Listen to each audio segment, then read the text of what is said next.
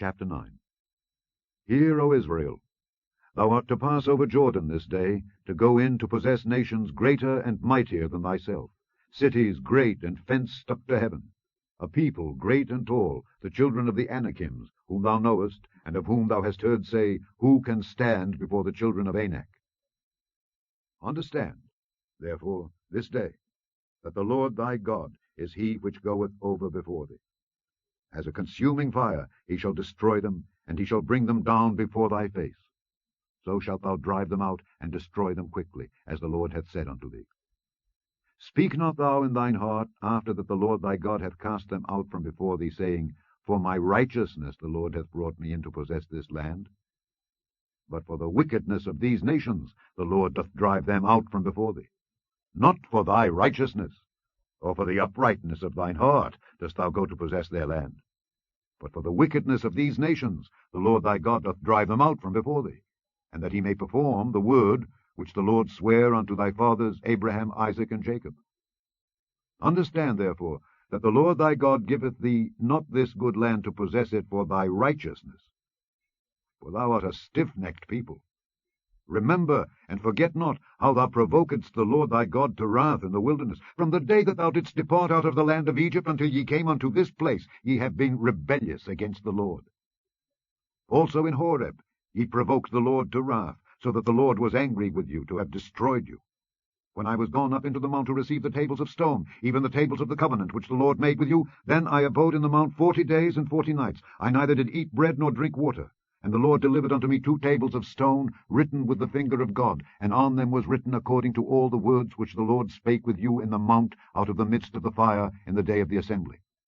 And it came to pass at the end of 40 days and 40 nights, that the Lord gave me the 2 tables of stone, even the tables of the covenant. And the Lord said unto me, Arise, get thee down quickly from hence, for thy people which thou hast brought forth out of Egypt have corrupted themselves. They are quickly turned aside out of the way which I commanded them. They have made them a molten image. Furthermore the Lord spake unto me, saying, I have seen this people, and behold, it is a stiff-necked people. Let me alone, that I may destroy them, and blot out their name from under heaven, and I will make of thee a nation mightier and greater than they. So I turned and came down from the mount, and the mount burned with fire, and the 2 tables of the covenant were in my 2 hands. And I looked, and behold, ye had sinned against the Lord your God, and had made you a molten calf. Ye had turned aside quickly out of the way which the Lord had commanded you. And I took the 2 tables, and cast them out of my 2 hands, and brake them before your eyes. And I fell down before the Lord as at the first, 40 days and 40 nights. I did neither eat bread nor drink water, because of all your sins which ye had sinned in doing wickedly in the sight of the Lord, to provoke him to anger. For I was afraid of the anger and hot displeasure wherewith the Lord was wroth against you to destroy you. But the Lord hearkened unto me at that time also. And the Lord was very angry with Aaron to have destroyed him, and I prayed for Aaron also the same time. And I took your sin, the calf which ye had made, and burnt it with fire, and stamped it, and ground it very small, even until it was as small as dust. And I cast the dust thereof into the brook that descended out of the mount. And at Taberah, and at Massa, and at Kibroth-Hattaavah ye provoked the Lord to wrath. Likewise, when the Lord sent you from Kadesh-barnea, saying, Go up and possess the land which I have given you, then ye rebelled against the commandment of the Lord your God, and ye believed him not, nor hearkened to his voice. Ye have been rebellious against the Lord from the day that I knew you. Thus I fell down before the Lord 40 days and 40 nights, as I fell down at the first, because the Lord had said he would destroy you. I prayed therefore unto the Lord, and said, O Lord God, destroy not thy people and thine inheritance, which thou hast redeemed through thy greatness, which thou hast brought forth out of Egypt with a mighty hand. Remember thy servants Abraham, Isaac, and Jacob. Look not unto the stubbornness of this people, nor to their wickedness, nor to their sin. Lest the land whence thou broughtest us out say, Because the Lord was not able to bring them into the land which he promised them, and because he hated them, he hath brought them out to slay them in the wilderness. Yet they are thy people, and thine inheritance, which thou broughtest out by thy mighty power, and by thy stretched out arm. Chapter 10. At that time the Lord said unto me, Hew thee 2 tables of stone like unto the first, and come up unto me into the mount, and make thee an ark of wood. And I will write on the tables the words that were in the first tables which thou breakest, and thou shalt put them in the ark. And I made an ark of shittim wood, and hewed 2 tables of stone like unto the first, and went up into the mount, having the 2 tables in mine hand. And he wrote on the tables, according to the first writing, the 10 commandments, which the Lord spake unto you in the mount out of the midst of the fire in the day of the assembly. And the Lord gave them unto me. And I turned myself, and came down from the mount, and put the tables in the ark which I had made. And there they be, as the Lord commanded me. And the children of Israel took their journey from Beeroth of the children of Jaakan to Moserah. There Aaron died, and there he was buried. And Eleazar his son ministered in the priest's office in his stead. From thence they journeyed unto Gudgodah, and from Gudgodah to Jotbath, a land of rivers of waters. At that time the Lord separated the tribe of Levi to bear the ark of the covenant of the Lord, to stand before the Lord, to minister unto him, and to bless in his name unto this day. Wherefore Levi hath no part nor inheritance with his brethren.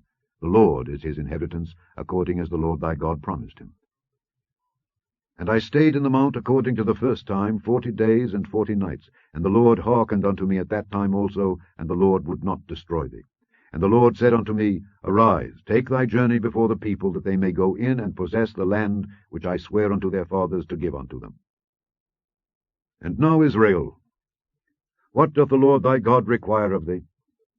But to fear the Lord thy God, to walk in all his ways, and to love him, and to serve the Lord thy God with all thy heart and with all thy soul, to keep the commandments of the Lord and his statutes, which I command thee this day for thy good. Behold, the heaven, and the heaven of heavens, is the Lord's thy God, the earth also with all that therein is. Only the Lord had a delight in thy fathers to love them, and he chose their seed after them, even you, above all people, as it is this day. Circumcise therefore the foreskin of your heart, and be no more stiff-necked. For the Lord your God is God of gods and Lord of lords, a great God, a mighty and a terrible, which regardeth not persons, nor taketh reward. He doth execute the judgment of the fatherless and widow, and loveth the stranger, in giving him food and raiment. Love ye therefore the stranger, for ye were strangers in the land of Egypt. Thou shalt fear the Lord thy God. Him shalt thou serve, and to him shalt thou cleave, and swear by his name. He is thy praise, and he is thy God, that hath done for thee these great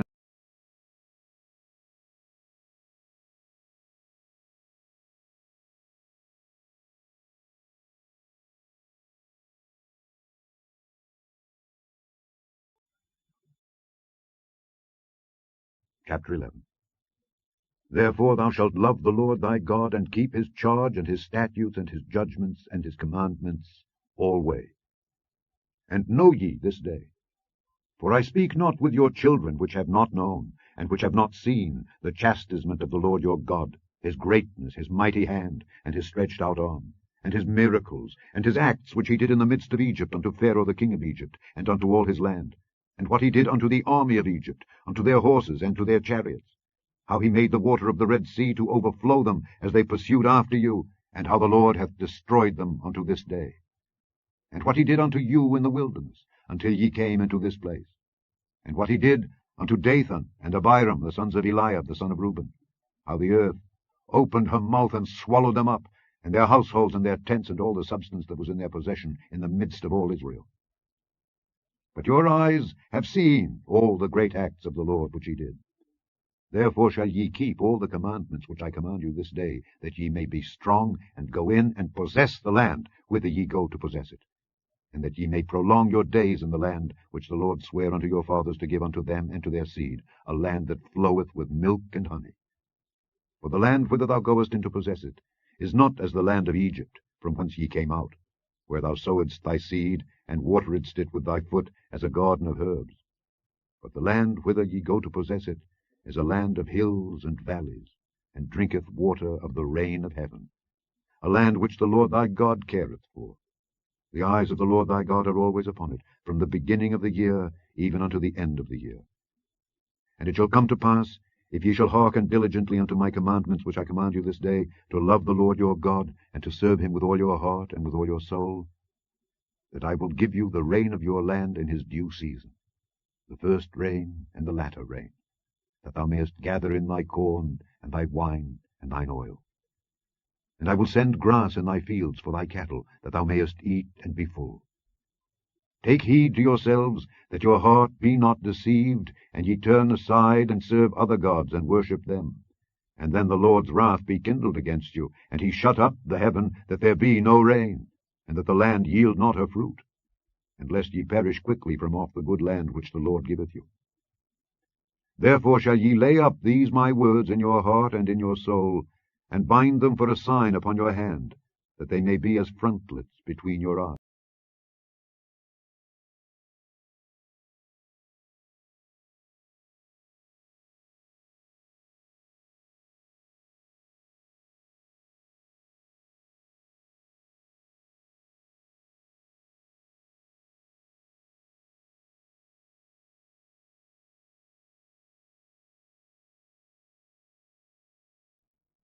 For if ye shall diligently keep all these commandments which I command you, to do them, to love the Lord your God, to walk in all his ways, and to cleave unto him, then will the Lord drive out all these nations from before you, and ye shall possess greater nations and mightier than yourselves. Every place whereon the soles of your feet shall tread shall be yours, from the wilderness and Lebanon, from the river Euphrates, even unto the uttermost sea shall your coast be. There shall no man be able to stand before you, for the Lord your God shall lay the fear of you and the dread of you upon all the land that ye shall tread upon, as he hath said unto you. Behold, I set before you this day a blessing and a curse. A blessing, if ye obey the commandments of the Lord your God which I command you this day, and a curse, if ye will not obey the commandments of the Lord your God, but turn aside out of the way which I command you this day, to go after other gods which ye have not known. And it shall come to pass, when the Lord thy God hath brought thee in unto the land whither thou goest to possess it, that thou shalt put the blessing upon Mount Gerizim, and the curse upon Mount Ebal. Are they not on the other side Jordan, by the way where the sun goeth down, in the land of the Canaanites, which dwell in the champaign over against Gilgal, beside the plains of Moreh? For ye shall pass over Jordan to go in to possess the land which the Lord your God giveth you, and ye shall possess it, and dwell therein. And ye shall observe to do all the statutes and judgments which I set before you this day.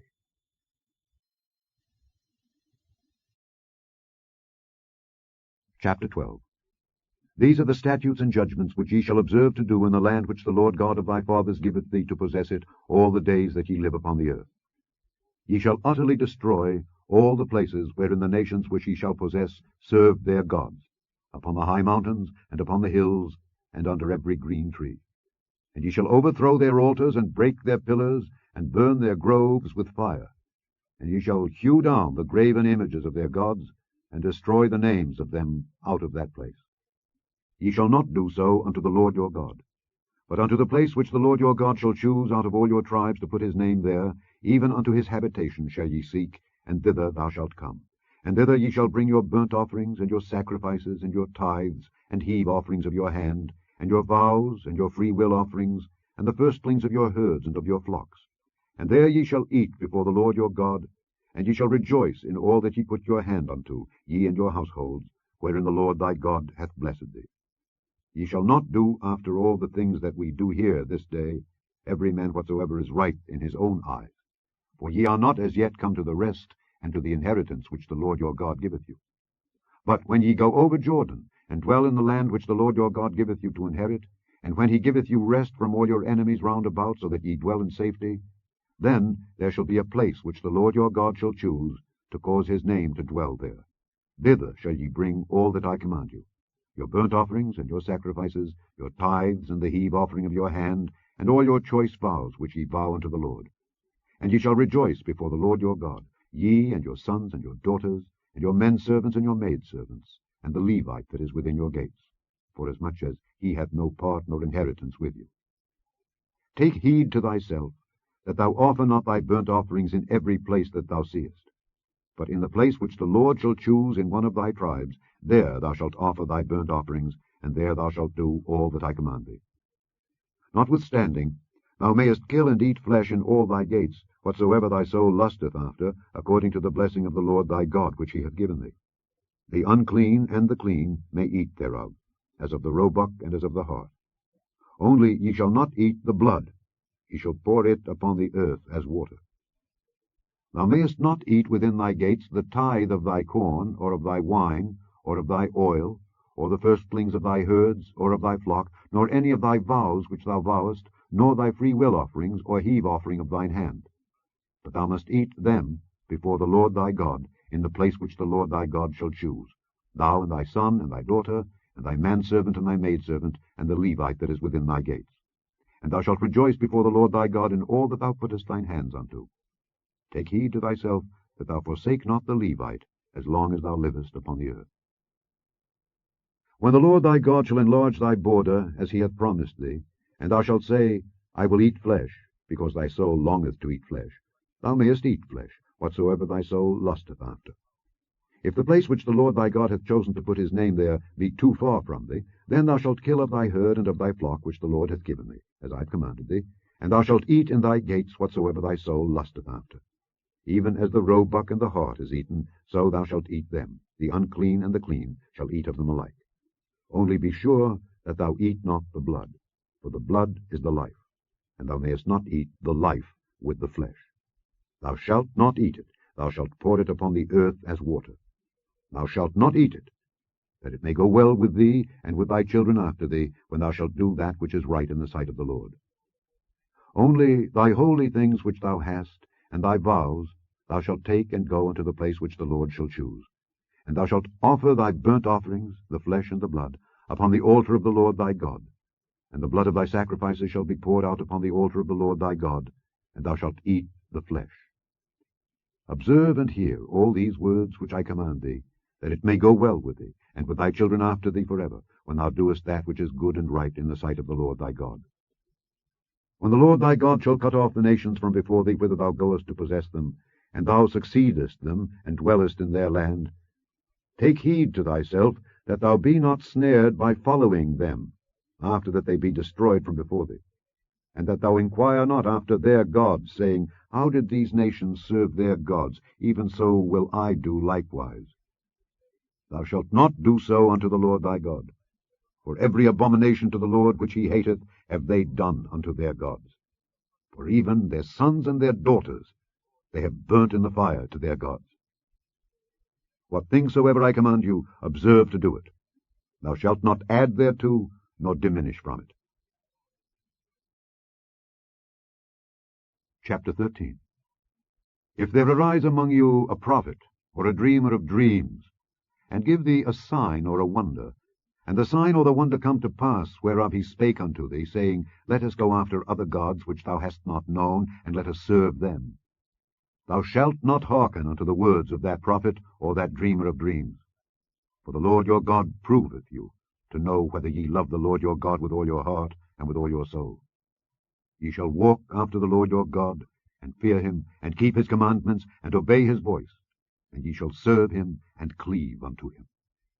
And that prophet or that dreamer of dreams shall be put to death, because he hath spoken to turn you away from the Lord your God, which brought you out of the land of Egypt, and redeemed you out of the house of bondage, to thrust thee out of the way which the Lord thy God commanded thee to walk in. So shalt thou put the evil away from the midst of thee. If thy brother, the son of thy mother, or thy son, or thy daughter, or the wife of thy bosom, or thy friend, which is as thine own soul, entice thee secretly, saying, Let us go and serve other gods, which thou hast not known, thou nor thy fathers, namely of the gods of the people which are round about you, nigh unto thee, or far off from thee, from the one end of the earth even unto the other end of the earth, thou shalt not consent unto him, nor hearken unto him, neither shall thine eye pity him, neither shalt thou spare, neither shalt thou conceal him, but thou shalt surely kill him. Thine hand shall be first upon him to put him to death, and afterwards the hand of all the people. And thou shalt stone him with stones, that he die, because he hath sought to thrust thee away from the Lord thy God, which brought thee out of the land of Egypt, from the house of bondage. And all Israel shall hear and fear, and shall do no more any such wickedness as this is among you. If thou shalt hear say in one of thy cities, which the Lord thy God hath given thee to dwell there, saying, Certain men, the children of Belial, are gone out from among you, and have withdrawn the inhabitants of their city, saying, Let us go and serve other gods which ye have not known. Then shalt thou inquire and make search, and ask diligently. And behold, if it be truth, and the thing certain, that such abomination is wrought among you, thou shalt surely smite the inhabitants of that city with the edge of the sword, destroying it utterly, and all that is therein, and the cattle thereof, with the edge of the sword. And thou shalt gather all the spoil of it into the midst of the street thereof, and shalt burn with fire the city, and all the spoil thereof, every whit, for the Lord thy God. And it shall be an heap forever, it shall not be built again. And there shall cleave naught of the cursed thing to thine hand, that the Lord may turn from the fierceness of his anger, and show thee mercy, and have compassion upon thee, and multiply thee, as he hath sworn unto thy fathers, when thou shalt hearken to the voice of the Lord thy God, to keep all his commandments which I command thee this day, to do that which is right in the eyes of the Lord thy God. Chapter 14. Ye are the children of the Lord your God.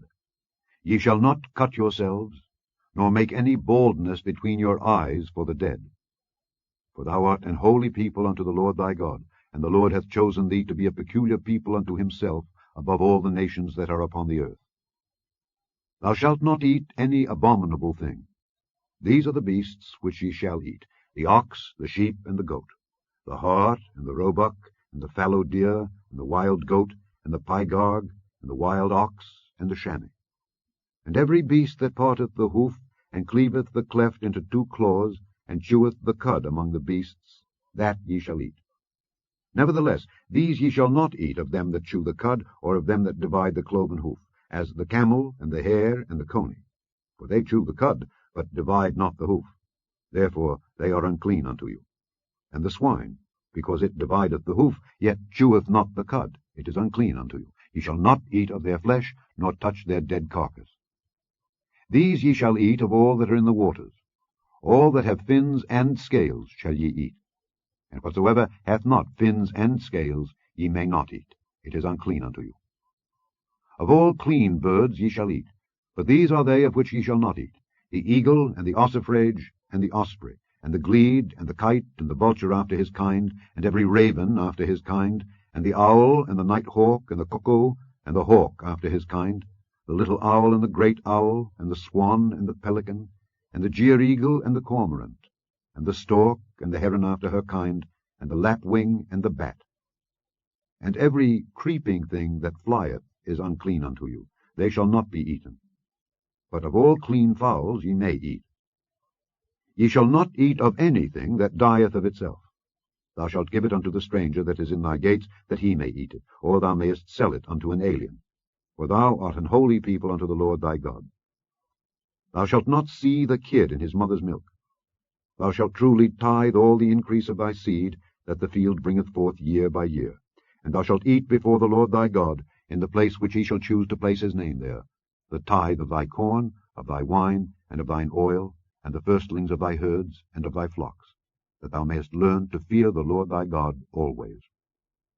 And if the way be too long for thee, so that thou art not able to carry it, or if the place be too far from thee, which the Lord thy God shall choose to set his name there, when the Lord thy God hath blessed thee, then shalt thou turn it into money, and bind up the money in thine hand, and shalt go unto the place which the Lord thy God shall choose. And thou shalt bestow that money for whatsoever thy soul lusteth after, for oxen, or for sheep, or for wine, or for strong drink, or for whatsoever thy soul desireth, and thou shalt eat there before the Lord thy God, and thou shalt rejoice, thou and thine household. And the Levite that is within thy gates, thou shalt not forsake him, for he hath no part nor inheritance with thee. At the end of 3 years thou shalt bring forth all the tithe of thine increase the same year, and shalt lay it up within thy gates. And the Levite, because he hath no part nor inheritance with thee, and the stranger, and the fatherless, and the widow, which are within thy gates, shall come, and shall eat, and be satisfied, that the Lord thy God may bless thee in all the work of thine hand which thou doest. Chapter 15. At the end of every 7 years thou shalt make a release. And this is the manner of the release. Every creditor that lendeth aught unto his neighbour shall release it. He shall not exact it of his neighbour or of his brother, because it is called the Lord's release. Of a foreigner thou mayest exact it again, but that which is thine with thy brother thine hand shall release, save when there shall be no poor among you. For the Lord shall greatly bless thee in the land which the Lord thy God giveth thee for an inheritance to possess it, only if thou carefully hearken unto the voice of the Lord thy God, to observe to do all these commandments which I command thee this day. For the Lord thy God blesseth thee as he promised thee, and thou shalt lend unto many nations, but thou shalt not borrow, and thou shalt reign over many nations, but they shall not reign over thee.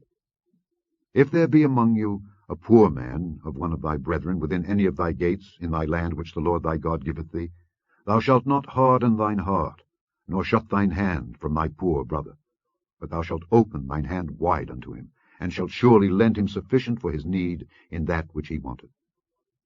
Beware that there be not a thought in thy wicked heart, saying, The 7th year, the year of release, is at hand. And thine eye be evil against thy poor brother, and thou givest him naught, and he cry unto the Lord against thee, and it be sin unto thee. Thou shalt surely give him, and thine heart shall not be grieved when thou givest unto him, because that for this thing the Lord thy God shall bless thee in all thy works, and in all that thou puttest thine hand unto. For the poor shall never cease out of the land. Therefore I command thee, saying, Thou shalt open thine hand wide unto thy brother, to thy poor, and to thy needy in thy land. And if thy brother, an Hebrew man or an Hebrew woman, be sold unto thee, and serve thee 6 years, then in the 7th year thou shalt let him go free from thee. And when thou sendest him out free from thee, thou shalt not let him go away empty.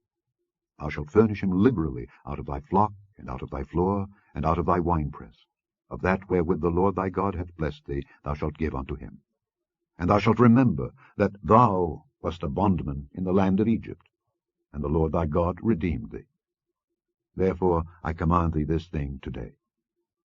And it shall be, if he say unto thee, I will not go away from thee, because he loveth thee and thine house, because he is well with thee, then thou shalt take an awl, and thrust it through his ear unto the door, and he shall be thy servant forever. And also unto thy maidservant thou shalt do likewise.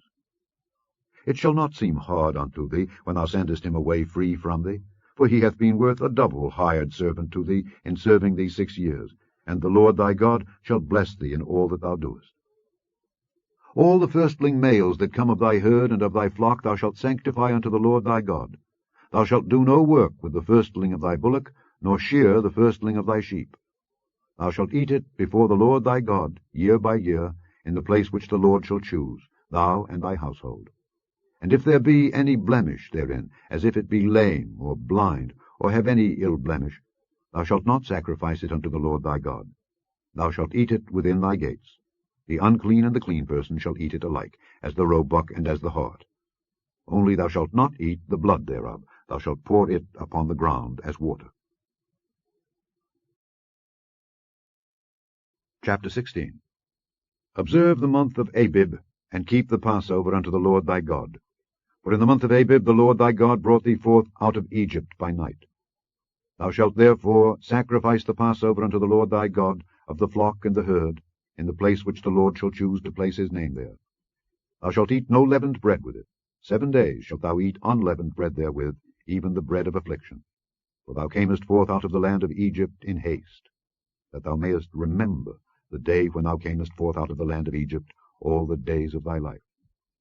And there shall be no leavened bread seen with thee in all thy coasts 7 days. Neither shall there anything of the flesh which thou sacrificedst the first day at even remain all night until the morning. Thou mayest not sacrifice the Passover within any of thy gates which the Lord thy God giveth thee, but at the place which the Lord thy God shall choose to place his name in, there thou shalt sacrifice the Passover at even, at the going down of the sun, at the season that thou camest forth out of Egypt. And thou shalt roast and eat it in the place which the Lord thy God shall choose, and thou shalt turn in the morning, and go unto thy tents. 6 days thou shalt eat unleavened bread, and on the 7th day shall be a solemn assembly to the Lord thy God. Thou shalt do no work therein. 7 weeks shalt thou number unto thee. Begin to number the 7 weeks, from such time as thou beginnest to put the sickle to the corn.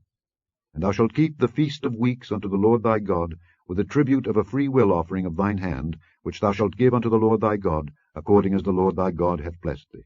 And thou shalt rejoice before the Lord thy God, thou, and thy son and thy daughter, and thy manservant and thy maidservant, and the Levite that is within thy gates, and the stranger, and the fatherless, and the widow that are among you, in the place which the Lord thy God hath chosen to place his name there. And thou shalt remember that thou wast a bondman in Egypt, and thou shalt observe and do these statutes. Thou shalt observe the Feast of Tabernacles 7 days, after that thou hast gathered in thy corn and thy wine. And thou shalt rejoice in thy feast, thou, and thy son, and thy daughter, and thy manservant, and thy maidservant, and the Levite, the stranger, and the fatherless, and the widow that are within thy gates. 7 days shalt thou keep a solemn feast unto the Lord thy God in the place which the Lord shall choose, because the Lord thy God shall bless thee in all thine increase, and in all the works of thine hands. Therefore thou shalt surely rejoice. 3 times in a year shall all thy males appear before the Lord thy God in the place which he shall choose, in the feast of unleavened bread, and in the feast of weeks, and in the feast of tabernacles. And they shall not appear before the Lord empty. Every man shall give as he is able, according to the blessing of the Lord thy God which he hath given thee.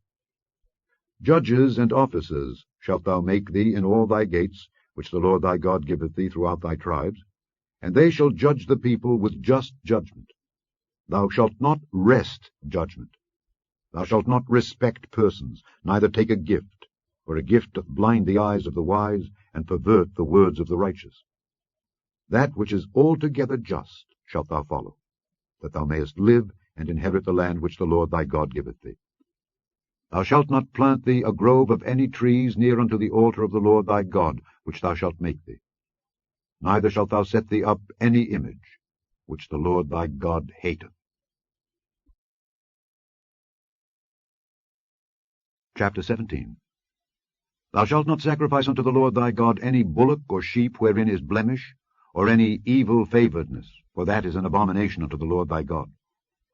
If there be found among you within any of thy gates which the Lord thy God giveth thee, man or woman that hath wrought wickedness in the sight of the Lord thy God, in transgressing his covenant, and hath gone and served other gods, and worshipped them, either the sun or moon, or any of the host of heaven, which I have not commanded, and it be told thee, and thou hast heard of it, and inquired diligently, and behold, it be true, and the thing certain, that such abomination is wrought in Israel, then shalt thou bring forth that man or that woman which have committed that wicked thing unto thy gates, even that man or that woman, and shalt stone them with stones till they die. At the mouth of 2 witnesses or 3 witnesses shall he that is worthy of death be put to death, but at the mouth of 1 witness he shall not be put to death. The hands of the witnesses shall be first upon him to put him to death, and afterward the hands of all the people. So thou shalt put the evil away from among you. If there arise a matter too hard for thee in judgment, between blood and blood, between plea, and between stroke and stroke, being matters of controversy within thy gates, then shalt thou arise and get thee up into the place which the Lord thy God shall choose, and thou shalt come unto the priests, the Levites, and unto the judge that shall be in those days, and inquire, and they shall show thee the sentence of judgment. And thou shalt do according to the sentence which they of that place which the Lord shall choose shall show thee. And thou shalt observe to do according to all that they inform thee. According to the sentence of the law which they shall teach thee, and according to the judgment which they shall tell thee, thou shalt do. Thou shalt not decline from the sentence which they shall show thee, to the right hand, nor to the left. And the man that will do presumptuously, and will not hearken unto the priest that standeth to minister there before the Lord thy God, or unto the judge, even that man shall die, and thou shalt put away the evil from Israel. And all the people shall hear, and fear, and do no more presumptuously. When thou art come unto the land which the Lord thy God giveth thee, and shalt possess it, and shalt dwell therein, and shalt say, I will set a king over me, like as all the nations that are about me, thou shalt in any wise set him king over thee, whom the Lord thy God shall choose. One from among thy brethren shalt thou set king over thee. Thou mayest not set a stranger over thee, which is not thy brother. But he shall not multiply horses to himself, nor cause the people to return to Egypt, to the end that he should multiply horses. Forasmuch as the Lord hath said unto you, Ye shall henceforth return no more that way. Neither shall he multiply wives to himself, that his heart turn not away. Neither shall he greatly multiply to himself silver and gold. And it shall be, when he sitteth upon the throne of his kingdom, that he shall write him a copy of this law in a book, out of that which is before the priests the Levites. And it shall be with him, and he shall read therein all the days of his life, that he may learn to fear the Lord his God, to keep all the words of this law and these statutes, to do them, that his heart be not lifted up above his brethren, and that he turn not aside from the commandment to the right hand or to the left, to the end that he may prolong his days in his kingdom, he and his children, in the midst of Israel. Chapter 18.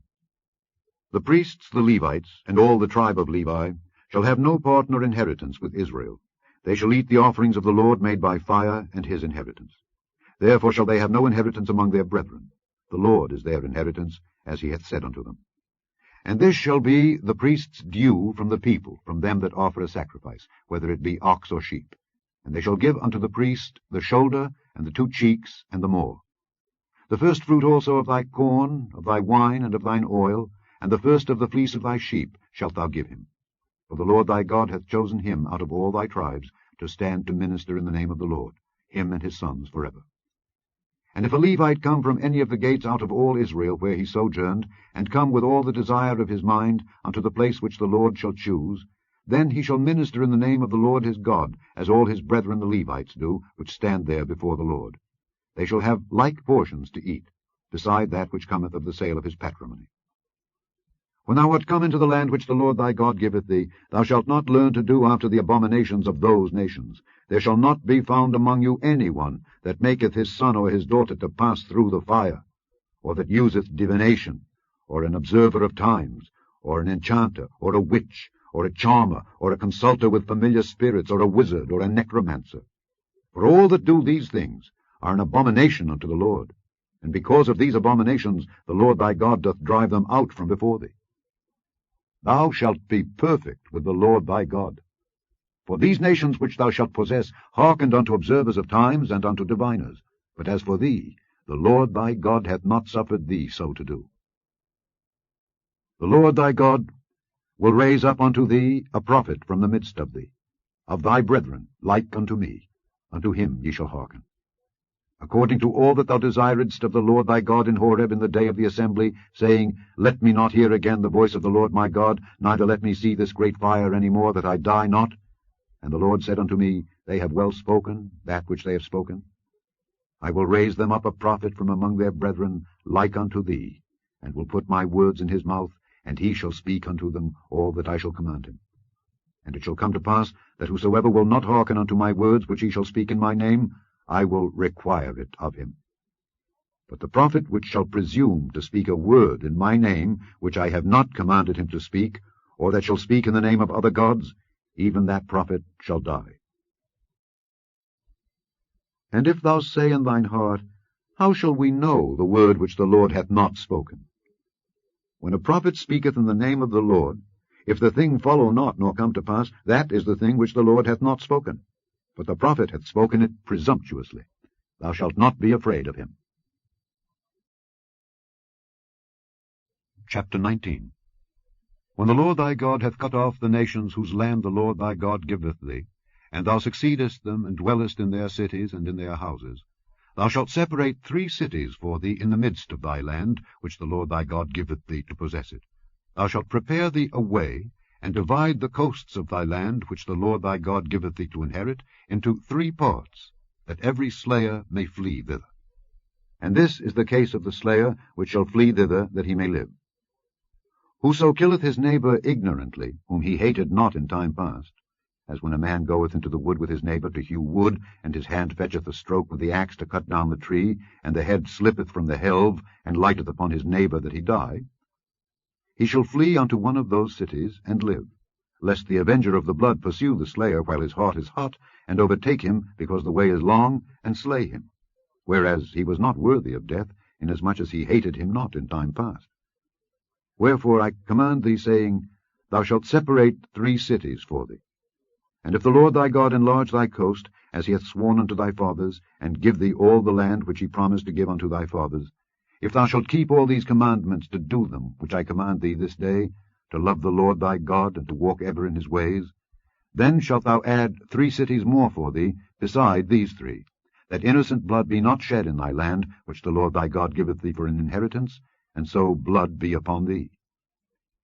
But if any man hate his neighbor, and lie in wait for him, and rise up against him, and smite him mortally that he die, and fleeth into one of these cities, then the elders of his city shall send and fetch him thence, and deliver him into the hand of the avenger of blood, that he may die. Thine eye shall not pity him, but thou shalt put away the guilt of innocent blood from Israel, that it may go well with thee. Thou shalt not remove thy neighbour's landmark, which they of old time have set in thine inheritance, which thou shalt inherit in the land that the Lord thy God giveth thee to possess it. One witness shall not rise up against a man for any iniquity or for any sin in any sin that he sinneth. At the mouth of 2 witnesses, or at the mouth of 3 witnesses, shall the matter be established. If a false witness rise up against any man to testify against him that which is wrong, then both the men between whom the controversy is shall stand before the Lord, before the priests and the judges which shall be in those days, and the judges shall make diligent inquisition. And behold, if the witness be a false witness, and hath testified falsely against his brother, then shall ye do unto him as he had thought to have done unto his brother. So shalt thou put the evil away from among you. And those which remain shall hear and fear, and shall henceforth commit no more any such evil among you. And thine eye shall not pity, but life shall go for life, eye for eye, tooth for tooth, hand for hand, foot for foot. Chapter 20. When thou goest out to battle against thine enemies, and seest horses and chariots, and a people more than thou, be not afraid of them, for the Lord thy God is with thee, which brought thee up out of the land of Egypt. And it shall be, when ye are come nigh unto the battle, that the priest shall approach and speak unto the people, and shall say unto them, Hear, O Israel, ye approach this day unto battle against your enemies. Let not your hearts faint, fear not, and do not tremble, neither be ye terrified because of them. For the Lord your God is he that goeth with you, to fight for you against your enemies, to save you. And the officers shall speak unto the people, saying, What man is there that hath built a new house, and hath not dedicated it? Let him go and return to his house, lest he die in the battle, and another man dedicate it. And what man is he that hath planted a vineyard, and hath not yet eaten of it? Let him also go and return unto his house, lest he die in the battle, and another man eat of it. And what man is there that hath betrothed a wife, and hath not taken her? Let him go and return unto his house, lest he die in the battle, and another man take her. And the officers shall speak further unto the people, and they shall say, What man is there that is fearful and faint-hearted? Let him go and return unto his house, lest his brethren's heart faint as well as his heart. And it shall be, when the officers have made an end of speaking unto the people, that they shall make captains of the armies to lead the people. When thou comest nigh unto a city to fight against it, then proclaim peace unto it. And it shall be, if it make thee answer of peace, and open unto thee, then it shall be that all the people that is found therein shall be tributaries unto thee, and they shall serve thee. And if it will make no peace with thee, but will make war against thee, then thou shalt besiege it. And when the Lord thy God hath delivered it into thine hands, thou shalt smite every male thereof with the edge of the sword. But the women and the little ones, and the cattle, and all that is in the city, even all the spoil thereof, shalt thou take unto thyself, and thou shalt eat the spoil of thine enemies, which the Lord thy God hath given thee. Thus shalt thou do unto all the cities which are very far off from thee, which are not of the cities of these nations. But of the cities of these people, which the Lord thy God doth give thee for an inheritance, thou shalt save alive nothing that breatheth, but thou shalt utterly destroy them, namely the Hittites and the Amorites, the Canaanites and the Perizzites, the Hivites and the Jebusites, as the Lord thy God hath commanded thee, that they teach you not to do after all their abominations, which they have done unto their gods. So should ye sin against the Lord your God. When thou shalt besiege a city a long time, in making war against it to take it, thou shalt not destroy the trees thereof by forcing an axe against them, for thou mayest eat of them, and thou shalt not cut them down, for the tree of the field is man's life, to employ them in the siege. Only the trees which thou knowest that they be not trees for meat, thou shalt destroy and cut them down, and thou shalt build bulwarks against the city that maketh war with thee, until it be subdued. Chapter 21. If one be found slain in the land which the Lord thy God giveth thee to possess it, lying in the field, and it be not known who hath slain him, then thy elders and thy judges shall come forth, and they shall measure unto the cities which are round about him that is slain. And it shall be that the city which is next unto the slain man, even the elders of that city shall take an heifer which hath not been wrought with, and which hath not drawn in the yoke. And the elders of that city shall bring down the heifer unto a rough valley, which is neither eared nor sown, and shall strike off the heifer's neck there in the valley. And the priests, the sons of Levi, shall come near. For them the Lord thy God hath chosen to minister unto him, and to bless in the name of the Lord. And by their word shall every controversy and every stroke be tried. And all the elders of that city that are next unto the slain man shall wash their hands over the heifer that is beheaded in the valley. And they shall answer and say, Our hands have not shed this blood, neither have our eyes seen it. Be merciful, O Lord, unto thy people Israel, whom thou hast redeemed, and lay not innocent blood unto thy people of Israel's charge.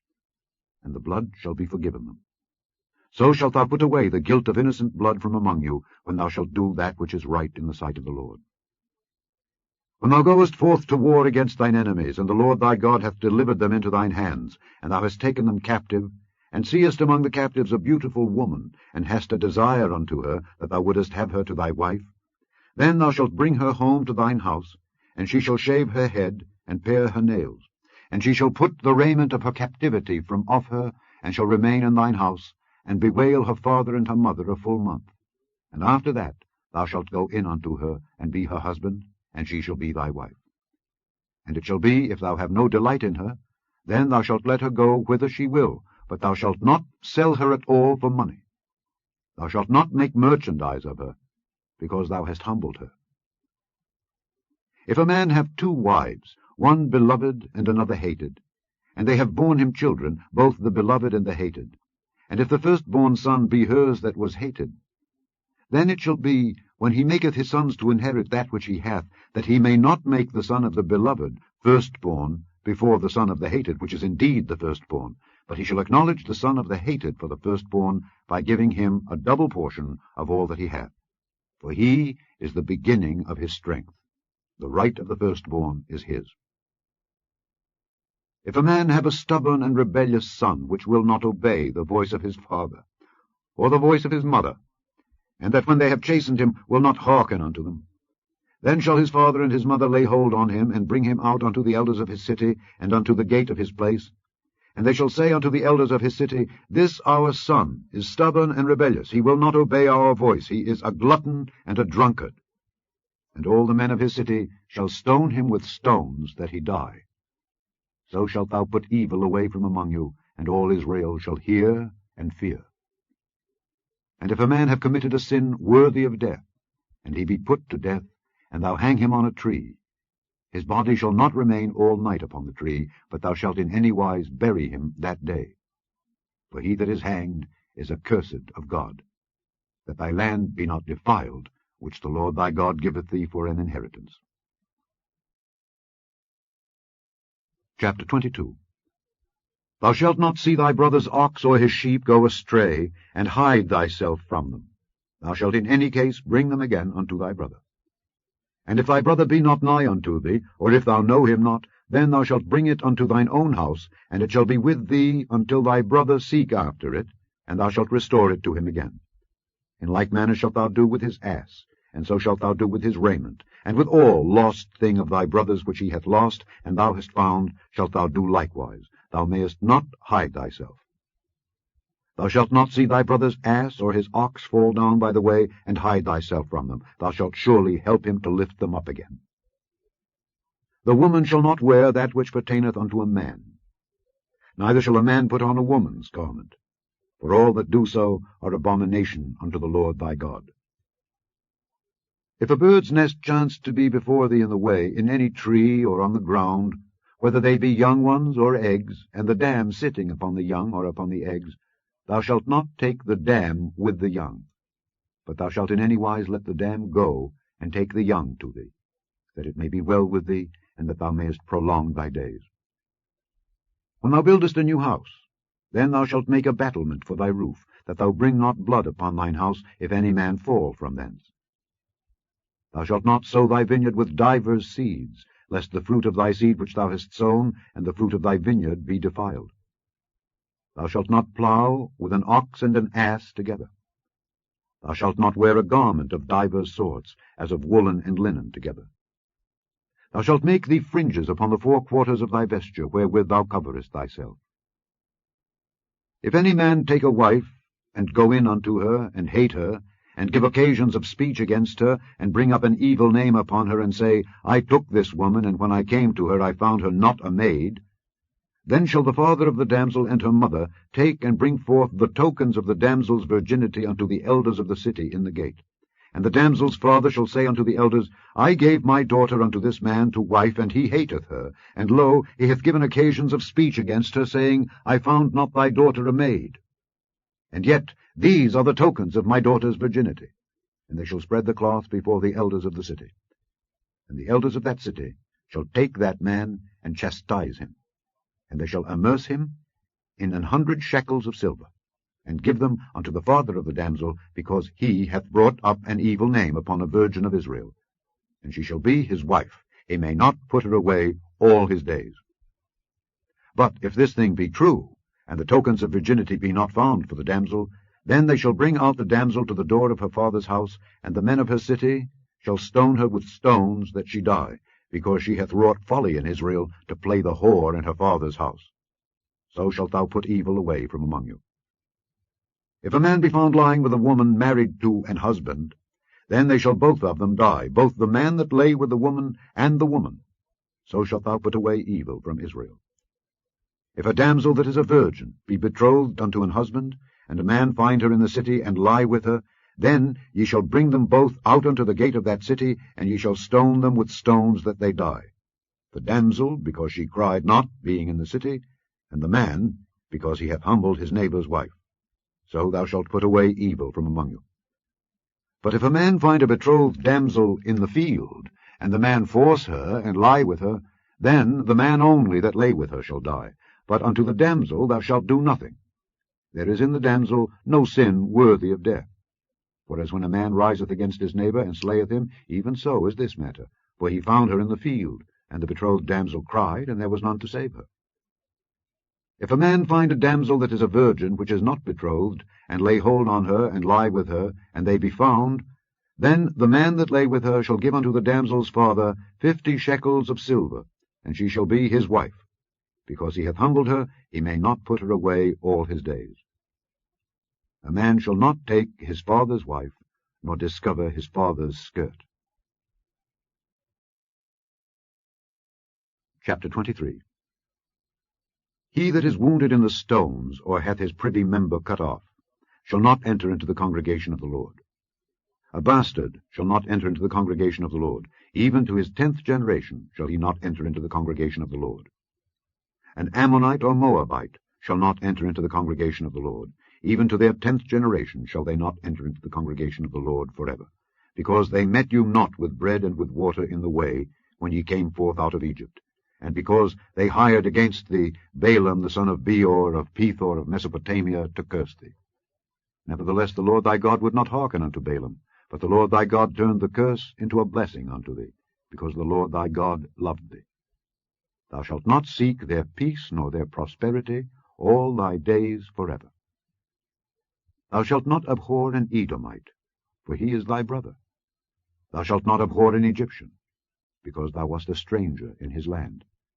The children that are begotten of them shall enter into the congregation of the Lord in their 3rd generation. When the host goeth forth against thine enemies, then keep thee from every wicked thing. If there be among you any man that is not clean, by reason of uncleanness that chanceth him by night, then shall he go abroad out of the camp. He shall not come within the camp. But it shall be, when evening cometh on, he shall wash himself with water, and when the sun is down, he shall come into the camp again. Thou shalt have a place also without the camp, whither thou shalt go forth abroad. And thou shalt have a paddle upon thy weapon. And it shall be, when thou wilt ease thyself abroad, thou shalt dig therewith, and shalt turn back, and cover that which cometh from thee. For the Lord thy God walketh in the midst of thy camp, to deliver thee, and to give up thine enemies before thee. Therefore shall thy camp be holy, that he see no unclean thing in thee, and turn away from thee. Thou shalt not deliver unto his master the servant which is escaped from his master unto thee. He shall dwell with thee, even among you, in that place which he shall choose in one of thy gates, where it liketh him best. Thou shalt not oppress him. There shall be no whore of the daughters of Israel, nor a sodomite of the sons of Israel. Thou shalt not bring the hire of a whore, or the price of a dog, into the house of the Lord thy God for any vow, for even both these are abomination unto the Lord thy God. Thou shalt not lend upon usury to thy brother, usury of money, usury of victuals, usury of anything that is lent upon usury. Unto a stranger thou mayest lend upon usury, but unto thy brother thou shalt not lend upon usury, that the Lord thy God may bless thee in all that thou settest thine hand to in the land whither thou goest to possess it. When thou shalt vow a vow unto the Lord thy God, thou shalt not slack to pay it, for the Lord thy God will surely require it of thee, and it would be sin in thee. But if thou shalt forbear to vow, it shall be no sin in thee. That which is gone out of thy lips thou shalt keep and perform, even a freewill offering, according as thou hast vowed unto the Lord thy God, which thou hast promised with thy mouth. When thou comest into thy neighbour's vineyard, then thou mayest eat grapes thy fill at thine own pleasure, but thou shalt not put any in thy vessel. When thou comest into the standing corn of thy neighbour, then thou mayest pluck the ears with thine hand, but thou shalt not move a sickle unto thy neighbour's standing corn. Chapter 24. When a man hath taken a wife, and married her, and it come to pass that she find no favour in his eyes, because he hath found some uncleanness in her, then let him write her a bill of divorcement, and give it in her hand, and send her out of his house. And when she is departed out of his house, she may go and be another man's wife. And if the latter husband hate her, and write her a bill of divorcement, and give it in her hand, and sendeth her out of his house, or if the latter husband die, which took her to be his wife, her former husband, which sent her away, may not take her again to be his wife, after that she is defiled. For that is abomination before the Lord, and thou shalt not cause the land to sin, which the Lord thy God giveth thee for an inheritance. When a man hath taken a new wife, he shall not go out to war, neither shall he be charged with any business, but he shall be free at home 1 year, and shall cheer up his wife which he hath taken. No man shall take the nether or the upper millstone to pledge, for he taketh a man's life to pledge. If a man be found stealing any of his brethren of the children of Israel, and maketh merchandise of him, or selleth him, then that thief shall die, and thou shalt put evil away from among you. Take heed in the plague of leprosy, that thou observe diligently, and do according to all that the priests the Levites shall teach you. As I commanded them, so ye shall observe to do. Remember what the Lord thy God did unto Miriam by the way, after that ye were come forth out of Egypt. When thou dost lend thy brother anything, thou shalt not go into his house to fetch his pledge. Thou shalt stand abroad, and the man to whom thou dost lend shall bring out the pledge abroad unto thee. And if the man be poor, thou shalt not sleep with his pledge. In any case, thou shalt deliver him the pledge again when the sun goeth down, that he may sleep in his own raiment, and bless thee. And it shall be righteousness unto thee before the Lord thy God. Thou shalt not oppress an hired servant that is poor and needy, whether he be of thy brethren, or of thy strangers that are in thy land within thy gates. At his day thou shalt give him his hire, neither shall the sun go down upon it, for he is poor, and setteth his heart upon it, lest he cry against thee unto the Lord, and it be sin unto thee. The fathers shall not be put to death for the children, neither shall the children be put to death for the fathers. Every man shall be put to death for his own sin. Thou shalt not pervert the judgment of the stranger, nor of the fatherless, nor take a widow's raiment to pledge. But thou shalt remember that thou wast a bondman in Egypt, and the Lord thy God redeemed thee thence. Therefore I command thee to do this thing. When thou cuttest down thine harvest in thy field, and hast forgot a sheaf in the field, thou shalt not go again to fetch it. It shall be for the stranger, for the fatherless, and for the widow, that the Lord thy God may bless thee in all the work of thine hands. When thou beatest thine olive tree, thou shalt not go over the boughs again. It shall be for the stranger, for the fatherless, and for the widow. When thou gatherest the grapes of thy vineyard, thou shalt not glean it afterward. It shall be for the stranger, for the fatherless, and for the widow. And thou shalt remember that thou wast a bondman in the land of Egypt. Therefore I command thee to do this thing. Chapter 25. If there be a controversy between men, and they come unto judgment, that the judges may judge them, then they shall justify the righteous and condemn the wicked. And it shall be, if the wicked man be worthy to be beaten, that the judge shall cause him to lie down, and to be beaten before his face, according to his fault, by a certain number. 40 stripes he may give him, and not exceed. Lest if he should exceed, and beat him above these with many stripes, then thy brother should seem vile unto thee. Thou shalt not muzzle the ox when he treadeth out the corn. If brethren dwell together, and one of them die, and have no child, the wife of the dead shall not marry without unto a stranger. Her husband's brother shall go in unto her, and take her to him to wife, and perform the duty of an husband's brother unto her.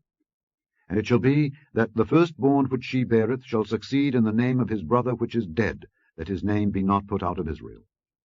And if the man like not to take his brother's wife, then let his brother's wife go up to the gate unto the elders, and say, My husband's brother refuseth to raise up unto his brother a name in Israel. He will not perform the duty of my husband's brother. Then the elders of his city shall call him, and speak unto him. And if he stand to it, and say, I like not to take her, then shall his brother's wife come unto him in the presence of the elders, and loose his shoe from off his foot, and spit in his face, and shall answer and say, So shall it be done unto that man that will not build up his brother's house. And his name shall be called in Israel, the house of him that hath his shoe loosed. When men strive together one with another, and the wife of the one draweth near for to deliver her husband out of the hand of him that smiteth him, and putteth forth her hand, and taketh him by the secrets, then thou shalt cut off her hand, thine eye shall not pity her. Thou shalt not have in thy bag divers weights, a great and a small. Thou shalt not have in thine house divers measures, a great and a small. But thou shalt have a perfect and just weight, a perfect and just measure shalt thou have, that thy days may be lengthened in the land which the Lord thy God giveth thee. For all that do such things, and all that do unrighteously, are an abomination unto the Lord thy God. Remember what Amalek did unto thee by the way when ye were come forth out of Egypt, how he met thee by the way, and smote the hindmost of thee, even all that were feeble behind thee, when thou wast faint and weary, and he feared not God. Therefore it shall be, when the Lord thy God hath given thee rest from all thine enemies round about in the land which the Lord thy God giveth thee for an inheritance to possess it, that thou shalt blot out the remembrance of Amalek from under heaven. Thou shalt not forget it. Chapter 26. And it shall be, when thou art come in unto the land which the Lord thy God giveth thee for an inheritance, and possessest it, and dwellest therein, that thou shalt take of the first of all the fruit of the earth which thou shalt bring of thy land that the Lord thy God giveth thee, and shalt put it in a basket, and shalt go unto the place which the Lord thy God shall choose to place his name there. And thou shalt go unto the priest that shall be in those days, and say unto him, I profess this day unto the Lord thy God, that I am come unto the country which the Lord sware unto our fathers for to give us. And the priest shall take the basket out of thine hand, and set it down before the altar of the Lord thy God. And thou shalt speak and say before the Lord thy God, A Syrian ready to perish was my father, and he went down into Egypt, and sojourned there with a few, and became there a nation, great, mighty, and populous. And the Egyptians evil entreated us, and afflicted us, and laid upon us hard bondage. And when we cried unto the Lord God of our fathers, the Lord heard our voice, and looked on our affliction, and our labor, and our oppression. And the Lord brought us forth out of Egypt with a mighty hand, and with an outstretched arm, and with great terribleness, and with signs, and with wonders. And he hath brought us into this place, and hath given us this land, even a land that floweth with milk and honey. And now, behold, I have brought the firstfruits of the land which thou, O Lord, hast given me. And thou shalt set it before the Lord thy God, and worship before the Lord thy God. And thou shalt rejoice in every good thing which the Lord thy God hath given unto thee and unto thine house, thou and the Levite and the stranger that is among you. When thou hast made an end of tithing all the tithes of thine increase the 3rd year, which is the year of tithing, and hast given it unto the Levite, the stranger, the fatherless, and the widow, that they may eat within thy gates and be filled, then thou shalt say before the Lord thy God, I have brought away the hallowed things out of mine house, and also have given them unto the Levite, and unto the stranger, to the fatherless, and to the widow, according to all thy commandments which thou hast commanded me. I have not transgressed thy commandments, neither have I forgotten them. I have not eaten thereof in my mourning, neither have I taken away aught thereof for any unclean use, nor given aught thereof for the dead. But I have hearkened to the voice of the Lord my God, and have done according to all that thou hast commanded me. Look down from thy holy habitation, from heaven, and bless thy people Israel, and the land which thou hast given us, as thou swarest unto our fathers, a land that floweth with milk and honey. This day the Lord thy God hath commanded thee to do these statutes and judgments. Thou shalt therefore keep and do them with all thine heart and with all thy soul. Thou hast avouched the Lord this day to be thy God, and to walk in his ways, and to keep his statutes, and his commandments, and his judgments, and to hearken unto his voice. And the Lord hath avouched thee this day to be his peculiar people, as he hath promised thee, and that thou shouldest keep all his commandments, and to make thee high above all nations which he hath made, in praise, and in name, and in honor, and that thou mayest be an holy people unto the Lord thy God, as he hath spoken. Chapter 27. And Moses with the elders of Israel commanded the people, saying, Keep all the commandments which I command you this day. And it shall be on the day when ye shall pass over Jordan unto the land which the Lord thy God giveth thee, that thou shalt set thee up great stones, and plaister them with plaister. And thou shalt write upon them all the words of this law, when thou art passed over, that thou mayest go in unto the land which the Lord thy God giveth thee, a land that floweth with milk and honey, as the Lord God of thy fathers hath promised thee. Therefore it shall be, when ye be gone over Jordan, that ye shall set up these stones, which I command you this day, in Mount Ebal, and thou shalt plaister them with plaister. And there shalt thou build an altar unto the Lord thy God, an altar of stones. Thou shalt not lift up any iron tool upon them. Thou shalt build the altar of the Lord thy God of whole stones, and thou shalt offer burnt offerings thereon unto the Lord thy God. And thou shalt offer peace offerings, and shalt eat there, and rejoice before the Lord thy God. And thou shalt write upon the stones all the words of this law very plainly. And Moses and the priests the Levites spake unto all Israel, saying, Take heed and hearken, O Israel. This day thou art become the people of the Lord thy God. Thou shalt therefore obey the voice of the Lord thy God, and do his commandments and his statutes which I command thee this day. And Moses charged the people the same day, saying, These shall stand upon Mount Gerizim to bless the people when ye are come over Jordan, Simeon, and Levi, and Judah, and Issachar, and Joseph, and Benjamin. And these shall stand upon Mount Ebal to curse, Reuben, Gad, and Asher, and Zebulun, Dan, and Naphtali. And the Levites shall speak, and say unto all the men of Israel with a loud voice, Cursed be the man that maketh any graven or molten image, an abomination unto the Lord, the work of the hands of the craftsman, and putteth it in a secret place. And all the people shall answer, and say, Amen.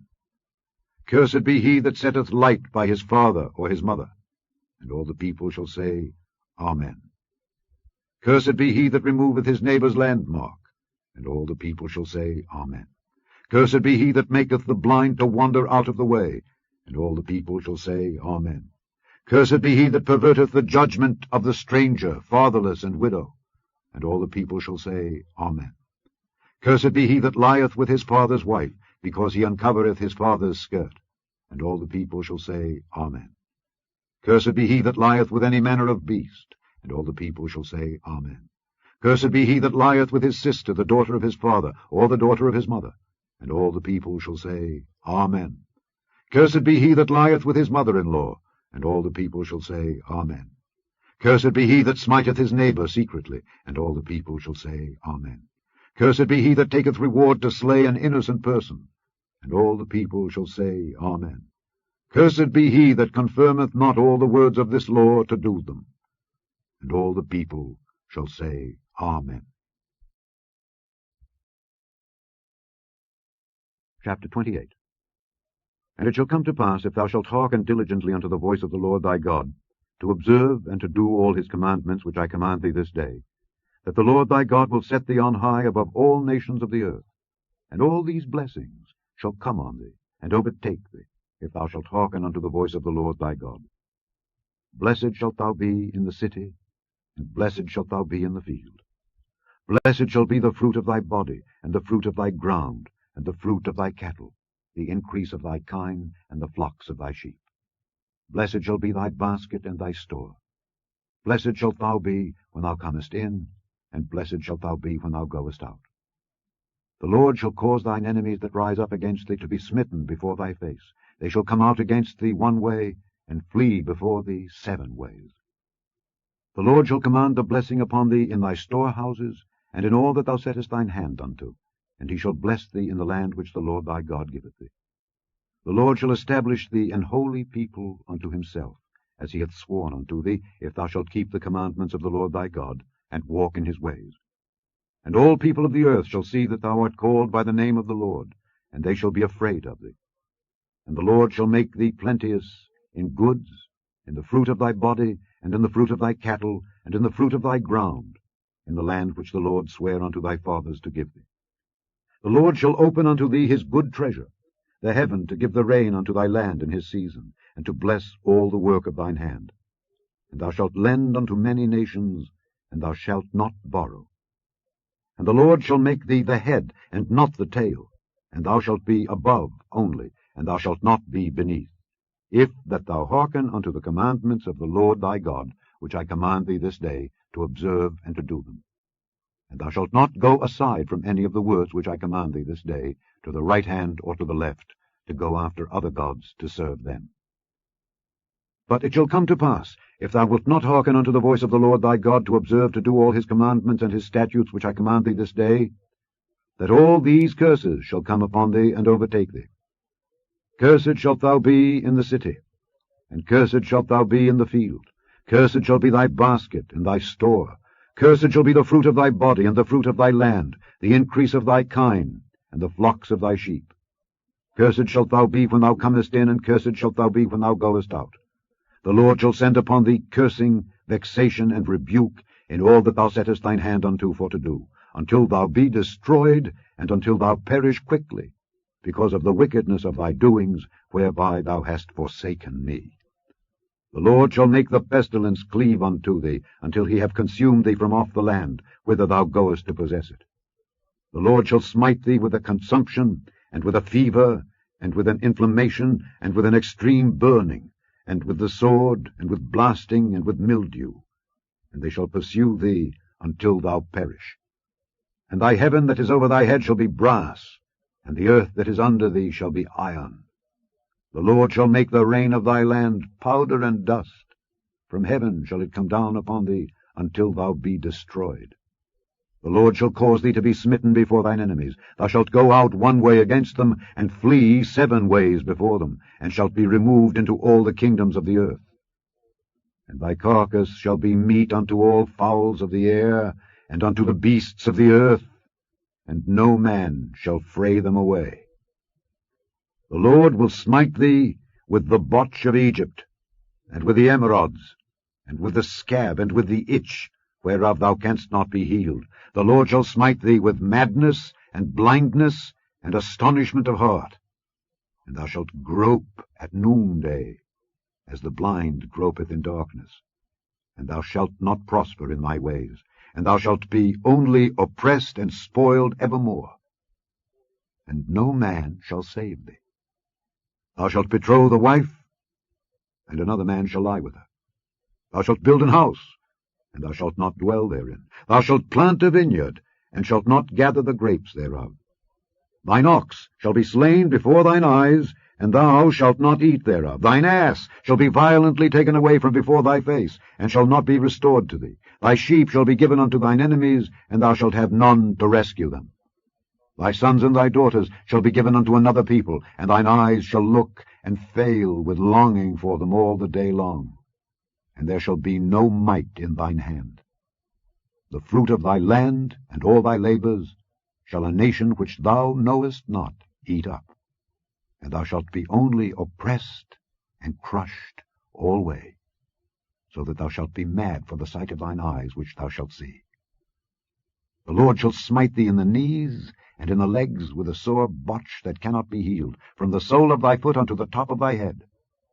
The Lord shall bring thee and thy king which thou shalt set over thee unto a nation which neither thou nor thy fathers have known, and there shalt thou serve other gods, wood and stone, and thou shalt become an astonishment, a proverb and a byword among all nations whither the Lord shall lead thee. Thou shalt carry much seed out into the field, and shalt gather but little in, for the locust shall consume it. Thou shalt plant vineyards and dress them, but shalt neither drink of the wine nor gather the grapes, for the worms shall eat them. Thou shalt have olive trees throughout all thy coasts, but thou shalt not anoint thyself with the oil, for thine olive shall cast his fruit. Thou shalt beget sons and daughters, but thou shalt not enjoy them, for they shall go into captivity. All thy trees and fruit of thy land shall the locust consume. The stranger that is within thee shall get up above thee very high, and thou shalt come down very low. He shall lend to thee, and thou shalt not lend to him. He shall be the head, and thou shalt be the tail.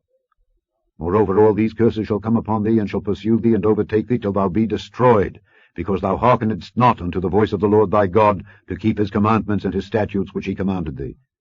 And they shall be upon thee for a sign and for a wonder, and upon thy seed forever. Because thou servedst not the Lord thy God with joyfulness and with gladness of heart for the abundance of all things, therefore shalt thou serve thine enemies which the Lord shall send against thee, in hunger, and in thirst, and in nakedness, and in want of all things. And he shall put a yoke of iron upon thy neck, until he have destroyed thee. The Lord shall bring a nation against thee from far, from the end of the earth, as swift as the eagle flieth, a nation whose tongue thou shalt not understand, a nation of fierce countenance, which shall not regard the person of the old, nor show favor to the young.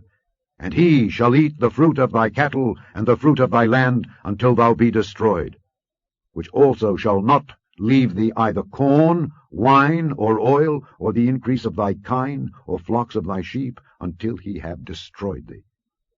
And he shall besiege thee in all thy gates, until thy high and fenced walls come down, wherein thou trustedst, throughout all thy land. And he shall besiege thee in all thy gates, throughout all thy land, which the Lord thy God hath given thee. And thou shalt eat the fruit of thine own body, the flesh of thy sons and of thy daughters, which the Lord thy God hath given thee, in the siege, and in the straitness, wherewith thine enemies shall distress thee.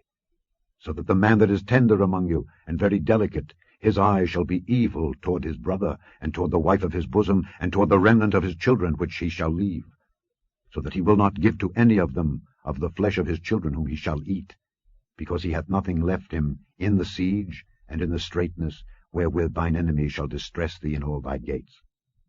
Tender and delicate woman among you, which would not adventure to set the sole of her foot upon the ground for delicateness and tenderness, her eye shall be evil toward the husband of her bosom, and toward her son, and toward her daughter, and toward her young one that cometh out from between her feet, and toward her children which she shall bear. For she shall eat them for want of all things, secretly, in the siege and straitness, wherewith thine enemy shall distress thee in thy gates. If thou wilt not observe to do all the words of this law that are written in this book, that thou mayest fear this glorious and fearful name, the Lord thy God, then the Lord will make thy plagues wonderful, and the plagues of thy seed, even great plagues, and of long continuance, and sore sicknesses, and of long continuance. Moreover, he will bring upon thee all the diseases of Egypt which thou wast afraid of, and they shall cleave unto thee. Also every sickness and every plague which is not written in the book of this law, them will the Lord bring upon thee, until thou be destroyed, and ye shall be left few in number, whereas ye were as the stars of heaven for multitude, because thou wouldest not obey the voice of the Lord thy God.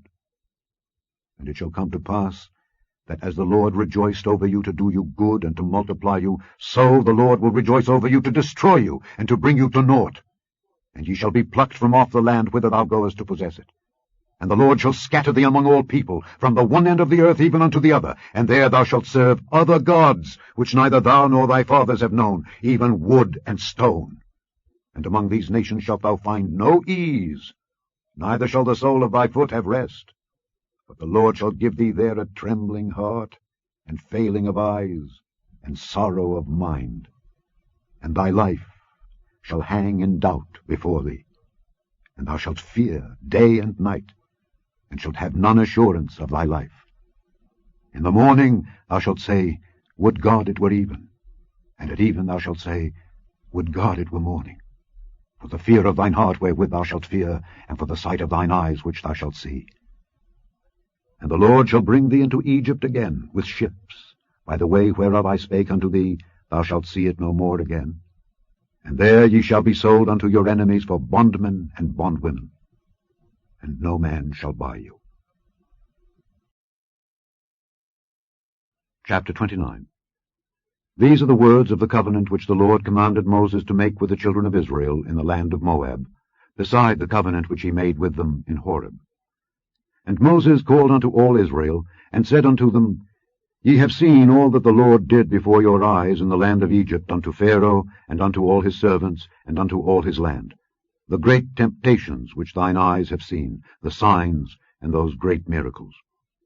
Yet the Lord hath not given you an heart to perceive, and eyes to see, and ears to hear, unto this day. And I have led you 40 years in the wilderness.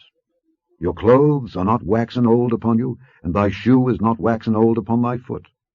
Ye have not eaten bread, neither have ye drunk wine or strong drink, that ye might know that I am the Lord.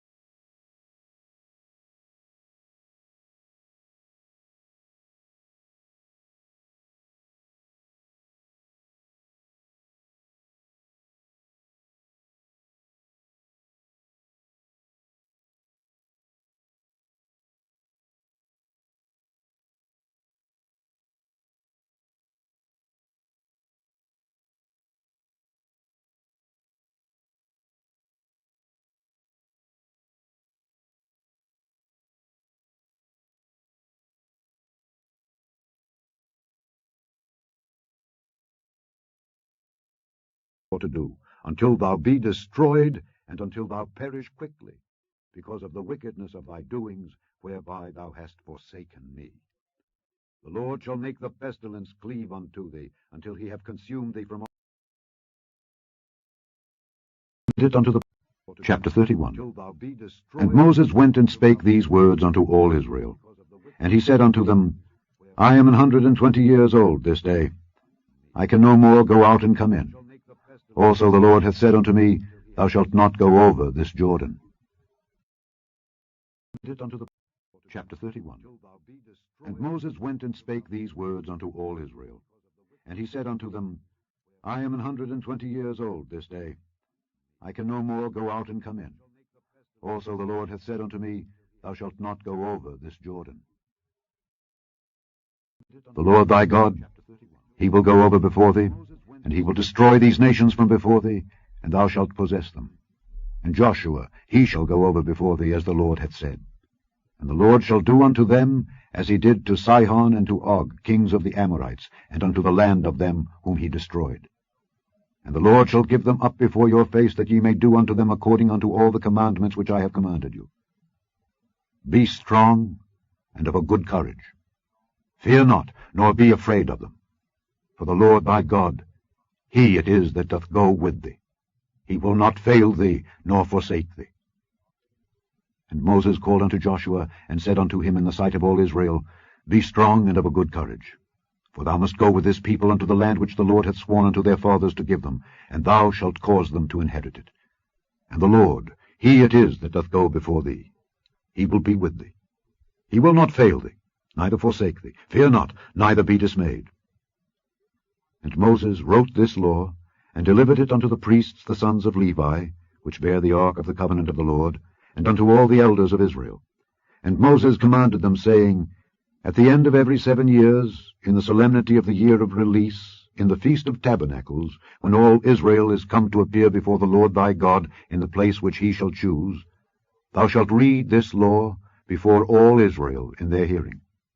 Gather the people together, men and women and children, and thy stranger that is within thy gates, that they may hear, and that they may learn, and fear the Lord your God, and observe to do all the words of this law, and that their children, which have not known anything, may hear and learn to fear the Lord your God, as long as ye live in the land whither ye go over Jordan to possess it.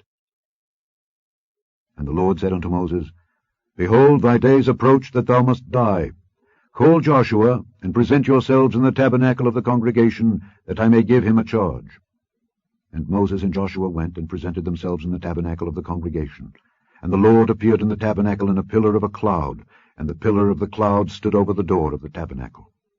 And the Lord said unto Moses, Behold, thou shalt sleep with thy fathers.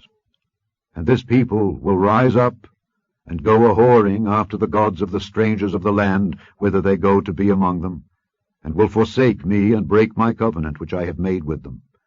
Then my anger shall be kindled against them in that day, and I will forsake them, and I will hide my face from them, and they shall be devoured, and many evils and troubles shall befall them, so that they will say in that day, Are not these evils come upon us, because our God is not among us?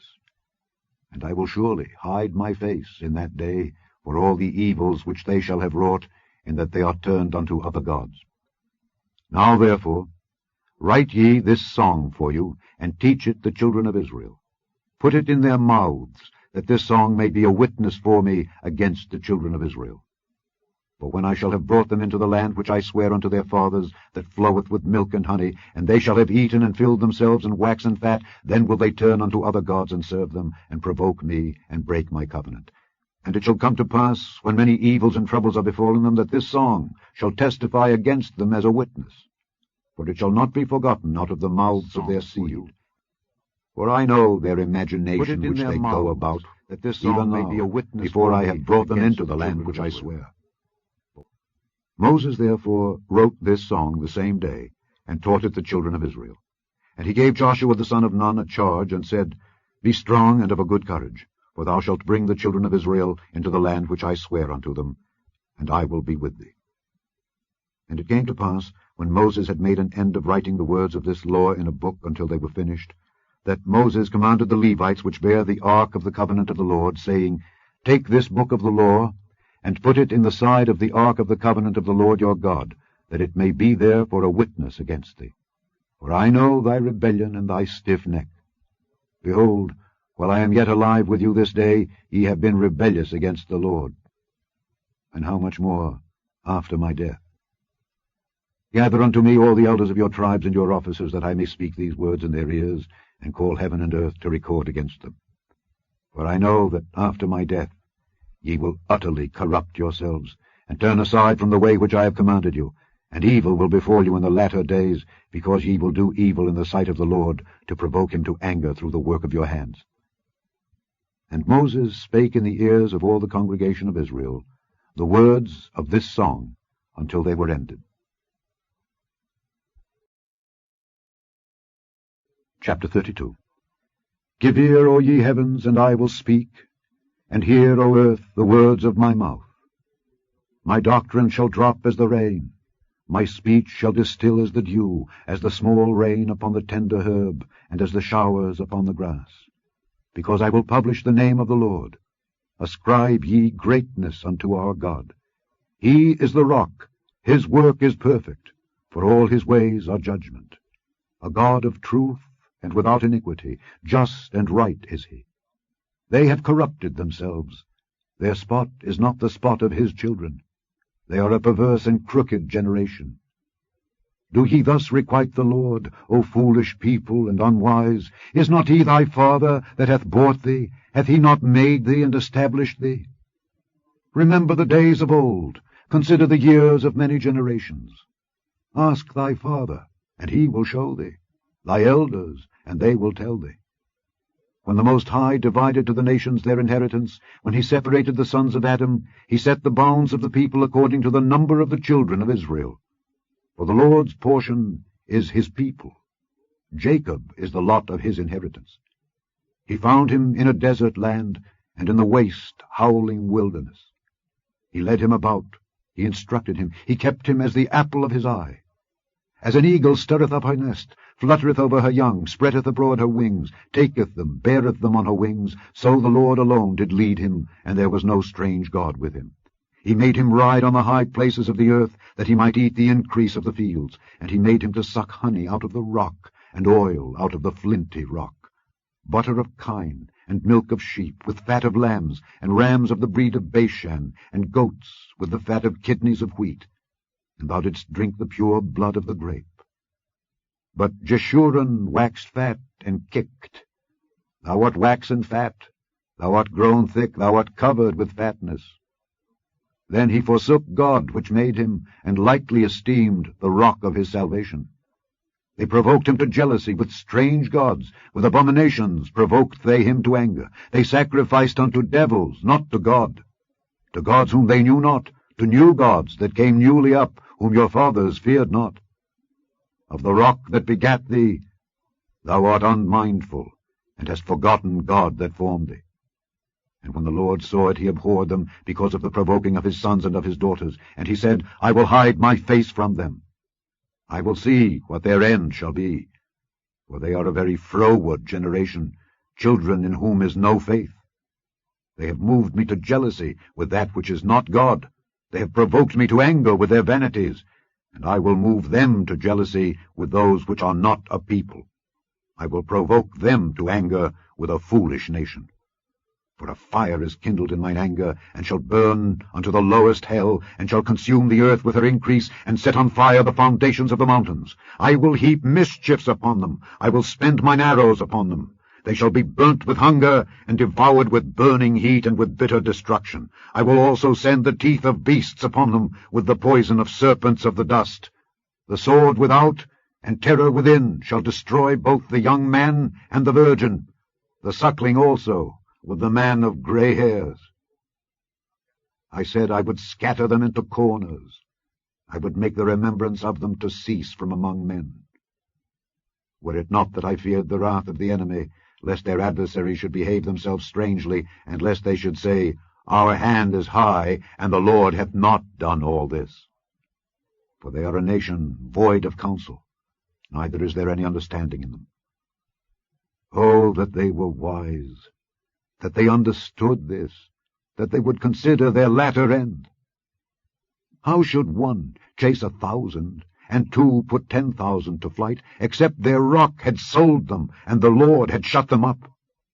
For their rock is not as our rock, even our enemies themselves being judges.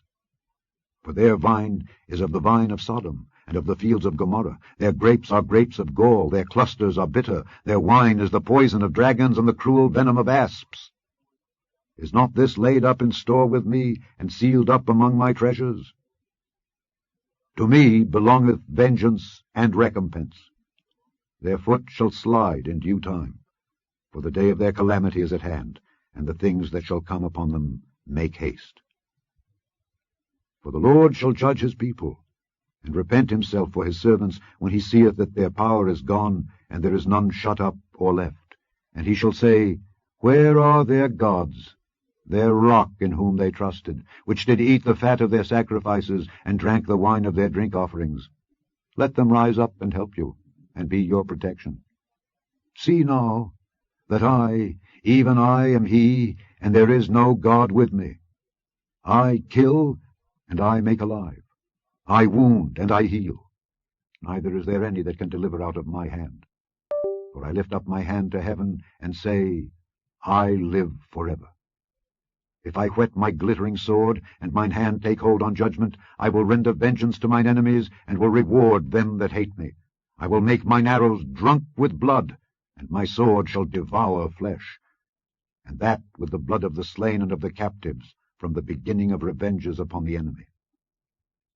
Rejoice, O ye nations, with his people, for he will avenge the blood of his servants, and will render vengeance to his adversaries, and will be merciful unto his land and to his people. And Moses came and spake all the words of this song in the ears of the people, he and Hoshea the son of Nun. And Moses made an end of speaking all these words to all Israel, and he said unto them, Set your hearts unto all the words which I testify among you this day, which ye shall command your children to observe to do, all the words of this law. For it is not a vain thing for you, because it is your life. And through this thing ye shall prolong your days in the land, whither ye go over Jordan to possess it. And the Lord spake unto Moses that selfsame day, saying, Get thee up into this mountain Abarim, unto Mount Nebo, which is in the land of Moab, that is over against Jericho, and behold the land of Canaan, which I give unto the children of Israel for a possession. And die in the mount whither thou goest up, and be gathered unto thy people, as Aaron thy brother died in Mount Hor, and was gathered unto his people. Because ye trespassed against me among the children of Israel at the waters of Meribah Kadesh in the wilderness of Zin, because ye sanctified me not in the midst of the children of Israel. Yet thou shalt see the land before thee, but thou shalt not go thither unto the land which I give the children of Israel. Chapter 33. And this is the blessing wherewith Moses the man of God blessed the children of Israel before his death. And he said, The Lord came from Sinai, and rose up from Seir unto them. He shined forth from Mount Paran, and he came with 10,000s of saints. From his right hand went a fiery law for them. Yea, he loved the people. All his saints are in thy hand, and they sat down at thy feet. Every one shall receive of thy words. Moses commanded us a law, even the inheritance of the congregation of Jacob. And he was king in Jeshurun, when the heads of the people and the tribes of Israel were gathered together. Let Reuben live and not die, and let not his men be few. And this is the blessing of Judah. And he said, Hear, Lord, the voice of Judah, and bring him unto his people. Let his hands be sufficient for him, and be thou an help to him from his enemies. And of Levi he said, Let thy Thummim and thy Urim be with thy Holy One, whom thou didst prove at Massah, and with whom thou didst strive at the waters of Meribah, who said unto his father and to his mother, I have not seen him. Neither did he acknowledge his brethren, nor knew his own children, for they have observed thy word, and kept thy covenant. They shall teach Jacob thy judgments, and Israel thy law. They shall put incense before thee, and hold burnt sacrifice upon thine altar. Bless, Lord, his substance, and accept the work of his hands. Smite through the loins of them that rise against him, and of them that hate him, that they rise not again. And of Benjamin he said, The beloved of the Lord shall dwell in safety by him, and the Lord shall cover him all the day long, and he shall dwell between his shoulders. And of Joseph he said, Blessed of the Lord be his land, for the precious things of heaven, for the dew, and for the deep that coucheth beneath, and for the precious fruits brought forth by the sun, and for the precious things put forth by the moon, and for the chief things of the ancient mountains, and for the precious things of the lasting hills, and for the precious things of the earth and fullness thereof, and for the goodwill of him that dwelt in the bush. Let the blessing come upon the head of Joseph, and upon the top of the head of him that was separated from his brethren. His glory is like the firstling of his bullock, and his horns are like the horns of unicorns. With them he shall push the people together to the ends of the earth. And they are the 10,000s of Ephraim, and they are the thousands of Manasseh. And of Zebulun he said, Rejoice, Zebulun, in thy going out, and Issachar in thy tents. They shall call the people unto the mountain. There they shall offer sacrifices of righteousness, for they shall suck of the abundance of the seas, and of treasures hid in the sand. And of Gad he said, Blessed be he that enlargeth Gad. He dwelleth as a lion, and teareth the arm with the crown of the head. And he provided the first part for himself, because there in a portion of the lawgiver was he seated. And he came with the heads of the people, he executed the justice of the Lord, and his judgments with Israel. And of Dan he said, Dan is a lion's whelp, he shall leap from Bashan. And of Naphtali he said, O Naphtali, satisfied with favor, and full with the blessing of the Lord, possess thou the west and the south.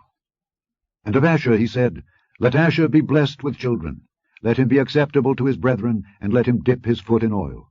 Thy shoes shall be iron and brass, and as thy days, so shall thy strength be. There is none like unto the God of Jeshurun, who rideth upon the heaven in thy help, and in his excellency on the sky.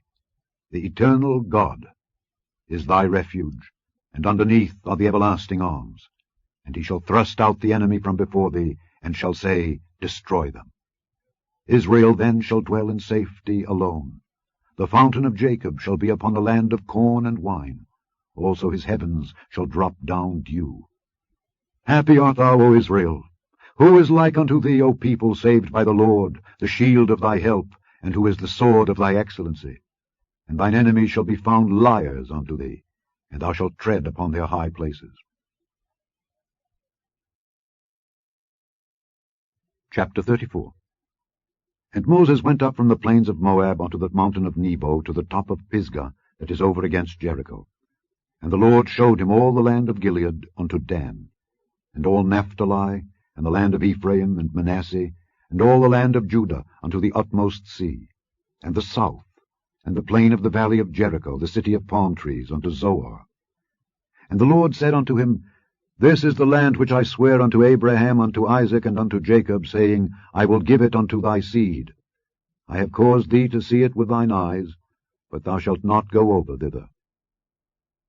So Moses, the servant of the Lord, died there in the land of Moab, according to the word of the Lord. And he buried him in a valley in the land of Moab, over against Beth-peor. But no man knoweth of his sepulchre unto this day. And Moses was 120 years old when he died. His eye was not dim, nor his natural force abated. And the children of Israel wept for Moses in the plains of Moab 30 days. So the days of weeping and mourning for Moses were ended.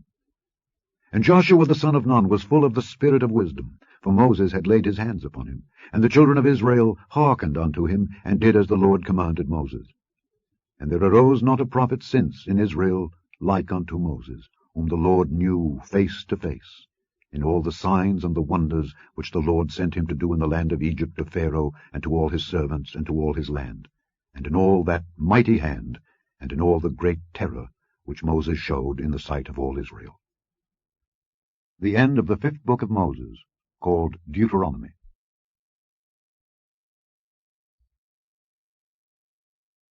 The book of Joshua, chapter 1. Now after the death of Moses the servant of the Lord, it came to pass that the Lord spake unto Joshua the son of Nun, Moses' minister, saying, Moses my servant is dead. Now therefore arise, go over this Jordan, thou and all this people, unto the land which I do give to them, even to the children of Israel. Every place that the sole of your foot shall tread upon, that have I given unto you, as I said unto Moses.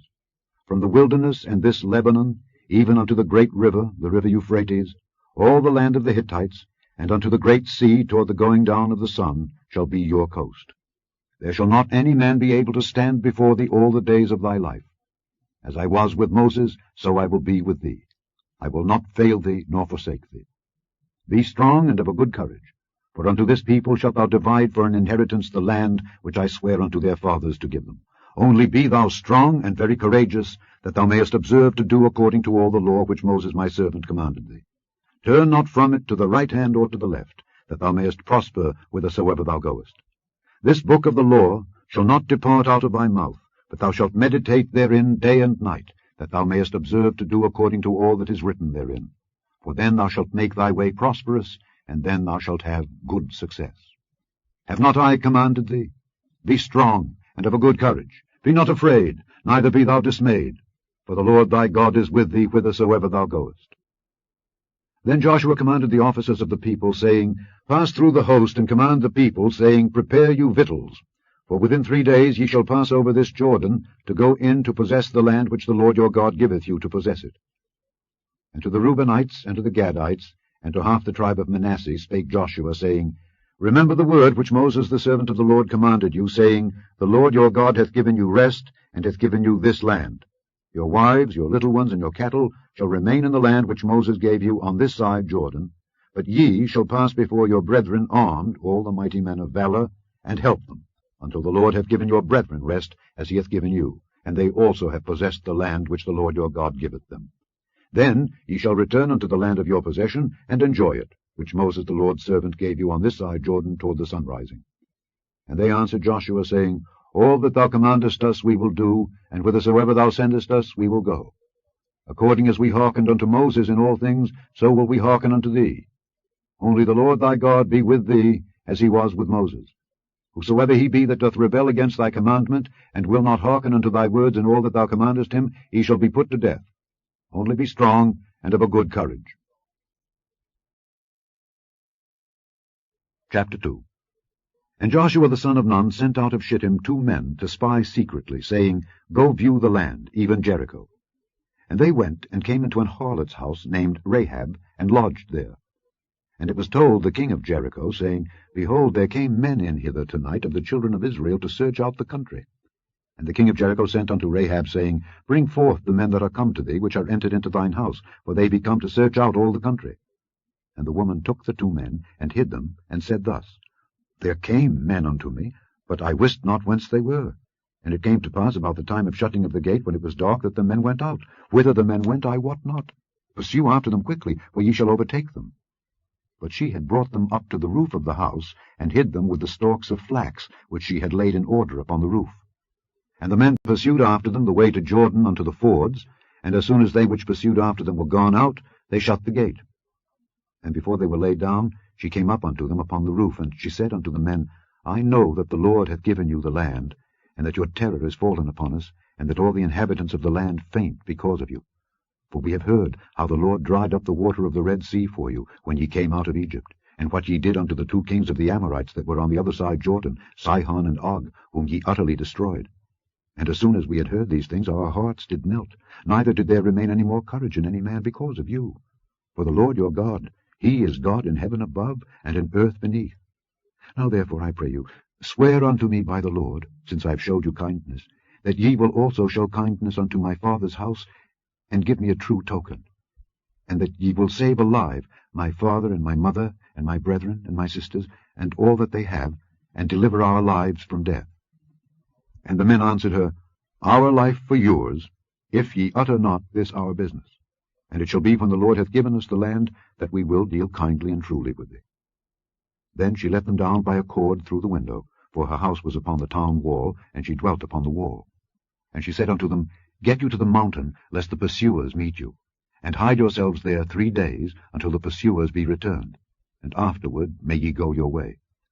And the men said unto her, We will be blameless of this thine oath which thou hast made us swear. Behold, when we come into the land, thou shalt bind this line of scarlet thread in the window which thou didst let us down by.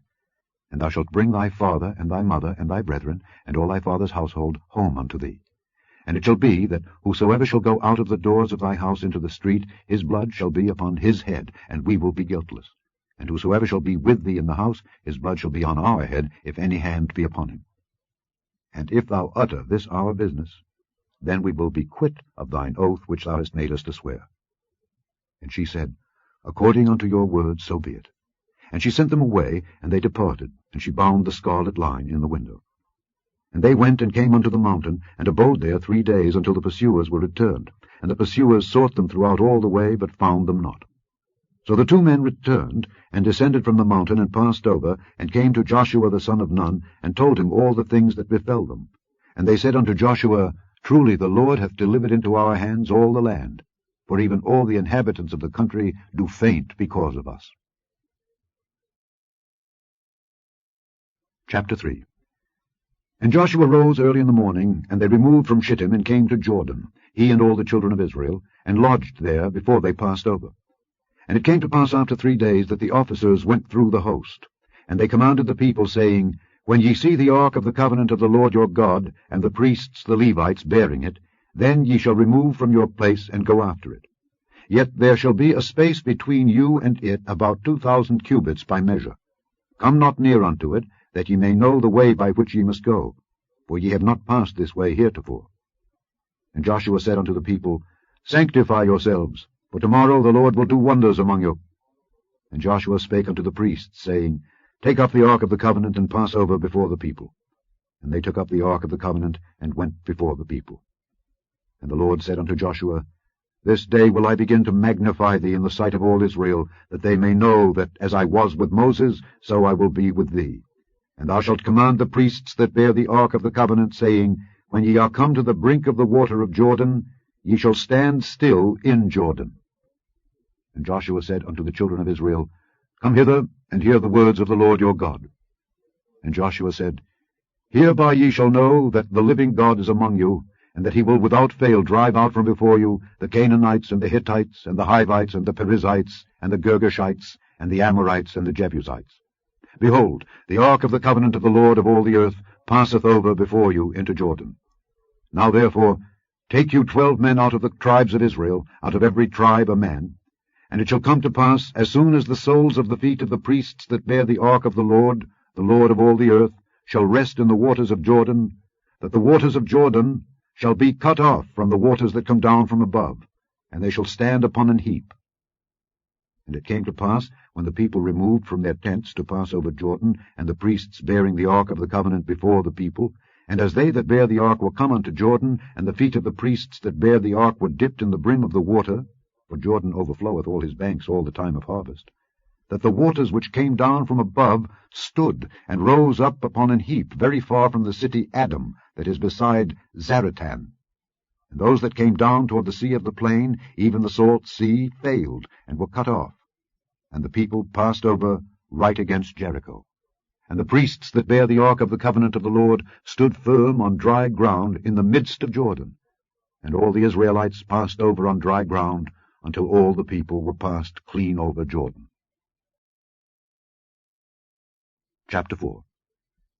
And it came to pass, when all the people were clean passed over Jordan, that the Lord spake unto Joshua, saying, Take you 12 men out of the people, out of every tribe a man, and command ye them, saying, Take you hence out of the midst of Jordan, out of the place where the priests' feet stood firm, 12 stones, and ye shall carry them over with you, and leave them in the lodging place where ye shall lodge this night.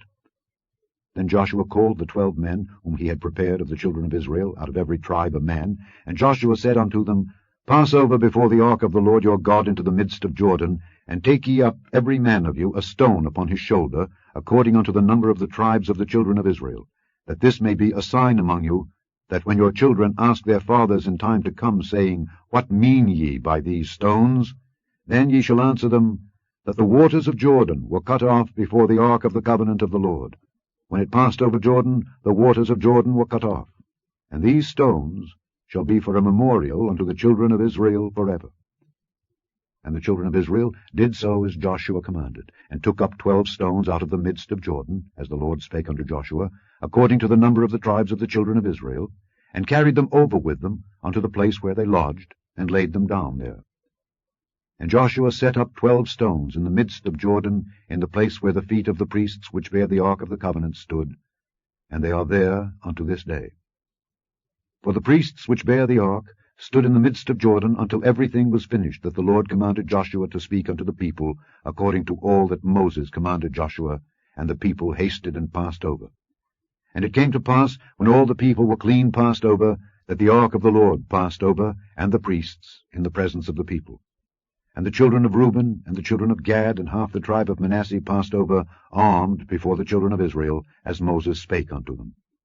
About 40,000 prepared for war passed over before the Lord unto battle to the plains of Jericho. On that day the Lord magnified Joshua in the sight of all Israel, and they feared him, as they feared Moses, all the days of his life. And the Lord spake unto Joshua, saying, Command the priests that bear the ark of the testimony, that they come up out of Jordan.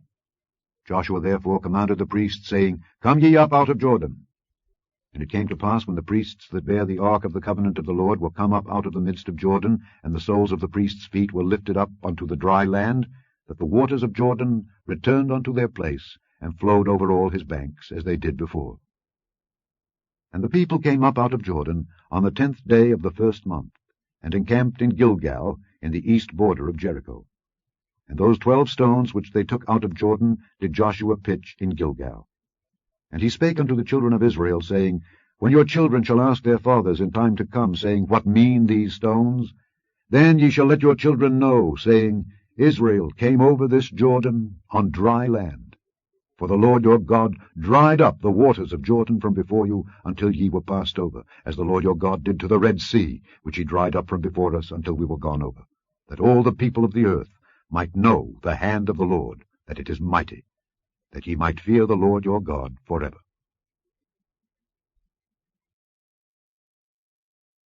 Chapter 5. And it came to pass, when all the kings of the Amorites which were on the side of Jordan westward, and all the kings of the Canaanites which were by the sea, heard that the Lord had dried up the waters of Jordan from before the children of Israel, until we were passed over, that their heart melted, neither was there spirit in them any more, because of the children of Israel. At that time the Lord said unto Joshua, Make thee sharp knives, and circumcise again the children of Israel the 2nd time. And Joshua made him sharp knives, and circumcised the children of Israel at the hill of the foreskins. And this is the cause why Joshua did circumcise. All the people that came out of Egypt that were males, even all the men of war, died in the wilderness by the way, after they came out of Egypt. Now all the people that came out were circumcised. But all the people that were born in the wilderness by the way, as they came forth out of Egypt, them they had not circumcised. For the children of Israel walked 40 years in the wilderness, till all the people that were men of war, which came out of Egypt, were consumed, because they obeyed not the voice of the Lord, unto whom the Lord sware that he would not show them the land which the Lord sware unto their fathers that he would give us, a land that flowed with milk and honey. And their children, whom he raised up in their stead, them Joshua circumcised, for they were uncircumcised, because they had not circumcised them by the way. And it came to pass, when they had done circumcising all the people, that they abode in their places in the camp, till they were whole. And the Lord said unto Joshua, This day have I rolled away the reproach of Egypt from off you. Wherefore the name of the place is called Gilgal unto this day. And the children of Israel encamped in Gilgal, and kept the Passover on the 14th day of the month at even, in the plains of Jericho. And they did eat of the old corn of the land on the morrow after the Passover, unleavened cakes, and parched corn in the selfsame day. And the manna ceased on the morrow after they had eaten of the old corn of the land. Neither had the children of Israel manna any more, but they did eat of the fruit of the land of Canaan that year. And it came to pass, when Joshua was by Jericho, that he lifted up his eyes and looked, and behold, there stood a man over against him with his sword drawn in his hand. And Joshua went unto him, and said unto him, Art thou for us, or for our adversaries? And he said, Nay, but as captain of the host of the Lord am I now come. And Joshua fell on his face to the earth, and did worship, and said unto him, What saith my Lord unto his servant? And the captain of the Lord's host said unto Joshua, Loose thy shoe from off thy foot, for the place whereon thou standest is holy. And Joshua did so. Chapter 6. Now Jericho was straitly shut up because of the children of Israel. None went out, and none came in. And the Lord said unto Joshua, See, I have given into thine hand Jericho, and the king thereof, and the mighty men of valor. And ye shall compass the city, all ye men of war, and go round about the city once. Thus shalt thou do 6 days. And 7 priests shall bear before the ark 7 trumpets of rams' horns.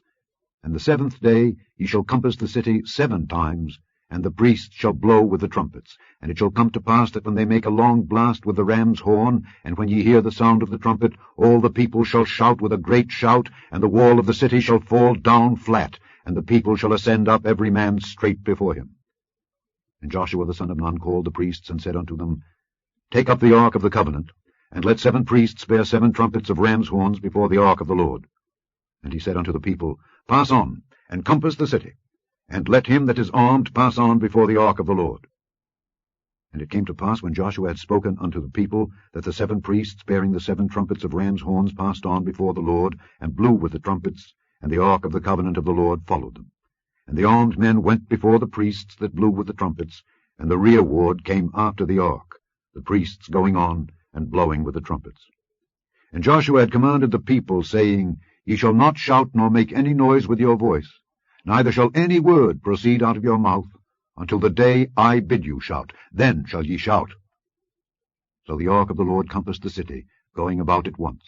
And they came into the camp, and lodged in the camp. And Joshua rose early in the morning, and the priests took up the ark of the Lord. And 7 priests bearing 7 trumpets of ram's horns before the ark of the Lord went on continually, and blew with the trumpets. And the armed men went before them.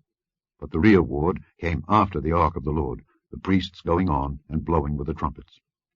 And the 2nd day they compassed the city once, and returned into the camp. So they did 6 days. And it came to pass on the 7th day that they rose early about the dawning of the day, and compassed the city after the same manner 7 times. Only on that day they compassed the city 7 times. And it came to pass at the 7th time, when the priests blew with the trumpets, Joshua said unto the people, Shout, for the Lord hath given you the city. And the city shall be accursed, even it and all that are therein, to the Lord. Only Rahab the harlot shall live, she and all that are with her in the house, because she hid the messengers that we sent.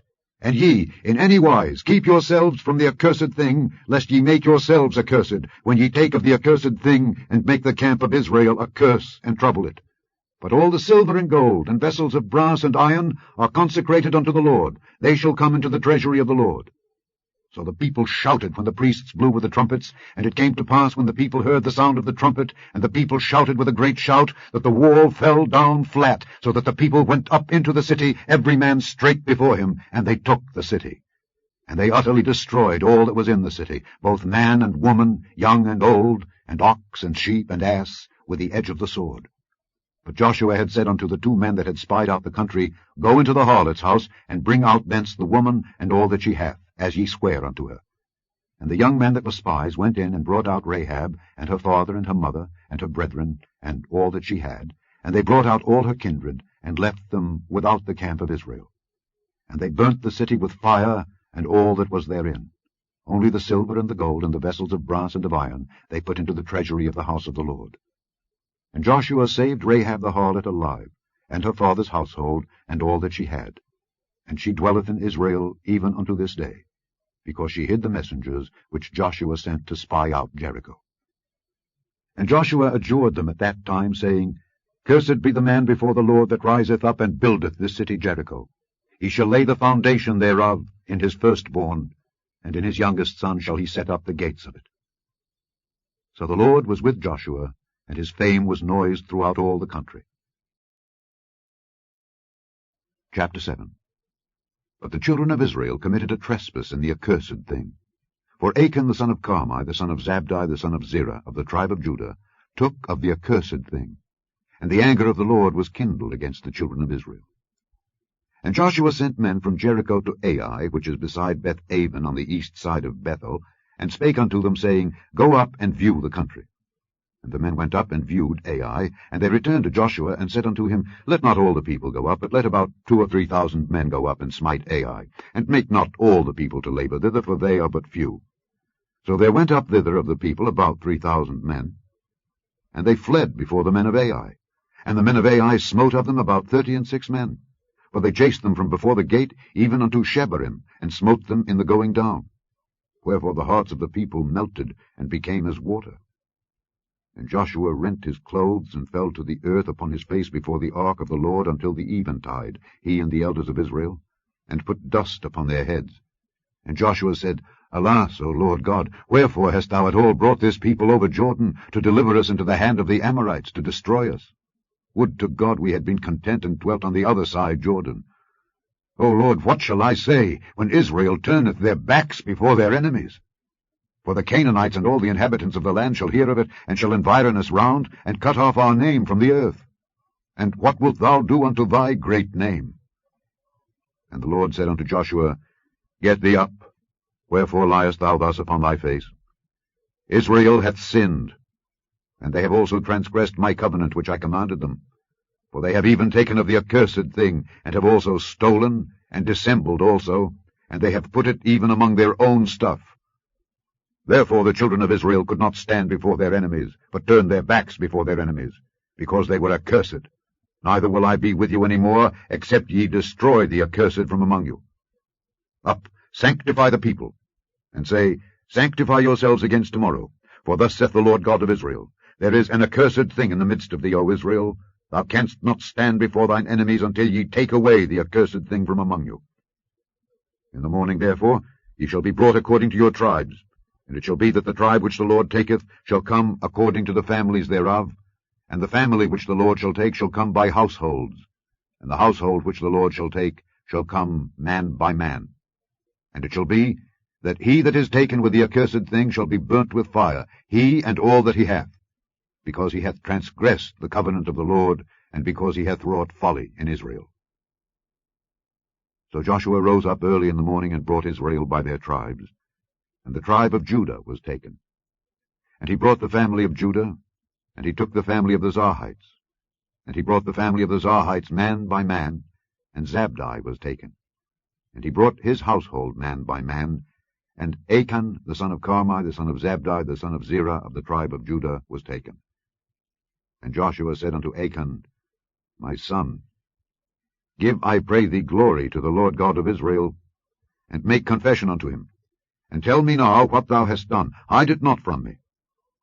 And Achan answered Joshua, and said, Indeed I have sinned against the Lord God of Israel, and thus have I done. When I saw among the spoils a goodly Babylonish garment, and 200 shekels of silver, and a wedge of gold of 50 shekels weight, then I coveted them, and took them. And behold, they are hid in the earth in the midst of my tent, and the silver under it. So Joshua sent messengers, and they ran unto the tent, and behold, it was hid in his tent, and the silver under it. And they took them out of the midst of the tent, and brought them unto Joshua, and unto all the children of Israel, and laid them out before the Lord.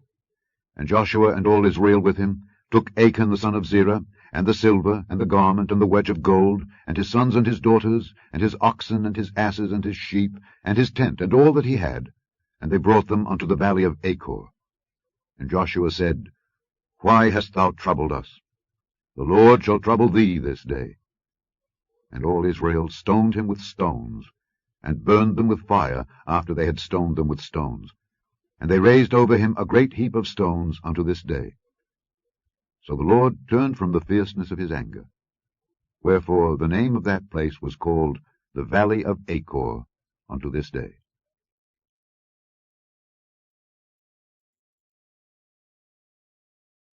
Chapter 8. And the Lord said unto Joshua, Fear not, neither be thou dismayed. Take all the people of war with thee, and arise, go up to Ai. See, I have given into thy hand the king of Ai, and his people, and his city, and his land. And thou shalt do to Ai and her king, as thou didst unto Jericho and her king. Only the spoil thereof and the cattle thereof shall ye take for a prey unto yourselves. Lay thee an ambush for the city behind it. So Joshua arose, and all the people of war, to go up against Ai. And Joshua chose out 30,000 mighty men of valor, and sent them away by night. And he commanded them, saying, Behold, ye shall lie in wait against the city, even behind the city. Go not very far from the city, but be ye all ready. And I and all the people that are with me will approach unto the city, and it shall come to pass, when they come out against us, as at the first, that we will flee before them, for they will come out after us, till we have drawn them from the city, for they will say, They flee before us, as at the first. Therefore we will flee before them. then ye shall rise up from the ambush, and seize upon the city, for the Lord your God will deliver it into your hand. And it shall be, when ye have taken the city, that ye shall set the city on fire. According to the commandment of the Lord shall ye do. See, I have commanded you. Joshua therefore sent them forth, and they went to lie in ambush, and abode between Bethel and Ai, on the west side of Ai. But Joshua lodged that night among the people.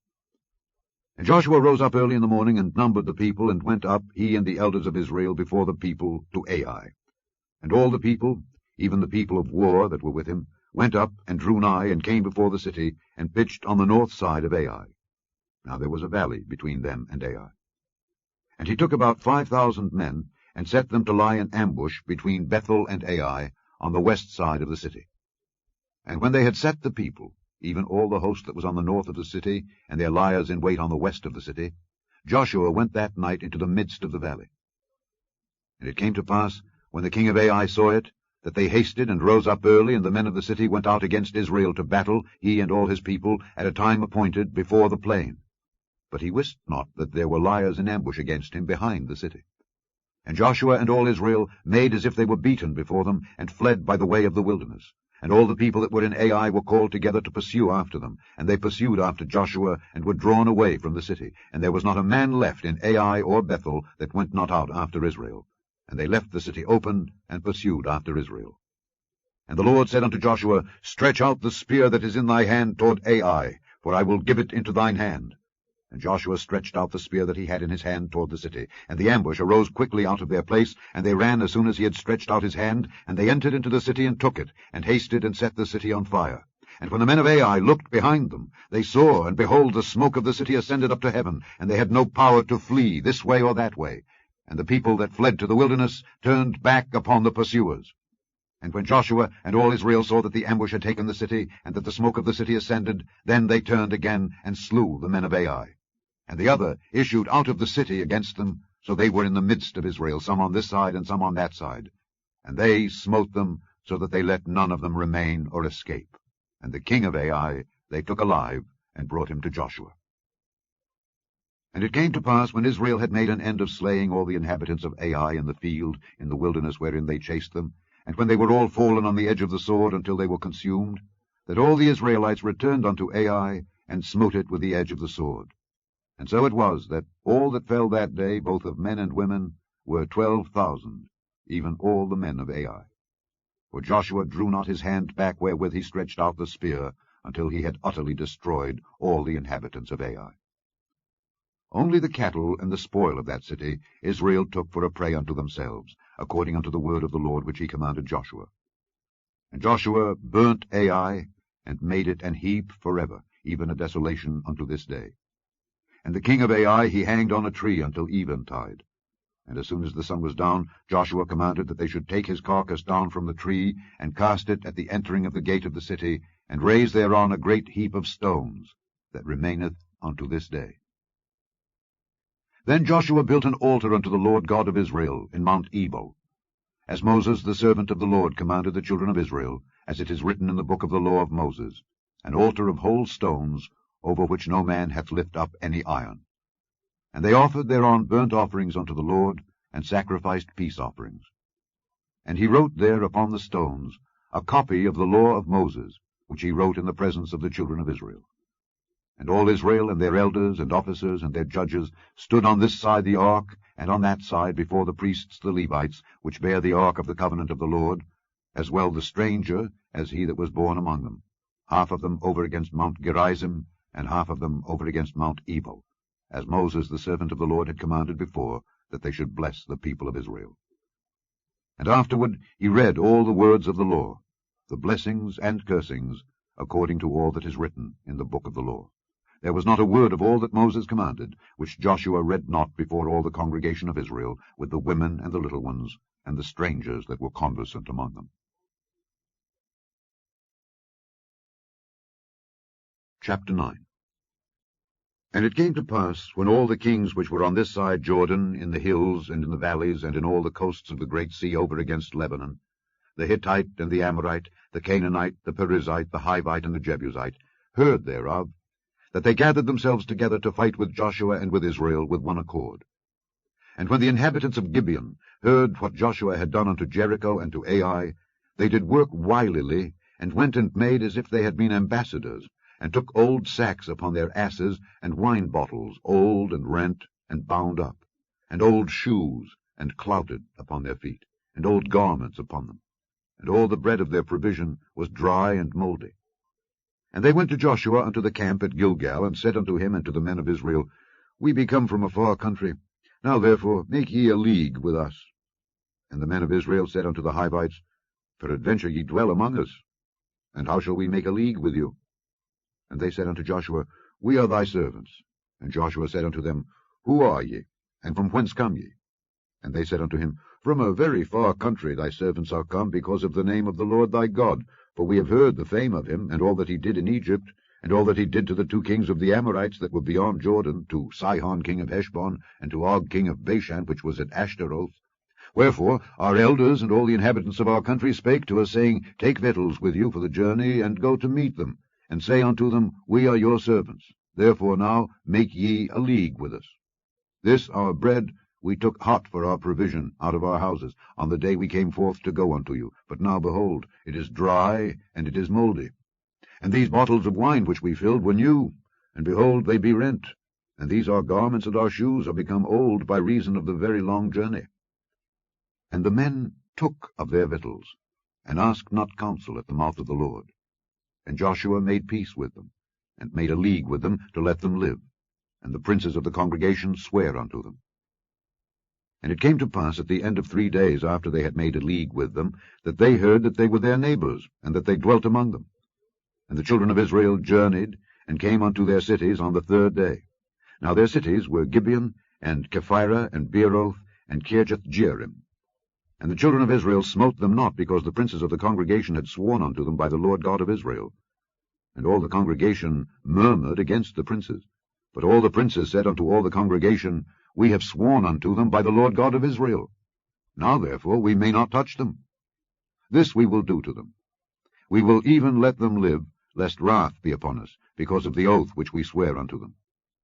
And the princes said unto them, Let them live, but let them be hewers of wood, and drawers of water unto all the congregation, as the princes had promised them. And Joshua called for them, and he spake unto them, saying, Wherefore have ye beguiled us, saying, We are very far from you, when ye dwell among us? Now therefore ye are cursed, and there shall none of you be freed from being bondmen, and hewers of wood, and drawers of water for the house of my God. And they answered Joshua, and said, Because it was certainly told thy servants, how that the Lord thy God commanded his servant Moses to give you all the land, and to destroy all the inhabitants of the land from before you, therefore we were sore afraid of our lives because of you, and have done this thing. And now, behold, we are in thine hand. As it seemeth good and right unto thee to do unto us, do. And so did he unto them, and delivered them out of the hand of the children of Israel, that they slew them not. And Joshua made them that day hewers of wood, and drawers of water for the congregation, and for the altar of the Lord, even unto this day, in the place which he should choose. Chapter 10. Now it came to pass, when Adonizedec, king of Jerusalem, had heard how Joshua had taken Ai, and had utterly destroyed it, as he had done to Jericho and her king, so he had done to Ai and her king, and how the inhabitants of Gibeon had made peace with Israel, and were among them, that they feared greatly, because Gibeon was a great city, as one of the royal cities, and because it was greater than Ai, and all the men thereof were mighty. Wherefore Adonizedec king of Jerusalem sent unto Hoham king of Hebron, and unto Piram king of Jarmuth, and unto Japhiah king of Lachish, and unto Deber king of Eglon, saying, Come up unto me, and help me, that we may smite Gibeon, for it hath made peace with Joshua and with the children of Israel. Therefore the 5 kings of the Amorites, the king of Jerusalem, the king of Hebron, the king of Jarmuth, the king of Lachish, the king of Eglon, gathered themselves together, and went up, they and all their hosts, and encamped before Gibeon, and made war against it. And the men of Gibeon sent unto Joshua to the camp to Gilgal, saying, Slack not thy hand from thy servants. Come up to us quickly, and save us and help us, for all the kings of the Amorites that dwell in the mountains are gathered together against us. So Joshua ascended from Gilgal, he and all the people of war with him, and all the mighty men of valor. And the Lord said unto Joshua, Fear them not, for I have delivered them into thine hand. There shall not a man of them stand before thee. Joshua therefore came unto them suddenly, and went up from Gilgal all night. And the Lord discomfited them before Israel, and slew them with a great slaughter at Gibeon, and chased them along the way that goeth up to Beth-horon, and smote them to Azekah and unto Makkedah. And it came to pass, as they fled from before Israel, and were in the going down to Beth-horon, that the Lord cast down great stones from heaven upon them unto Azekah, and they died. They were more which died with hailstones than they whom the children of Israel slew with the sword. Then spake Joshua to the Lord in the day when the Lord delivered up the Amorites before the children of Israel. And he said in the sight of Israel, Sun, stand thou still upon Gibeon, and thou moon in the valley of Ajalon. And the sun stood still, and the moon stayed, until the people had avenged themselves upon their enemies. Is not this written in the book of Jasher? So the sun stood still in the midst of heaven, and hasted not to go down about a whole day. And there was no day like that before it or after it, that the Lord hearkened unto the voice of a man. For the Lord fought for Israel. And Joshua returned, and all Israel with him, unto the camp to Gilgal. But these 5 kings fled, and hid themselves in a cave at Makkedah. And it was told Joshua, saying, The 5 kings are found hid in a cave at Makkedah. And Joshua said, Roll great stones upon the mouth of the cave, and set men by it for to keep them. And stay ye not, but pursue after your enemies, and smite the hindmost of them. Suffer them not to enter into their cities, for the Lord your God hath delivered them into your hand. And it came to pass, when Joshua and the children of Israel had made an end of slaying them with a very great slaughter, till they were consumed, that the rest which remained of them entered into fenced cities. And all the people returned to the camp to Joshua at Makkedah in peace. None moved his tongue against any of the children of Israel. Then said Joshua, Open the mouth of the cave, and bring out those 5 kings unto me out of the cave. And they did so, and brought forth those 5 kings unto him out of the cave, the king of Jerusalem, the king of Hebron, the king of Jarmuth, the king of Lachish, and the king of Eglon. And it came to pass, when they brought out those kings unto Joshua, that Joshua called for all the men of Israel, and said unto the captains of the men of war which went with him, Come near, put your feet upon the necks of these kings. And they came near, and put their feet upon the necks of them. And Joshua said unto them, Fear not, nor be dismayed. Be strong and of good courage. For thus shall the Lord do to all your enemies against whom ye fight. And afterward Joshua smote them, and slew them, and hanged them on 5 trees. And they were hanging upon the trees until the evening. And it came to pass at the time of the going down of the sun, that Joshua commanded, and they took them down off the trees, and cast them into the cave wherein they had been hid, and laid great stones in the cave's mouth, which remain until this very day. And that day Joshua took Makkedah, and smote it with the edge of the sword, and the king thereof he utterly destroyed, them and all the souls that were therein. He let none remain, and he did to the king of Makkedah as he did unto the king of Jericho. Then Joshua passed from Makkedah, and all Israel with him, unto Libnah, and fought against Libnah. And the Lord delivered it also, and the king thereof, into the hand of Israel. And he smote it with the edge of the sword, and all the souls that were therein. He let none remain in it, but did unto the king thereof as he did unto the king of Jericho. And Joshua passed from Libnah, and all Israel with him, unto Lachish, and encamped against it, and fought against it. And the Lord delivered Lachish into the hand of Israel, which took it on the 2nd day, and smote it with the edge of the sword, and all the souls that were therein, according to all that he had done to Libnah. Then Horam king of Gezer came up to help Lachish, and Joshua smote him and his people, until he had left him none remaining. And from Lachish Joshua passed unto Eglon, and all Israel with him, and they encamped against it, and fought against it. And they took it on that day, and smote it with the edge of the sword, and all the souls that were therein he utterly destroyed that day, according to all that he had done to Lachish. And Joshua went up from Eglon, and all Israel with him, unto Hebron, and they fought against it. And they took it, and smote it with the edge of the sword, and the king thereof, and all the cities thereof, and all the souls that were therein. He left none remaining, according to all that he had done to Eglon, but destroyed it utterly, and all the souls that were therein. And Joshua returned, and all Israel with him, to Debir, and fought against it.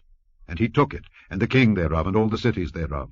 And they smote them with the edge of the sword, and utterly destroyed all the souls that were therein. He left none remaining. As he had done to Hebron, so he did to Debir, and to the king thereof, as he had done also to Libnah, and to her king. So Joshua smote all the country of the hills, and of the south, and of the vale, and of the springs, and all their kings. He left none remaining, but utterly destroyed all that breathed, as the Lord God of Israel commanded.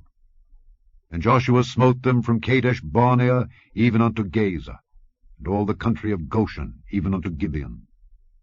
And all these kings and their land did Joshua take at one time, because the Lord God of Israel fought for Israel. And Joshua returned, and all Israel with him, unto the camp to Gilgal. Chapter 11.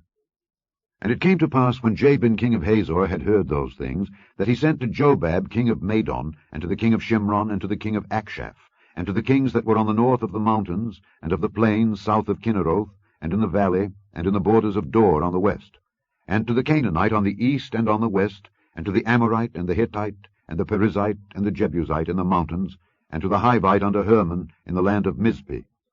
And they went out, they and all their hosts with them, much people, even as the sand that is upon the seashore in multitude, with horses and chariots very many. And when all these kings were met together, they came and pitched together at the waters of Merom, to fight against Israel. And the Lord said unto Joshua, Be not afraid because of them, for tomorrow about this time will I deliver them up all slain before Israel. Thou shalt hock their horses, and burn their chariots with fire.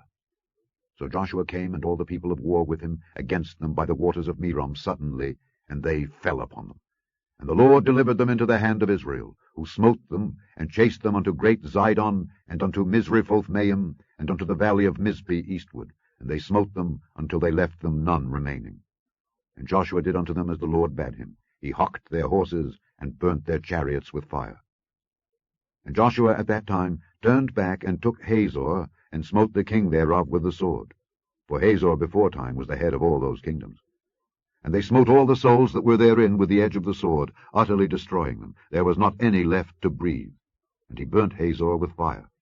And all the cities of those kings, and all the kings of them, did Joshua take, and smote them with the edge of the sword, and he utterly destroyed them, as Moses the servant of the Lord commanded. But as for the cities that stood still in their strength, Israel burned none of them, save Hazor only. That did Joshua burn. And all the spoil of these cities, and the cattle, the children of Israel took for a prey unto themselves. But every man they smote with the edge of the sword, until they had destroyed them, neither left they any to breathe. As the Lord commanded Moses his servant, so did Moses command Joshua, and so did Joshua. He left nothing undone of all that the Lord commanded Moses. So Joshua took all that land, the hills, and all the south country, and all the land of Goshen, and the valley, and the plain, and the mountain of Israel, and the valley of the same, even from the Mount Halak that goeth up to Seir, even unto Baal-gad in the valley of Lebanon, unto Mount Hermon. And all their kings he took, and smote them, and slew them. Joshua made war a long time with all those kings. There was not a city that made peace with the children of Israel, save the Hivites, the inhabitants of Gibeon. All other they took in battle.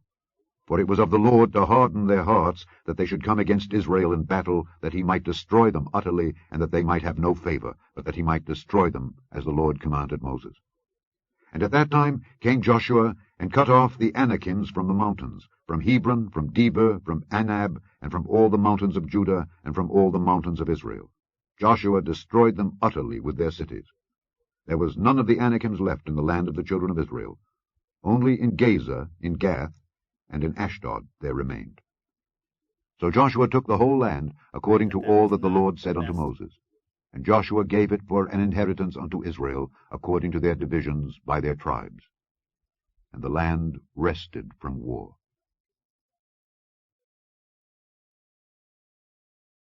Chapter 12. Now these are the kings of the land which the children of Israel smote, and possessed their land on the other side Jordan, toward the rising of the sun, from the river Arnon unto Mount Hermon, and all the plain on the east. Sihon king of the Amorites, who dwelt in Heshbon, and ruled from Aroer, which is upon the bank of the river Arnon, and from the middle of the river, and from half Gilead, even unto the river Jabbok, which is the border of the children of Ammon, and from the plain to the sea of Kinneroth on the east, and unto the sea of the plain, even the salt sea on the east, the way to Beth-Jeshimoth, and from the south unto Ashdoth-Pisgah. And the coast of Og king of Bashan, which was of the remnant of the giants, that dwelt at Ashtaroth and at Edrei, and reigned in Mount Hermon, and in Salcah, and in all Bashan, unto the border of the Geshurites and the Maacathites, and half Gilead, the border of Sihon king of Heshbon. Them did Moses the servant of the Lord and the children of Israel smite. And Moses the servant of the Lord gave it for a possession unto the Reubenites and the Gadites, and the half-tribe of Manasseh. And these are the kings of the country which Joshua and the children of Israel smote on this side Jordan on the west, from Baal-Gad in the valley of Lebanon, even unto the Mount Halak that goeth up to Seir, which Joshua gave unto the tribes of Israel for a possession, according to their divisions, in the mountains, and in the valleys, and in the plains, and in the springs, and in the wilderness, and in the south country, the Hittites, the Amorites, and the Canaanites, the Perizzites, the Hivites, and the Jebusites. The king of Jericho, 1. The king of Ai, which is beside Bethel, 1. The king of Jerusalem, 1. The king of Hebron, 1. The king of Jarmuth, 1. The king of Lachish, 1. The king of Eglon, 1. The king of Gezer, 1. The king of Deber, 1. The king of Geder, 1. The king of Hormah, 1. The king of Arad, 1. The king of Libnah, 1. The king of Adullam, 1. The king of Makkedah, 1. The king of Bethel, 1. The king of Tappuah, 1. The king of Hepher, 1. The king of Aphek, 1. The king of Lasharon, 1. The king of Madon, 1. The king of Hazor, 1. The king of Shimron-Meron, 1. The king of Akshaph, 1. The king of Taanach, 1. The king of Megiddo, 1. The king of Kedesh, 1. The king of Jokneam of Carmel, 1. The king of Dor in the coast of Dor, 1. The king of the nations of Gilgal, 1. The king of Tirzah, 1. All the kings, 31. Chapter 13. Now Joshua was old and stricken in years. And the Lord said unto him, Thou art old and stricken in years, and there remaineth yet very much land to be possessed. This is the land that yet remaineth, all the borders of the Philistines, and all Geshuri, from Sihor, which is before Egypt, even unto the borders of Ekron northward, which is counted to the Canaanite. 5 lords of the Philistines, the Gazathites, and the Ashdothites, the Eshkelonites, the Gittites, and the Ekronites, also the Avites.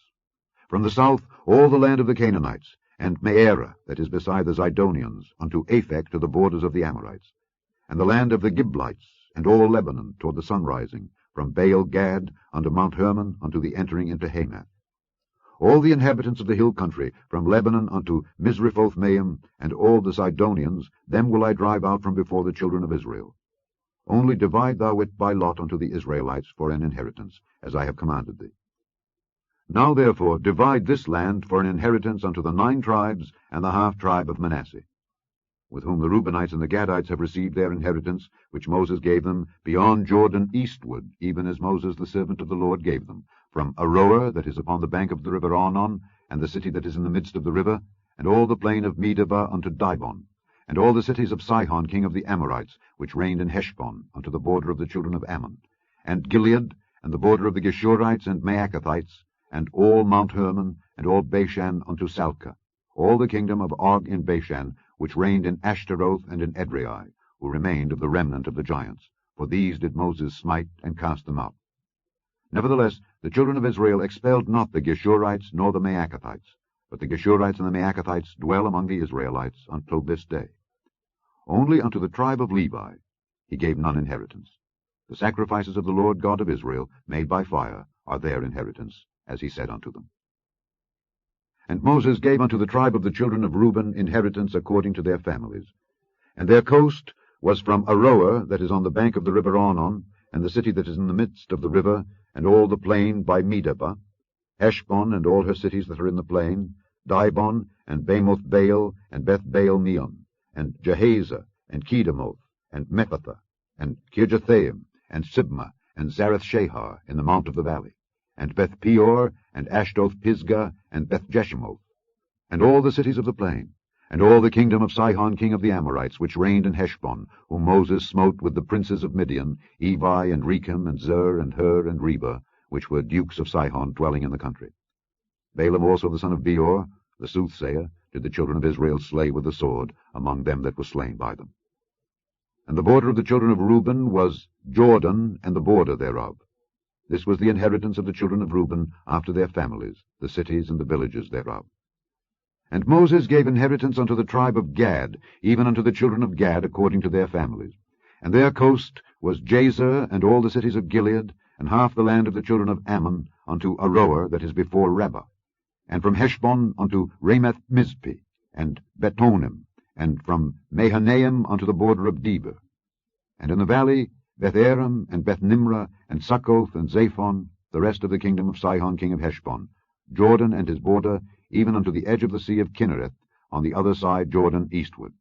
This is the inheritance of the children of Gad, after their families, the cities, and their villages.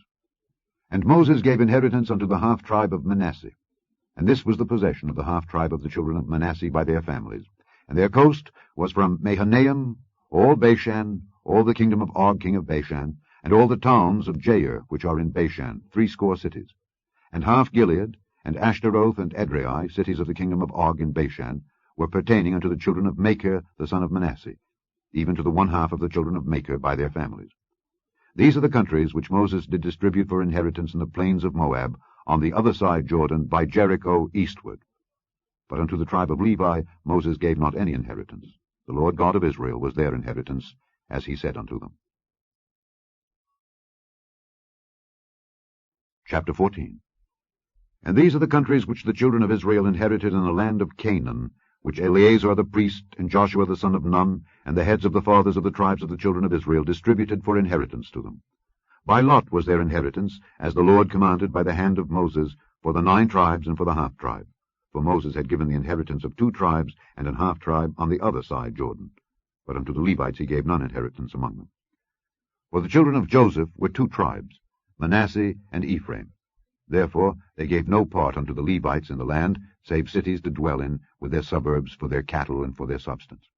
As the Lord commanded Moses, so the children of Israel did, and they divided the land. Then the children of Judah came unto Joshua in Gilgal. And Caleb the son of Jephunneh the Kenizzite said unto him, Thou knowest the thing that the Lord said unto Moses the man of God concerning me and thee in Kadesh-barnea. 40 years old was I when Moses the servant of the Lord sent me from Kadesh-barnea to espy out the land, and I brought him word again as it was in mine heart. Nevertheless my brethren that went up with me made the heart of the people melt, but I wholly followed the Lord my God. And Moses sware on that day, saying, Surely the land whereon thy feet have trodden shall be thine inheritance, and thy children's forever, because thou hast wholly followed the Lord my God. And now, behold, the Lord hath kept me alive, as he said, these 45 years, even since the Lord spake this word unto Moses, while the children of Israel wandered in the wilderness. And now, lo, I am this day 85 years old. And yet I am as strong this day as I was in the day that Moses sent me. As my strength was then, even so is my strength now, for war, both to go out and to come in.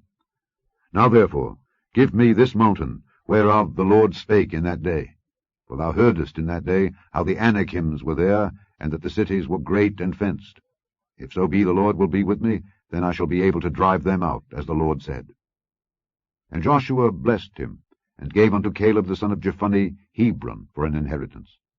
Hebron therefore became the inheritance of Caleb the son of Jephunneh the Kenizzite unto this day, because that he wholly followed the Lord God of Israel. And the name of Hebron before was Kirjath-arba, which Arba was a great man among the Anakims. And the land had rest from war. Chapter 15. This then was the lot of the tribe of the children of Judah by their families. Even to the border of Edom, the wilderness of Zin southward, was the uttermost part of the south coast. And their south border was from the shore of the salt sea, from the bay that looketh southward. And it went out to the south side to Maale-Akrabim, and passed along to Zin, and ascended up on the south side unto Kadesh-barnea, and passed along to Hezron, and went up to Adar, and fetched a compass to Karkaa. From thence it passed toward Asmon, and went out unto the river of Egypt. And the goings out of that coast were at the sea. This shall be your south coast. And the east border was the salt sea, even unto the end of Jordan. And their border in the north quarter was from the bay of the sea at the uttermost part of Jordan, and the border went up to Beth-hoglah, and passed along by the north of Beth-araba, and the border went up to the stone of Bohan the son of Reuben. And the border went up toward Debir from the valley of Achor, and so northward, looking toward Gilgal, that is before the going up to Adumim, which is on the south side of the river. And the border passed toward the waters of En-shemesh, and the goings out thereof were at En-rogel. And the border went up by the valley of the son of Hinnom unto the south side of the Jebusite, the same is Jerusalem. And the border went up to the top of the mountain that lieth before the valley of Hinnom westward, which is at the end of the valley of the giants northward. And the border was drawn from the top of the hill unto the fountain of the water of Nephtoah, and went out to the cities of Mount Ephron. And the border was drawn to Baalah, which is Kirjath-jearim. And the border compassed from Baalah westward unto Mount Seir, and passed along unto the side of Mount Jearim, which is Kesalon, on the north side, and went down to Bethshemesh, and passed on to Timnah. And the border went out unto the side of Ekron northward, and the border was drawn to Shikron, and passed along to Mount Baalah, and went out unto Jabneel, and the goings out of the border were at the sea. And the west border was to the great sea, and the coast thereof. This is the coast of the children of Judah round about according to their families. And unto Caleb the son of Jephunneh he gave a part among the children of Judah, according to the commandment of the Lord to Joshua, even the city of Arba the father of Anak, which city is Hebron. And Caleb drove thence the 3 sons of Anak, Sheshai, and Ahiman, and Talmai, the children of Anak. And he went up thence to the inhabitants of Debir, and the name of Debir before was Kirjath-sepher. And Caleb said, He that smiteth Kirjath-sepher, and taketh it, to him will I give Achsah my daughter to wife. And Othniel the son of Kenaz, the brother of Caleb, took it, and he gave him Achsah his daughter to wife. And it came to pass, as she came unto him, that she moved him to ask of her father a field. And she lighted off her ass, and Caleb said unto her, What wouldest thou? Who answered, Give me a blessing, for thou hast given me a south land. Give me also springs of water. And he gave her the upper springs and the nether springs. This is the inheritance of the tribe of the children of Judah, according to their families. And the uttermost cities of the tribe of the children of Judah toward the coast of Edom southward were Kabzeel, and Eder, and Jagur, and Kinah, and Dimonah, and Adadah, and Kedesh, and Hazor, and Ithnan, Ziph, and Telem, and Baaloth, and Hazor, Hadattah, and Kerioth, and Hezron, which is Hazor, Amam, and Shema, and Moladah, and Hazar-Gaddah, and Heshmon, and Bethpelet, and Hazar-Shual, and Beersheba, and Bizjathjah, Baalah, and Ayim, and Azam, and Eltolad, and Kesel, and Hormah, and Ziklag, and Madmanah, and Sansannah, and Lebaoth, and Shillim, and Ain, and Rimmon. All the cities are 29 with their villages. And in the valley, Eshtaol, and Zoriah, and Ashna, and Zanoah, and Engannim, Tapua, and Enam, Jarmuth, and Adullam, Soko, and Azekah, and Sheraim, and Adithaim, and Gederah, and Gederothaim, 14 cities with their villages. Zenan, and Hadashah, and Migdalgad, and Dileon, and Mizpeh, and Joktheel, Lachish, and Bozkath, and Eglon, and Cabon, and Lahmam, and Kithlish, and Gederoth, Bethdagon, and Naamah, and Makkedah, 16 cities with their villages. Libnah, and Ether, and Ashan, and Jiphthah, and Ashna, and Nezib, and Keilah, and Akzib, and Mareshah, 9 cities with their villages. Ekron with her towns and her villages. From Ekron even unto the sea, all that lay near Ashdod with their villages. Ashdod with her towns and her villages. Gaza with her towns and her villages, unto the river of Egypt, and the great sea, and the border thereof. And in the mountains, Shamer, and Jatter, and Soko, and Dana, and Kirjath-Sanah, which is Debir, and Anab, and Eshtemoh, and Anim, and Goshen, and Holon, and Gilo, 11 cities with their villages.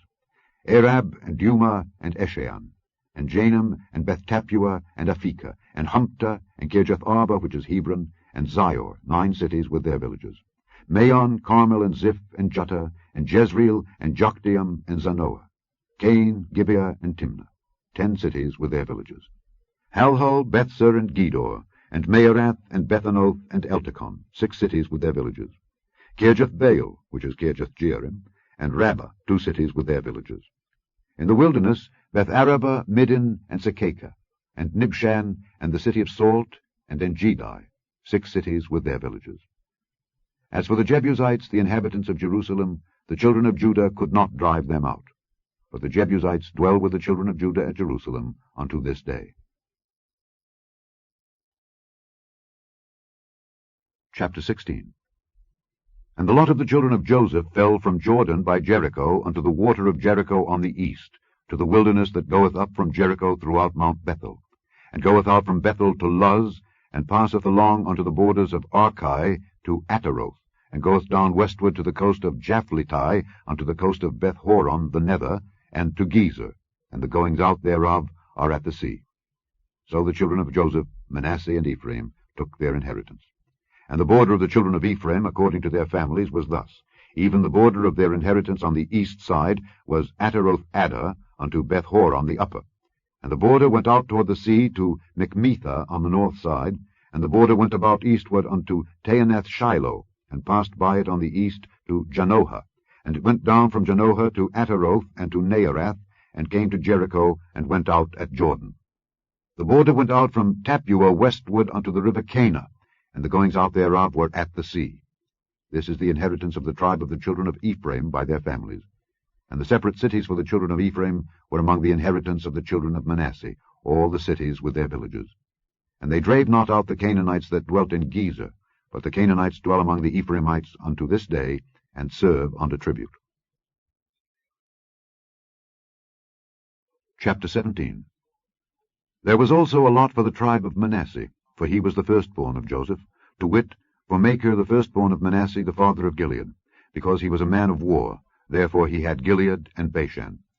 There was also a lot for the rest of the children of Manasseh by their families, for the children of Abiezer, and for the children of Helek, and for the children of Azriel, and for the children of Shechem, and for the children of Hepher, and for the children of Shemida.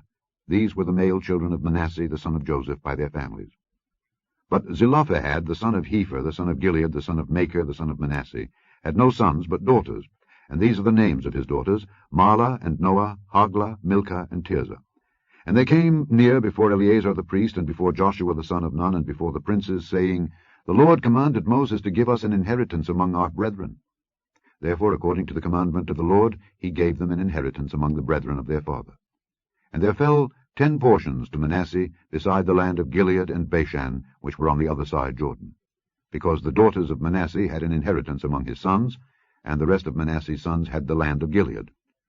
And the coast of Manasseh was from Asher to Michmetha, that lieth before Shechem, and the border went along on the right hand unto the inhabitants of En-Tappuah. Now Manasseh had the land of Tappuah, but Tappuah on the border of Manasseh belonged to the children of Ephraim. And the coast descended unto the river Cana, southward of the river. These cities of Ephraim are among the cities of Manasseh. The coast of Manasseh also was on the north side of the river, and the outgoings of it were at the sea. Southward it was Ephraim's, and northward it was Manasseh's, and the sea is his border. And they met together in Asher on the north, and in Issachar on the east. And Manasseh had in Issachar and in Asher Bethshean and her towns, and Ibleam and her towns, and the inhabitants of Dor and her towns, and the inhabitants of Endor and her towns, and the inhabitants of Taanach and her towns, and the inhabitants of Megiddo and her towns, even 3 countries. Yet the children of Manasseh could not drive out the inhabitants of those cities, but the Canaanites would dwell in that land. Yet it came to pass when the children of Israel were waxen strong, that they put the Canaanites to tribute, but did not utterly drive them out. And the children of Joseph spake unto Joshua, saying, Why hast thou given me but 1 lot and 1 portion to inherit, seeing I am a great people, forasmuch as the Lord hath blessed me hitherto? And Joshua answered them, If thou be a great people, then get thee up to the wood country, and cut down for thyself there in the land of the Perizzites and of the giants, if Mount Ephraim be too narrow for thee. And the children of Joseph said, The hill is not enough for us. And all the Canaanites that dwell in the land of the valley have chariots of iron, both they who are of Bethshean and her towns, and they who are of the valley of Jezreel. And Joshua spake unto the house of Joseph, even to Ephraim and to Manasseh, saying, Thou art a great people, and hast great power. Thou shalt not have 1 lot only, but the mountain shall be thine. For it is a wood, and thou shalt cut it down, and the outgoings of it shall be thine. For thou shalt drive out the Canaanites, though they have iron chariots, and though they be strong. Chapter 18. And the whole congregation of the children of Israel assembled together at Shiloh, and set up the tabernacle of the congregation there, and the land was subdued before them. And there remained among the children of Israel 7 tribes, which had not yet received their inheritance. And Joshua said unto the children of Israel, How long are ye slack to go to possess the land which the Lord God of your fathers hath given you? Give out from among you 3 men for each tribe, and I will send them, and they shall rise and go through the land, and describe it according to the inheritance of them. And they shall come again to me. And they shall divide it into 7 parts. Judah shall abide in their coast on the south, and the house of Joseph shall abide in their coasts on the north. Ye shall therefore describe the land into 7 parts, and bring the description hither to me, that I may cast lots for you here before the Lord our God. But the Levites have no part among you, for the priesthood of the Lord is their inheritance. And Gad and Reuben and half the tribe of Manasseh have received their inheritance beyond Jordan on the east, which Moses the servant of the Lord gave them. And the men arose and went away. And Joshua charged them that went to describe the land, saying, Go and walk through the land and describe it, and come again to me, that I may here cast lots for you before the Lord in Shiloh. And the men went and passed through the land, and described it by cities into 7 parts in a book, and came again to Joshua to the host at Shiloh. And Joshua cast lots for them in Shiloh before the Lord. And there Joshua divided the land unto the children of Israel according to their divisions. And the lot of the tribe of the children of Benjamin came up according to their families, and the coast of their lot came forth between the children of Judah and the children of Joseph. And their border on the north side was from Jordan. And the border went up to the side of Jericho on the north side, and went up through the mountains westward, and the goings out thereof were at the wilderness of Beth-aven. And the border went over from thence toward Luz, to the side of Luz, which is Bethel, southward, and the border descended to Ataroth-adar, near the hill that lieth on the south side of the nether Beth-horon. And the border was drawn thence, and compassed the corner of the sea southward, from the hill that lieth before Beth-horon southward, and the goings out thereof were at Kirjath-baal, which is Kirjath-jearim, a city of the children of Judah. This was the west quarter. And the south quarter was from the end of Kirjath-jearim, and the border went out on the west, and went out to the well of waters of Nephtoah. And the border came down to the end of the mountain that lieth before the valley of the son of Hinnom, and which is in the valley of the giants on the north, and descended to the valley of Hinnom to the side of Jebusi on the south, and descended to Enrogel, and was drawn from the north, and went forth to Enshemesh, and went forth toward Geliloth, which is over against the going up of Adummim, and descended to the stone of Bohan the son of Reuben, and passed along toward the side over against Arabah northward, and went down unto Arabah. And the border passed along to the side of Beth-hoglah northward, and the outgoings of the border were at the north bay of the salt sea, at the south end of Jordan. This was the south coast. And Jordan was the border of it on the east side. This was the inheritance of the children of Benjamin, by the coasts thereof round about, according to their families. Now the cities of the tribe of the children of Benjamin, according to their families, were Jericho, and Beth-hoglah, and the valley of Keziz, and Beth-arabah, and Zemaraim, and Bethel, and Abim, and Perah, and Ophrah, and Kephar-haamoni, and Ophni, and Geba, 12 cities with their villages, Gibeon, and Ramah, and Beeroth, and Mizpeh, and Kephirah, and Moza, and Rechem, and Irpeel, and Taralah, and Zelah, Eleph, and Jebusi, which is Jerusalem, Gibeath, and Kirjath, 14 cities with their villages. This is the inheritance of the children of Benjamin, according to their families. Chapter 19.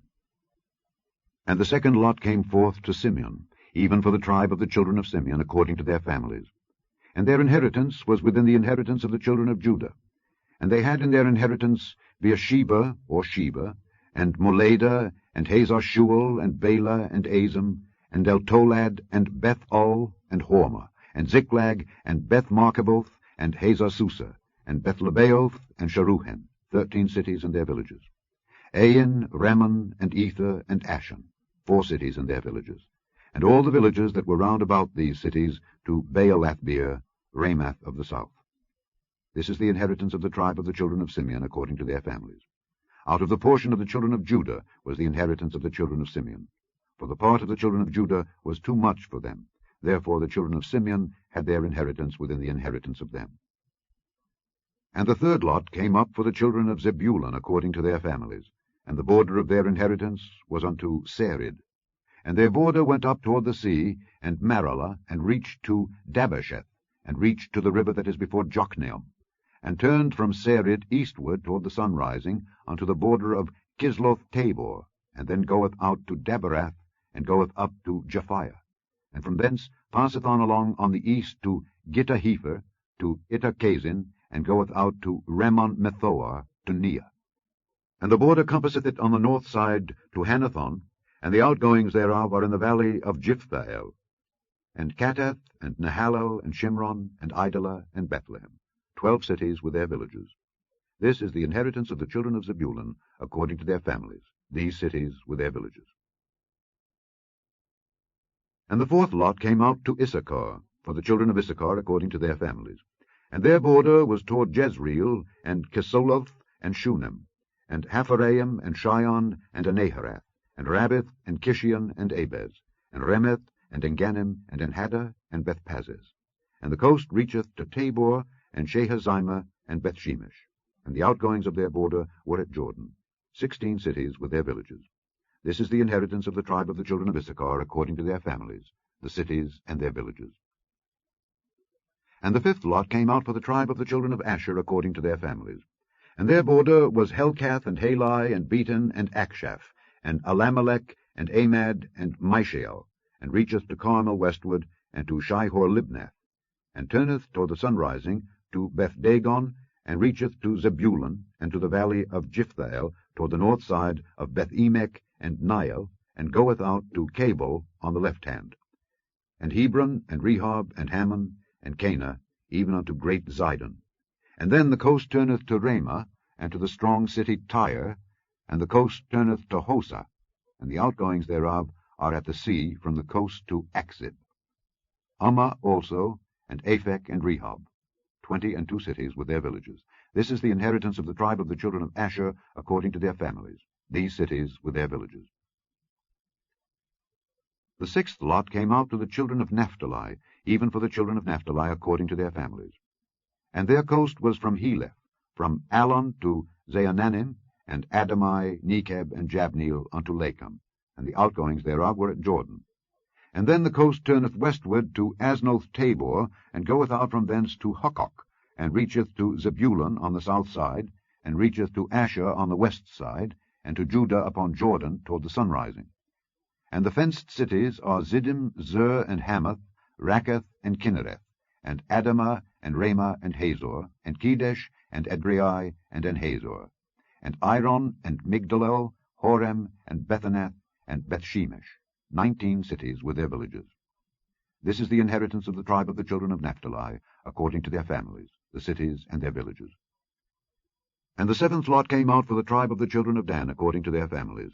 And the coast of their inheritance was Zorah, and Eshtaol, and Ershemesh, and Shealabin, and Ajalon, and Jethlah, and Elon, and Thimnathah, and Ekron, and Eltekeh, and Gibbethon, and Baalath, and Jehud, and Bene-Berak, and Gathrimmon, and Majarkon, and Rakkon, with the border before Japho. And the coast of the children of Dan went out too little for them. Therefore the children of Dan went up to fight against Leshem, and took it, and smote it with the edge of the sword, and possessed it, and dwelt therein, and called Leshem Dan, after the name of Dan their father. This is the inheritance of the tribe of the children of Dan, according to their families, these cities with their villages. When they had made an end of dividing the land for inheritance by their coasts, the children of Israel gave an inheritance to Joshua the son of Nun among them. According to the word of the Lord, they gave him the city which he asked, even Timnath-Serah in Mount Ephraim, and he built the city and dwelt therein. These are the inheritances which Eleazar the priest and Joshua the son of Nun and the heads of the fathers of the tribes of the children of Israel divided for an inheritance by lot in Shiloh before the Lord, at the door of the tabernacle of the congregation. So they made an end of dividing the country. Chapter 20. The Lord also spake unto Joshua, saying, Speak to the children of Israel, saying, Appoint out for you cities of refuge, whereof I spake unto you by the hand of Moses, that the slayer that killeth any person unawares and unwittingly may flee thither, and they shall be your refuge from the avenger of blood. And when he that doth flee unto one of those cities shall stand at the entering of the gate of the city, and shall declare his cause in the ears of the elders of that city, they shall take him into the city unto them, and give him a place, that he may dwell among them. And if the avenger of blood pursue after him, then they shall not deliver the slayer up into his hand, because he smote his neighbor unwittingly, and hated him not beforetime. And he shall dwell in that city, until he stand before the congregation for judgment, and until the death of the high priest that shall be in those days. Then shall the slayer return, and come unto his own city, and unto his own house, unto the city from whence he fled. And they appointed Kedesh in Galilee and Mount Naphtali, and Shechem in Mount Ephraim, and Kirjath-Arba, which is Hebron, in the mountain of Judah. And on the other side Jordan, by Jericho eastward, they assigned Bezer in the wilderness upon the plain out of the tribe of Reuben, and Ramoth in Gilead out of the tribe of Gad, and Golan in Bashan out of the tribe of Manasseh. These were the cities appointed for all the children of Israel, and for the stranger that sojourneth among them, that whosoever killeth any person at unawares might flee thither, and not die by the hand of the avenger of blood, until he stood before the congregation. Chapter 21. Then came near the heads of the fathers of the Levites unto Eleazar the priest, and unto Joshua the son of Nun, and unto the heads of the fathers of the tribes of the children of Israel. And they spake unto them at Shiloh in the land of Canaan, saying, The Lord commanded by the hand of Moses to give us cities to dwell in with the suburbs thereof for our cattle. And the children of Israel gave unto the Levites out of their inheritance at the commandment of the Lord these cities and their suburbs. And the lot came out for the families of the Kohathites. And the children of Aaron the priest, which were of the Levites, had by lot out of the tribe of Judah, and out of the tribe of Simeon, and out of the tribe of Benjamin, 13 cities. And the rest of the children of Kohath had by lot out of the families of the tribe of Ephraim, and out of the tribe of Dan, and out of the half-tribe of Manasseh, 10 cities. And the children of Gershon had by lot out of the families of the tribe of Issachar, and out of the tribe of Asher, and out of the tribe of Naphtali, and out of the half-tribe of Manasseh in Bashan, 13 cities. The children of Merari, by their families, had out of the tribe of Reuben, and out of the tribe of Gad, and out of the tribe of Zebulun, 12 cities.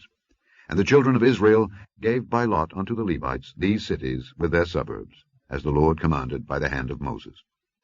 And they gave out of the tribe of the children of Judah, and out of the tribe of the children of Simeon, these cities, which are here mentioned by name, which the children of Aaron, being of the families of the Kohathites, who were of the children of Levi, had, for theirs was the first lot. And they gave them the city of Arba, the father of Anak, which city is Hebron, in the hill country of Judah, with the suburbs thereof round about it. But the fields of the city, and the villages thereof, gave they to Caleb the son of Jephunneh for his possession. Thus they gave to the children of Aaron the priest Hebron with her suburbs, to be a city of refuge for the slayer, and Libnah with her suburbs, and Jatir with her suburbs, and Eshtemoa with her suburbs, and Holon with her suburbs, and Debir with her suburbs, and Ain with her suburbs, and Juttah with her suburbs, and Bethshemesh with her suburbs, 9 cities out of those 2 tribes. And out of the tribe of Benjamin, Gibeon with her suburbs, Geba with her suburbs, Anathoth with her suburbs, and Almon with her suburbs, 4 cities. All the cities of the children of Aaron, the priests, were 13 cities with their suburbs. And the families of the children of Kohath, the Levites which remained of the children of Kohath, even they had the cities of their lot out of the tribe of Ephraim. For they gave them Shechem with her suburbs in Mount Ephraim, to be a city of refuge for the slayer, and Gezer with her suburbs, and Kibzaim with her suburbs, and Bethhoron with her suburbs, 4 cities. And out of the tribe of Dan, Eltekeh with her suburbs, Gibbethon with her suburbs, Aijalon with her suburbs, Gathrimmon with her suburbs, 4 cities. And out of the half-tribe of Manasseh, Taanach with her suburbs, and Gathrimmon with her suburbs, 2 cities. All the cities were 10 with their suburbs, for the families of the children of Kohath that remained. And unto the children of Gershon, of the families of the Levites, out of the other half-tribe of Manasseh, they gave Golan in Bashan, with her suburbs, to be a city of refuge for the slayer, and Beeshterah with her suburbs, 2 cities. And out of the tribe of Issachar, Kishon with her suburbs, Dabari with her suburbs, Jarmuth with her suburbs, and Ganim with her suburbs, 4 cities. And out of the tribe of Asher, Mishal with her suburbs, Abdon with her suburbs, Helkath with her suburbs, and Rehob with her suburbs, 4 cities. And out of the tribe of Naphtali, Kedesh in Galilee with her suburbs, to be a city of refuge for the slayer, and Hamoth-dor with her suburbs, and Kartan with her suburbs, 3 cities. All the cities of the Gershonites, according to their families, were 13 cities with their suburbs.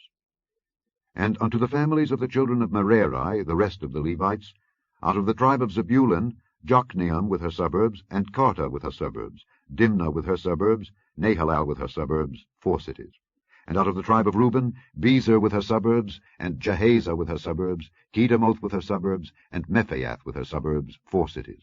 And out of the tribe of Gad, Ramoth in Gilead with her suburbs, to be a city of refuge for the slayer, and Mahanaim with her suburbs, Heshbon with her suburbs, Jazer with her suburbs, 4 cities in all. So all the cities for the children of Merari by their families, which were remaining of the families of the Levites, were by their lot 12 cities. All the cities of the Levites within the possession of the children of Israel were 48 cities with their suburbs. These cities were every one with their suburbs round about them. Thus were all these cities. And the Lord gave unto Israel all the land which he sware to give unto their fathers, and they possessed it and dwelt therein. And the Lord gave them rest round about, according to all that he sware unto their fathers. And there stood not a man of all their enemies before them. The Lord delivered all their enemies into their hand. There failed not aught of any good thing which the Lord had spoken unto the house of Israel. All came to pass. Chapter 22.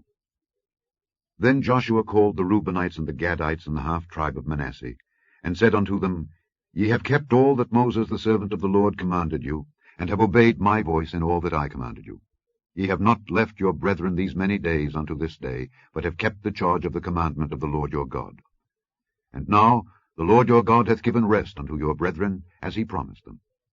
Therefore now return ye, and get you unto your tents, and unto the land of your possession, which Moses the servant of the Lord gave you on the other side Jordan. But take diligent heed to do the commandment and the law, which Moses the servant of the Lord charged you, to love the Lord your God, and to walk in all his ways, and to keep his commandments, and to cleave unto him, and to serve him with all your heart and with all your soul. So Joshua blessed them, and sent them away, and they went unto their tents. Now the one half of the tribe of Manasseh Moses had given possession in Bashan, but unto the other half thereof gave Joshua among their brethren on this side Jordan westward. And when Joshua sent them away also unto their tents, then he blessed them. And he spake unto them, saying, Return with much riches unto your tents, and with very much cattle, with silver and with gold, and with brass, and with iron, and with very much raiment. Divide the spoil of your enemies with your brethren. And the children of Reuben and the children of Gad and the half-tribe of Manasseh returned, and departed from the children of Israel out of Shiloh, which is in the land of Canaan, to go unto the country of Gilead, to the land of their possession, whereof they were possessed, according to the word of the Lord by the hand of Moses. And when they came unto the borders of Jordan, that are in the land of Canaan, the children of Reuben and the children of Gad and the half-tribe of Manasseh built there an altar by Jordan, a great altar to see to.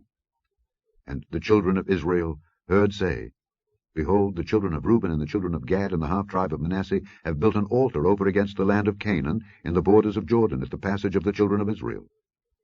And when the children of Israel heard of it, the whole congregation of the children of Israel gathered themselves together at Shiloh, to go up to war against them. And the children of Israel sent unto the children of Reuben, and to the children of Gad, and to the half-tribe of Manasseh, into the land of Gilead, Phinehas the son of Eleazar the priest, and with him 10 princes of each chief house a prince, throughout all the tribes of Israel. And each one was an head of the house of their fathers among the thousands of Israel. And they came unto the children of Reuben, and to the children of Gad, and to the half-tribe of Manasseh, unto the land of Gilead, and they spake with them, saying, Thus saith the whole congregation of the Lord, What trespass is this that ye have committed against the God of Israel, to turn away this day from following the Lord, in that ye have builded you an altar, that ye might rebel this day against the Lord? Is the iniquity of Peor too little for us, from which we are not cleansed until this day, although there was a plague in the congregation of the Lord? But that ye must turn away this day from following the Lord? And it will be, seeing ye rebel today against the Lord, that tomorrow he will be wroth with the whole congregation of Israel. Notwithstanding, if the land of your possession be unclean, then pass ye over unto the land of the possession of the Lord, wherein the Lord's tabernacle dwelleth, and take possession among us. But rebel not against the Lord, nor rebel against us in building you an altar beside the altar of the Lord our God. Did not Achan the son of Zerah commit a trespass in the accursed thing, and wrath fell on all the congregation of Israel? And that man perished not alone in his iniquity. Then the children of Reuben and the children of Gad and the half-tribe of Manasseh answered, and said unto the heads of the thousands of Israel, The Lord God of gods, the Lord God of gods, he knoweth, and Israel he shall know. If it be in rebellion, or if in transgression against the Lord, save us not this day, that we have built us an altar to turn from following the Lord, or if to offer thereon burnt offering or meat offering, or if to offer peace offerings thereon, let the Lord himself require it. And if we have not rather done it for fear of this thing, saying, In time to come, your children might speak unto our children, saying, What have ye to do with the Lord God of Israel? For the Lord hath made Jordan a border between us and you, ye children of Reuben and children of Gad. Ye have no part in the Lord. So shall your children make our children cease from fearing the Lord. Therefore we said, Let us now prepare to build us an altar, not for burnt offering, nor for sacrifice, but that it may be a witness between us and you and our generations after us, that we might do the service of the Lord before him with our burnt offerings, and with our sacrifices, and with our peace offerings, that your children may not say to our children in time to come, Ye have no part in the Lord. Therefore said we, that it shall be, when they should so say to us, or to our generations in time to come, that we may say again, Behold the pattern of the altar of the Lord, which our fathers made, not for burnt offerings, nor for sacrifices, but it is a witness between us and you.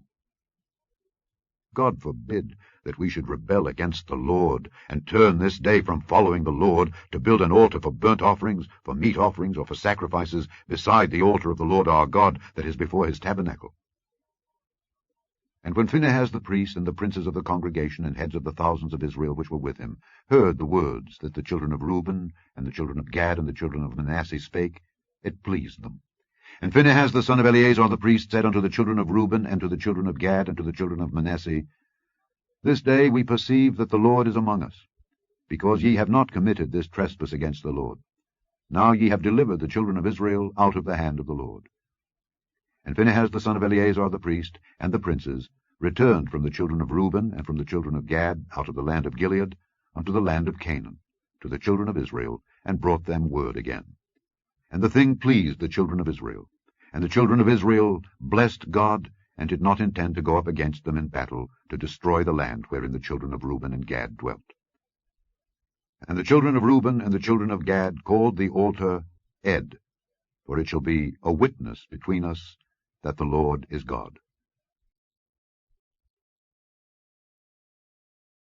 Chapter 23. And it came to pass, a long time after that the Lord had given rest unto Israel from all their enemies round about, that Joshua waxed old and stricken in age.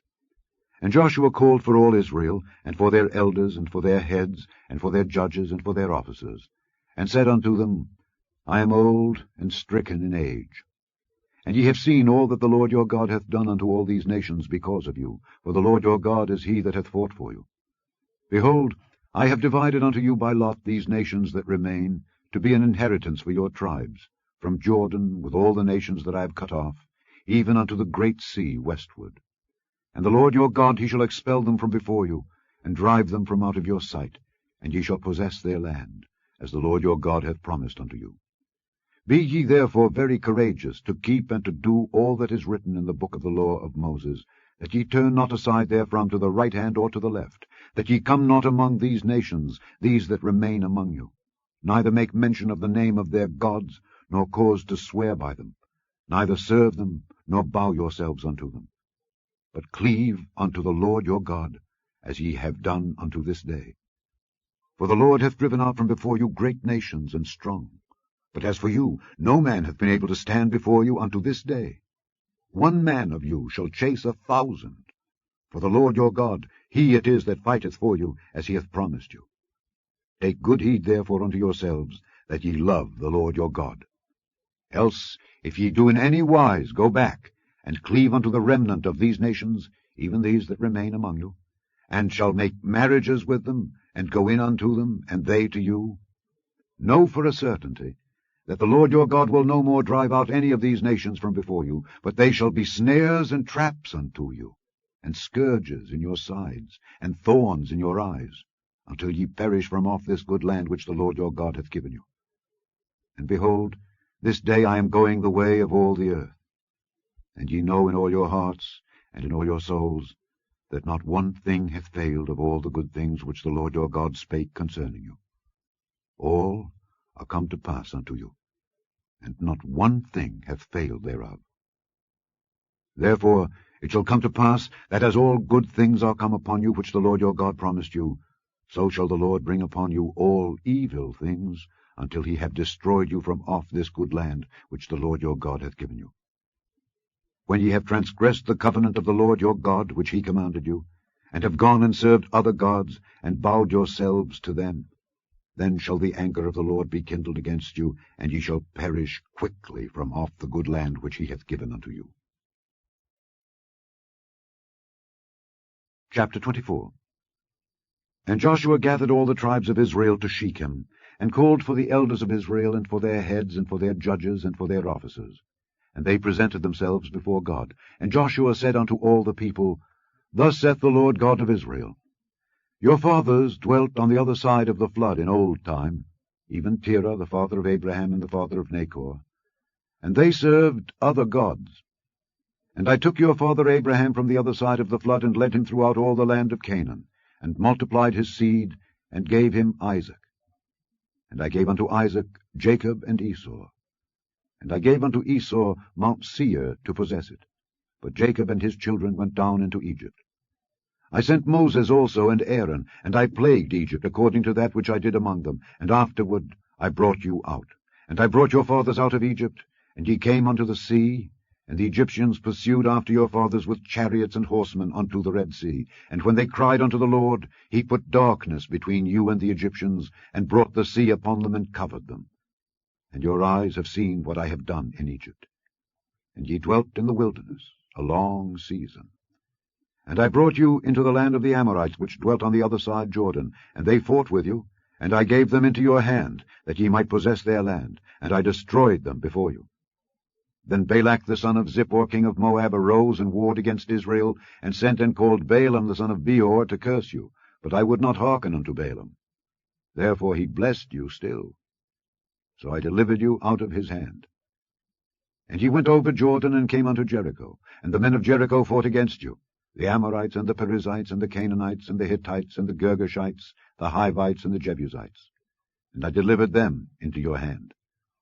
And I sent the hornet before you, which drave them out from before you, even the 2 kings of the Amorites, but not with thy sword, nor with thy bow. And I have given you a land for which ye did not labor, and cities which ye built not, and ye dwell in them. Of the vineyards and oliveyards which ye planted not, do ye eat. Now therefore fear the Lord, and serve him in sincerity and in truth, and put away the gods which your fathers served on the other side of the flood, and in Egypt, and serve ye the Lord. And if it seem evil unto you to serve the Lord, choose you this day whom ye will serve, whether the gods which your fathers served that were on the other side of the flood, or the gods of the Amorites in whose land ye dwell. But as for me and my house, we will serve the Lord. And the people answered and said, God forbid that we should forsake the Lord to serve other gods. For the Lord our God, he it is that brought us up and our fathers out of the land of Egypt from the house of bondage, and which did those great signs in our sight, and preserved us in all the way wherein we went, and among all the people through whom we passed. And the Lord drave out from before us all the people, even the Amorites which dwelt in the land. Therefore will we also serve the Lord, for he is our God. And Joshua said unto the people, Ye cannot serve the Lord, for he is an holy God. He is a jealous God. He will not forgive your transgressions nor your sins. If ye forsake the Lord and serve strange gods, then he will turn and do you hurt and consume you, after that he hath done you good. And the people said unto Joshua, Nay, but we will serve the Lord. And Joshua said unto the people, Ye are witnesses against yourselves, that ye have chosen you the Lord to serve him. And they said, We are witnesses. Now therefore put away, said he, the strange gods which are among you, and incline your head unto the Lord God of Israel. And the people said unto Joshua, The Lord our God will we serve, and his voice will we obey. So Joshua made a covenant with the people that day, and set them a statute and an ordinance in Shechem. And Joshua wrote these words in the book of the law of God, and took a great stone, and set it up there under an oak that was by the sanctuary of the Lord. And Joshua said unto all the people, Behold, this stone shall be a witness unto us, for it hath heard all the words of the Lord which he spake unto us. It shall be therefore a witness unto you, lest ye deny your God. So Joshua let the people depart, every man unto his inheritance. And it came to pass, after these things, that Joshua the son of Nun, the servant of the Lord, died, being 110 years old. And they buried him in the border of his inheritance, in Timnath-Serah, which is in Mount Ephraim, on the north side of the hill of Gaash. And Israel served the Lord all the days of Joshua, and all the days of the elders that overlived Joshua, and which had known all the works of the Lord that he had done for Israel. And the bones of Joseph, which the children of Israel brought up out of Egypt, buried they in Shechem, in a parcel of ground which Jacob bought of the sons of Hamor the father of Shechem for 100 pieces of silver, and it became the inheritance of the children of Joseph. And Eleazar the son of Aaron died, and they buried him in a hill that pertained to Phinehas his son, which was given him in Mount Ephraim. The end of the book of Joshua. The book of Judges. Chapter 1. Now after the death of Joshua, it came to pass that the children of Israel asked the Lord, saying, Who shall go up for us against the Canaanites first, to fight against them? And the Lord said, Judah shall go up. Behold, I have delivered the land into his hand. And Judah said unto Simeon his brother, Come up with me into my lot, that we may fight against the Canaanites, and I likewise will go with thee into thy lot. So Simeon went with him. And Judah went up, and the Lord delivered the Canaanites and the Perizzites into their hand, and they slew of them in Bezek 10,000 men. And they found Adoni-Bezek in Bezek, and they fought against him, and they slew the Canaanites and the Perizzites. But Adoni-Bezek fled, and they pursued after him, and caught him, and cut off his thumbs and his great toes. And Adoni-Bezek said, 70 kings, having their thumbs and their great toes cut off, gathered their meat under my table. As I have done, so God hath requited me. And they brought him to Jerusalem, and there he died. Now the children of Judah had fought against Jerusalem, and had taken it, and smitten it with the edge of the sword, and set the city on fire. And afterward the children of Judah went down to fight against the Canaanites that dwelt in the mountain, and in the south, and in the valley. And Judah went against the Canaanites that dwelt in Hebron. Now the name of Hebron before was Kirjath-Arba. And they slew Sheshai, and Ahiman, and Talmai. And from thence he went against the inhabitants of Debir, and the name of Debir before was Kirjath-Sepher. And Caleb said, He that smiteth Kirjath-Sepher, and taketh it, to him will I give Achsah my daughter to wife. And Othniel the son of Kenaz, Caleb's younger brother, took it, and he gave him Achsah his daughter to wife. And it came to pass, when she came to him, that she moved him to ask of her father a field. And she lighted from off her ass, and Caleb said unto her, What wilt thou? And she said unto him, Give me a blessing, for thou hast given me a south land. Give me also springs of water. And Caleb gave her the upper springs and the nether springs. And the children of the Kenite, Moses' father-in-law, went up out of the city of palm trees with the children of Judah into the wilderness of Judah, which lieth in the south of Arad. And they went and dwelt among the people. And Judah went with Simeon his brother, and they slew the Canaanites that inhabited Zephath, and utterly destroyed it. And the name of the city was called Hormah. Also Judah took Gaza with the coast thereof, and Askelon with the coast thereof, and Ekron with the coast thereof. And the Lord was with Judah, and he drave out the inhabitants of the mountain, but could not drive out the inhabitants of the valley, because they had chariots of iron. And they gave Hebron unto Caleb, as Moses said, and he expelled thence the 3 sons of Anak. And the children of Benjamin did not drive out the Jebusites that inhabited Jerusalem, but the Jebusites dwell with the children of Benjamin in Jerusalem unto this day. And the house of Joseph, they also went up against Bethel, and the Lord was with them. And the house of Joseph sent to descry Bethel. Now the name of the city before was Luz. And the spies saw a man come forth out of the city, and they said unto him, Show us, we pray thee, the entrance into the city, and we will show thee mercy. And when he showed them the entrance into the city, they smote the city with the edge of the sword, but they let go the man and all his family.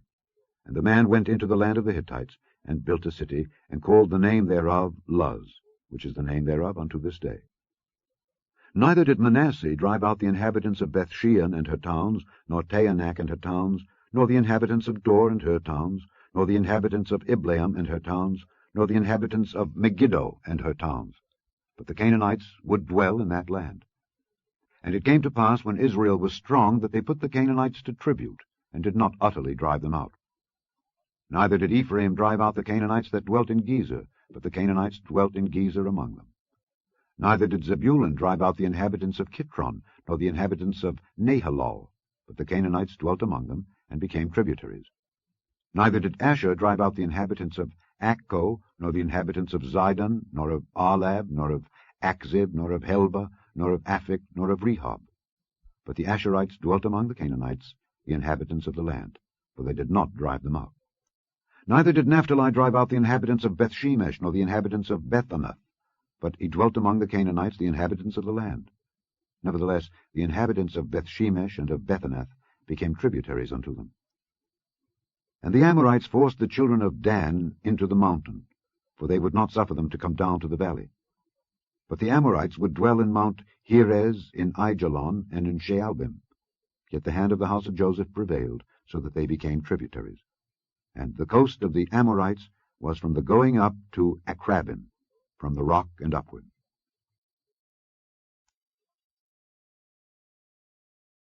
Chapter 2. And an angel of the Lord came up from Gilgal to Bochim, and said, I made you to go up out of Egypt, and have brought you unto the land which I sware unto your fathers. And I said, I will never break my covenant with you. And ye shall make no league with the inhabitants of this land. Ye shall throw down their altars. But ye have not obeyed my voice. Why have ye done this? Wherefore I also said, I will not drive them out from before you, but they shall be as thorns in your sides, and their gods shall be a snare unto you. And it came to pass, when the angel of the Lord spake these words unto all the children of Israel, that the people lifted up their voice and wept. And they called the name of that place Bochim, and they sacrificed there unto the Lord. And when Joshua had let the people go, the children of Israel went every man unto his inheritance to possess the land. And the people served the Lord all the days of Joshua, and all the days of the elders that outlived Joshua, who had seen all the great works of the Lord that he did for Israel. And Joshua the son of Nun, the servant of the Lord, died, being 110 years old. And they buried him in the border of his inheritance, in Timnath-Heres, in the mount of Ephraim, on the north side of the hill Gaash.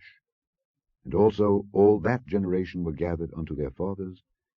And there arose another generation after them, which knew not the Lord, nor yet the works which he had done for Israel. And the children of Israel did evil in the sight of the Lord, and served Baalim. And they forsook the Lord God of their fathers, which brought them out of the land of Egypt, and followed other gods of the gods of the people that were round about them, and bowed themselves unto them, and provoked the Lord to anger. And they forsook the Lord, and served Baal and Ashtaroth. And the anger of the Lord was hot against Israel, and he delivered them into the hands of spoilers that spoiled them, and he sold them into the hands of their enemies round about, so that they could not any longer stand before their enemies. Whithersoever they went out, the hand of the Lord was against them for evil, as the Lord hath said, and as the Lord had sworn unto them. And they were greatly distressed. Nevertheless the Lord raised up judges, which delivered them out of the hand of those that spoiled them. And yet they would not hearken unto their judges, but they went a-whoring after other gods, and bowed themselves unto them. They turned quickly out of the way which their fathers walked in, obeying the commandments of the Lord. But they did not so. And when the Lord raised them up judges, then the Lord was with the judge, and delivered them out of the hand of their enemies all the days of the judge. For it repented the Lord because of their groanings, by reason of them that oppressed them and vexed them. And it came to pass, when the judge was dead, that they returned and corrupted themselves more than their fathers, in following other gods to serve them, and to bow down unto them. They ceased not from their own doings, nor from their stubborn way. And the anger of the Lord was hot against Israel, and he said, Because that this people hath transgressed my covenant which I commanded their fathers, and have not hearkened unto my voice, I also will not henceforth drive out any from before them of the nations which Joshua left when he died, that through them I may prove Israel, whether they will keep the way of the Lord to walk therein, as their fathers did keep it, or not. Therefore the Lord left those nations without driving them out hastily, neither delivered he them into the hand of Joshua. Chapter 3. Now these are the nations which the Lord left, to prove Israel by them, even as many of Israel as had not known all the wars of Canaan, only that the generations of the children of Israel might know, to teach them war, at the least such as before knew nothing thereof, namely 5 lords of the Philistines, and all the Canaanites, and the Zidonians, and the Hivites that dwelt in Mount Lebanon, from Mount Baal-Hermon unto the entering in of Hamath. And they were to prove Israel by them, to know whether they would hearken unto the commandments of the Lord which he commanded their fathers by the hand of Moses. And the children of Israel dwelt among the Canaanites, Hittites, and Amorites, and Perizzites, and Hivites, and Jebusites. And they took their daughters to be their wives, and gave their daughters to their sons, and served their gods. And the children of Israel did evil in the sight of the Lord, and forgat the Lord their God, and served Baalim and the groves. Therefore the anger of the Lord was hot against Israel, and he sold them into the hand of Cushan-Rishathaim, king of Mesopotamia. And the children of Israel served Cushan-Rishathaim 8 years. And when the children of Israel cried unto the Lord raised up a deliverer to the children of Israel, who delivered them, even Othniel the son of Kenaz, Caleb's younger brother. And the Spirit of the Lord came upon him, and he judged Israel, and went out to war. And the Lord delivered Cushan-Rishathaim, king of Mesopotamia, into his hand, and his hand prevailed against Cushan-Rishathaim. And the land had rest 40 years. And Othniel the son of Kenaz died. And the children of Israel did evil again in the sight of the Lord. And the Lord strengthened Eglon the king of Moab against Israel, because they had done evil in the sight of the Lord. And he gathered unto him the children of Ammon and Amalek, and went and smote Israel, and possessed the city of palm trees. So the children of Israel served Eglon the king of Moab 18 years. But when the children of Israel cried unto the Lord raised them up a deliverer, Ehud the son of Gera, a Benjamite, a man left-handed. And by him the children of Israel sent a present unto Eglon the king of Moab. But Ehud made him a dagger which had 2 edges, of a cubit length. And he did gird it under his raiment upon his right thigh. And he brought the present unto Eglon king of Moab. And Eglon was a very fat man. And when he had made an end to offer the present, he sent away the people that bare the present, but he himself turned again from the quarries that were by Gilgal, and said, I have a secret errand unto thee, O king. Who said, Keep silence. And all that stood by him went out from him. And Ehud came unto him, and he was sitting in a summer parlour, which he had for himself alone. And Ehud said, I have a message from God unto thee. And he arose out of his seat. And Ehud put forth his left hand, and took the dagger from his right thigh, and thrust it into his belly. And the haft also went in after the blade, and the fat closed upon the blade, so that he could not draw the dagger out of his belly.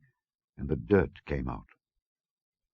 Then Ehud went forth through the porch, and shut the doors of the parlour upon him, and locked them. When he was gone out, his servants came. And when they saw that, behold, the doors of the parlour were locked, they said, Surely he covereth his feet in his summer chamber.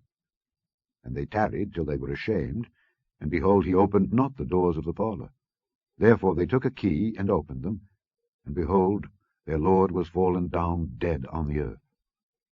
And Ehud escaped while they tarried, and passed beyond the quarries, and escaped unto Seirath. And it came to pass, when he was come, that he blew a trumpet in the mountain of Ephraim, and the children of Israel went down with him from the mount, and he before them. And he said unto them, Follow after me, for the Lord hath delivered your enemies the Moabites into your hand. And they went down after him, and took the fords of Jordan toward Moab, and suffered not a man to pass over. And they slew of Moab at that time about 10,000 men, all lusty, and all men of valor, and there escaped not a man. So Moab was subdued that day under the hand of Israel. And the land had rest 80 years. And after him was Shamgar the son of Anath, which slew of the Philistines 600 men with an ox goad. And he also delivered Israel. Chapter 4. And the children of Israel again did evil in the sight of the Lord, when Ehud was dead. And the Lord sold them into the hand of Jabin king of Canaan, that reigned in Hazor, the captain of whose host was Sisera, which dwelt in Harosheth of the Gentiles. And the children of Israel cried unto the Lord, for he had 900 chariots of iron, and 20 years he mightily oppressed the children of Israel.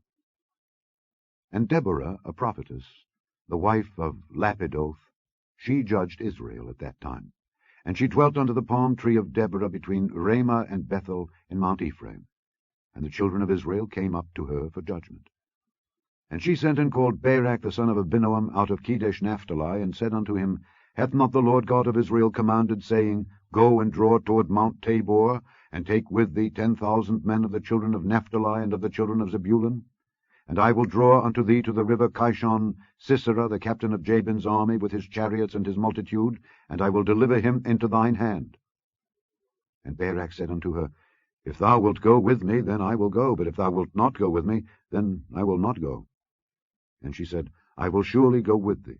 Notwithstanding, the journey that thou takest shall not be for thine honour. For the Lord shall sell Sisera into the hand of a woman. And Deborah arose, and went with Barak to Kedesh. And Barak called Zebulun and Naphtali to Kedesh, and he went up with 10,000 men at his feet, and Deborah went up with him.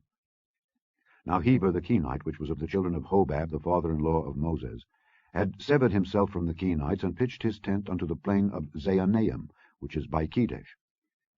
And they showed Sisera that Barak the son of Abinoam was gone up to Mount Tabor.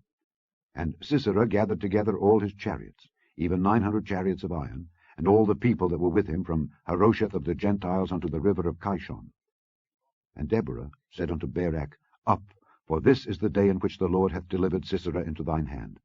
Is not the Lord gone out before thee? So Barak went down from Mount Tabor, and 10,000 men after him. And the Lord discomfited Sisera and all his chariots and all his host with the edge of the sword before Barak, so that Sisera lighted down off his chariot and fled away on his feet. But Barak pursued after the chariots and after the host unto Harosheth of the Gentiles. And all the host of Sisera fell upon the edge of the sword, and there was not a man left. Howbeit Sisera fled away on his feet to the tent of Jael, the wife of Heber the Kenite. For there was peace between Jabin the king of Hazor and the house of Heber the Kenite. And Jael went out to meet Sisera, and said unto him, Turn in, my lord, turn in to me, fear not. And when he had turned in unto her into the tent, she covered him with a mantle. And he said unto her, Give me, I pray thee, a little water to drink, for I am thirsty. And she opened a bottle of milk, and gave him drink, and covered him. Again he said unto her, Stand in the door of the tent. And it shall be, when any man doth come and inquire of thee, and say, Is there any man here? That thou shalt say, No. Then Jael Heber's wife took a nail of the tent, and took an hammer in her hand, and went softly unto him, and smote the nail into his temples, and fastened it into the ground, for he was fast asleep and weary. So he died. And behold, as Barak pursued Sisera, Jael came out to meet him, and said unto him, Come, and I will show thee the man whom thou seekest. And when he came into her tent, behold, Sisera lay dead, and the nail was in his temples. So God subdued on that day Jabin the king of Canaan before the children of Israel. And the hand of the children of Israel prospered, and prevailed against Jabin the king of Canaan, until they had destroyed Jabin king of Canaan. Chapter 5. Then sang Deborah and Barak the son of Abinoam on that day, saying, Praise ye the Lord for the avenging of Israel, when the people willingly offered themselves. Hear, O ye kings, give ear, O ye princes. I, even I, will sing unto the Lord. I will sing praise to the Lord God of Israel. Lord, when thou wentest out of Seir, when thou marchedst out of the field of Edom, the earth trembled, and the heavens dropped, the clouds also dropped water. The mountains melted from before the Lord, even that Sinai from before the Lord God of Israel. In the days of Shamgar the son of Anath, in the days of Jael, the highways were unoccupied, and the travelers walked through byways. The inhabitants of the villages ceased. They ceased in Israel, until that I, Deborah, arose, a mother in Israel. They chose new gods. Then was war in the gates. Was there a shield or spear seen among 40,000 in Israel? My heart is toward the governors of Israel, that offered themselves willingly among the people. Bless ye the Lord. Speak, ye that ride on white asses, ye that sit in judgment and walk by the way. They that are delivered from the noise of archers in the places of drawing water, there shall they rehearse the righteous acts of the Lord, even the righteous acts toward the inhabitants of his villages in Israel. Then shall the people of the Lord go down to the gates. Awake, awake, Deborah! Awake, awake, utter a song. Arise, Barak, and lead thy captivity captive, thou son of Abinoam. Then he made him that remaineth have dominion over the nobles among the people. The Lord made me have dominion over the mighty. Out of Ephraim was there a root of them against Amalek. After thee, Benjamin, among thy people. Out of Machir came down governors, and out of Zebulun they that handled the pen of the writer. And the princes of Issachar were with Deborah, even Issachar, and also Barak. He was sent on foot into the valley. For the divisions of Reuben there were great thoughts of heart. Why abodest thou among the sheepfolds to hear the bleatings of the flocks? For the divisions of Reuben there were great searchings of heart. Gilead abode beyond Jordan. And why did Dan remain in ships? Asher continued on the seashore, and abode in his breaches. Zebulun and Naphtali were a people that jeoparded their lives unto the death in the high places of the field. The kings came and fought. Then fought the kings of Canaan in Taanach by the waters of Megiddo. They took no gain of money. They fought from heaven. The stars in their courses fought against Sisera. The river of Kishon swept them away, that ancient river, the river Kishon. O my soul, thou hast trodden down strength. Then were the horse hoofs broken by the means of the prancings of their mighty ones. Curse ye Meroz, said the angel of the Lord. Curse ye bitterly the inhabitants thereof, because they came not to the help of the Lord against the mighty. Blessed above women shall Jael the wife of Heber the Kenite be. Blessed shall she be above women in the tent. He asked water, and she gave him milk. She brought forth butter in a lordly dish. She put her hand to the nail, and her right hand to the workman's hammer, and with the hammer she smote Sisera. She smote off his head when she had pierced and stricken through his temples.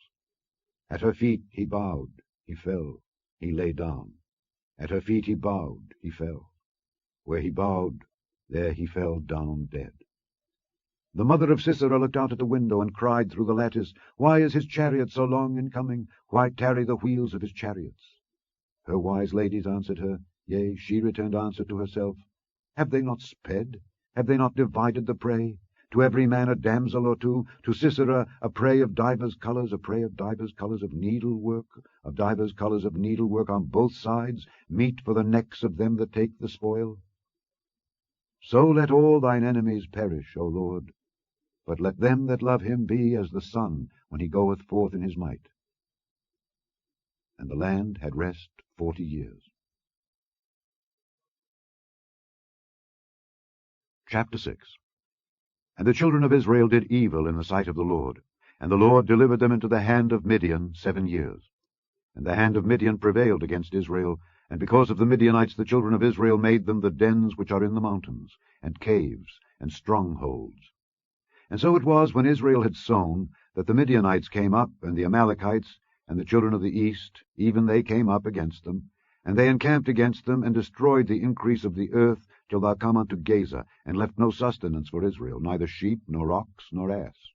For they came up with their cattle and their tents, and they came as grasshoppers for multitude. For both they and their camels were without number, and they entered into the land to destroy it.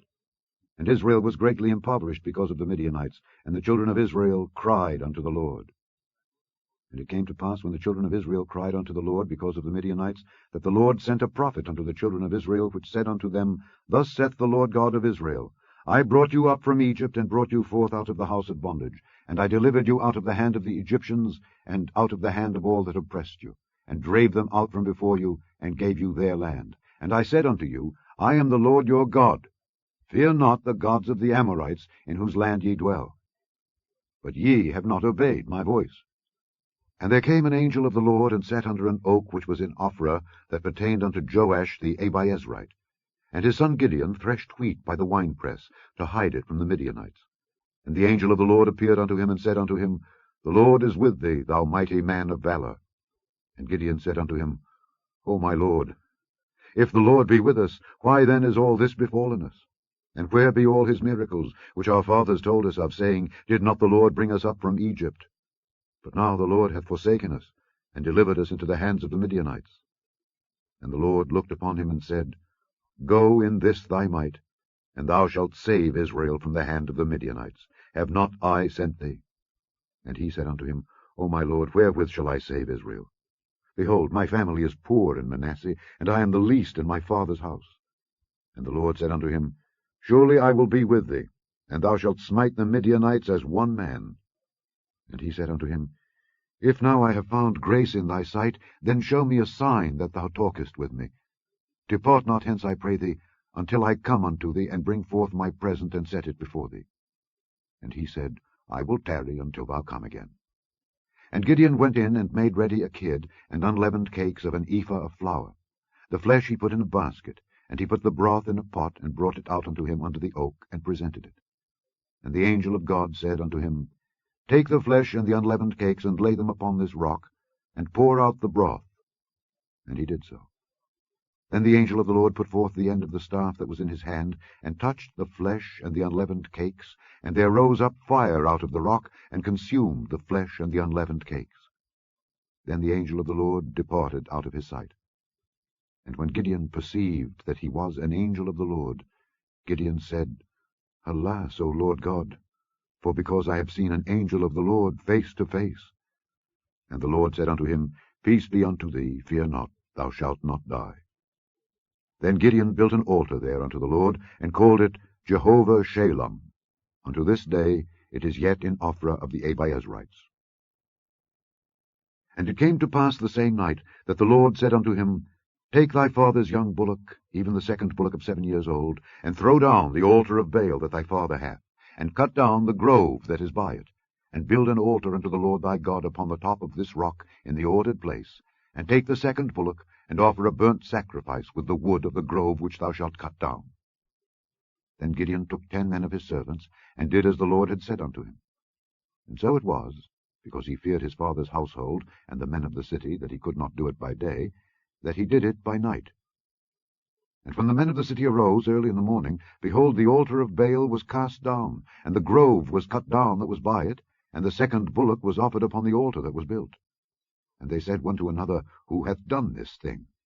And when they inquired and asked, they said, Gideon the son of Joash hath done this thing. Then the men of the city said unto Joash, Bring out thy son, that he may die, because he hath cast down the altar of Baal, and because he hath cut down the grove that was by it. And Joash said unto all that stood against him, Will ye plead for Baal? Will ye save him? He that will plead for him, let him be put to death whilst it is yet morning. If he be a god, let him plead for himself, because one hath cast down his altar. Therefore on that day he called him Jerubbaal, saying, Let Baal plead against him, because he hath thrown down his altar. Then all the Midianites and the Amalekites and the children of the east were gathered together, and went over and pitched in the valley of Jezreel. But the Spirit of the Lord came upon Gideon, and he blew a trumpet, and Abiezer was gathered after him. And he sent messengers throughout all Manasseh, who also was gathered after him. And he sent messengers unto Asher, and unto Zebulun, and unto Naphtali, and they came up to meet them. And Gideon said unto God, If thou wilt save Israel by mine hand, as thou hast said, behold, I will put a fleece of wool in the floor. And if the dew be on the fleece only, and it be dry upon all the earth beside, then shall I know that thou wilt save Israel by mine hand, as thou hast said. And it was so. For he rose up early on the morrow, and thrust the fleece together, and wringed the dew out of the fleece, a bowl full of water. And Gideon said unto God, Let not thine anger be hot against me, and I will speak but this once. Let me prove, I pray thee, but this once with the fleece.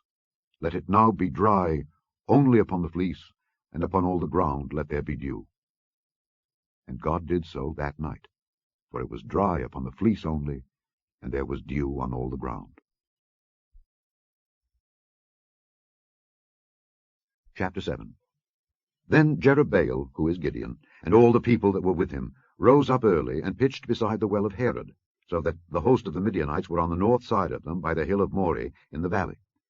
And the Lord said unto Gideon, The people that are with thee are too many for me to give the Midianites into their hands, lest Israel vaunt themselves against me, saying, Mine own hand hath saved me. Now therefore go to, proclaim in the ears of the people, saying, Whosoever is fearful and afraid, let him return and depart early from Mount Gilead. And there returned of the people 22,000, and there remained 10,000. And the Lord said unto Gideon, The people are yet too many. Bring them down unto the water, and I will try them for thee there. And it shall be that of whom I say unto thee, This shall go with thee, the same shall go with thee. And of whomsoever I say unto thee, This shall not go with thee, the same shall not go. So he brought down the people unto the water. And the Lord said unto Gideon, Every one that lappeth of the water with his tongue, as a dog lappeth, him shalt thou set by himself. Likewise every one that boweth down upon his knees to drink. And the number of them that lapped, putting their hand to their mouth, were 300 men. But all the rest of the people bowed down upon their knees to drink water. And the Lord said unto Gideon, By the 300 men that lapped will I save you, and deliver the Midianites into thine hand. And let all the other people go every man unto his place. So the people took victuals in their hand, and their trumpets. And he sent all the rest of Israel every man unto his tent, and retained those 300 men. And the host of Midian was beneath him in the valley. And it came to pass the same night that the Lord said unto him, Arise, get thee down unto the host, for I have delivered it into thine hand. But if thou fear to go down, go thou with Phurah thy servant down to the host, and thou shalt hear what they say. And afterward shall thine hands be strengthened to go down unto the host. Then went he down with Phurah his servant unto the outside of the armed men that were in the host. And the Midianites and the Amalekites and all the children of the east lay along in the valley like grasshoppers for multitude, and their camels were without number, as the sand by the seaside for multitude. And when Gideon was come, behold, there was a man that told a dream unto his fellow, and said, Behold, I dreamed a dream, and lo, a cake of barley bread tumbled into the host of Midian, and came unto a tent, and smote it that it fell, and overturned it that the tent lay along. And his fellow answered and said, This is nothing else save the sword of Gideon the son of Joash, a man of Israel, for into his hand hath God delivered Midian and all the host. And it was so, when Gideon heard the telling of the dream and the interpretation thereof, that he worshipped, and returned into the host of Israel, and said, Arise, for the Lord hath delivered into your hand the host of Midian. And he divided the 300 men into 3 companies, and he put a trumpet in every man's hand, with empty pitchers, and lamps within the pitchers. And he said unto them, Look on me, and do likewise. And behold, when I come to the outside of the camp, it shall be that as I do, so shall ye do. When I blow with the trumpet, I and all that are with me, then blow ye the trumpets also on every side of all the camp, and say, The sword of the Lord and of Gideon. So Gideon and the 100 men that were with him came unto the outside of the camp in the beginning of the middle watch, and they had but newly set the watch. And they blew the trumpets, and brake the pitchers that were in their hands. And the 3 companies blew the trumpets, and brake the pitchers, and held the lamps in their left hands, and the trumpets in their right hands, to blow withal. And they cried, The sword of the Lord and of Gideon. And they stood every man in his place round about the camp, and all the host ran, and cried, and fled. And the 300 blew the trumpets, and the Lord set every man's sword against his fellow, even throughout all the host. And the host fled to Bethshittah in Zererath, and to the border of Abel-Meholah unto Tabbath. And the men of Israel gathered themselves together out of Naphtali, and out of Asher, and out of Manasseh, and pursued after the Midianites. And Gideon sent messengers throughout all Mount Ephraim, saying, Come down against the Midianites, and take before them the waters unto Bethbara and Jordan. Then all the men of Ephraim gathered themselves together, and took the waters unto Bethbara and Jordan. And they took 2 princes of the Midianites, Oreb and Zeb. And they slew Oreb upon the rock Oreb, and Zeb they slew at the winepress of Zeb, and pursued Midian, and brought the heads of Oreb and Zeb to Gideon on the other side Jordan. Chapter 8. And the men of Ephraim said unto him, Why hast thou served us thus, that thou calledst us not when thou wentest to fight with the Midianites? And they did chide with him sharply. And he said unto them, What have I done now in comparison of you? Is not the gleaning of the grapes of Ephraim better than the vintage of Abiezer?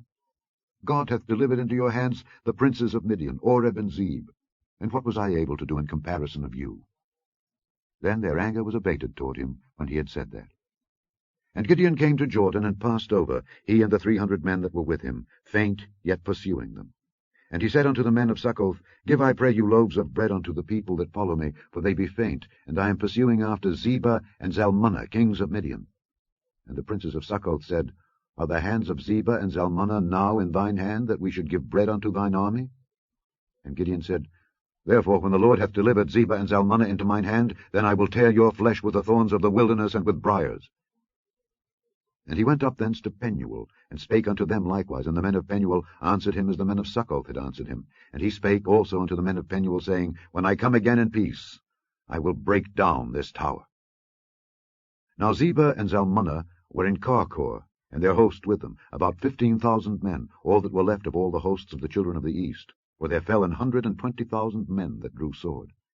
And Gideon went up by the way of them that dwelt in tents on the east of Nobah and Jogbehah, and smote the host, for the host was secure.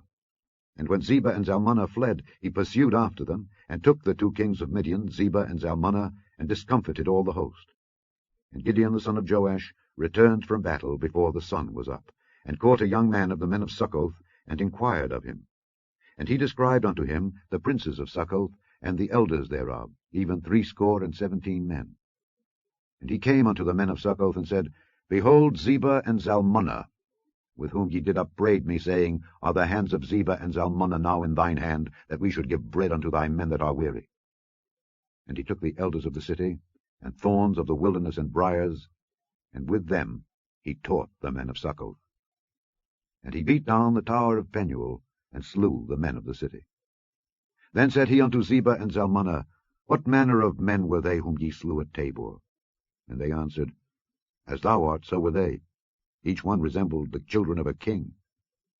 And he said, They were my brethren, even the sons of my mother. As the Lord liveth, if ye had saved them alive, I would not slay you. And he said unto Jether his firstborn, Up and slay them. But the youth drew not his sword, for he feared, because he was yet a youth. Then Zebah and Zalmunna said, Rise thou and fall upon us, for as the man is, so is his strength. And Gideon arose and slew Zebah and Zalmunna, and took away the ornaments that were on their camels' necks. Then the men of Israel said unto Gideon, Rule thou over us, both thou and thy son's son also, for thou hast delivered us from the hand of Midian. And Gideon said unto them, I will not rule over you, neither shall my son rule over you. The Lord shall rule over you. And Gideon said unto them, I would desire a request of you, that you would give me every man the earrings of his prey. For they had golden earrings, because they were Ishmaelites. And they answered, We will willingly give them. And they spread a garment, and did cast therein every man the earrings of his prey. And the weight of the golden earrings that he requested was 1,700 shekels of gold, beside ornaments and collars, and purple raiment that was on the kings of Midian, and beside the chains that were about their camels' necks. And Gideon made an ephod thereof, and put it in his city, even in Ophrah. And all Israel went thither a-whoring after it, which thing became a snare unto Gideon and to his house. Thus was Midian subdued before the children of Israel, so that they lifted up their heads no more. And the country was in quietness 40 years in the days of Gideon. And Jerubbaal the son of Joash went and dwelt in his own house. And Gideon had 70 sons of his body begotten, for he had many wives. And his concubine that was in Shechem, she also bare him a son, whose name he called Abimelech.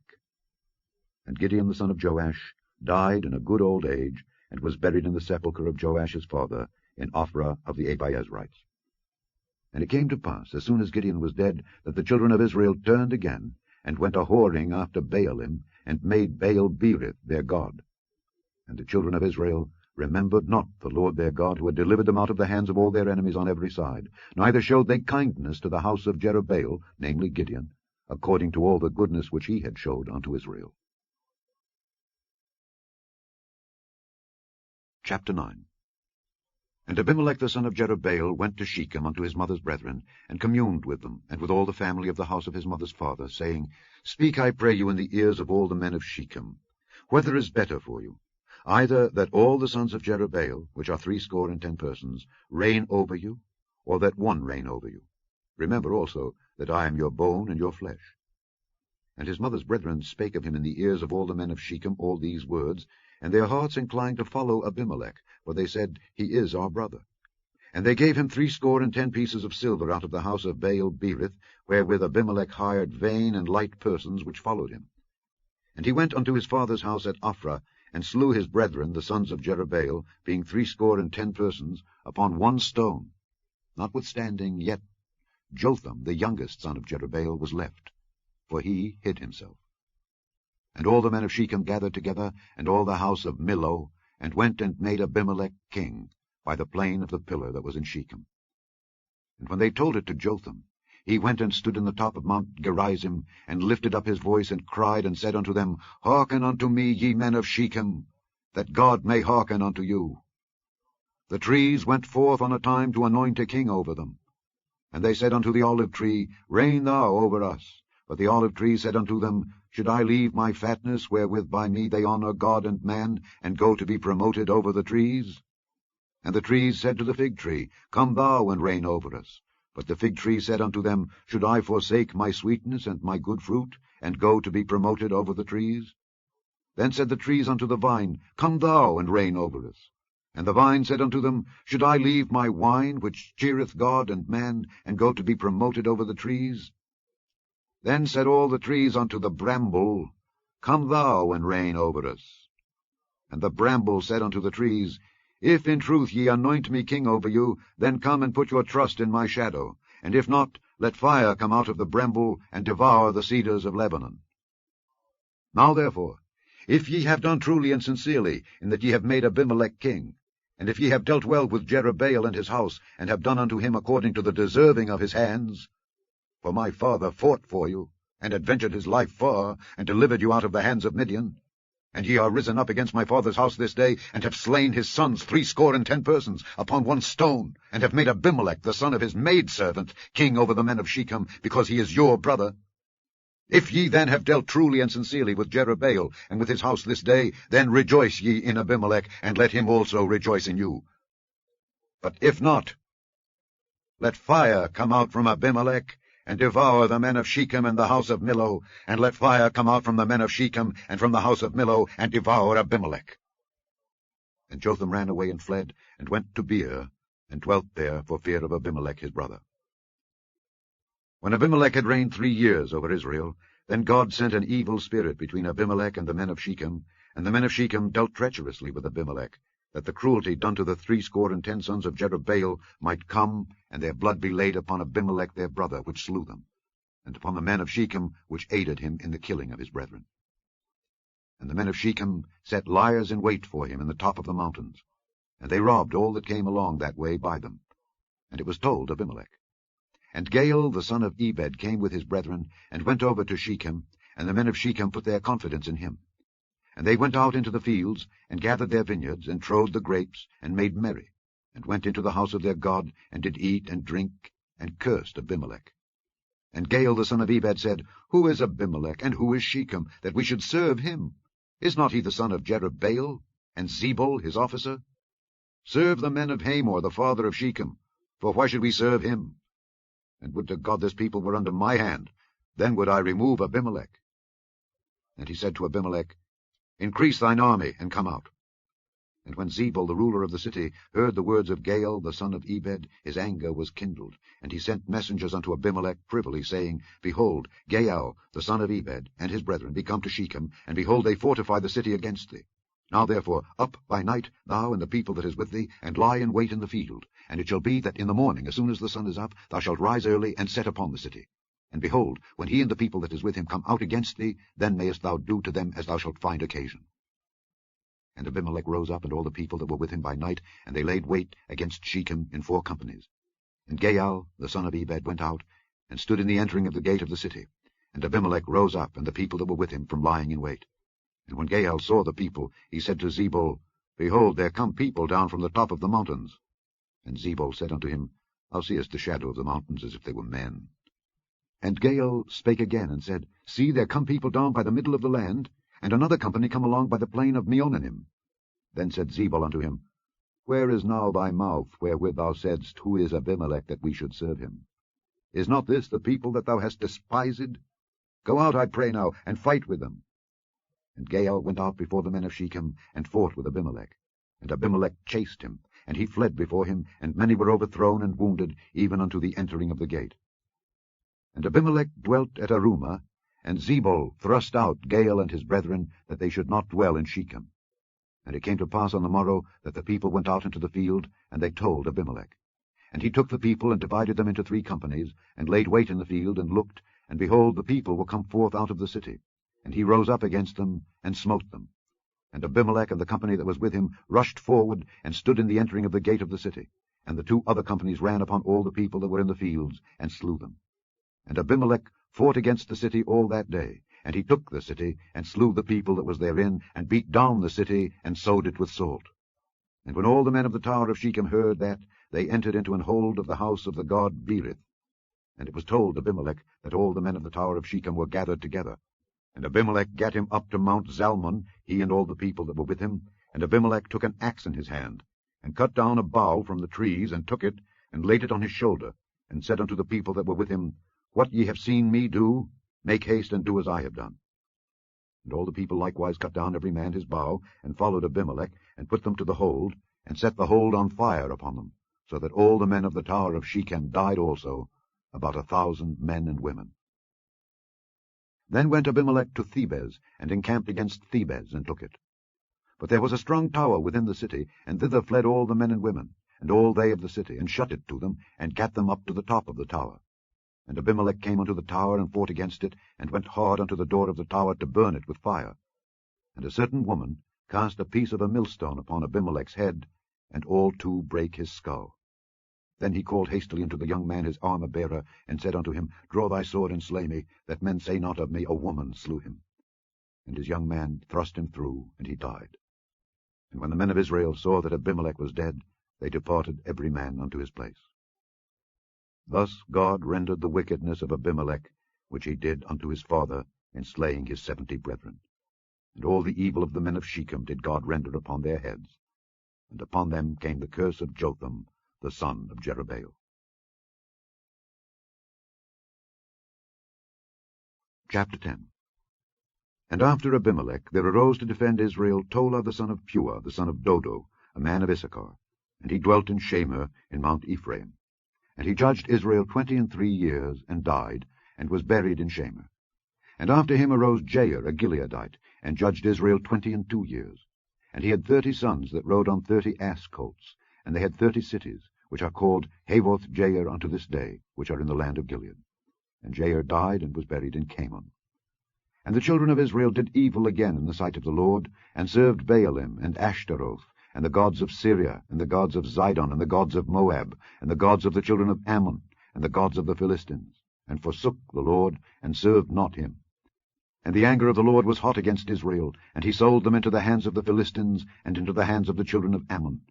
And that year they vexed and oppressed the children of Israel. 18 years, all the children of Israel that were on the other side Jordan in the land of the Amorites, which is in Gilead.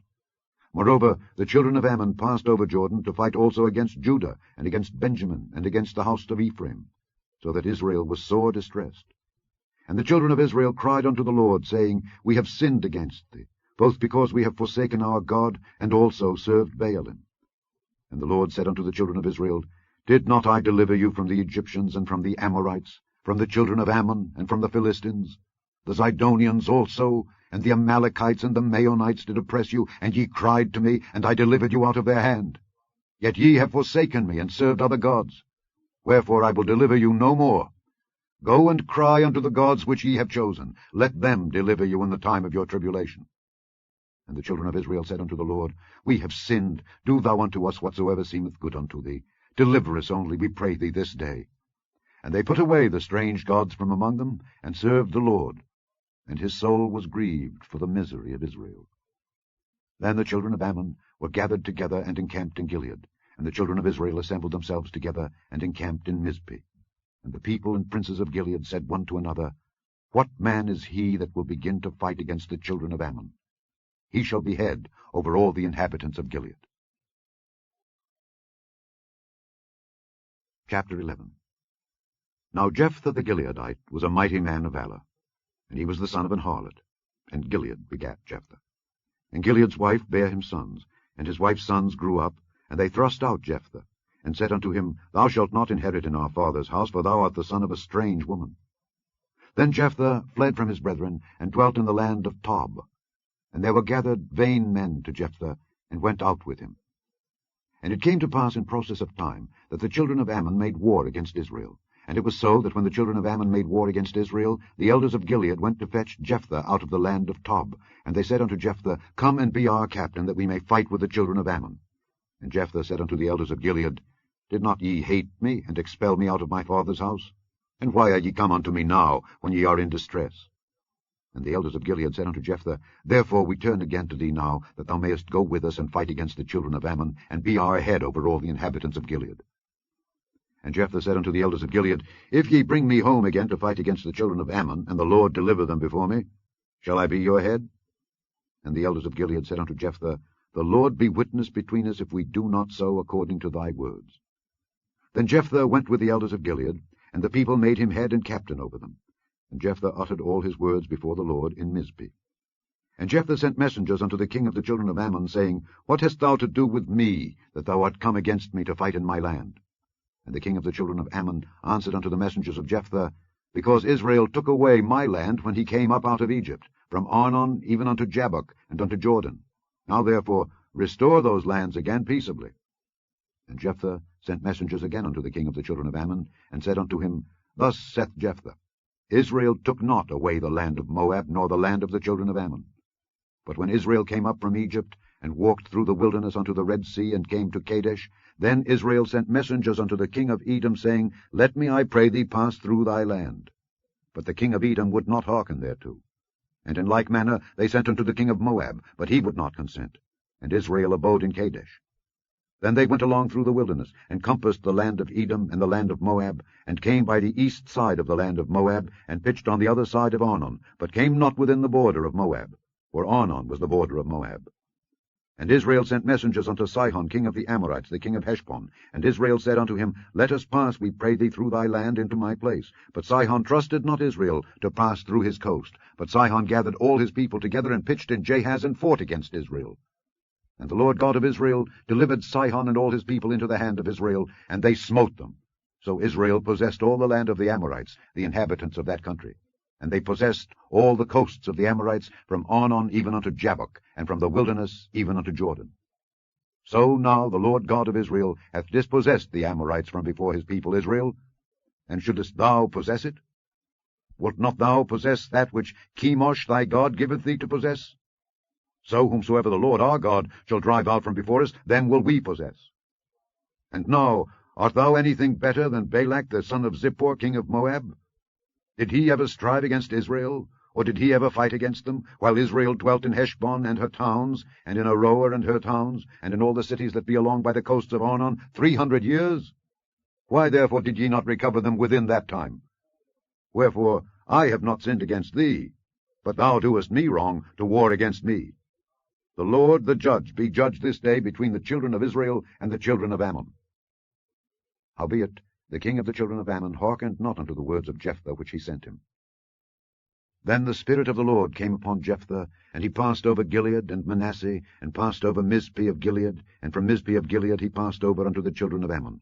And Jephthah vowed a vow unto the Lord, and said, If thou shalt without fail deliver the children of Ammon into mine hands, then it shall be, that whatsoever cometh forth of the doors of my house to meet me, when I return in peace from the children of Ammon, shall surely be the Lord's, and I will offer it up for a burnt offering. So Jephthah passed over unto the children of Ammon to fight against them, and the Lord delivered them into his hands. And he smote them from Aroer even till thou come to Minnith, even 20 cities, and unto the plain of the vineyards, with a very great slaughter. Thus the children of Ammon were subdued before the children of Israel. And Jephthah came to Mizpeh unto his house, and behold, his daughter came out to meet him, with timbrels and with dances, and she was his only child. Beside her he had neither son nor daughter. And it came to pass, when he saw her, that he rent his clothes, and said, Alas, my daughter, thou hast brought me very low, and thou art one of them that trouble me. For I have opened my mouth unto the Lord, and I cannot go back. And she said unto him, My father, if thou hast opened thy mouth unto the Lord, do to me according to that which hath proceeded out of thy mouth, forasmuch as the Lord hath taken vengeance for thee of thine enemies, even of the children of Ammon. And she said unto her father, Let this thing be done for me. Let me alone 2 months, that I may go up and down upon the mountains, and bewail my virginity, I and my fellows. And he said, Go. And he sent her away for 2 months, and she went with her companions, and bewailed her virginity upon the mountains. And it came to pass at the end of 2 months, that she returned unto her father, who did with her according to his vow which he had vowed, and she knew no man. And it was a custom in Israel, that the daughters of Israel went yearly to lament the daughter of Jephthah the Gileadite 4 days in a year. Chapter 12. And the men of Ephraim gathered themselves together, and went northward, and said unto Jephthah, Wherefore passedst thou over to fight against the children of Ammon, and didst not call us to go with thee? We will burn thine house upon thee with fire. And Jephthah said unto them, I and my people were at great strife with the children of Ammon, and when I called you, ye delivered me not out of their hands.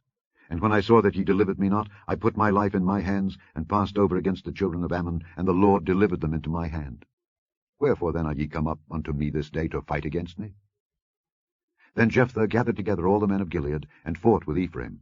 And the men of Gilead smote Ephraim, because they said, Ye Gileadites are fugitives of Ephraim among the Ephraimites and among the Manassites. And the Gileadites took the passages of Jordan before the Ephraimites. And it was so, that when those Ephraimites which were escaped said, Let me go over, that the men of Gilead said unto him, Art thou an Ephraimite? If he said, Nay, then said they unto him, Say now, Shibboleth. And he said, Sibboleth, for he could not frame to pronounce it right. Then they took him, and slew him at the passages of Jordan. And there fell at that time of the Ephraimites 42,000. And Jephthah judged Israel 6 years. Then died Jephthah the Gileadite, and was buried in one of the cities of Gilead. And after him Ibzan of Bethlehem judged Israel.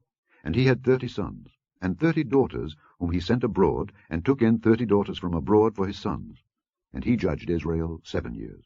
Then died Ibzan, and was buried at Bethlehem.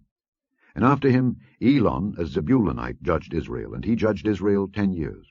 And Elon the Zebulunite died, and was buried in Aijalon, in the country of Zebulun. And after him Abdon the son of Hillel, a Pirathonite, judged Israel. And he had 40 sons, and 30 nephews, that rode on 60 ass colts. And he judged Israel 8 years. And Abdon the son of Hillel the Pirathonite died, and was buried in Pirathon, in the land of Ephraim, in the mount of the Amalekites. Chapter 13. And the children of Israel did evil again in the sight of the Lord, and the Lord delivered them into the hand of the Philistines 40 years. And there was a certain man of Zorah, of the family of the Danites, whose name was Manoah, and his wife was barren, and bare not. And the angel of the Lord appeared unto the woman, and said unto her, Behold now, thou art barren, and bearest not, but thou shalt conceive, and bear a son. Now therefore beware, I pray thee, and drink not wine nor strong drink, and eat not any unclean thing. For lo, thou shalt conceive, and bear a son, and no razor shall come on his head, for the child shall be a Nazarite unto God from the womb. And he shall begin to deliver Israel out of the hand of the Philistines. Then the woman came and told her husband, saying, A man of God came unto me, and his countenance was like the countenance of an angel of God, very terrible. But I asked him not whence he was, neither told he me his name. But he said unto me, Behold, thou shalt conceive, and bear a son. And now drink no wine nor strong drink, neither eat any unclean thing, for the child shall be a Nazarite to God from the womb to the day of his death. Then Manoah entreated the Lord, and said, O my Lord, let the man of God which thou didst send come again unto us, and teach us what we shall do unto the child that shall be born.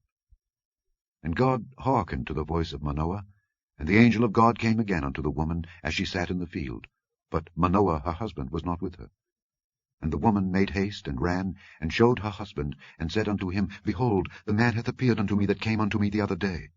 And Manoah arose, and went after his wife, and came to the man, and said unto him, Art thou the man that spakest unto the woman? And he said, I am. And Manoah said, Now let thy words come to pass. How shall we order the child, and how shall we do unto him?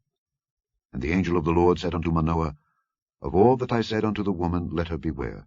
She may not eat of anything that cometh of the vine, neither let her drink wine or strong drink, nor eat any unclean thing. All that I commanded her, let her observe. And Manoah said unto the angel of the Lord, I pray thee, let us detain thee, until we shall have made ready a kid for thee.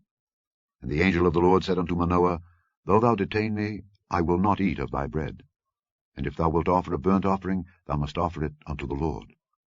For Manoah knew not that he was an angel of the Lord. And Manoah said unto the angel of the Lord, What is thy name, that when thy sayings come to pass, we may do thee honor? And the angel of the Lord said unto him, Why askest thou thus after my name, seeing it is secret? So Manoah took a kid with a meat offering, and offered it upon a rock unto the Lord. And the angel did wondrously.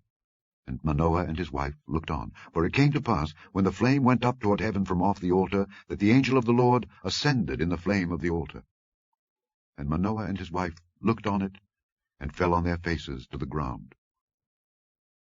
But the angel of the Lord did no more appear to Manoah and to his wife. Then Manoah knew that he was an angel of the Lord, and Manoah said unto his wife, We shall surely die, because we have seen God. But his wife said unto him, If the Lord were pleased to kill us, he would not have received a burnt offering and a meat offering at our hands, neither would he have showed us all these things, nor would, as at this time, have told us such things as these. And the woman bare a son, and called his name Samson. And the child grew, and the Lord blessed him. And the Spirit of the Lord began to move him at times in the camp of Dan, between Zorah and Eshtaol. Chapter 14. And Samson went down to Timnath, and saw a woman in Timnath of the daughters of the Philistines. And he came up and told his father and his mother, and said, I have seen a woman in Timnath of the daughters of the Philistines. Now therefore get her for me to wife. Then his father and his mother said unto him, Is there never a woman among the daughters of thy brethren, or among all my people, that thou goest to take a wife of the uncircumcised Philistines? And Samson said unto his father, Get her for me, for she pleaseth me well.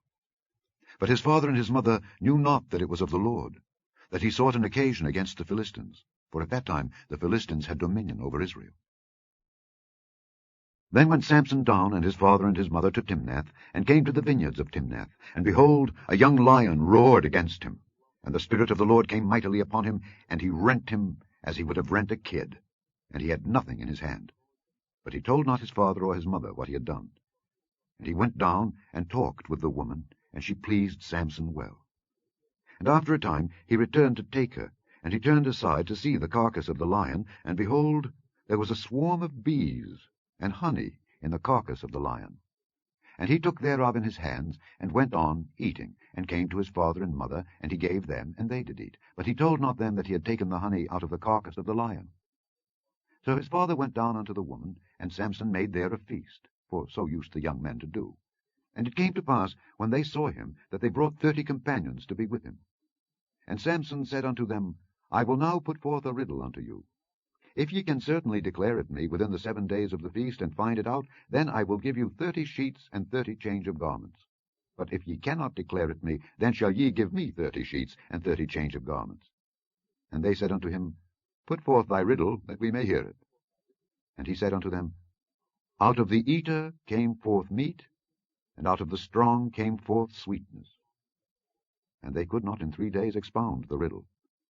And it came to pass on the 7th day, that they said unto Samson's wife, Entice thy husband, that he may declare unto us the riddle, lest we burn thee and thy father's house with fire.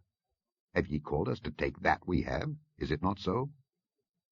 And Samson's wife wept before him, and said, Thou dost but hate me, and lovest me not. Thou hast put forth a riddle unto the children of my people, and hast not told it me. And he said unto her, Behold, I have not told it my father, nor my mother, and shall I tell it thee? And she wept before him the 7 days, while their feast lasted. And it came to pass on the 7th day that he told her, because she lay sore upon him. And she told the riddle to the children of her people. And the men of the city said unto him on the 7th day, before the sun went down, What is sweeter than honey?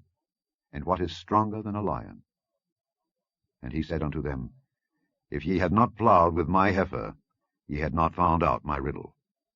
And the Spirit of the Lord came upon him, and he went down to Ashkelon, and slew 30 men of them, and took their spoil, and gave change of garments unto them which expounded the riddle. And his anger was kindled, and he went up to his father's house. But Samson's wife was given to his companion, whom he had used as his friend. Chapter 15. But it came to pass within a while after, in the time of wheat harvest, that Samson visited his wife with a kid. And he said, I will go in to my wife into the chamber. But her father would not suffer him to go in. And her father said, I verily thought that thou hadst utterly hated her. Therefore I gave her to thy companion. Is not her younger sister fairer than she? Take her, I pray thee, instead of her. And Samson said concerning them, Now shall I be more blameless than the Philistines, though I do them a displeasure. And Samson went and caught 300 foxes, and took firebrands, and turned tail to tail, and put a firebrand in the midst between 2 tails. And when he had set the brands on fire, he let them go into the standing corn of the Philistines, and burnt up both the shocks and also the standing corn, with the vineyards and olives. Then the Philistines said, Who hath done this? And they answered, Samson, the son-in-law of the Timnite, because he had taken his wife and given her to his companion. And the Philistines came up, and burnt her and her father with fire. And Samson said unto them, Though ye have done this, yet will I be avenged of you, and after that I will cease. And he smote them hip and thigh with a great slaughter, and he went down and dwelt in the top of the rock Etam. Then the Philistines went up and pitched in Judah, and spread themselves in Lehi. And the men of Judah said, Why are ye come up against us? And they answered, To bind Samson are we come up, to do to him as he hath done to us. Then 3,000 men of Judah went to the top of the rock Etam, and said to Samson, Knowest thou not that the Philistines are rulers over us? What is this that thou hast done unto us? And he said unto them, As they did unto me, so have I done unto them. And they said unto him, We are come down to bind thee, that we may deliver thee into the hand of the Philistines. And Samson said unto them, Swear unto me that ye will not fall upon me yourselves. And they spake unto him, saying, No, but we will bind thee fast, and deliver thee into their hand. But surely we will not kill thee. And they bound him with 2 new cords, and brought him up from the rock. And when he came unto Lehi, the Philistines shouted against him. And the Spirit of the Lord came mightily upon him, and the cords that were upon his arms became as flax that was burnt with fire, and his bands loosed from off his hands. And he found a new jawbone of an ass, and put forth his hand, and took it, and slew 1,000 men therewith. And Samson said, With the jawbone of an ass, heaps upon heaps, with the jaw of an ass have I slain 1,000 men. And it came to pass, when he had made an end of speaking, that he cast away the jawbone out of his hand, and called that place Ramath-Lehi. And he was sore athirst, and called on the Lord, and said, Thou hast given this great deliverance into the hand of thy servant, and now shall I die for thirst, and fall into the hand of the uncircumcised? But God clave an hollow place that was in the jaw, and there came water thereout. And when he had drunk, his spirit came again, and he revived. Wherefore he called the name thereof En-Hakkore, which is in Lehi unto this day. And he judged Israel in the days of the Philistines 20 years. Chapter 16. Then went Samson to Gaza, and saw there an harlot, and went in unto her. And it was told the Gazites, saying, Samson is come hither. And they compassed him in, and laid wait for him all night in the gate of the city, and were quiet all the night, saying, In the morning, when it is day, we shall kill him. And Samson lay till midnight, and arose at midnight, and took the doors of the gate of the city, and the 2 posts, and went away with them, bar and all, and put them upon his shoulders, and carried them up to the top of an hill that is before Hebron. And it came to pass afterward, that he loved a woman in the valley of Sorek, whose name was Delilah. And the lords of the Philistines came up unto her, and said unto her, Entice him, and see wherein his great strength lieth, and by what means we may prevail against him, that we may bind him to afflict him. And we will give thee every one of us 1,100 pieces of silver. And Delilah said to Samson, Tell me, I pray thee, wherein thy great strength lieth, and wherewith thou mightest be bound to afflict thee. And Samson said unto her, If they bind me with 7 green withs that were never dried, then shall I be weak, and be as another man. Then the lords of the Philistines brought up to her 7 green withs which had not been dried, and she bound him with them. Now there were men lying in wait, abiding with her in the chamber. And she said unto him, The Philistines be upon thee, Samson. And he brake the withs, as a thread of tow is broken when it toucheth the fire. So his strength was not known. And Delilah said unto Samson, Behold, thou hast mocked me, and told me lies. Now tell me, I pray thee, wherewith thou mightest be bound. And he said unto her, If they bind me fast with new ropes that never were occupied, then shall I be weak, and be as another man. Delilah therefore took new ropes, and bound him therewith, and said unto him, The Philistines be upon thee, Samson. And there were liers in wait abiding in the chamber. And he brake them from off his arms like a thread. And Delilah said unto Samson, Hitherto thou hast mocked me, and told me lies. Tell me wherewith thou mightest be bound. And he said unto her, If thou weavest the 7 locks of my head with the web. And she fastened it with the pin, and said unto him, The Philistines be upon thee, Samson. And he awaked out of his sleep, and went away with the pin of the beam, and with the web. And she said unto him, How canst thou say, I love thee, when thine heart is not with me? Thou hast mocked me these 3 times, and hast not told me wherein thy great strength lieth. And it came to pass, when she pressed him daily with her words, and urged him, so that his soul was vexed unto death, that he told her all his heart, and said unto her, There hath not come a razor upon mine head, for I have been a Nazarite unto God from my mother's womb. If I be shaven, then my strength will go from me, and I shall become weak, and be like any other man. And when Delilah saw that he had told her all his heart, she sent and called for the lords of the Philistines, saying, Come up this once, for he hath showed me all his heart. Then the lords of the Philistines came up unto her, and brought money in their hand. And she made him sleep upon her knees, and she called for a man, and she caused him to shave off the 7 locks of his head. And she began to afflict him, and his strength went from him. And she said, The Philistines be upon thee, Samson. And he awoke out of his sleep, and said, I will go out as at other times before, and shake myself. And he wist not that the Lord was departed from him. But the Philistines took him, and put out his eyes, and brought him down to Gaza, and bound him with fetters of brass, and he did grind in the prison house. Howbeit the hair of his head began to grow again after he was shaven. Then the lords of the Philistines gathered them together for to offer a great sacrifice unto Dagon their god, and to rejoice. For they said, Our God hath delivered Samson our enemy into our hand. And when the people saw him, they praised their God. For they said, Our God hath delivered into our hands our enemy, and the destroyer of our country, which slew many of us. And it came to pass, when their hearts were merry, that they said, Call for Samson, that he may make us sport. And they called for Samson out of the prison house, and he made them sport. And they set him between the pillars. And Samson said unto the lad that held him by the hand, Suffer me that I may feel the pillars whereupon the house standeth, that I may lean upon them. Now the house was full of men and women, and all the lords of the Philistines were there, and there were upon the roof about 3,000 men and women that beheld while Samson made sport. And Samson called unto the Lord, and said, O Lord God, remember me, I pray thee, and strengthen me, I pray thee, only this once, O God, that I may be at once avenged of the Philistines for my 2 eyes. And Samson took hold of the 2 middle pillars upon which the house stood, and on which it was borne up, of the one with his right hand, and of the other with his left. And Samson said, Let me die with the Philistines. And he bowed himself with all his might, and the house fell on the lords and upon all the people that were therein. So the dead which he slew at his death were more than they which he slew in his life. Then his brethren and all the house of his father came down and took him, and brought him up, and buried him between Zorah and Eshtaol, in the burying place of Manoah his father. And he judged Israel 20 years. Chapter 17. And there was a man of Mount Ephraim, whose name was Micah. And he said unto his mother, The 1,100 shekels of silver that were taken from thee, about which thou cursedst, and spakest of also in mine ears, behold, the silver is with me, I took it. And his mother said, Blessed be thou of the Lord, my son. And when he had restored the 1,100 shekels of silver to his mother said, I had wholly dedicated the silver unto the Lord from my hand for my son, to make a graven image and a molten image. Now therefore I will restore it unto thee.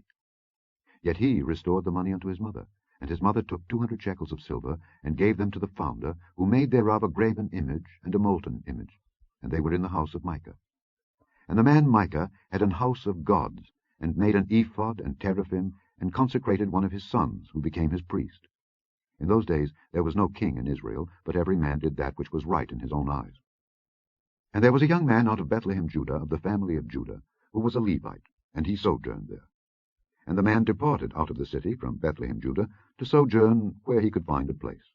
And he came to Mount Ephraim, to the house of Micah, as he journeyed. And Micah said unto him, Whence comest thou? And he said unto him, I am a Levite of Bethlehem, Judah, and I go to sojourn where I may find a place.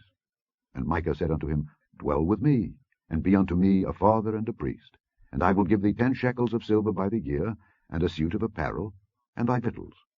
So the Levite went in. And the Levite was content to dwell with the man, and the young man was unto him as one of his sons.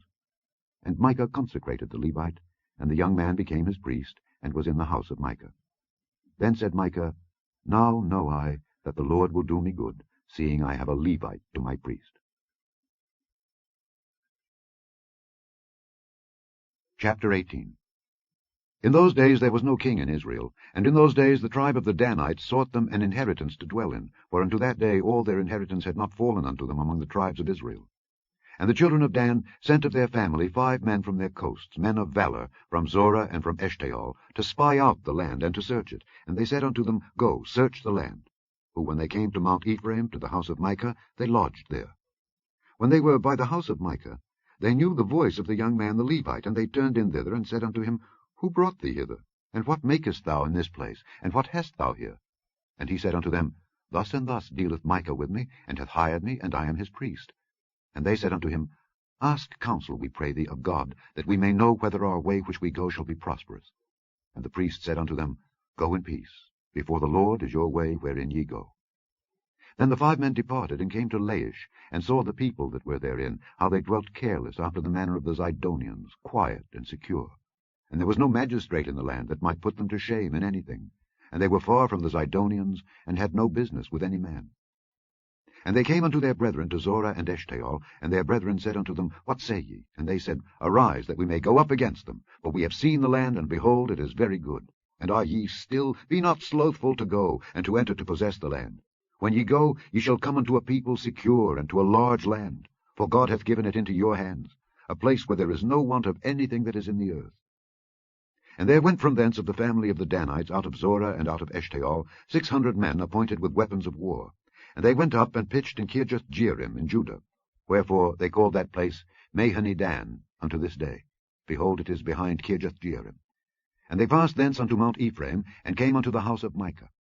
Then answered the 5 men that went to spy out the country of Laish, and said unto their brethren, Do ye know that there is in these houses an ephod and teraphim, and a graven image, and a molten image?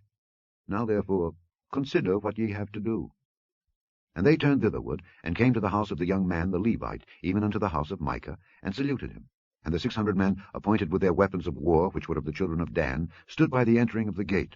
And the 5 men that went to spy out the land went up, and came in thither, and took the graven image, and the ephod, and the teraphim, and the molten image. And the priest stood in the entering of the gate with the 600 men that were appointed with weapons of war. And these went into Micah's house, and fetched the carved image, the ephod, and the teraphim, and the molten image.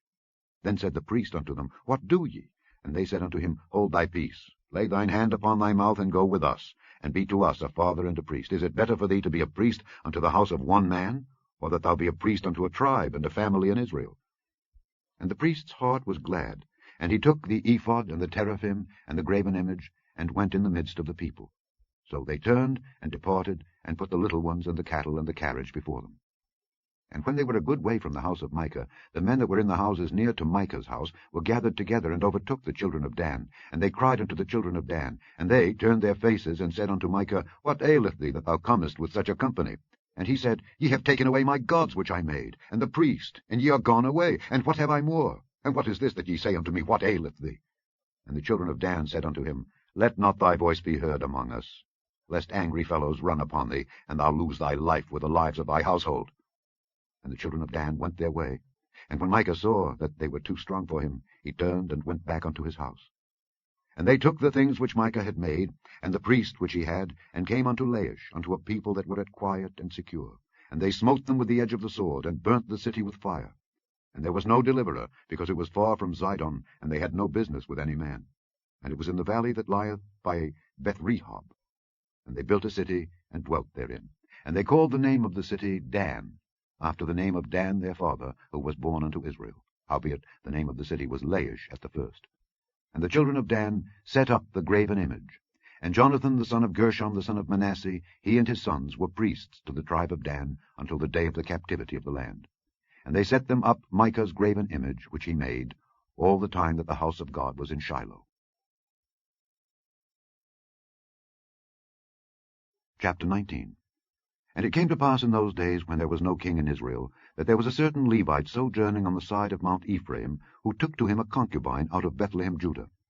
And his concubine played the whore against him, and went away from him unto her father's house to Bethlehem Judah, and was there 4 whole months.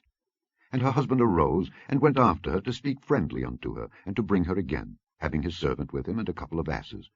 And she brought him into her father's house, and when the father of the damsel saw him, he rejoiced to meet him. And his father-in-law, the damsel's father, retained him, and he abode with him 3 days.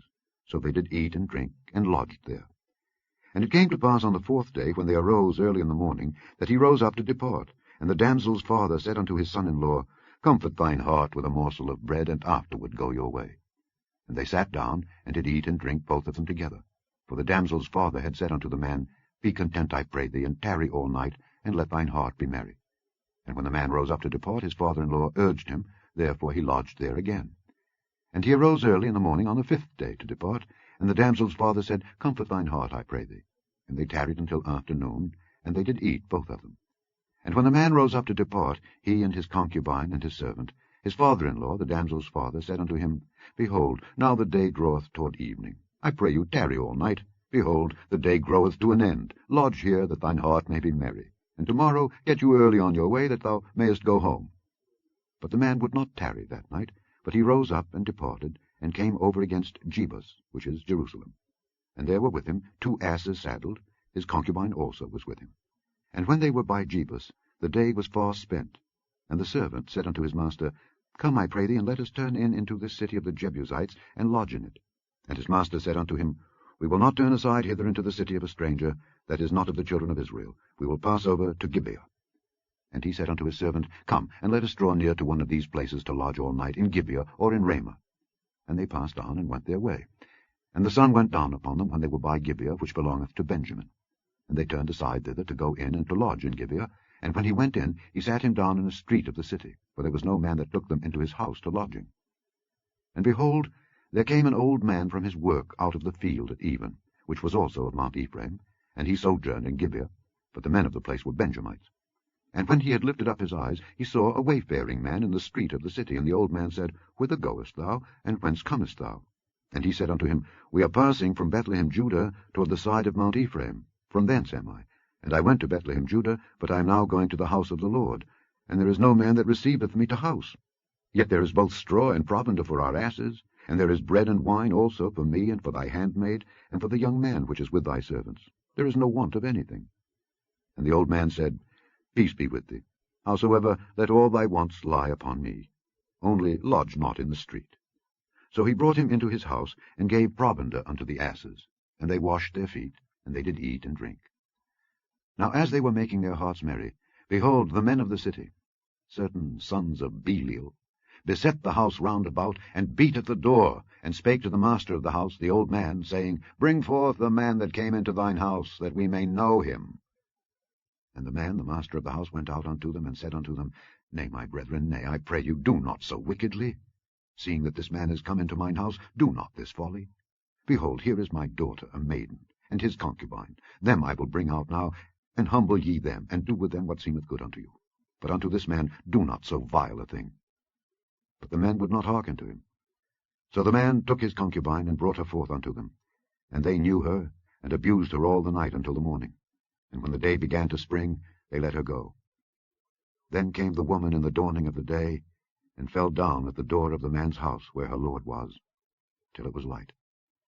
And her lord rose up in the morning, and opened the doors of the house, and went out to go his way. And behold, the woman his concubine was fallen down at the door of the house, and her hands were upon the threshold.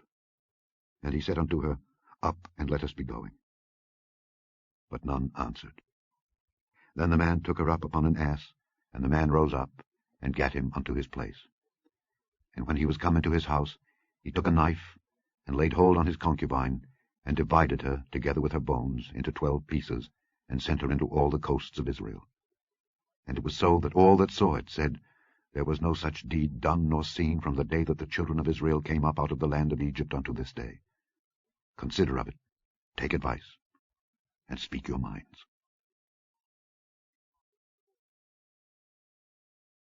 Chapter 20. Then all the children of Israel went out, and the congregation was gathered together as one man, from Dan even to Beersheba, with the land of Gilead, unto the Lord in Mizpeh. And the chief of all the people, even of all the tribes of Israel, presented themselves in the assembly of the people of God, 400,000 footmen that drew sword. Now the children of Benjamin heard that the children of Israel were gone up to Mizpeh. Then said the children of Israel, Tell us, how was this wickedness? And the Levite, the husband of the woman that was slain, answered and said, I came into Gibeah that belongeth to Benjamin, I and my concubine, to lodge. And the men of Gibeah rose against me, and beset the house round about upon me by night, and thought to have slain me. And my concubine have they forced, that she is dead. And I took my concubine, and cut her in pieces, and sent her throughout all the country of the inheritance of Israel, for they have committed lewdness and folly in Israel. Behold, ye are all children of Israel. Give here your advice and counsel. And all the people arose as one man, saying, We will not any of us go to his tent, neither will we any of us turn into his house. But now this shall be the thing which we will do to Gibeah. We will go up by lot against it. And we will take 10 men of 100 throughout all the tribes of Israel, and 100 of 1,000, and 1,000 out of 10,000, to fetch victual for the people, that they may do, when they come to Gibeah of Benjamin, according to all the folly that they have wrought in Israel. So all the men of Israel were gathered against the city, knit together as one man. And the tribes of Israel sent men through all the tribe of Benjamin, saying, What wickedness is this that is done among you? Now therefore deliver us the men, the children of Belial, which are in Gibeah, that we may put them to death, and put away evil from Israel. But the children of Benjamin would not hearken to the voice of their brethren, the children of Israel. But the children of Benjamin gathered themselves together out of the cities unto Gibeah, to go out to battle against the children of Israel. And the children of Benjamin were numbered at that time out of the cities 26,000 men that drew sword, beside the inhabitants of Gibeah, which were numbered 700 chosen men. Among all this people there were 700 chosen men left-handed.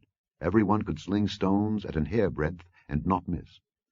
And the men of Israel, beside Benjamin, were numbered 400,000 men that drew sword. All these were men of war.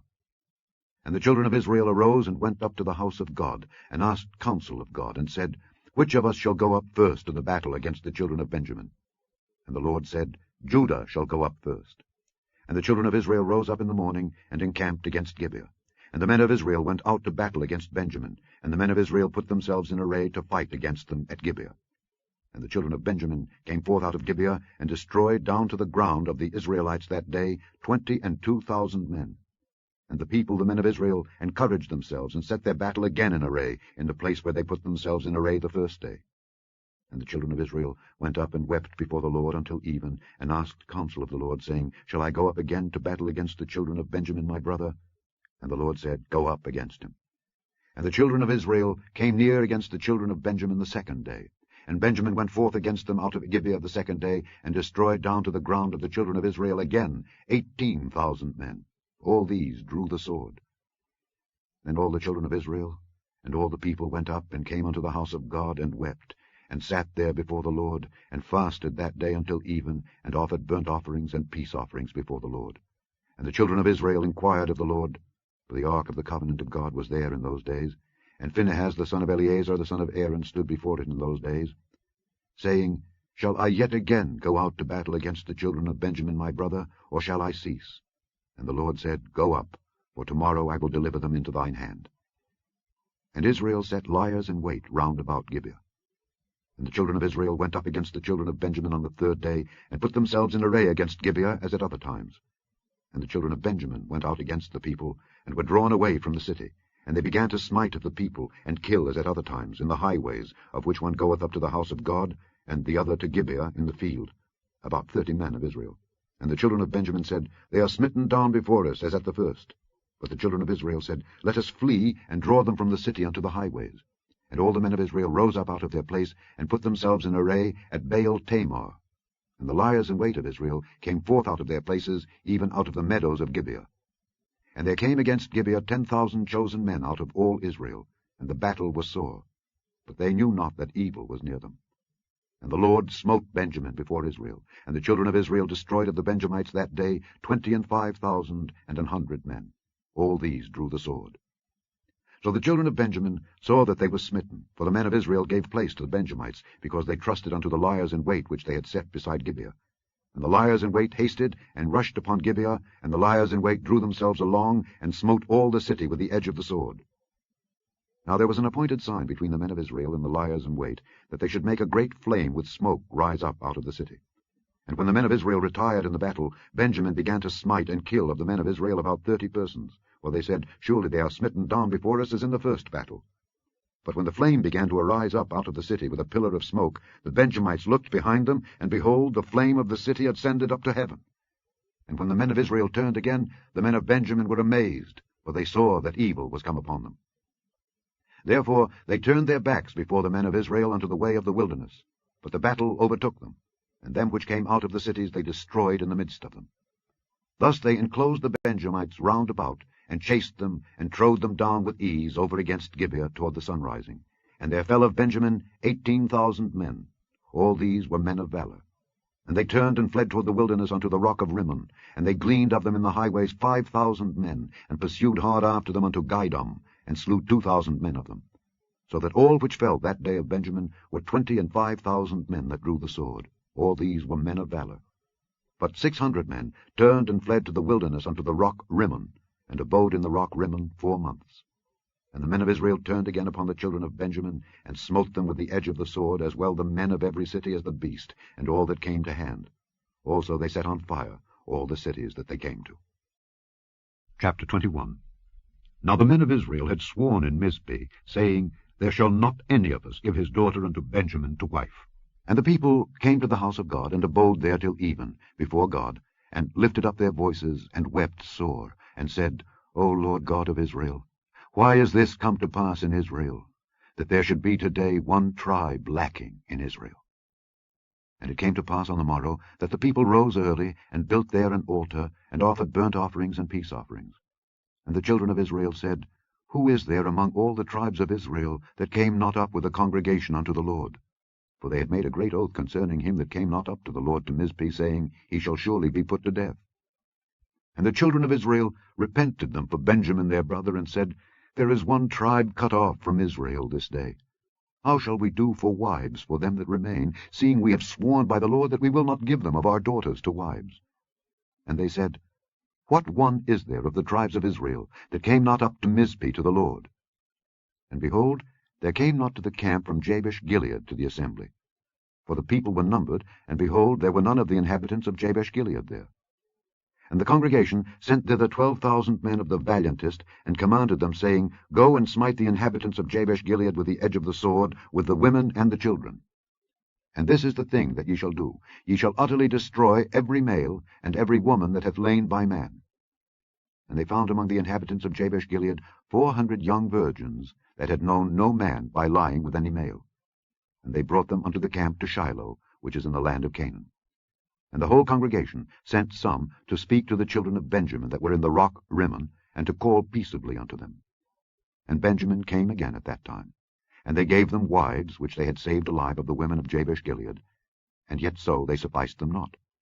And the people repented them for Benjamin, because that the Lord had made a breach in the tribes of Israel. Then the elders of the congregation said, How shall we do for wives for them that remain, seeing the women are destroyed out of Benjamin? And they said, There must be an inheritance for them that be escaped of Benjamin, that a tribe be not destroyed out of Israel. Howbeit we may not give them wives of our daughters, for the children of Israel have sworn, saying, Cursed be he that giveth a wife to Benjamin. Then they said, Behold, there is a feast of the Lord in Shiloh yearly, in a place which is on the north side of Bethel, on the east side of the highway that goeth up from Bethel to Shechem, and on the south of Lebonah. Therefore they commanded the children of Benjamin, saying, Go and lie in wait in the vineyards. And see, and behold, if the daughters of Shiloh come out to dance in dances, then come ye out of the vineyards, and catch you every man his wife of the daughters of Shiloh, and go to the land of Benjamin.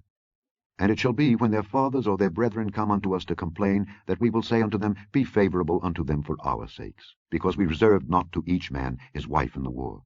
For ye did not give unto them at this time, that ye should be guilty. And the children of Benjamin did so, and took them wives, according to their number, of them that danced, whom they caught.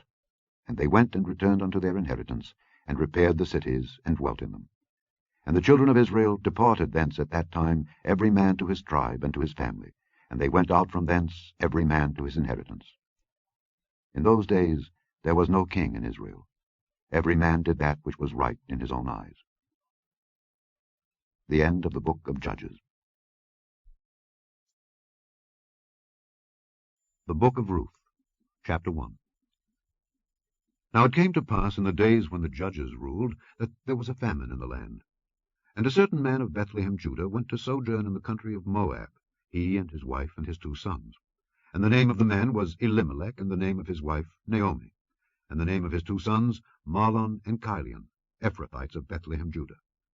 And they came into the country of Moab, and continued there. And Elimelech, Naomi's husband, died, and she was left and her 2 sons. And they took them wives of the women of Moab. The name of the one was Orpah, and the name of the other Ruth. And they dwelled there about 10 years. And Mahlon and Chilion died also, both of them, and the woman was left of her 2 sons and her husband. Then she arose with her daughters-in-law, that she might return from the country of Moab. For she had heard in the country of Moab how that the Lord had visited his people in giving them bread. Wherefore she went forth out of the place where she was, and her 2 daughters-in-law with her, and they went on the way to return unto the land of Judah. And Naomi said unto her 2 daughters-in-law, Go, return each to her mother's house.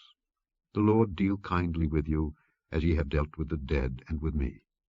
The Lord grant you that ye may find rest, each of you in the house of her husband. Then she kissed them, and they lifted up their voice and wept. And they said unto her, Surely we will return with thee unto thy people. And Naomi said, Turn again, my daughters, why will ye go with me? Are there yet any more sons in my womb, that they may be your husbands? Turn again, my daughters, go your way, for I am too old to have an husband. If I should say, I have hope, if I should have an husband also tonight, and should also bear sons, would ye tarry for them till they were grown? Would ye stay for them from having husbands? Nay, my daughters, for it grieveth me much for your sakes that the hand of the Lord is gone out against me. And they lifted up their voice and wept again. And Orpah kissed her mother-in-law, but Ruth clave unto her. And she said, Behold, thy sister-in-law is gone back unto her people and unto her gods. Return thou after thy sister-in-law. And Ruth said, Entreat me not to leave thee or to return from following after thee. For whither thou goest, I will go, and where thou lodgest, I will lodge. Thy people shall be my people, and thy God my God. Where thou diest, will I die, and there will I be buried. The Lord do so to me, and more also, if aught but death part thee and me. When she saw that she was steadfastly minded to go with her, then she left speaking unto her. So they two went until they came to Bethlehem. And it came to pass, when they were come to Bethlehem, that all the city was moved about them. And they said, Is this Naomi? And she said unto them, Call me not Naomi, call me Mara, for the Almighty hath dealt very bitterly with me. I went out full, and the Lord hath brought me home again empty. Why then call ye me Naomi, seeing the Lord hath testified against me, and the Almighty hath afflicted me? So Naomi returned, and Ruth the Moabitess her daughter-in-law with her, which returned out of the country of Moab, and they came to Bethlehem in the beginning of barley harvest. Chapter 2.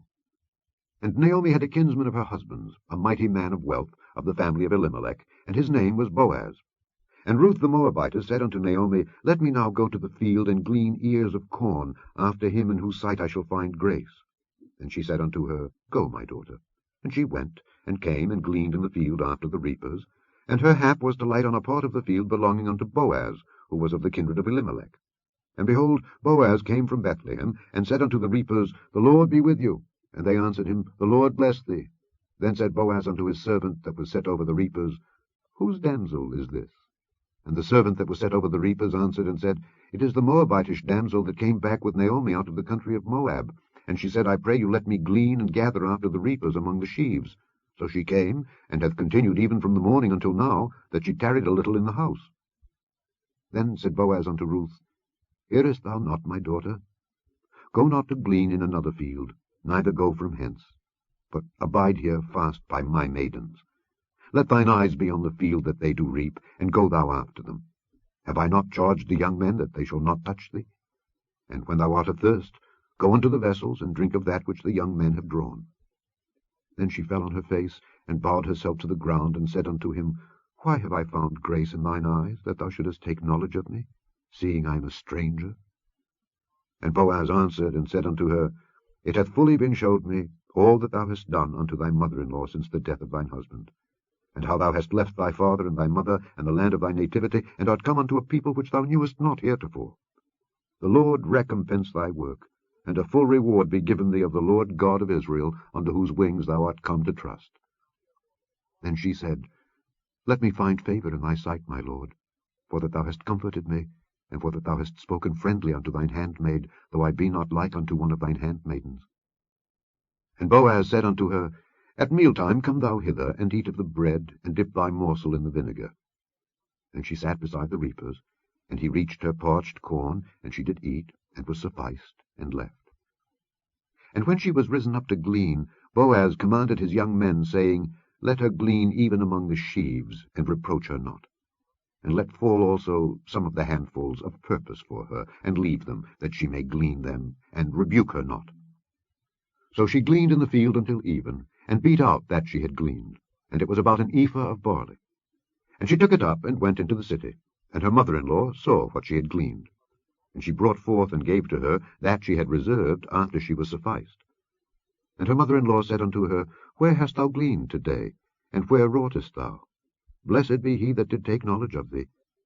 And she showed her mother-in-law with whom she had wrought, and said, The man's name with whom I wrought today is Boaz. And Naomi said unto her daughter-in-law, Blessed be he of the Lord, who hath not left off his kindness to the living and to the dead. And Naomi said unto her, The man is near of kin unto us, one of our next kinsmen. And Ruth the Moabitess said, He said unto me also, Thou shalt keep fast by my young men until they have ended all my harvest. And Naomi said unto Ruth her daughter-in-law, It is good, my daughter, that thou go out with his maidens, that they meet thee not in any other field. So she kept fast by the maidens of Boaz to glean unto the end of barley harvest and of wheat harvest, and dwelt with her mother-in-law. Chapter 3. Then Naomi her mother-in-law said unto her, My daughter, shall I not seek rest for thee, that it may be well with thee? And now is not Boaz of our kindred, with whose maidens thou wast? Behold, he winnoweth barley tonight in the threshing floor. Wash thyself therefore, and anoint thee, and put thy raiment upon thee, and get thee down to the floor. But make not thyself known unto the man until he shall have done eating and drinking. And it shall be, when he lieth down, that thou shalt mark the place where he shall lie, and thou shalt go in, and uncover his feet, and lay thee down, and he will tell thee what thou shalt do. And she said unto her, All that thou sayest unto me I will do. And she went down unto the floor, and did according to all that her mother-in-law bade her. And when Boaz had eaten and drunk, and his heart was merry, he went to lie down at the end of the heap of corn. And she came softly, and uncovered his feet, and laid her down. And it came to pass at midnight, that the man was afraid, and turned himself, and behold, a woman lay at his feet. And he said, Who art thou? And she answered, I am Ruth thine handmaid. Spread therefore thy skirt over thine handmaid, for thou art a near kinsman. And he said, Blessed be thou of the Lord, my daughter, for thou hast showed more kindness in the latter end than at the beginning, inasmuch as thou followedst not young men, whether poor or rich. And now, my daughter, fear not. I will do to thee all that thou requirest, for all the city of my people doth know that thou art a virtuous woman. And now it is true that I am thy near kinsman. Howbeit, there is a kinsman nearer than I. Tarry this night, and it shall be in the morning, that if he will perform unto thee the part of a kinsman, well, let him do the kinsman's part. But if he will not do the part of a kinsman to thee, then will I do the part of a kinsman to thee, as the Lord liveth.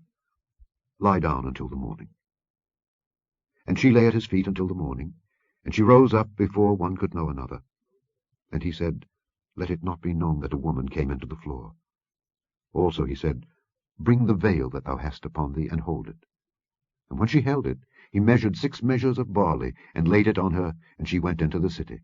And when she came to her mother-in-law, she said, Who art thou, my daughter? And she told her all that the man had done to her. And she said, These 6 measures of barley gave he me, for he said to me, Go not empty unto thy mother-in-law. Then said she, Sit still, my daughter, until thou know how the matter will fall. For the man will not be in rest until he have finished the thing this day.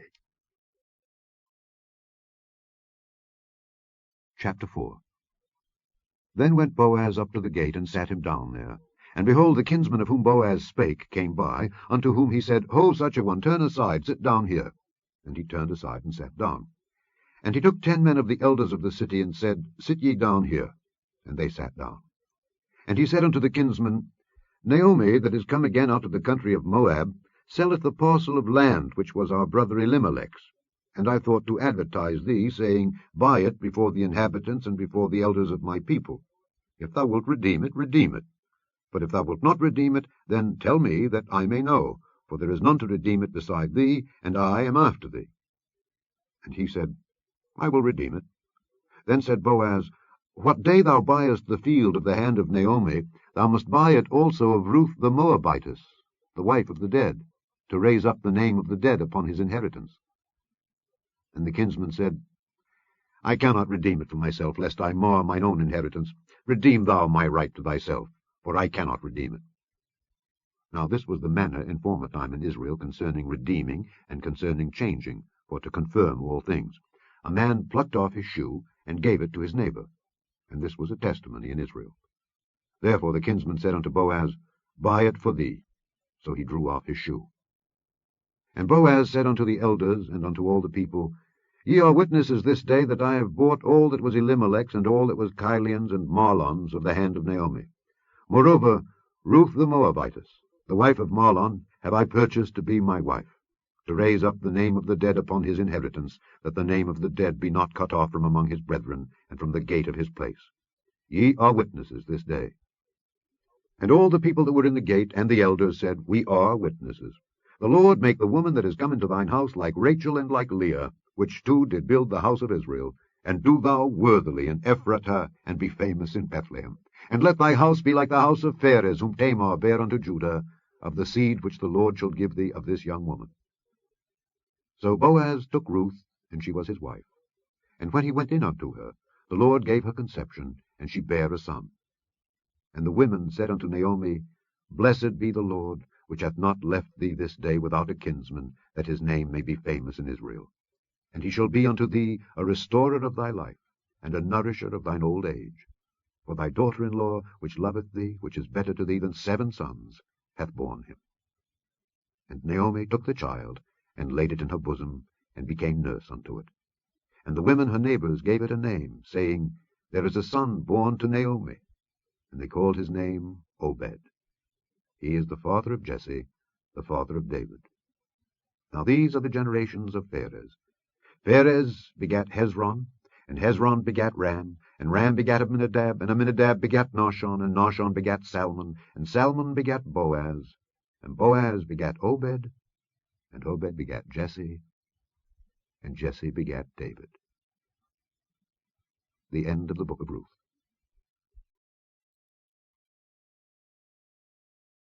The first book of Samuel, otherwise called the first book of the Kings. Chapter 1.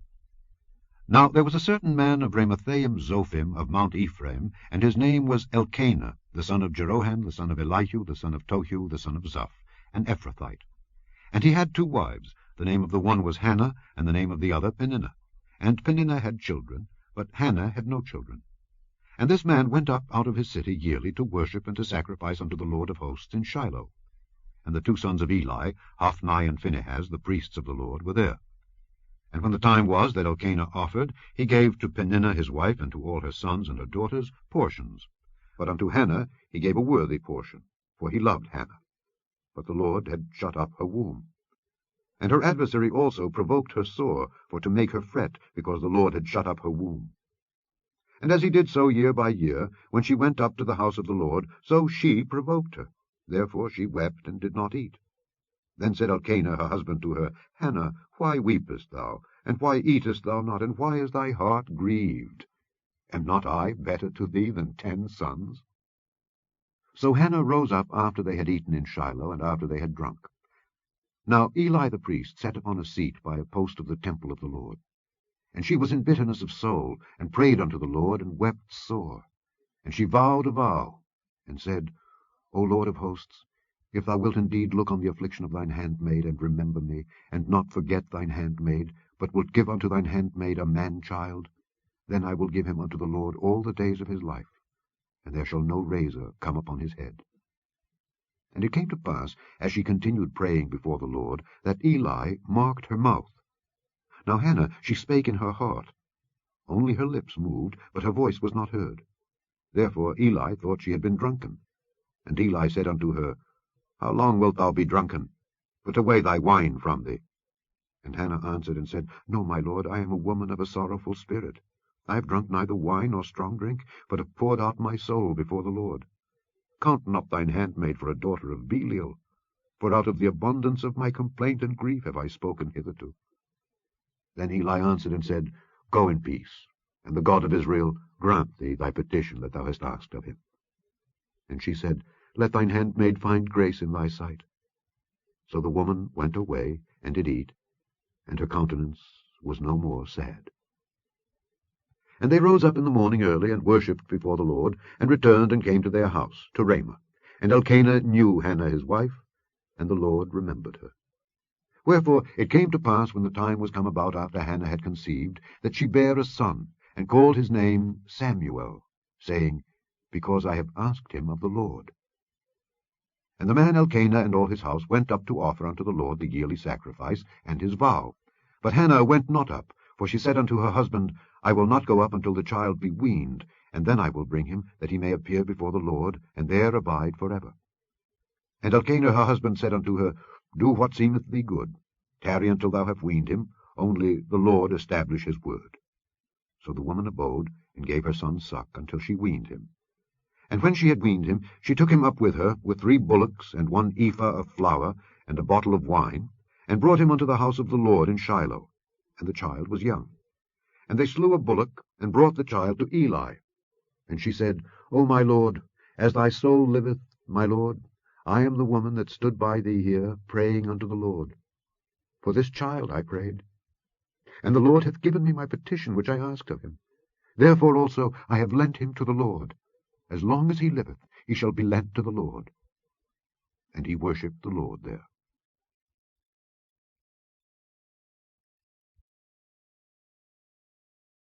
Chapter 2. And Hannah prayed and said, My heart rejoiceth in the Lord. Mine horn is exalted in the Lord. My mouth is enlarged over mine enemies, because I rejoice in thy salvation. There is none holy as the Lord, for there is none beside thee, neither is there any rock like our God. Talk no more so exceeding proudly. Let not arrogancy come out of your mouth. For the Lord is a God of knowledge, and by him actions are weighed. The bows of the mighty men are broken, and they that stumbled are girded with strength. They that were full have hired out themselves for bread, and they that were hungry ceased. So that the barren hath borne 7, and she that hath many children is waxed feeble. The Lord killeth and maketh alive. He bringeth down to the grave, and bringeth up. The Lord maketh poor, and maketh rich. He bringeth low, and lifteth up. He raiseth up the poor out of the dust, and lifteth up the beggar from the dunghill, to set them among princes, and to make them inherit the throne of glory. For the pillars of the earth are the Lord's, and he hath set the world upon them. He will keep the feet of his saints, and the wicked shall be silent in darkness.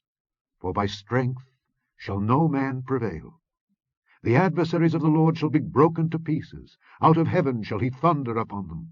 The Lord shall judge the ends of the earth, and he shall give strength unto his king, and exalt the horn of his anointed.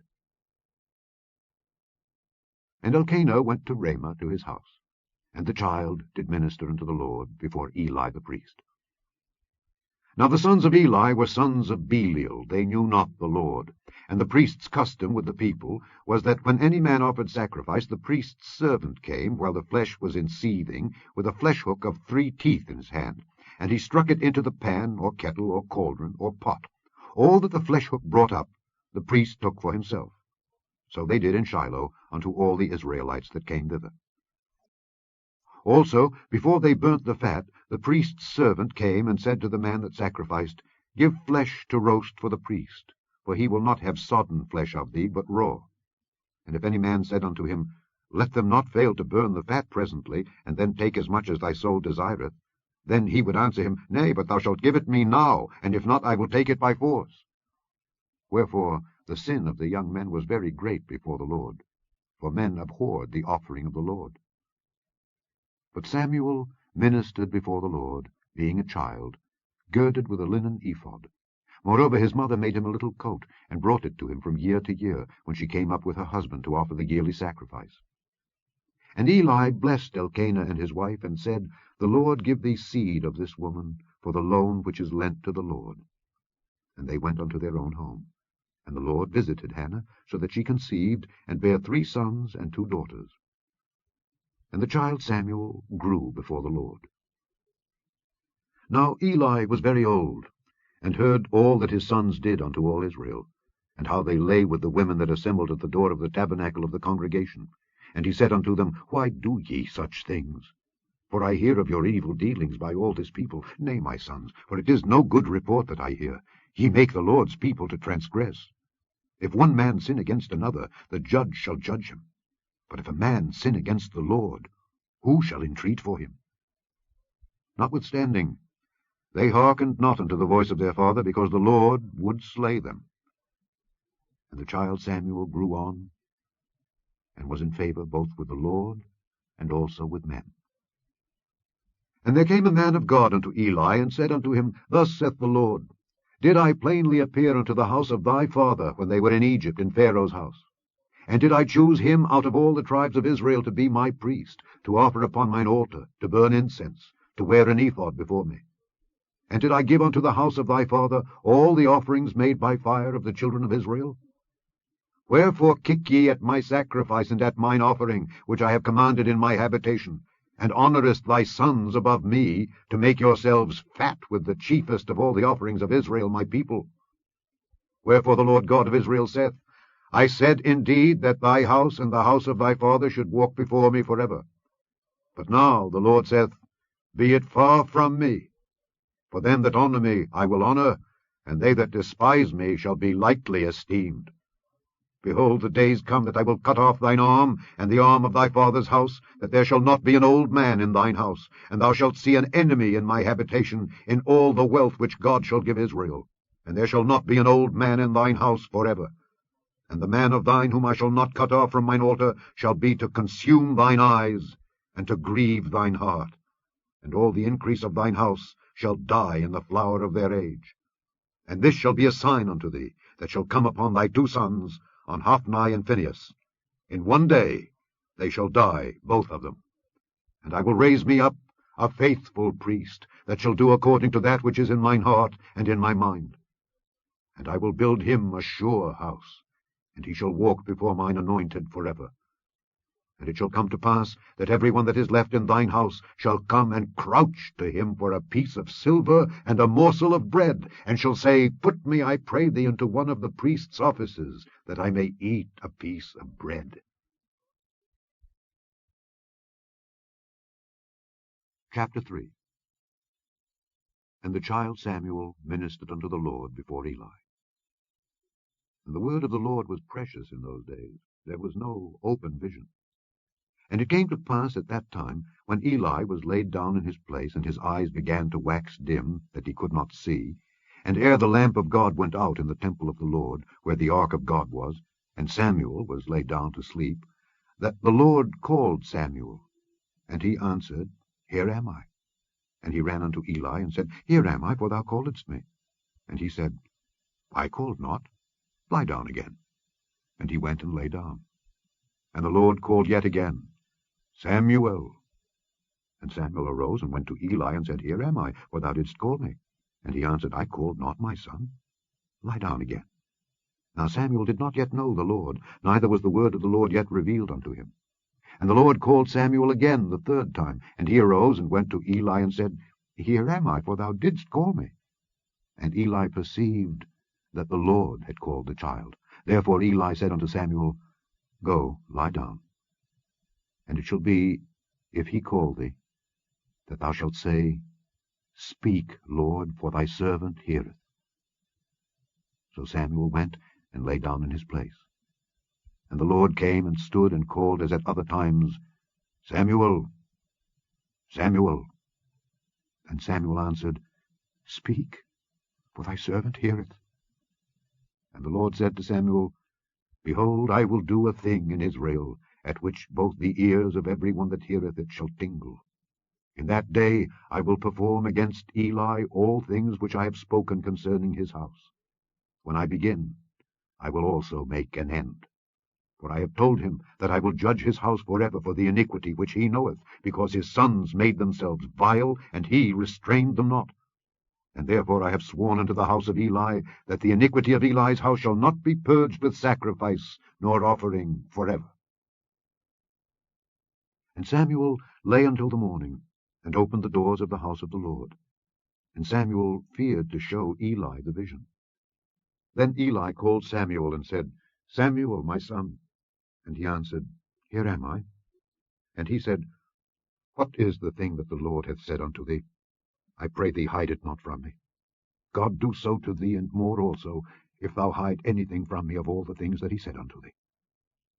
And Samuel told him every whit, and hid nothing from him. And he said, It is the Lord.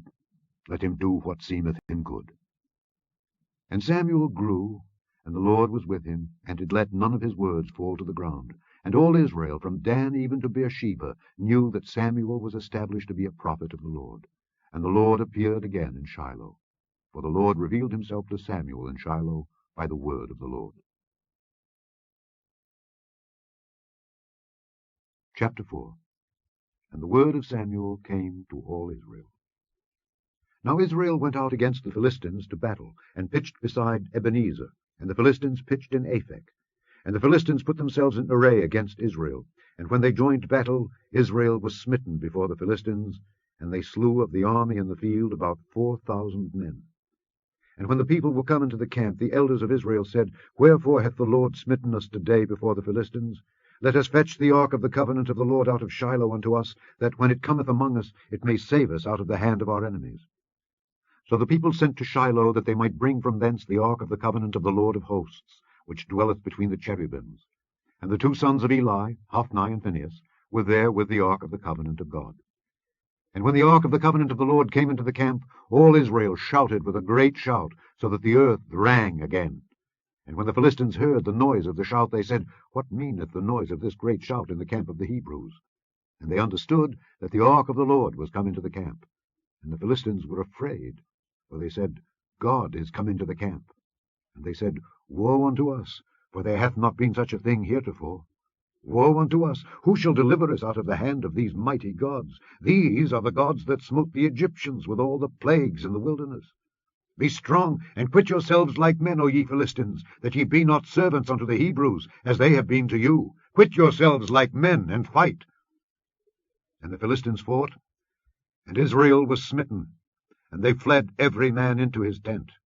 And there was a very great slaughter, for there fell of Israel 30,000 footmen. And the ark of God was taken, and the two sons of Eli, Hophni and Phinehas, were slain. And there ran a man of Benjamin out of the army, and came to Shiloh the same day, with his clothes rent, and with earth upon his head. And when he came, lo, Eli sat upon a seat by the wayside, watching. For his heart trembled for the ark of God. And when the man came into the city and told it, all the city cried out. And when Eli heard the noise of the crying, he said, What meaneth the noise of this tumult? And the man came in hastily, and told Eli. Now Eli was 98 years old, and his eyes were dim, that he could not see. And the man said unto Eli, I am he that came out of the army, and I fled today out of the army. And he said, What is there done, my son? And the messenger answered and said, Israel is fled before the Philistines, and there hath been also a great slaughter among the people, and thy two sons also, Hophni and Phinehas, are dead, and the ark of God is taken. And it came to pass, when he made mention of the ark of God, that he fell from off the seat backward by the side of the gate, and his neck brake, and he died. For he was an old man and heavy, and he had judged Israel 40 years. And his daughter-in-law, Phinehas' wife, was with child, near to be delivered. And when she heard the tidings, that the ark of God was taken, and that her father-in-law and her husband were dead, she bowed herself and travailed, for her pains came upon her. And about the time of her death, the women that stood by her said unto her, Fear not, for thou hast borne a son. But she answered not, neither did she regard it. And she named the child Ichabod, saying, The glory is departed from Israel, because the ark of God was taken, and because of her father-in-law and her husband. And she said, The glory is departed from Israel, for the ark of God is taken. Chapter 5. And the Philistines took the ark of God, and brought it from Ebenezer unto Ashdod. When the Philistines took the ark of God, they brought it into the house of Dagon, and set it by Dagon. And when they of Ashdod arose early on the morrow, behold, Dagon was fallen upon his face to the earth before the ark of the Lord. And they took Dagon, and set him in his place again. And when they arose early on the morrow morning, behold, Dagon was fallen upon his face to the ground before the ark of the Lord. And the head of Dagon, and both the palms of his hands, were cut off upon the threshold. Only the stump of Dagon was left to him. Therefore neither the priests of Dagon, nor any that come into Dagon's house, tread on the threshold of Dagon in Ashdod unto this day. But the hand of the Lord was heavy upon them of Ashdod, and he destroyed them, and smote them with emerods, even Ashdod and the coasts thereof. And when the men of Ashdod saw that it was so, they said, The ark of the God of Israel shall not abide with us, for his hand is sore upon us, and upon Dagon our God. They sent therefore and gathered all the lords of the Philistines unto them, and said, What shall we do with the ark of the God of Israel? And they answered, Let the ark of the God of Israel be carried about unto Gath. And they carried the ark of the God of Israel about thither. And it was so, that after they had carried it about, the hand of the Lord was against the city with a very great destruction. And he smote the men of the city, both small and great, and they had emerods in their secret parts. Therefore they sent the ark of God to Ekron. And it came to pass, as the ark of God came to Ekron, that the Ekronites cried out, saying, They have brought about the ark of the God of Israel to us, to slay us and our people. So they sent and gathered together all the lords of the Philistines, and said, Send away the ark of the God of Israel, and let it go again to his own place, that it slay us not and our people. For there was a deadly destruction throughout all the city. The hand of God was very heavy there. And the men that died not were smitten with the emerods, and the cry of the city went up to heaven. Chapter 6. And the ark of the Lord was in the country of the Philistines 7 months. And the Philistines called for the priests and the diviners, saying, What shall we do to the ark of the Lord? Tell us wherewith we shall send it to his place. And they said, If ye send away the ark of the God of Israel, send it not empty, but in any wise return him a trespass offering. Then ye shall be healed, and it shall be known to you why his hand is not removed from you. Then said they, What shall be the trespass offering which we shall return to him? They answered, 5 golden emerods, and 5 golden mice, according to the number of the lords of the Philistines. For one plague was on you all, and on your lords.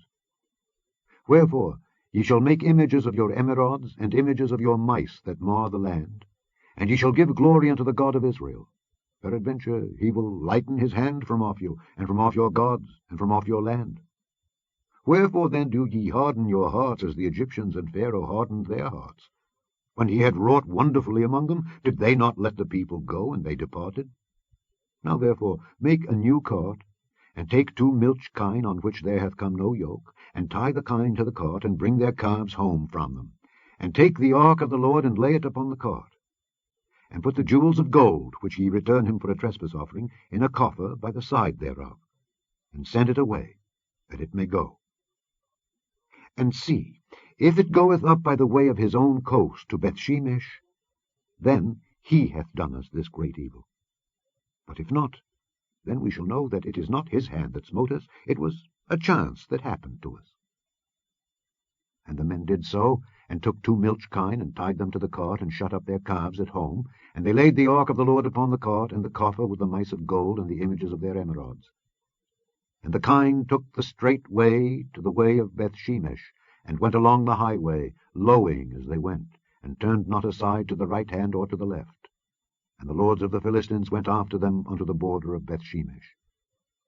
And they of Bethshemesh were reaping their wheat harvest in the valley, and they lifted up their eyes, and saw the ark, and rejoiced to see it. And the cart came into the field of Joshua, a Bethshemite, and stood there where there was a great stone. And they clave the wood of the cart, and offered the kine a burnt offering unto the Lord. And the Levites took down the ark of the Lord, and the coffer that was with it, wherein the jewels of gold were, and put them on the great stone. And the men of Bethshemesh offered burnt offerings, and sacrificed sacrifices the same day unto the Lord. And when the 5 lords of the Philistines had seen it, they returned to Ekron the same day. And these are the golden emerods, which the Philistines returned for a trespass offering unto the Lord. For Ashdod 1, for Gaza 1, for Askelon 1, for Gath 1, for Ekron 1. And the golden mice, according to the number of all the cities of the Philistines belonging to the 5 lords, both of fenced cities and of country villages, even unto the great stone of Abel, whereon they set down the ark of the Lord, which stone remaineth unto this day in the field of Joshua the Bethshemite. And he smote the men of Bethshemesh, because they had looked into the ark of the Lord. Even he smote of the people 50,060 men. And the people lamented, because the Lord had smitten many of the people with a great slaughter. And the men of Bethshemesh said, Who is able to stand before this holy Lord God? And to whom shall he go up from us? And they sent messengers to the inhabitants of Kirjath-jearim, saying, The Philistines have brought again the ark of the Lord. Come ye down, and fetch it up to you. Chapter 7. And the men of Kirjath-jearim came, and fetched up the ark of the Lord, and brought it into the house of Abinadab in the hill, and sanctified Eleazar his son to keep the ark of the Lord. And it came to pass, while the ark abode in Kirjath-jearim, that the time was long, for it was 20 years. And all the house of Israel lamented after the Lord. And Samuel spake unto all the house of Israel, saying, If ye do return unto the Lord with all your hearts, then put away the strange gods and Ashtaroth from among you, and prepare your hearts unto the Lord, and serve him only, and he will deliver you out of the hand of the Philistines. Then the children of Israel did put away Baalim and Ashtaroth, and served the Lord only. And Samuel said, Gather all Israel to Mizpeh, and I will pray for you unto the Lord. And they gathered together to Mizpeh, and drew water, and poured it out before the Lord, and fasted on that day, and said there, We have sinned against the Lord. And Samuel judged the children of Israel in Mizpeh. And when the Philistines heard that the children of Israel were gathered together to Mizpeh, the lords of the Philistines went up against Israel. And when the children of Israel heard it, they were afraid of the Philistines. And the children of Israel said to Samuel, Cease not to cry unto the Lord our God for us, that he will save us out of the hand of the Philistines. And Samuel took a sucking lamb, and offered it for a burnt offering holy unto the Lord. And Samuel cried unto the Lord for Israel, and the Lord heard him. And as Samuel was offering up the burnt offering, the Philistines drew near to battle against Israel. But the Lord thundered with a great thunder on that day upon the Philistines, and discomfited them, and they were smitten before Israel. And the men of Israel went out of Mizpeh, and pursued the Philistines, and smote them until they came unto Bethkar. Then Samuel took a stone, and set it between Mizpeh and Shen, and called the name of it Ebenezer, saying, Hitherto hath the Lord helped us. So the Philistines were subdued, and they came no more into the coast of Israel. And the hand of the Lord was against the Philistines all the days of Samuel. And the cities which the Philistines had taken from Israel were restored to Israel, from Ekron even unto Gath. And the coasts thereof did Israel deliver out of the hands of the Philistines. And there was peace between Israel and the Amorites. And Samuel judged Israel all the days of his life. And he went from year to year in circuit to Bethel and Gilgal and Mizpeh, and judged Israel in all those places. And his return was to Ramah, for there was his house. And there he judged Israel, and there he built an altar unto the Lord.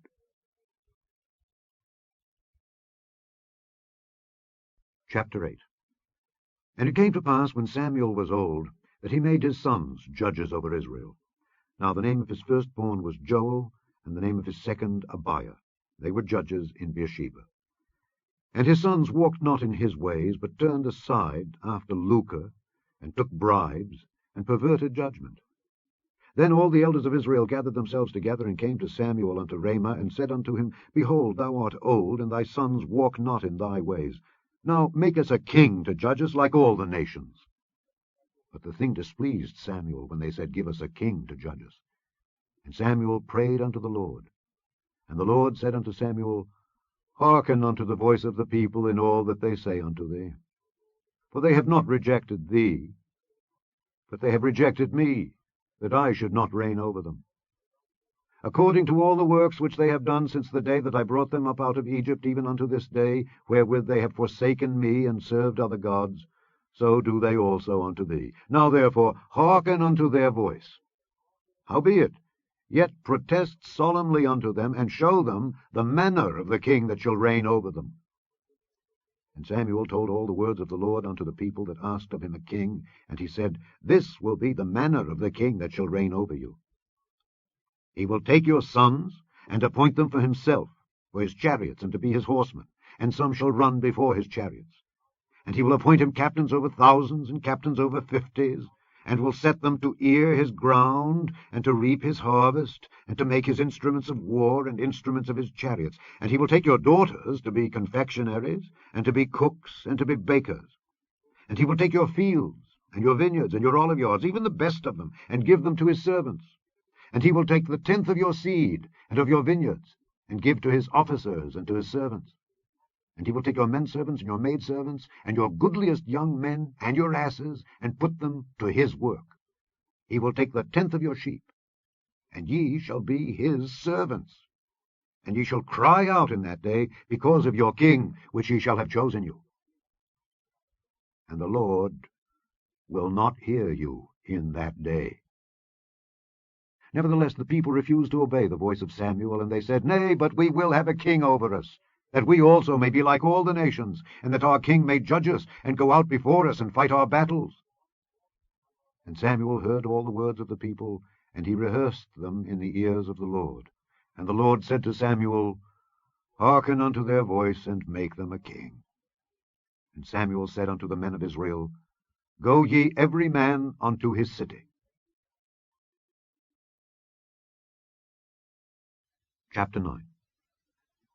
Now there was a man of Benjamin, whose name was Kish, the son of Abiel, the son of Zeror, the son of Bechorath, the son of Aphiah, a Benjamite, a mighty man of power. And he had a son, whose name was Saul, a choice young man, and a goodly. And there was not among the children of Israel a goodlier person than he. From his shoulders and upward he was higher than any of the people. And the asses of Kish, Saul's father, were lost. And Kish said to Saul his son, Take now one of the servants with thee, and arise, go seek the asses. And he passed through Mount Ephraim, and passed through the land of Shalisha, but they found them not. Then they passed through the land of Shalem, and there they were not. And he passed through the land of the Benjamites, but they found them not. And when they were come to the land of Zuph, Saul said to his servant that was with him, Come and let us return, lest my father leave caring for the asses, and take thought for us. And he said unto him, Behold now, there is in this city a man of God, and he is an honourable man. All that he saith cometh surely to pass. Now let us go thither. Peradventure he can show us our way that we should go. Then said Saul to his servant, But behold, if we go, what shall we bring the man? For the bread is spent in our vessels, and there is not a present to bring to the man of God. What have we? And the servant answered Saul again, and said, Behold, I have here at hand the fourth part of a shekel of silver. That will I give to the man of God to tell us our way. Before time in Israel, when a man went to inquire of God, thus he spake, Come and let us go to the seer. For he that is now called a prophet was before time called a seer. Then said Saul to his servant, Well said, come, let us go. So they went unto the city where the man of God was. And as they went up the hill to the city, they found young maidens going out to draw water, and said unto them, Is the seer here? And they answered them and said, He is. Behold, he is before you. Make haste now, for he came today to the city. For there is a sacrifice of the people today in the high place. As soon as ye be come into the city, ye shall straightway find him, before he go up to the high place to eat. For the people will not eat until he come, because he doth bless the sacrifice. And afterwards they eat that be bidden. Now therefore get you up, for about this time ye shall find him. And they went up into the city, and when they were come into the city, behold, Samuel came out against them, for to go up to the high place. Now the Lord had told Samuel in his ear a day before Saul came, saying, Tomorrow, about this time, I will send thee a man out of the land of Benjamin, and thou shalt anoint him to be captain over my people Israel, that he may save my people out of the hand of the Philistines. For I have looked upon my people, because their cry is come unto me. And when Samuel saw Saul, the Lord said unto him, Behold the man whom I spake to thee of. This same shall reign over my people. Then Saul drew near to Samuel in the gate, and said, Tell me, I pray thee, where the seer's house is. And Samuel answered Saul, and said, I am the seer. Go up before me unto the high place, for ye shall eat with me today. And tomorrow I will let thee go, and will tell thee all that is in thine heart. And as for thine asses that were lost 3 days ago, set not thy mind on them, for they are found. And on whom is all the desire of Israel? Is it not on thee, and on all thy father's house? And Saul answered and said, Am not I a Benjamite of the smallest of the tribes of Israel, and my family the least of all the families of the tribe of Benjamin? Wherefore then speakest thou so to me? And Samuel took Saul and his servant, and brought them into the parlour, and made them sit in the chiefest place among them that were bidden, which were about 30 persons. And Samuel said unto the cook, Bring the portion which I gave thee, of which I said unto thee, Set it by thee. And the cook took up the shoulder, and that which was upon it, and set it before Saul. And Samuel said, Behold that which is left. Set it before thee, and eat. For unto this time hath it been kept for thee, since I said, I have invited the people. So Saul did eat with Samuel that day. And when they were come down from the high place into the city, Samuel communed with Saul upon the top of the house. And they arose early, and it came to pass, about the spring of the day, that Samuel called Saul to the top of the house, saying, Up, that I may send thee away. And Saul arose, and they went out both of them, he and Samuel, abroad. And as they were going down to the end of the city, Samuel said to Saul, Bid the servant pass on before us. And he passed on. But stand thou still a while, that I may show thee the word of God. Chapter 10. Then Samuel took a vial of oil, and poured it upon his head, and kissed him, and said, Is it not because the Lord hath anointed thee to be captain over his inheritance? When thou art departed from me today, then thou shalt find 2 men by Rachel's sepulchre in the border of Benjamin at Zelzah, and they will say unto thee, The asses which thou wentest to seek are found. And lo, thy father hath left the care of the asses, and sorroweth for you, saying, What shall I do for my son? Then shalt thou go on forward from thence, and thou shalt come to the plain of Tabor. And there shall meet thee 3 men going up to God to Bethel, one carrying 3 kids, and another carrying 3 loaves of bread, and another carrying a bottle of wine. And they will salute thee, and give thee 2 loaves of bread, which thou shalt receive of their hands. After that thou shalt come to the hill of God, where is the garrison of the Philistines. And it shall come to pass, when thou art come thither to the city, that thou shalt meet a company of prophets coming down from the high place, with a psaltery, and a tabret, and a pipe, and a harp before them, and they shall prophesy. And the Spirit of the Lord will come upon thee, and thou shalt prophesy with them, and shalt be turned into another man. And let it be, when these signs are come unto thee, that thou do as occasion serve thee, for God is with thee. And thou shalt go down before me to Gilgal. And behold, I will come down unto thee to offer burnt offerings, and to sacrifice sacrifices of peace offerings. 7 days shalt thou tarry till I come to thee, and show thee what thou shalt do. And it was so, that when he had turned his back to go from Samuel, God gave him another heart, and all those signs came to pass that day. And when they came thither to the hill, behold, a company of prophets met him, and the Spirit of God came upon him, and he prophesied among them. And it came to pass, when all that knew him before times saw that, behold, he prophesied among the prophets, then the people said one to another, What is this that is come unto the son of Kish? Is Saul also among the prophets? And one of the same place answered and said, But who is their father? Therefore it became a proverb, Is Saul also among the prophets?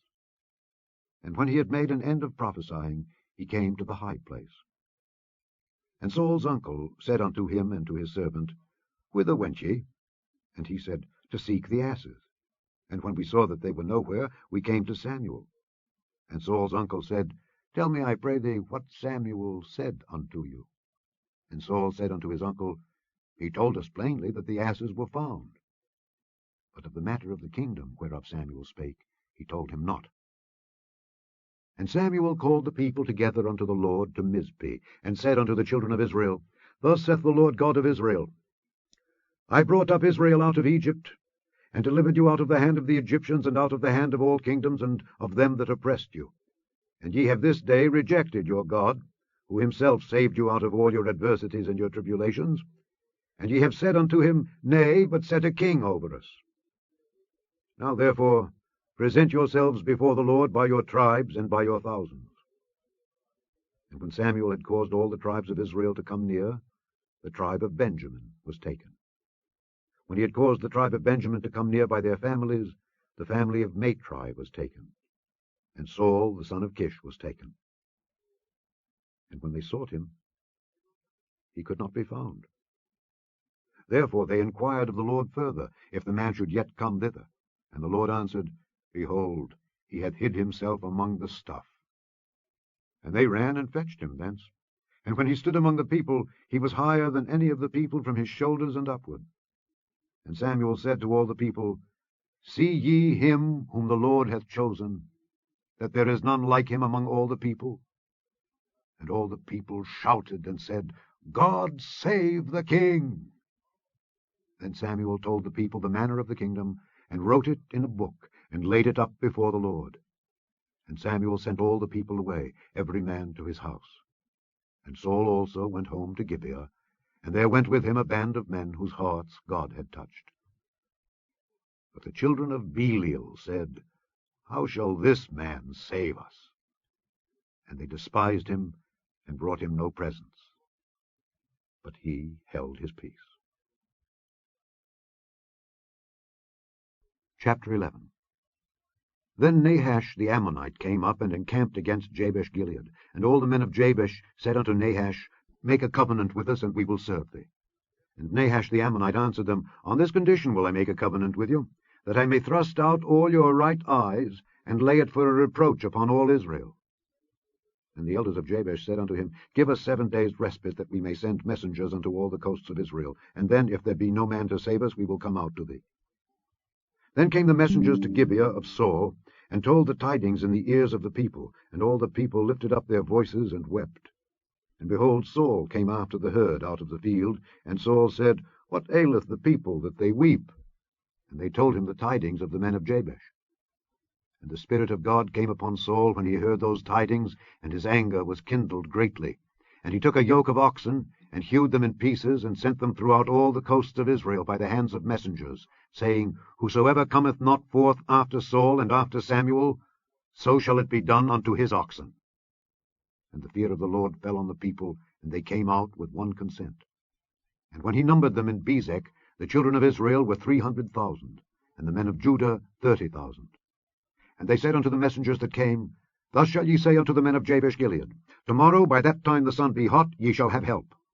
And the messengers came and showed it to the men of Jabesh, and they were glad.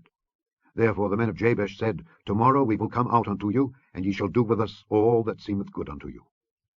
And it was so on the morrow, that Saul put the people in 3 companies, and they came into the midst of the host in the morning watch, and slew the Ammonites until the heat of the day. And it came to pass that they which remained were scattered, so that 2 of them were not left together. And the people said unto Samuel, Who is he that said, Shall Saul reign over us? Bring the men, that we may put them to death. And Saul said, There shall not a man be put to death this day, for today the Lord hath wrought salvation in Israel. Then said Samuel to the people, Come and let us go to Gilgal, and renew the kingdom there. And all the people went to Gilgal, and there they made Saul king before the Lord in Gilgal. And there they sacrificed sacrifices of peace offerings before the Lord. And there Saul and all the men of Israel rejoiced greatly. Chapter 12. And Samuel said unto all Israel, Behold, I have hearkened unto your voice in all that ye said unto me, and have made a king over you. And now, behold, the king walketh before you. And I am old and grey-headed, and behold, my sons are with you, and I have walked before you from my childhood unto this day. Behold, here I am. Witness against me before the Lord and before his anointed. Whose ox have I taken? Or whose ass have I taken? Or whom have I defrauded? Whom have I oppressed? Or of whose hand have I received any bribe to blind mine eyes therewith? And I will restore it you. And they said, Thou hast not defrauded us, nor oppressed us, neither hast thou taken aught of any man's hand. And he said unto them, The Lord is witness against you, and his anointed is witness this day, that ye have not found aught in my hand. And they answered, He is witness. And Samuel said unto the people, It is the Lord that advanced Moses and Aaron, and that brought your fathers up out of the land of Egypt. Now therefore stand still, that I may reason with you before the Lord of all the righteous acts of the Lord, which he did to you and to your fathers. When Jacob was come into Egypt, and your fathers cried unto the Lord, then the Lord sent Moses and Aaron, which brought forth your fathers out of Egypt, and made them dwell in this place. And when they forgat the Lord their God, he sold them into the hand of Sisera, captain of the host of Hazor, and into the hand of the Philistines, and into the hand of the king of Moab, and they fought against them. And they cried unto the Lord, and said, We have sinned, because we have forsaken the Lord, and have served Baalim and Ashtaroth. But now deliver us out of the hand of our enemies, and we will serve thee. And the Lord sent Jerubbaal, and Bedan, and Jephthah, and Samuel, and delivered you out of the hand of your enemies on every side, and ye dwelled safe. And when ye saw that Nahash the king of the children of Ammon came against you, ye said unto me, Nay, but a king shall reign over us. And the Lord your God was your king. Now therefore, behold the king whom ye have chosen, and whom ye have desired. And behold, the Lord hath set a king over you. If ye will fear the Lord, and serve him, and obey his voice, and not rebel against the commandment of the Lord, then shall both ye and also the king that reigneth over you continue following the Lord your God. But if ye will not obey the voice of the Lord, but rebel against the commandment of the Lord, then shall the hand of the Lord be against you, as it was against your fathers. Now therefore, stand and see this great thing which the Lord will do before your eyes. Is it not wheat harvest today? I will call unto the Lord, and he shall send thunder and rain, that ye may perceive and see that your wickedness is great, which ye have done in the sight of the Lord in asking you a king. So Samuel called unto the Lord, and the Lord sent thunder and rain that day, and all the people greatly feared the Lord and Samuel. And all the people said unto Samuel, Pray for thy servants unto the Lord thy God, that we die not. For we have added unto all our sins this evil, to ask us a king. And Samuel said unto the people, Fear not, ye have done all this wickedness. Yet turn not aside from following the Lord, but serve the Lord with all your heart, and turn ye not aside. For then should ye go after vain things, which cannot profit nor deliver, for they are vain. For the Lord will not forsake his people for his great name's sake, because it hath pleased the Lord to make you his people. Moreover, as for me, God forbid that I should sin against the Lord in ceasing to pray for you. But I will teach you the good and the right way. Only fear the Lord, and serve him in truth with all your heart. For consider how great things he hath done for you. But if ye shall still do wickedly, ye shall be consumed, both ye and your king.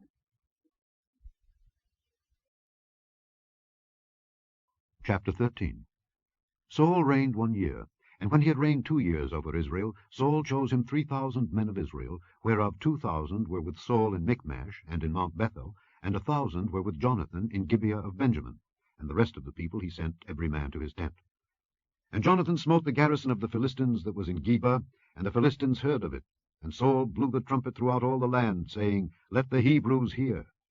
And all Israel heard say that Saul had smitten the garrison of the Philistines, and that Israel also was had an abomination with the Philistines. And the people were called together after Saul to Gilgal. And the Philistines gathered themselves together to fight with Israel, 30,000 chariots and 6,000 horsemen, and people as the sand which is on the seashore in multitude. And they came up and pitched in Michmash, eastward from Bethaven. When the men of Israel saw that they were in a strait, for the people were distressed, then the people did hide themselves in caves, and in thickets, and in rocks, and in high places, and in pits. And some of the Hebrews went over Jordan to the land of Gad and Gilead. As for Saul, he was yet in Gilgal, and all the people followed him trembling. And he tarried 7 days, according to the set time that Samuel had appointed. But Samuel came not to Gilgal, and the people were scattered from him. And Saul said, Bring hither a burnt offering to me, and peace offerings. And he offered the burnt offering. And it came to pass, that as soon as he had made an end of offering the burnt offering, behold, Samuel came. And Saul went out to meet him, that he might salute him. And Samuel said, What hast thou done? And Saul said, Because I saw that the people were scattered from me, and that thou camest not within the days appointed, and that the Philistines gathered themselves together at Michmash. Therefore, said I, the Philistines will come down now upon me to Gilgal, and I have not made supplication unto the Lord. I forced myself, therefore, and offered a burnt offering. And Samuel said to Saul, Thou hast done foolishly. Thou hast not kept the commandment of the Lord thy God, which he commanded thee. For now would the Lord have established thy kingdom upon Israel forever. But now thy kingdom shall not continue. The Lord hath sought him a man after his own heart, and the Lord hath commanded him to be captain over his people, because thou hast not kept that which the Lord commanded thee. And Samuel arose, and gat him up from Gilgal unto Gibeah of Benjamin. And Saul numbered the people that were present with him, about 600 men. And Saul and Jonathan his son, and the people that were present with them, abode in Gibeah of Benjamin, but the Philistines encamped in Michmash. And the spoilers came out of the camp of the Philistines in 3 companies. One company turned unto the way that leadeth to Ophrah, unto the land of Shual, and another company turned the way to Bethhoron, and another company turned to the way of the border that looketh to the valley of Zeboim toward the wilderness. Now there was no smith found throughout all the land of Israel, for the Philistines said, lest the Hebrews make them swords or spears. But all the Israelites went down to the Philistines, to sharpen every man his share, and his coulter, and his axe, and his mattock. Yet they had a file for the mattocks, and for the coulters, and for the forks, and for the axes, and to sharpen the goads. So it came to pass in the day of battle, that there was neither sword nor spear found in the hand of any of the people that were with Saul and Jonathan. But with Saul and with Jonathan his son was there found. And the garrison of the Philistines went out to the passage of Michmash.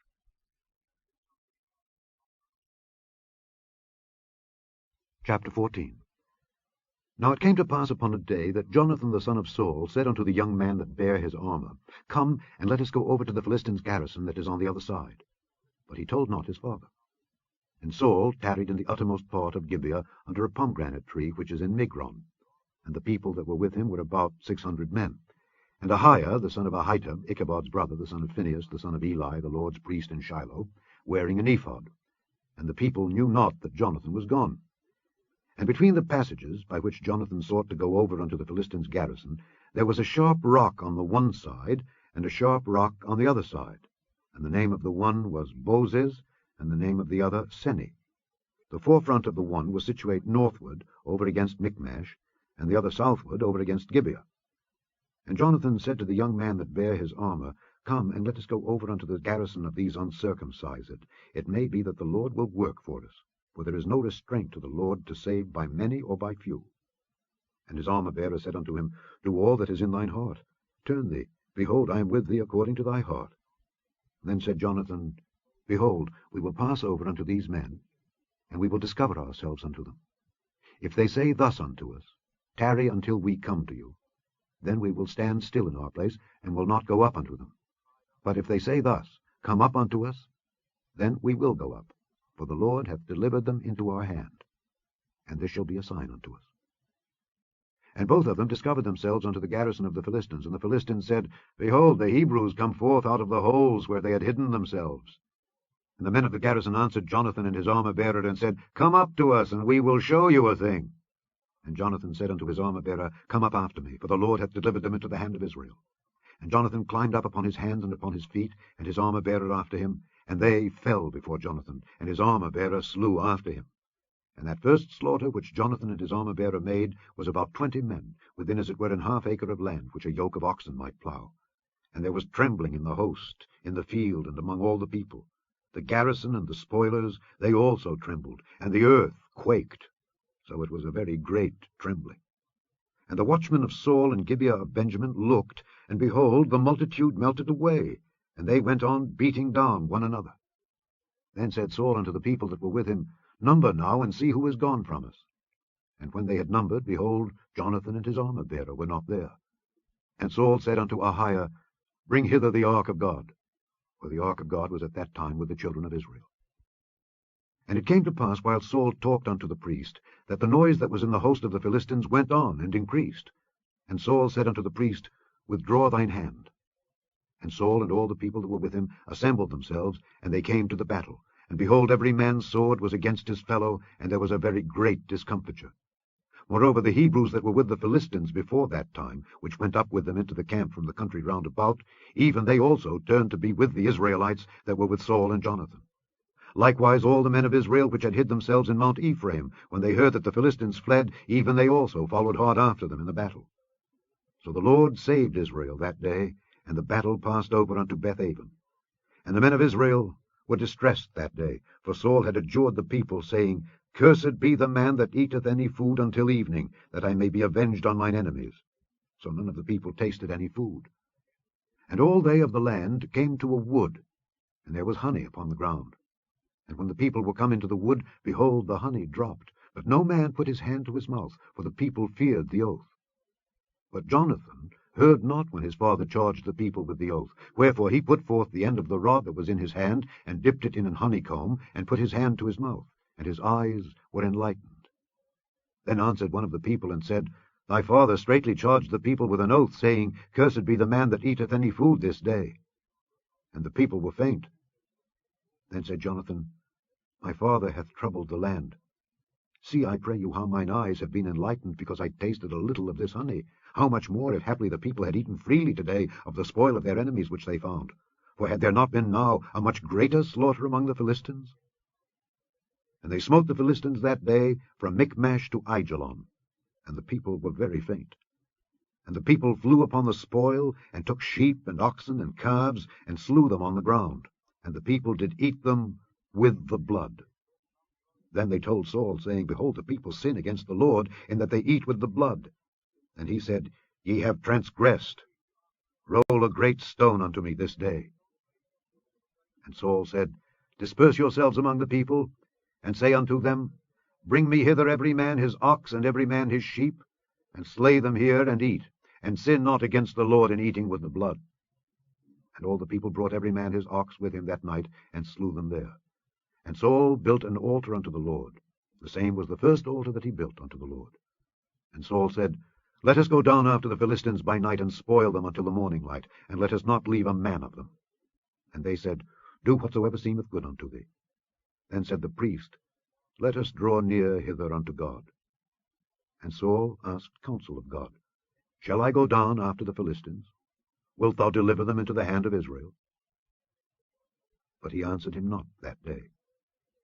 And Saul said, Draw ye near hither, all the chief of the people, and know and see wherein this sin hath been this day. For as the Lord liveth, which saveth Israel, though it be in Jonathan my son, he shall surely die. But there was not a man among all the people that answered him. Then said he unto all Israel, Be ye on one side, and I and Jonathan my son will be on the other side. And the people said unto Saul, Do what seemeth good unto thee. Therefore Saul said unto the Lord God of Israel, Give a perfect lot. And Saul and Jonathan were taken, but the people escaped. And Saul said, Cast lots between me and Jonathan my son. And Jonathan was taken. Then Saul said to Jonathan, Tell me what thou hast done. And Jonathan told him, and said, I did but taste a little honey with the end of the rod that was in mine hand, and lo, I must die. And Saul answered, God do so, and more also, for thou shalt surely die, Jonathan. And the people said unto Saul, Shall Jonathan die, who hath wrought this great salvation in Israel? God forbid! As the Lord liveth, there shall not one hair of his head fall to the ground, for he hath wrought with God this day. So the people rescued Jonathan, that he died not. Then Saul went up from following the Philistines, and the Philistines went to their own place. So Saul took the kingdom over Israel, and fought against all his enemies on every side, against Moab, and against the children of Ammon, and against Edom, and against the kings of Zobah, and against the Philistines. And whithersoever he turned himself, he vexed them. And he gathered an host, and smote the Amalekites, and delivered Israel out of the hands of them that spoiled them. Now the sons of Saul were Jonathan, and Ishuai, and Melchishua, and the names of his two daughters were these, the name of the firstborn Merab, and the name of the younger Michal. And the name of Saul's wife was Ahinoam, the daughter of Ahimaaz, and the name of the captain of his host was Abner, the son of Ner, Saul's uncle. And Kish was the father of Saul, and Ner, the father of Abner, was the son of Abiel. And there was sore war against the Philistines all the days of Saul. And when Saul saw any strong man, or any valiant man, he took him unto him. Chapter 15. Samuel also said unto Saul, The Lord sent me to anoint thee to be king over his people, over Israel. Now therefore hearken thou unto the voice of the words of the Lord. Thus saith the Lord of hosts, I remember that which Amalek did to Israel, how he laid wait for him in the way when he came up from Egypt. Now go and smite Amalek, and utterly destroy all that they have, and spare them not, but slay both man and woman, infant and suckling, ox and sheep, camel and ass. And Saul gathered the people together, and numbered them in Telaim 200,000 footmen, and 10,000 men of Judah. And Saul came to a city of Amalek, and laid wait in the valley. And Saul said unto the Kenites, Go, depart, get you down from among the Amalekites, lest I destroy you with them. For ye showed kindness to all the children of Israel when they came up out of Egypt. So the Kenites departed from among the Amalekites. And Saul smote the Amalekites from Havilah until thou comest to Shur, that is over against Egypt. And he took Agag the king of the Amalekites alive, and utterly destroyed all the people with the edge of the sword. But Saul and the people spared Agag, and the best of the sheep, and of the oxen, and of the fatlings, and the lambs, and all that was good, and would not utterly destroy them. But everything that was vile and refuse, that they destroyed utterly. Then came the word of the Lord unto Samuel, saying, It repenteth me that I have set up Saul to be king, for he is turned back from following me, and hath not performed my commandments. And it grieved Samuel, and he cried unto the Lord all night. And when Samuel rose early to meet Saul in the morning, it was told Samuel, saying, Saul came to Carmel, and behold, he set him up a place, and is gone about, and passed on, and gone down to Gilgal. And Samuel came to Saul, and Saul said unto him, Blessed be thou of the Lord, I have performed the commandment of the Lord. And Samuel said, What meaneth then this bleating of the sheep in mine ears, and the lowing of the oxen which I hear?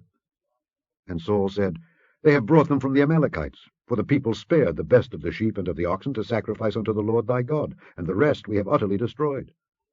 Then Samuel said unto Saul, Stay, and I will tell thee what the Lord hath said to me this night. And he said unto him, Say on. And Samuel said, When thou wast little in thine own sight, wast thou not made the head of the tribes of Israel, and the Lord anointed thee king over Israel? And the Lord sent thee on a journey, and said, Go and utterly destroy the sinners, the Amalekites, and fight against them until they be consumed? Wherefore then didst thou not obey the voice of the Lord, but didst fly upon the spoil, and didst evil in the sight of the Lord? And Saul said unto Samuel, Yea, I have obeyed the voice of the Lord, and have gone the way which the Lord sent me, and have brought Agag the king of Amalek, and have utterly destroyed the Amalekites. But the people took of the spoil sheep and oxen, the chief of the things which should have been utterly destroyed, to sacrifice unto the Lord thy God in Gilgal. And Samuel said, Hath the Lord as great delight in burnt offerings and sacrifices as in obeying the voice of the Lord? Behold, to obey is better than sacrifice, and to hearken than the fat of rams. For rebellion is as the sin of witchcraft, and stubbornness is as iniquity and idolatry.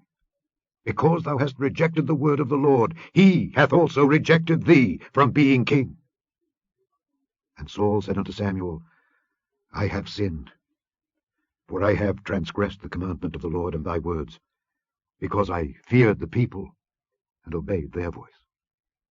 Now therefore, I pray thee, pardon my sin, and turn again with me, that I may worship the Lord. And Samuel said unto Saul, I will not return with thee, for thou hast rejected the word of the Lord, and the Lord hath rejected thee from being king over Israel. And as Samuel turned about to go away, he laid hold upon the skirt of his mantle, and it rent. And Samuel said unto him, The Lord hath rent the kingdom of Israel from thee this day, and hath given it to a neighbor of thine that is better than thou.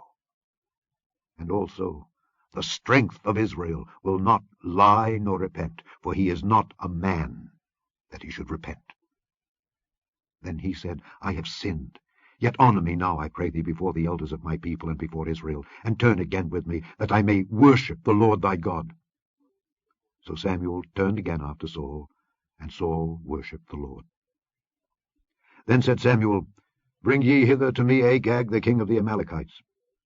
And Agag came unto him delicately, and Agag said, Surely the bitterness of death is past. And Samuel said, As thy sword hath made women childless, so shall thy mother be childless among women. And Samuel hewed Agag in pieces before the Lord in Gilgal. Then Samuel went to Ramah, and Saul went up to his house to Gibeah of Saul. And Samuel came no more to see Saul until the day of his death. Nevertheless Samuel mourned for Saul, and the Lord repented that he had made Saul king over Israel. Chapter 16. And the Lord said unto Samuel, How long wilt thou mourn for Saul, seeing I have rejected him from reigning over Israel? Fill thine horn with oil, and go. I will send thee to Jesse the Bethlehemite, for I have provided me a king among his sons. And Samuel said, How can I go? If Saul hear it, he will kill me. And the Lord said, Take an heifer with thee, and say, I am come to sacrifice to the Lord.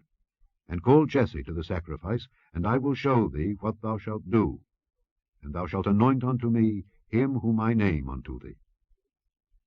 And Samuel did that which the Lord spake, and came to Bethlehem. And the elders of the town trembled at his coming, and said, Comest thou peaceably? And he said, Peaceably. I am come to sacrifice unto the Lord. Sanctify yourselves, and come with me to the sacrifice. And he sanctified Jesse and his sons, and called them to the sacrifice. And it came to pass, when they were come, that he looked on Eliab, and said, Surely the Lord's anointed is before him. But the Lord said unto Samuel, Look not on his countenance, or on the height of his stature, because I have refused him. For the Lord seeth not as man seeth, for man looketh on the outward appearance, but the Lord looketh on the heart.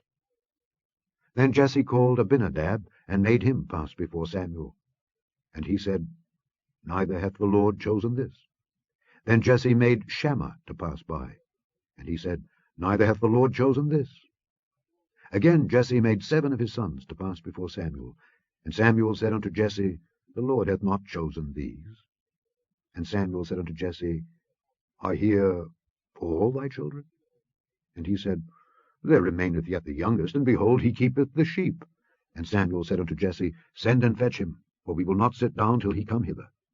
And he sent and brought him in. Now he was ruddy, and withal of a beautiful countenance, and goodly to look to. And the Lord said, Arise, anoint him, for this is he. Then Samuel took the horn of oil, and anointed him in the midst of his brethren. And the Spirit of the Lord came upon David from that day forward. So Samuel rose up and went to Ramah. But the Spirit of the Lord departed from Saul, and an evil spirit from the Lord troubled him. And Saul's servants said unto him, Behold now, an evil spirit from God troubleth thee. Let our Lord now command thy servants which are before thee to seek out a man who is a cunning player on an harp. And it shall come to pass, when the evil spirit from God is upon thee, that he shall play with his hand, and thou shalt be well. And Saul said unto his servants, Provide me now a man that can play well, and bring him to me. Then answered one of the servants, and said, Behold, I have seen a son of Jesse the Bethlehemite that is cunning in playing, and a mighty valiant man, and a man of war, and prudent in matters, and a comely person, and the Lord is with him. Wherefore Saul sent messengers unto Jesse, and said, Send me David thy son, which is with the sheep.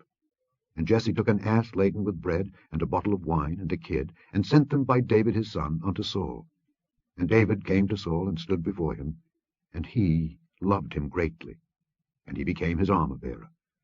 And Saul sent to Jesse, saying, Let David, I pray thee, stand before me, for he hath found favor in my sight. And it came to pass, when the evil spirit from God was upon Saul, that David took an harp and played with his hand. So Saul was refreshed and was well, and the evil spirit departed from him.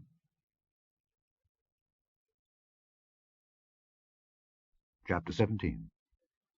Now the Philistines gathered together their armies to battle, and were gathered together at Shoco, which belongeth to Judah, and pitched between Shoco and Azekah in Ephes-dammim. And Saul and the men of Israel were gathered together, and pitched by the valley of Elah, and set the battle in array against the Philistines. And the Philistines stood on a mountain on the one side, and Israel stood on a mountain on the other side, and there was a valley between them. And there went out a champion out of the camp of the Philistines, named Goliath of Gath, whose height was 6 cubits and a span. And he had an helmet of brass upon his head, and he was armed with a coat of mail, and the weight of the coat was 5,000 shekels of brass. And he had greaves of brass upon his legs, and a target of brass between his shoulders. And the staff of his spear was like a weaver's beam, and his spear's head weighed 600 shekels of iron. And one bearing a shield went before him. And he stood and cried unto the armies of Israel, and said unto them, Why are ye come out to set your battle in array? Am not I a Philistine, and ye servants to Saul? Choose you a man for you, and let him come down to me. If he be able to fight with me and to kill me, then will we be your servants. But if I prevail against him and kill him, then shall ye be our servants and serve us. And the Philistines said, I defy the armies of Israel this day. Give me a man that we may fight together.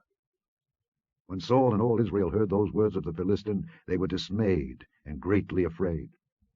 Now David was the son of that Ephrathite of Bethlehem, Judah, whose name was Jesse, and he had 8 sons. And the man went among men for an old man in the days of Saul. And the 3 eldest sons of Jesse went and followed Saul to the battle. And the names of his 3 sons that went to the battle were Eliab, the firstborn, and next unto him Abinadab, and the third Shammah. And David was the youngest, and the 3 eldest followed Saul. But David went and returned from Saul to feed his father's sheep at Bethlehem. And the Philistine drew near morning and evening, and presented himself 40 days. And Jesse said unto David his son, Take now for thy brethren an ephah of this parched corn, and these 10 loaves, and run to the camp to thy brethren, and carry these 10 cheeses unto the captain of their 1,000, and look how thy brethren fare, and take their pledge. Now Saul and they, and all the men of Israel, were in the valley of Elah, fighting with the Philistines.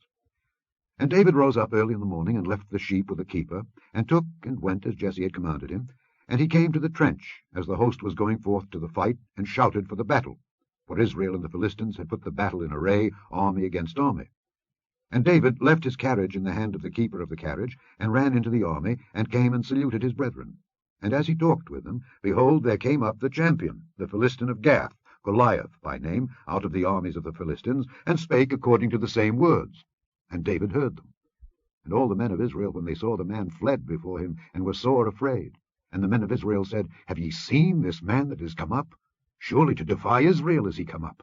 And it shall be that the man who killeth him, the king will enrich him with great riches, and will give him his daughter, and make his father's house free in Israel. And David spake to the men that stood by him, saying, What shall be done to the man that killeth this Philistine, and taketh away the reproach from Israel? For who is this uncircumcised Philistine, that he should defy the armies of the living God? And the people answered him after this manner, saying, So shall it be done to the man that killeth him. And Eliab, his eldest brother, heard when he spake unto the men, and Eliab's anger was kindled against David. And he said, Why camest thou down hither? And with whom hast thou left those few sheep in the wilderness?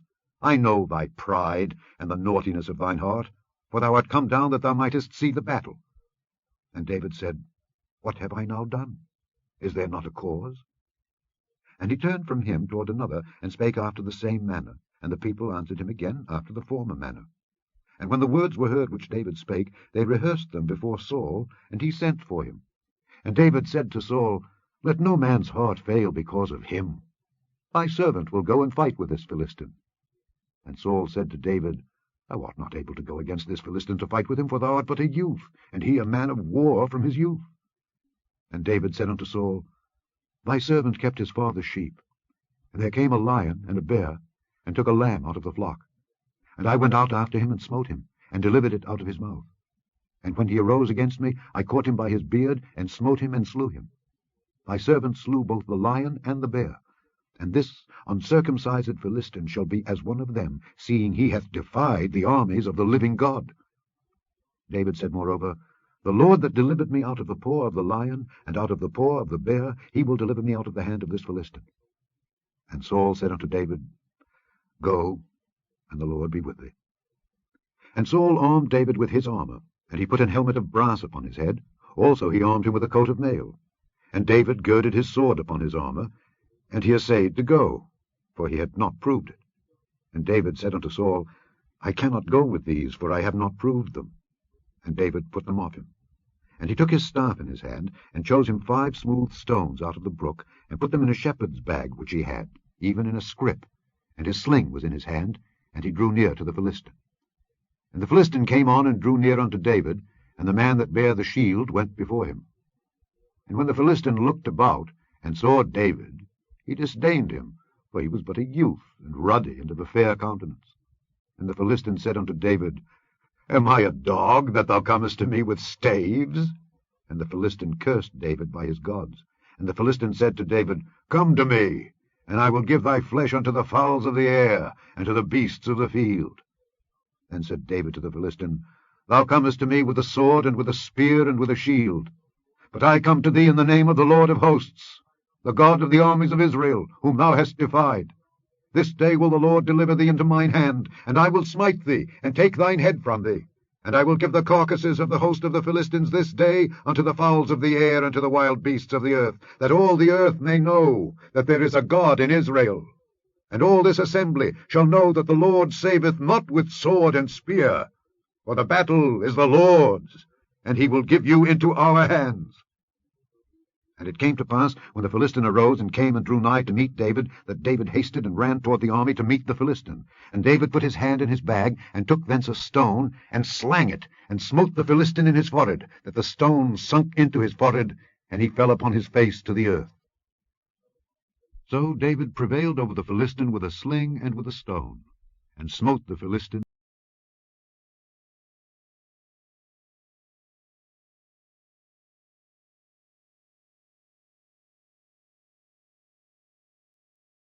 And when the Philistines saw their champion was dead, they fled. And the men of Israel and of Judah arose and shouted and pursued the Philistines.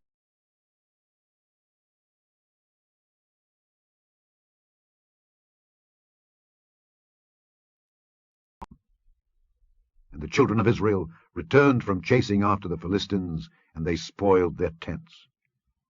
And David took the head of the Philistine, and brought it to Jerusalem. But he put his armor in his tent. And when Saul saw David go forth against the Philistine, he said unto Abner, the captain of the host, Abner, whose son is this youth? And Abner said, As thy soul liveth, O king, I cannot tell. And the king said, Inquire thou whose son the stripling is. And as David returned from the slaughter of the Philistine, Abner took him, and brought him before Saul with the head of the Philistine in his hand. And Saul said to him, Whose son art thou, thou young man? And David answered, I am the son of thy servant Jesse the Bethlehemite.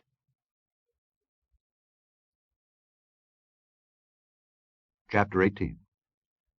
And it came to pass, when he had made an end of speaking unto Saul, that the soul of Jonathan was knit with the soul of David, and Jonathan loved him as his own soul. And Saul took him that day, and would let him go no more home to his father's house. Then Jonathan and David made a covenant, because he loved him as his own soul. And Jonathan stripped himself of the robe that was upon him, and gave it to David, and his garments, even to his sword, and to his bow, and to his girdle. And David went out whithersoever Saul sent him, and behaved himself wisely. And Saul set him over the men of war, and he was accepted in the sight of all the people, and also in the sight of Saul's servants. And it came to pass, as they came, when David was returned from the slaughter of the Philistine, that the women came out of all cities of Israel, singing and dancing, to meet King Saul with tabrets, with joy, and with instruments of music. And the women answered one another as they played, and said, Saul hath slain his thousands, and David his 10,000s. And Saul was very wroth, and the saying displeased him. And he said, They have ascribed unto David 10,000s, and to me they have ascribed but thousands. And what can he have more but the kingdom? And Saul eyed David from that day and forward. And it came to pass on the morrow that the evil spirit from God came upon Saul, and he prophesied in the midst of the house. And David played with his hand as at other times. And there was a javelin in Saul's hand. And Saul cast the javelin, for he said, I will smite David even to the wall with it. And David avoided out of his presence twice. And Saul was afraid of David, because the Lord was with him, and was departed from Saul. Therefore Saul removed him from him, and made him his captain over 1,000. And he went out and came in before the people. And David behaved himself wisely in all his ways, and the Lord was with him. Wherefore, when Saul saw that he behaved himself very wisely, he was afraid of him. But all Israel and Judah loved David, because he went out and came in before them. And Saul said to David, Behold my elder daughter Merab, her will I give thee to wife. Only be thou valiant for me, and fight the Lord's battles. For Saul said, Let not mine hand be upon him, but let the hand of the Philistines be upon him. And David said unto Saul, Who am I, and what is my life or my father's family in Israel, that I should be son-in-law to the king? But it came to pass at the time when Merab, Saul's daughter, should have been given to David, that she was given unto Adriel the Meholathite to wife. And Michal, Saul's daughter, loved David. And they told Saul, and the thing pleased him. And Saul said, I will give him her, that she may be a snare to him, and that the hand of the Philistines may be against him. Wherefore Saul said to David, Thou shalt this day be my son-in-law in the one of the twain. And Saul commanded his servants, saying, Commune with David secretly, and say, Behold, the king hath delight in thee, and all his servants love thee. Now therefore be the king's son-in-law. And Saul's servants spake those words in the ears of David, and David said, Seemeth it to you a light thing, to be a king's son-in-law, seeing that I am a poor man, and lightly esteemed? And the servants of Saul told him, saying, On this manner spake David. And Saul said, Thus shall ye say to David, The king desireth not any dowry, but 100 foreskins of the Philistines, to be avenged of the king's enemies. But Saul thought to make David fall by the hand of the Philistines. And when his servants told David these words, it pleased David well to be the king's son-in-law. And the days were not expired. Wherefore David arose and went, he and his men, and slew of the Philistines 200 men. And David brought their foreskins, and they gave them in full tale to the king, that he might be the king's son-in-law. And Saul gave him Michal his daughter to wife. And Saul saw and knew that the Lord was with David, and that Michal Saul's daughter loved him. And Saul was yet the more afraid of David. And Saul became David's enemy continually. Then the princes of the Philistines went forth, and it came to pass after they went forth that David behaved himself more wisely than all the servants of Saul, so that his name was much set by. Chapter 19. And Saul spake to Jonathan his son and to all his servants, that they should kill David. But Jonathan Saul's son delighted much in David. And Jonathan told David, saying, Saul my father seeketh to kill thee. Now therefore, I pray thee, take heed to thyself until the morning, and abide in a secret place, and hide thyself. And I will go out and stand beside my father in the field where thou art, and I will commune with my father of thee. And what I see, that I will tell thee. And Jonathan spake good of David unto Saul his father, and said unto him, Let not the king sin against his servant, against David, because he hath not sinned against thee, and because his works have been to thee word very good. For he did put his life in his hand, and slew the Philistine, and the Lord wrought a great salvation for all Israel. Thou sawest it, and didst rejoice. Wherefore then wilt thou sin against innocent blood, to slay David without a cause? And Saul hearkened unto the voice of Jonathan, and Saul sware, As the Lord liveth, he shall not be slain. And Jonathan called David, and Jonathan showed him all those things. And Jonathan brought David to Saul, and he was in his presence, as in times past. And there was war again. And David went out and fought with the Philistines, and slew them with a great slaughter, and they fled from him. And the evil spirit from the Lord was upon Saul, as he sat in his house with his javelin in his hand, and David played with his hand. And Saul sought to smite David even to the wall with the javelin, but he slipped away out of Saul's presence, and he smote the javelin into the wall. And David fled, and escaped that night. Saul also sent messengers unto David's house, to watch him, and to slay him in the morning. And Michal, David's wife, told him, saying, If thou save not thy life tonight, tomorrow thou shalt be slain. So Michal let David down through a window, and he went and fled and escaped. And Michal took an image, and laid it in the bed, and put a pillow of goat's hair for his bolster, and covered it with a cloth. And when Saul sent messengers to take David, she said, He is sick. And Saul sent the messengers again to see David, saying, Bring him up to me in the bed, that I may slay him. And when the messengers were come in, behold, there was an image in the bed, with a pillow of goat's hair for his bolster. And Saul said unto Michal, Why hast thou deceived me so, and sent away mine enemy, that he is escaped? And Michal answered Saul, He said unto me, Let me go, why should I kill thee? So David fled and escaped, and came to Samuel to Ramah, and told him all that Saul had done to him. And he and Samuel went and dwelt in Naioth. And it was told Saul, saying, Behold, David is at Naioth in Ramah. And Saul sent messengers to take David. And when they saw the company of the prophets prophesying, and Samuel standing as appointed over them, the Spirit of God was upon the messengers of Saul, and they also prophesied. And when it was told Saul, he sent other messengers, and they prophesied likewise. And Saul sent messengers again the third time, and they prophesied also. Then went he also to Ramah, and came to a great well that is in Sechu. And he asked and said, Where are Samuel and David? And one said, Behold, they be at Naioth in Ramah. And he went thither to Naioth in Ramah, and the Spirit of God was upon him also. And he went on and prophesied until he came to Naioth in Ramah. And he stripped off his clothes also, and prophesied before Samuel in like manner, and lay down naked all that day and all that night. Wherefore they say, Is Saul also among the prophets? Chapter 20. And David fled from Naioth in Ramah, and came and said before Jonathan, What have I done, and what is mine iniquity, and what is my sin before thy father, that he seeketh my life? And he said unto him, God forbid, thou shalt not die. Behold, my father will do nothing either great or small, but that he will show it me. And why should my father hide this thing from me? It is not so. And David sware moreover, and said, Thy father certainly knoweth that I have found grace in thine eyes. And he saith, Let not Jonathan know this, lest he be grieved. But truly, as the Lord liveth, and as thy soul liveth, there is but a step between me and death. Then said Jonathan unto David, Whatsoever thy soul desireth, I will even do it for thee. And David said unto Jonathan, Behold, tomorrow is the new moon, and I should not fail to sit with the king at meat.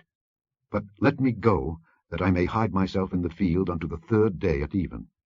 If thy father at all miss me, then say, David earnestly asked leave of me that he might run to Bethlehem his city, for there is a yearly sacrifice there for all the family.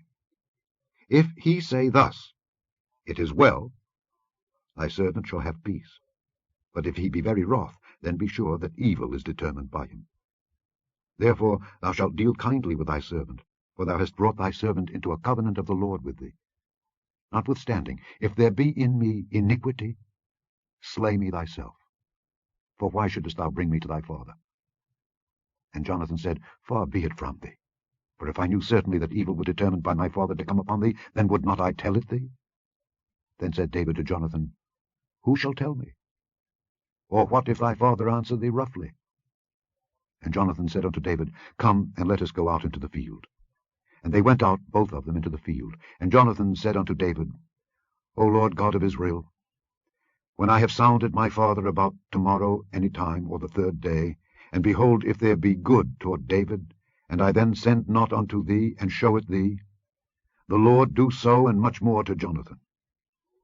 But if it please my father to do thee evil, then I will show it thee, and send thee away, that thou mayest go in peace.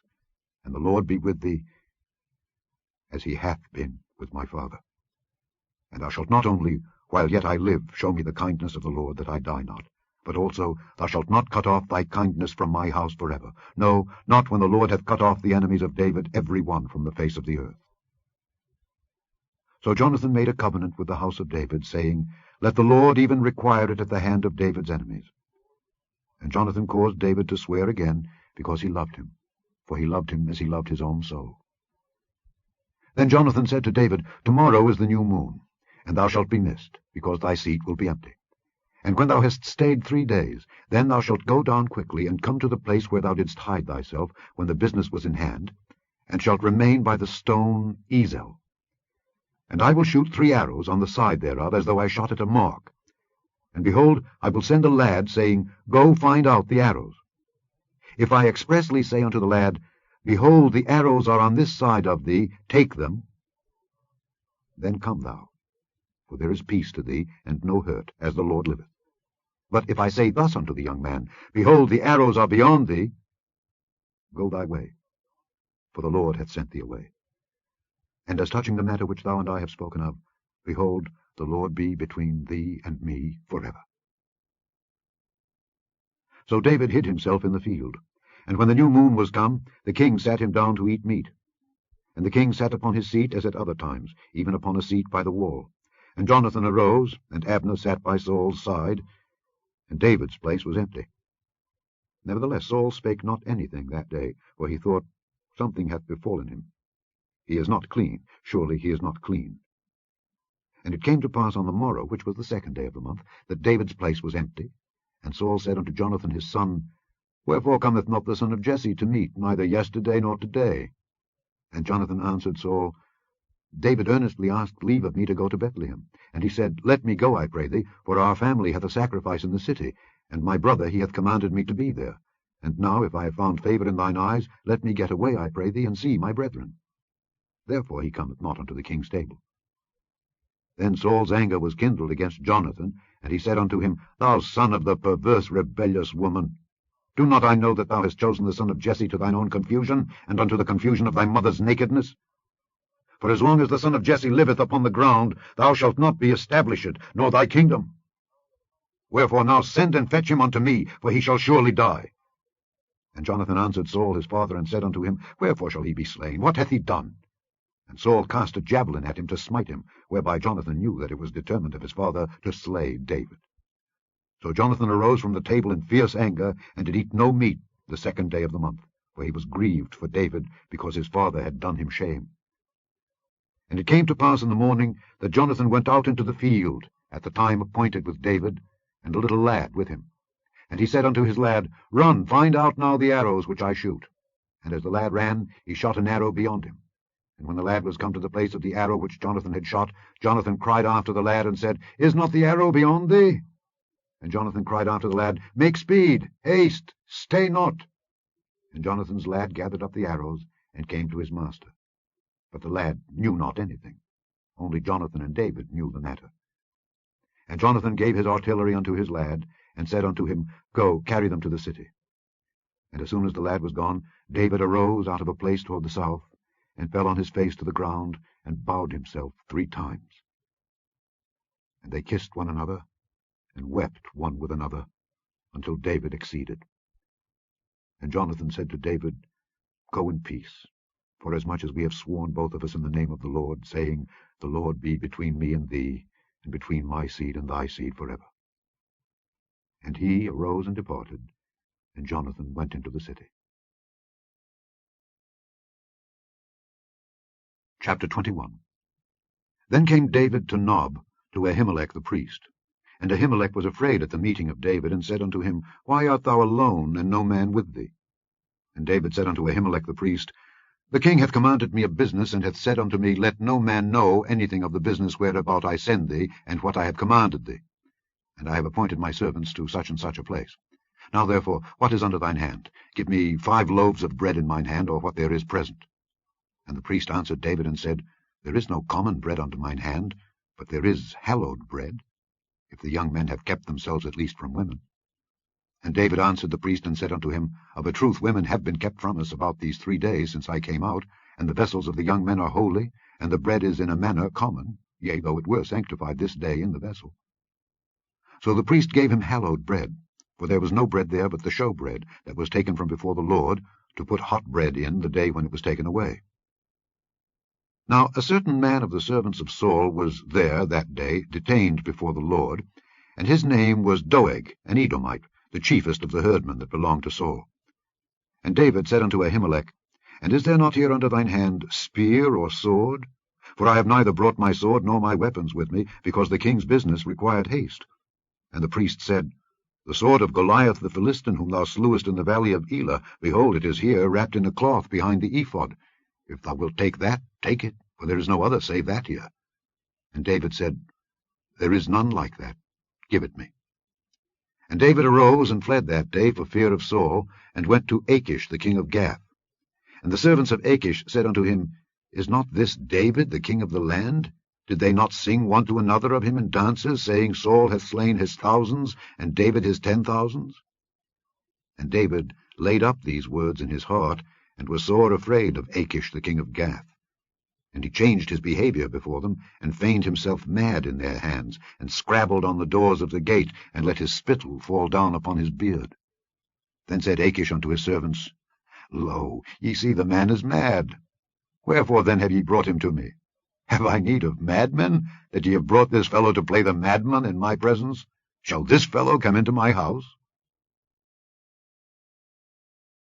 Chapter 22. David therefore departed thence, and escaped to the cave Adullam. And when his brethren and all his father's house heard it, they went down thither to him. And every one that was in distress, and every one that was in debt, and every one that was discontented, gathered themselves unto him, and he became a captain over them, and there were with him about 400 men. And David went thence to Mizpeh of Moab, and he said unto the king of Moab, Let my father and my mother, I pray thee, come forth, and be with you, till I know what God will do for me. And he brought them before the king of Moab, and they dwelt with him all the while that David was in the hold.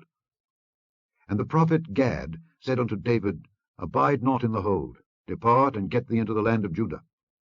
Then David departed, and came into the forest of Hereth. When Saul heard that David was discovered, and the men that were with him, now Saul abode in Gibeah under a tree in Ramah, having his spear in his hand, and all his servants were standing about him. Then Saul said unto his servants that stood about him, Hear now, ye Benjamites, Will the son of Jesse give every one of you fields and vineyards, and make you all captains of thousands and captains of hundreds, that all of you have conspired against me? And there is none that showeth me that my son hath made a league with the son of Jesse? And there is none of you that is sorry for me, or showeth unto me that my son hath stirred up my servant against me, to lie in wait, as at this day? Then answered Doeg the Edomite, which was set over the servants of Saul, and said, I saw the son of Jesse coming to Nob, to Ahimelech the son of Ahitub. And he inquired of the Lord for him, and gave him victuals, and gave him the sword of Goliath the Philistine. Then the king sent to call Ahimelech the priest, the son of Ahitub, and all his father's house, the priests that were in Nob. And they came all of them to the king. And Saul said, Hear now, thou son of Ahitub. And he answered, Here I am, my lord. And Saul said unto him, Why have ye conspired against me, thou and the son of Jesse, in that thou hast given him bread and a sword, and hast inquired of God for him, that he should rise against me to lie in wait, as at this day? Then Ahimelech answered the king, and said, And who is so faithful among all thy servants as David, which is the king's son-in-law, and goeth at thy bidding, and is honourable in thine house? Did I then begin to inquire of God for him? Be it far from me. Let not the king impute anything unto his servant, nor to all the house of my father. For thy servant knew nothing of all this, less or more. And the king said, Thou shalt surely die, Ahimelech, thou and all thy father's house. And the king said unto the footmen that stood about him, Turn and slay the priests of the Lord, because their hand also is with David, and because they knew when he fled, and did not show it to me. But the servants of the king would not put forth their hand to fall upon the priests of the Lord. And the king said to Doeg, Turn thou and fall upon the priests. And Doeg the Edomite turned, and he fell upon the priests, and slew on that day 75 persons that did wear a linen ephod. And Nob, the city of the priests, smote he with the edge of the sword, both men and women, children and sucklings, and oxen, and asses, and sheep, with the edge of the sword. And one of the sons of Ahimelech, the son of Ahitub, named Abiathar, escaped, and fled after David. And Abiathar showed David that Saul had slain the Lord's priests. And David said unto Abiathar, I knew it that day, when Doeg the Edomite was there, that he would surely tell Saul. I have occasioned the death of all the persons of thy father's house. Abide thou with me, fear not, for he that seeketh my life seeketh thy life. But with me thou shalt be in safeguard.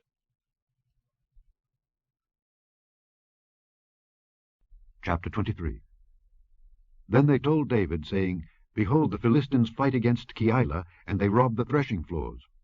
Therefore David inquired of the Lord, saying, Shall I go and smite these Philistines? And the Lord said unto David, Go and smite the Philistines, and save Keilah. And David's men said unto him, Behold, we be afraid here in Judah. How much more then if we come to Keilah against the armies of the Philistines? Then David inquired of the Lord yet again, and the Lord answered him and said, Arise, go down to Keilah, for I will deliver the Philistines into thine hand. So David and his men went to Keilah, and fought with the Philistines, and brought away their cattle, and smote them with a great slaughter. So David saved the inhabitants of Keilah. And it came to pass, when Abiathar the son of Ahimelech fled to David to Keilah, that he came down with an ephod in his hand. And it was told Saul that David was come to Keilah, and Saul said, God hath delivered him into mine hand, for he is shut in by entering into a town that hath gates and bars. And Saul called all the people together to war, to go down to Keilah, to besiege David and his men. And David knew that Saul secretly practiced mischief against him. And he said to Abiathar the priest, Bring hither the ephod. Then said David, O Lord God of Israel, thy servant hath certainly heard that Saul seeketh to come to Keilah, to destroy the city, for my sake. Will the men of Keilah deliver me up into his hand? Will Saul come down, as thy servant hath heard? O Lord God of Israel, I beseech thee, tell thy servant. And the Lord said, He will come down. Then said David, Will the men of Keilah deliver me and my men into the hand of Saul? And the Lord said, They will deliver thee up. Then David and his men, which were about 600, arose and departed out of Keilah, and went whithersoever they could go. And it was told Saul that David was escaped from Keilah, and he forbare to go forth. And David abode in the wilderness in strongholds, and remained in a mountain in the wilderness of Ziph.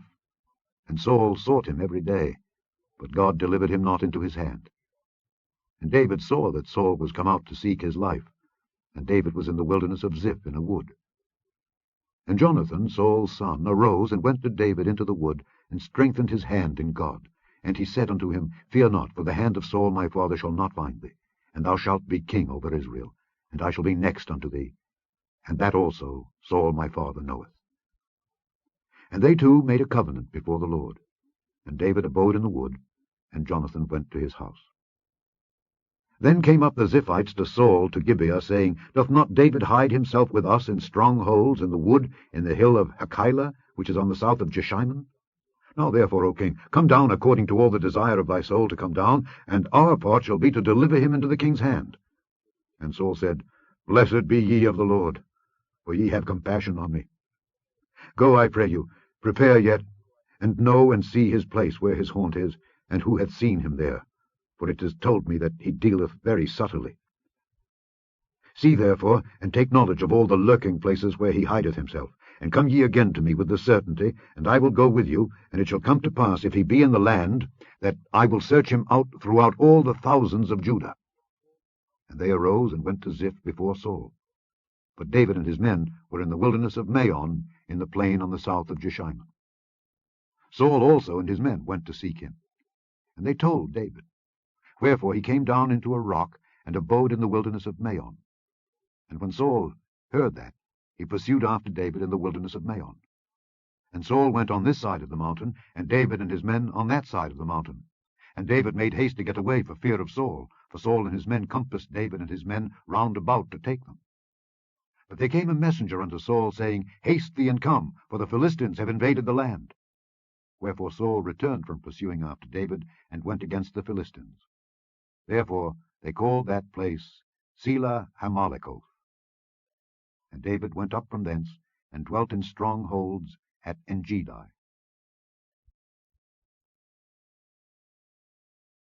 Chapter 24. And it came to pass, when Saul was returned from following the Philistines, that it was told him, saying, Behold, David is in the wilderness of Engedi. Then Saul took 3,000 chosen men out of all Israel, and went to seek David and his men upon the rocks of the wild goats. And he came to the sheepcots by the way, where was a cave. And Saul went in to cover his feet, and David and his men remained in the sides of the cave. And the men of David said unto him, Behold, the day of which the Lord said unto thee, Behold, I will deliver thine enemy into thine hand, that thou mayest do to him as it shall seem good unto thee. Then David arose, and cut off the skirt of Saul's robe privily. And it came to pass afterward, that David's heart smote him, because he had cut off Saul's skirt.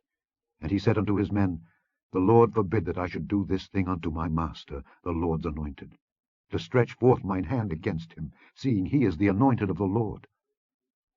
So David stayed his servants with these words, and suffered them not to rise against Saul. But Saul rose up out of the cave, and went on his way.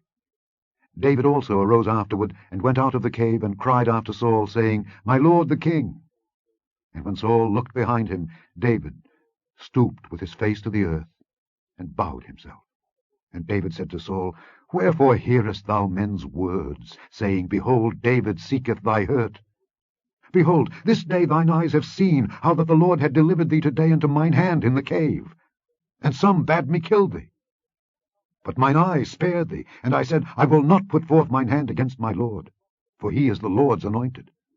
Moreover, my father, see, yea, see the skirt of thy robe in my hand. For in that I cut off the skirt of thy robe, and killed thee not, know thou and see that there is neither evil nor transgression in mine hand, and I have not sinned against thee. Yet thou huntest my soul to take it. The Lord judge between me and thee, and the Lord avenge me of thee, but mine hand shall not be upon thee. As saith the proverb of the ancients, Wickedness proceedeth from the wicked, but mine hand shall not be upon thee. After whom is the king of Israel come out? After whom dost thou pursue? After a dead dog, after a flea. The Lord therefore be judge, and judge between me and thee, and see and plead my cause, and deliver me out of thine hand. And it came to pass, when David had made an end of speaking these words unto Saul, that Saul said, Is this thy voice, my son David? And Saul lifted up his voice and wept. And he said to David, Thou art more righteous than I, for thou hast rewarded me good, whereas I have rewarded thee evil. And thou hast showed this day how that thou hast dealt well with me. Forasmuch as when the Lord had delivered me into thine hand, thou killedst me not. For if a man find his enemy, will he let him go well away? Wherefore the Lord reward thee good, for that thou hast done unto me this day. And now, behold, I know well that thou shalt surely be king, and that the kingdom of Israel shall be established in thine hand. Swear now therefore unto me by the Lord, that thou wilt not cut off my seed after me, and that thou wilt not destroy my name out of my father's house. And David sware unto Saul, and Saul went home. But David and his men gat them up unto the hold. Chapter 25. And Samuel died, and all the Israelites were gathered together, and lamented him, and buried him in his house at Ramah. And David arose and went down to the wilderness of Paran. And there was a man in Maon, whose possessions were in Carmel. And the man was very great, and he had 3,000 sheep and 1,000 goats. And he was shearing his sheep in Carmel. Now the name of the man was Nabal, and the name of his wife Abigail. And she was a woman of good understanding, and of a beautiful countenance. But the man was churlish and evil in his doings, and he was of the house of Caleb. And David heard in the wilderness that Nabal did shear his sheep. And David sent out 10 young men, and David said unto the young men, Get you up to Carmel, and go to Nabal, and greet him in my name. And thus shall ye say to him that liveth in prosperity, Peace be both to thee, and peace be to thine house, and peace be unto all that thou hast. And now I have heard that thou hast shearers. Now thy shepherds, which were with us, we hurt them not, neither was there aught missing unto them all the while they were in Carmel. Ask thy young men, and they will show thee. Wherefore, let the young men find favour in thine eyes, for we come in a good day. Give, I pray thee, whatsoever cometh to thine hand unto thy servants, and to thy son David.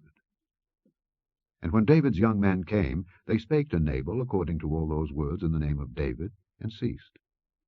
And Nabal answered David's servants, and said, Who is David? And who is the son of Jesse? There be many servants nowadays that break away every man from his master. Shall I then take my bread and my water and my flesh that I have killed for my shearers, and give it unto men whom I know not whence they be? So David's young men turned their way, and went again, and came, and told him all those sayings. And David said unto his men, Gird ye on every man his sword. And they girded on every man his sword, and David also girded on his sword. And there went up after David about 400 men, and 200 abode by the stuff. But one of the young men told Abigail, Nabal's wife, saying, Behold, David sent messengers out of the wilderness to salute our master, and he railed on them. But the men were very good unto us, and we were not hurt, neither missed we anything as long as we were conversant with them when we were in the fields. They were a wall unto us, both by night and day, all the while we were with them keeping the sheep. Now therefore know and consider what thou wilt do. For evil is determined against our master, and against all his household, for he is such a son of Belial that a man cannot speak to him. Then Abigail made haste, and took 200 loaves, and 2 bottles of wine, and 5 sheep ready dressed, and 5 measures of parched corn, and 100 clusters of raisins, and 200 cakes of figs, and laid them on asses. And she said unto her servants, Go on before me. Behold, I come after you. But she told not her husband Nabal.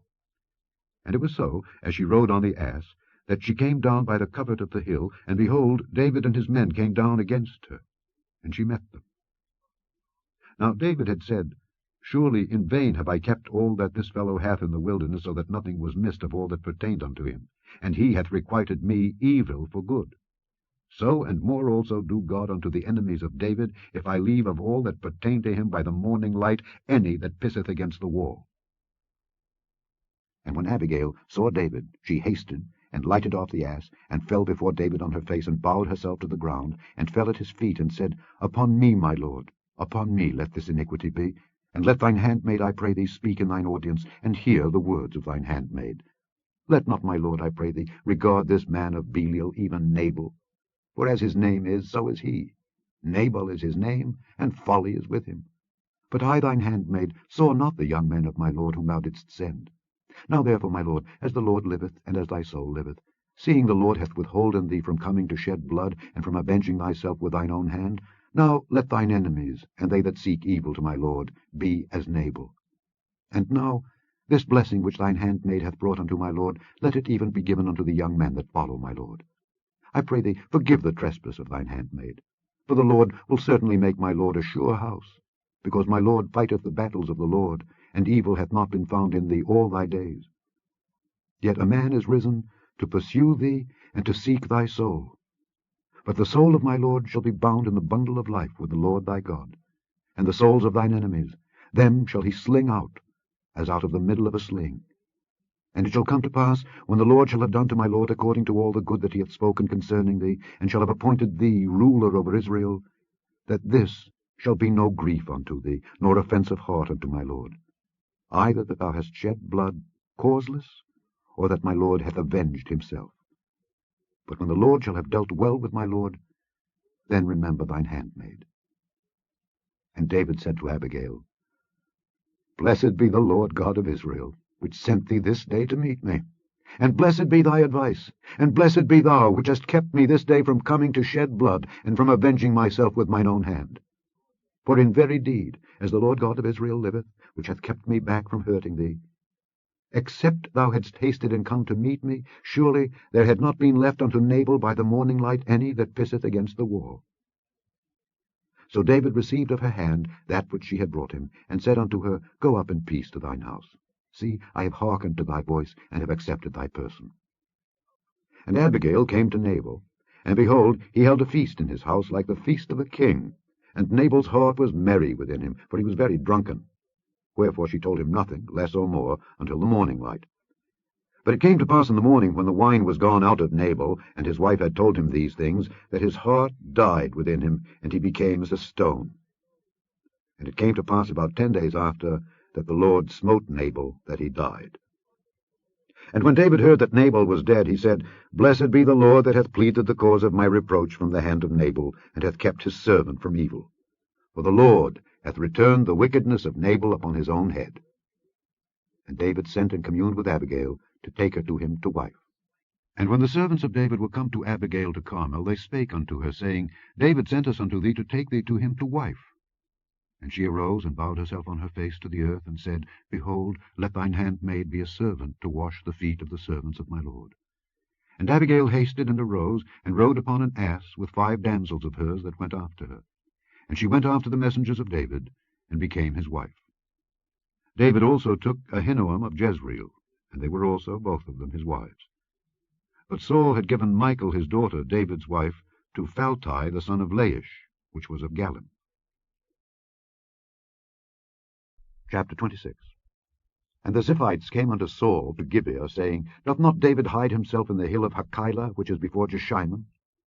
Then Saul arose and went down to the wilderness of Ziph, having 3,000 chosen men of Israel with him, to seek David in the wilderness of Ziph. And Saul pitched in the hill of Hachilah, which is before Jeshimon, by the way. But David abode in the wilderness, and he saw that Saul came after him into the wilderness. David therefore sent out spies, and understood that Saul was come in very deed. And David arose and came to the place where Saul had pitched. And David beheld the place where Saul lay, and Abner the son of Ner, the captain of his host. And Saul lay in the trench, and the people pitched round about him. Then answered David and said to Ahimelech the Hittite, and to Abishai the son of Zeruiah, brother to Joab, saying, Who will go down with me to Saul to the camp? And Abishai said, I will go down with thee. So David and Abishai came to the people by night, and behold, Saul lay sleeping within the trench, and his spear stuck in the ground at his bolster. But Abner and the people lay round about him.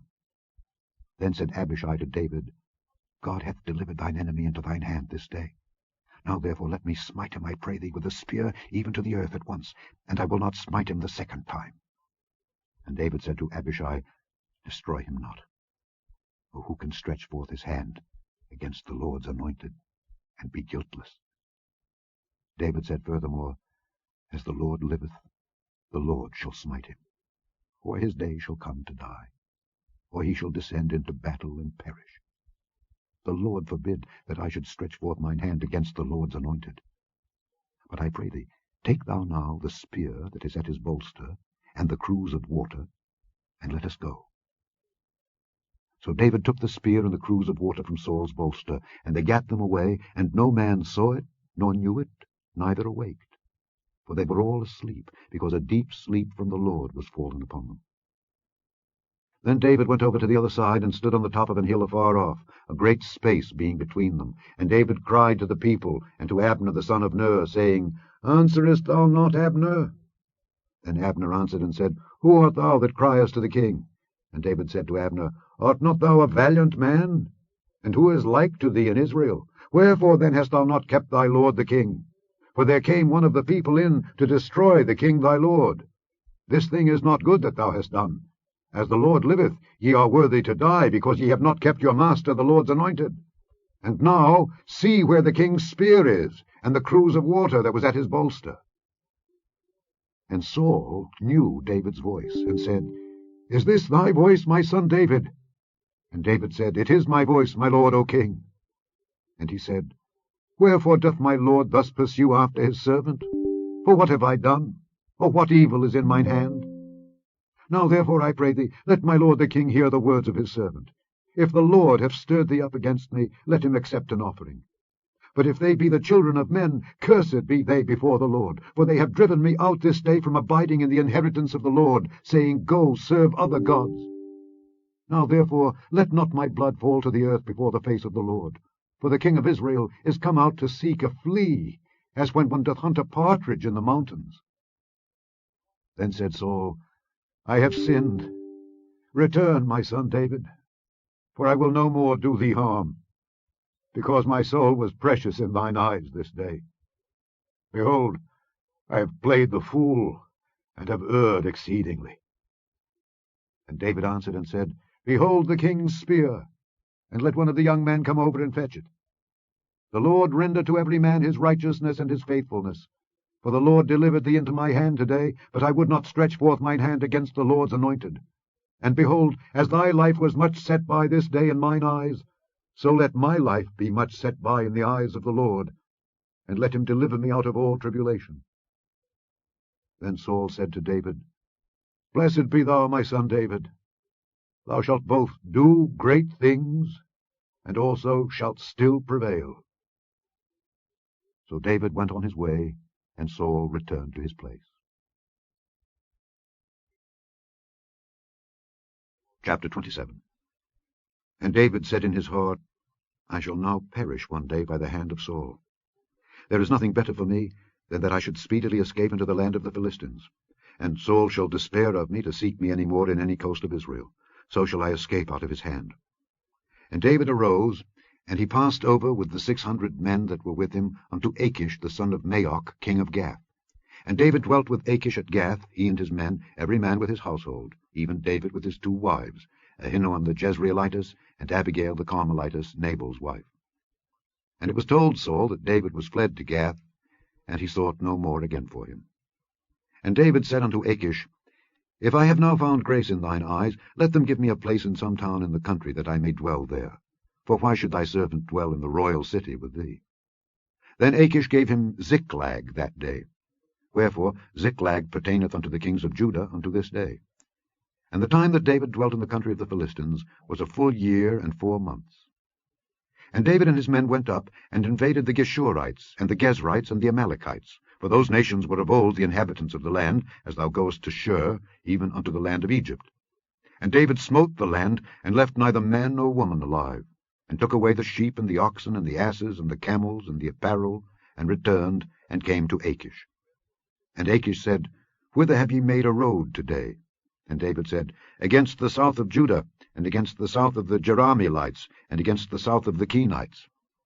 And David saved neither man nor woman alive, to bring tidings to Gath, saying, Lest they should tell on us, saying, So did David, and so will be his manner all the while he dwelleth in the country of the Philistines. And Achish believed David, saying, He hath made his people Israel utterly to abhor him. Therefore he shall be my servant forever. Chapter 28. And it came to pass in those days that the Philistines gathered their armies together for warfare, to fight with Israel. And Achish said unto David, Know thou assuredly that thou shalt go out with me to battle, thou and thy men. And David said to Achish, Surely thou shalt know what thy servant can do. And Achish said to David, Therefore will I make thee keeper of mine head forever. Now Samuel was dead, and all Israel had lamented him, and buried him in Ramah, even in his own city. And Saul had put away those that had familiar spirits and the wizards out of the land. And the Philistines gathered themselves together, and came and pitched in Shunem. And Saul gathered all Israel together, and they pitched in Gilboa. And when Saul saw the host of the Philistines, he was afraid, and his heart greatly trembled. And when Saul inquired of the Lord answered him not, neither by dreams, nor by Urim, nor by prophets. Then said Saul unto his servants, Seek me a woman that hath a familiar spirit, that I may go to her and inquire of her. And his servants said to him, Behold, there is a woman that hath a familiar spirit at Endor. And Saul disguised himself, and put on other raiment, and he went, and 2 men with him, and they came to the woman by night.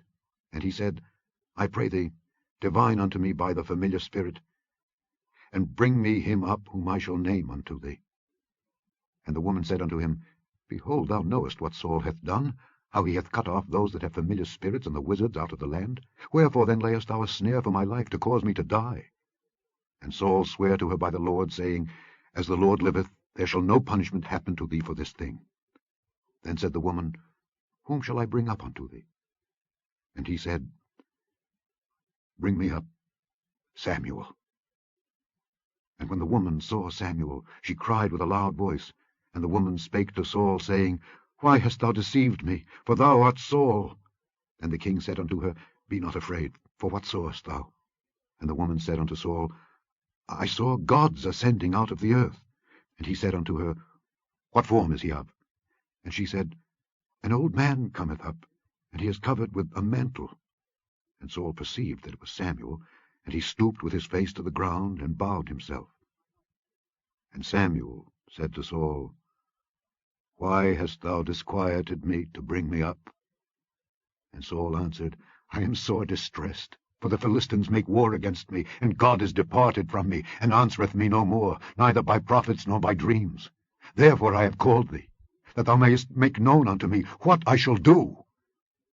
Then said Samuel, Wherefore then dost thou ask of me, seeing the Lord is departed from thee, and is become thine enemy? And the Lord hath done to him as he spake by me. For the Lord hath rent the kingdom out of thine hand, and given it to thy neighbor, even to David. Because thou obeyedst not the voice of the Lord, nor executedst his fierce wrath upon Amalek, therefore hath the Lord done this thing unto thee this day. Moreover, the Lord will also deliver Israel with thee into the hand of the Philistines, and tomorrow shalt thou and thy sons be with me.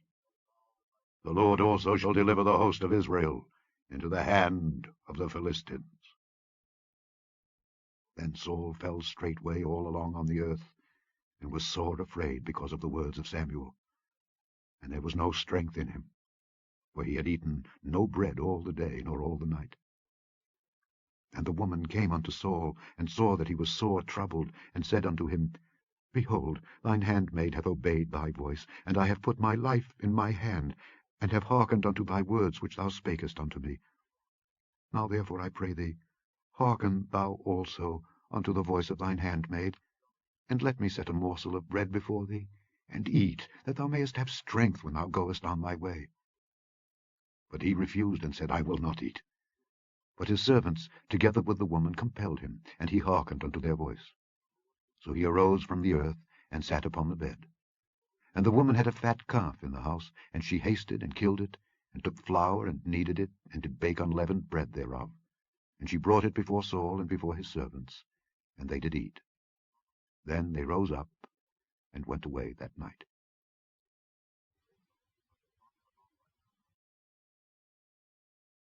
Chapter 29.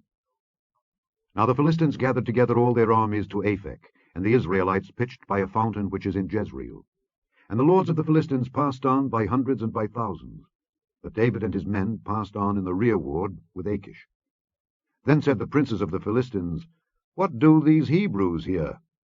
And Achish said unto the princes of the Philistines, Is not this David, the servant of Saul, the king of Israel, which hath been with me these days, or these years? And I have found no fault in him, since he fell unto me unto this day.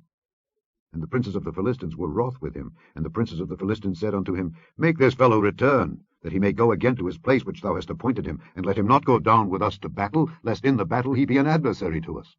For wherewith should he reconcile himself unto his master? Should it not be with the heads of these men?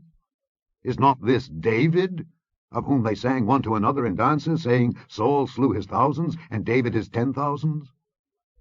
Then Achish called David, and said unto him, Surely, as the Lord liveth, thou hast been upright, and thy going out and thy coming in with me in the host is good in my sight, for I have not found evil in thee since the day of thy coming unto me unto this day. Nevertheless the Lord's favoured thee not. Wherefore now return, and go in peace, that thou displease not the lords of the Philistines. And David said unto Achish, But what have I done? And what hast thou found in thy servant so long as I have been with thee unto this day, that I may not go fight against the enemies of my lord the king? And Achish answered and said to David, I know that thou art good in my sight, as an angel of God. Notwithstanding, the princes of the Philistines have said, He shall not go up with us to the battle. Wherefore now rise up early in the morning with thy master's servants that are come with thee, and as soon as ye be up early in the morning and have light, depart. So David and his men rose up early to depart in the morning, to return into the land of the Philistines. And the Philistines went up to Jezreel. Chapter 30. And it came to pass, when David and his men were come to Ziklag on the 3rd day, that the Amalekites had invaded the south and Ziklag, and smitten Ziklag, and burned it with fire, and had taken the women captives that were therein. They slew not any, either great or small, but carried them away, and went on their way. So David and his men came to the city, and behold, it was burned with fire, and their wives and their sons and their daughters were taken captives. Then David and the people that were with him lifted up their voice and wept, until they had no more power to weep. And David's 2 wives were taken captives, Ahinoam the Jezreelitess, and Abigail the wife of Nabal the Carmelite. And David was greatly distressed, for the people spake of stoning him, because the soul of all the people was grieved, every man for his sons and for his daughters. But David encouraged himself in the Lord his God. And David said to Abiathar the priest, Ahimelech's son, I pray thee, bring me hither the ephod. And Abiathar brought thither the ephod to David. And David inquired at the Lord, saying, Shall I pursue after this troop? Shall I overtake them? And he answered him, Pursue, for thou shalt surely overtake them, and without fail recover all. So David went, he and the 600 men that were with him, and came to the brook Besor, where those that were left behind stayed. But David pursued, he and 400 men, for 200 abode behind, which was so faint that they could not go over the brook Besor. And they found an Egyptian in the field, and brought him to David, and gave him bread, and he did eat, and they made him drink water. And they gave him a piece of a cake of figs, and 2 clusters of raisins. And when he had eaten, his spirit came again to him, for he had eaten no bread nor drunk any water 3 days and 3 nights. And David said unto him, To whom belongest thou? And whence art thou? And he said, I am a young man of Egypt, servant to an Amalekite, and my master left me, because 3 days agone I fell sick. We made an invasion upon the south of the Kerethites, and upon the coast which belongeth to Judah, and upon the south of Caleb, and we burned Ziklag with fire. And David said to him, Canst thou bring me down to this company? And he said, Swear unto me by God that thou wilt neither kill me, nor deliver me into the hands of my master, and I will bring thee down to this company. And when he had brought him down, behold, they were spread abroad upon all the earth, eating and drinking, and dancing, because of all the great spoil that they had taken out of the land of the Philistines, and out of the land of Judah.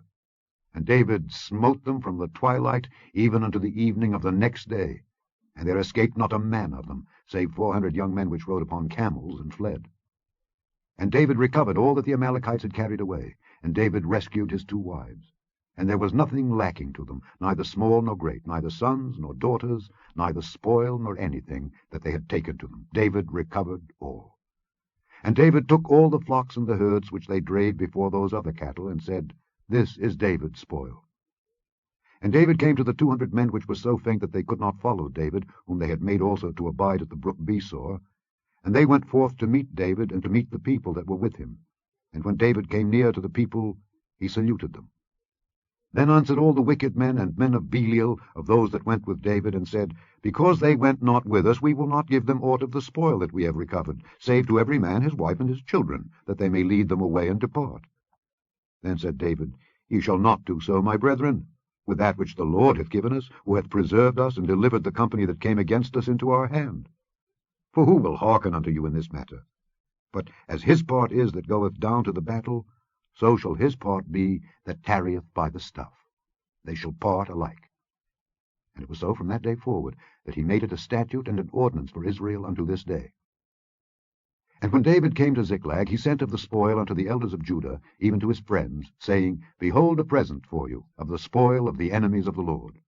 To them which were in Bethel, and to them which were in South Ramoth, and to them which were in Jeter, and to them which were in Aroer, and to them which were in Siphmoth, and to them which were in Eshtemoa, and to them which were in Rachel, and to them which were in the cities of the Jerahmeelites, and to them which were in the cities of the Kenites, and to them which were in Hormah, and to them which were in Korashan, and to them which were in Athak, and to them which were in Hebron, and to all the places where David himself and his men were wont to haunt.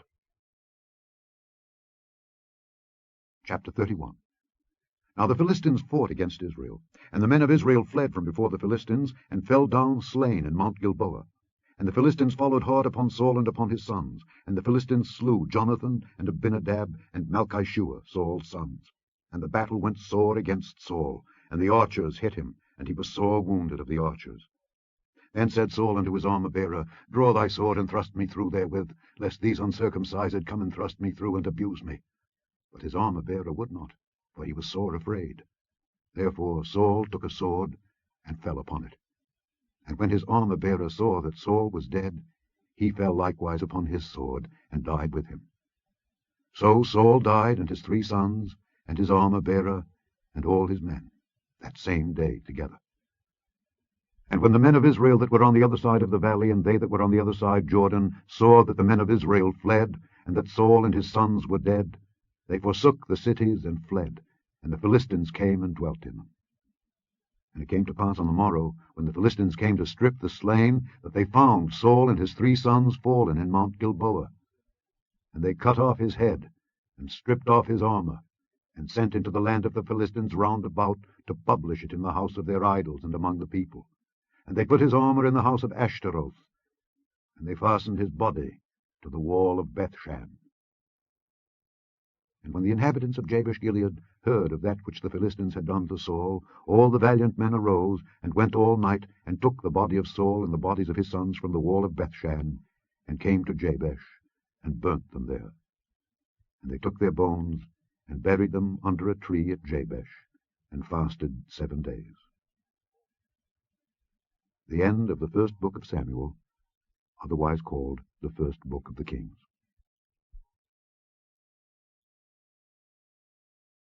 The second book of Samuel, otherwise called the second book of the Kings. Chapter 1. Now it came to pass, after the death of Saul, when David was returned from the slaughter of the Amalekites, and David had abode 2 days in Ziklag, it came even to pass on the 3rd day, that, behold, a man came out of the camp from Saul, with his clothes rent, and earth upon his head. And so it was, when he came to David, that he fell to the earth, and did obeisance. And David said unto him, From whence comest thou? And he said unto him, Out of the camp of Israel am I escaped. And David said unto him, How went the matter? I pray thee, tell me. And he answered, That the people are fled from the battle, and many of the people also are fallen and dead. And Saul and Jonathan his son are dead also. And David said unto the young man that told him, How knowest thou that Saul and Jonathan his son be dead? And the young man that told him said, As I happened by chance upon Mount Gilboa, behold, Saul leaned upon his spear, and lo, the chariots and horsemen followed hard after him. And when he looked behind him, he saw me, and called unto me, and I answered, Here am I. And he said unto me, Who art thou? And I answered him, I am an Amalekite.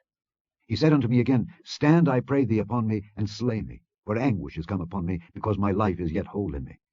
So I stood upon him, and slew him, because I was sure that he could not live after that he was fallen. And I took the crown that was upon his head, and the bracelet that was on his arm, and have brought them hither unto my lord. Then David took hold on his clothes, and rent them, and likewise all the men that were with him.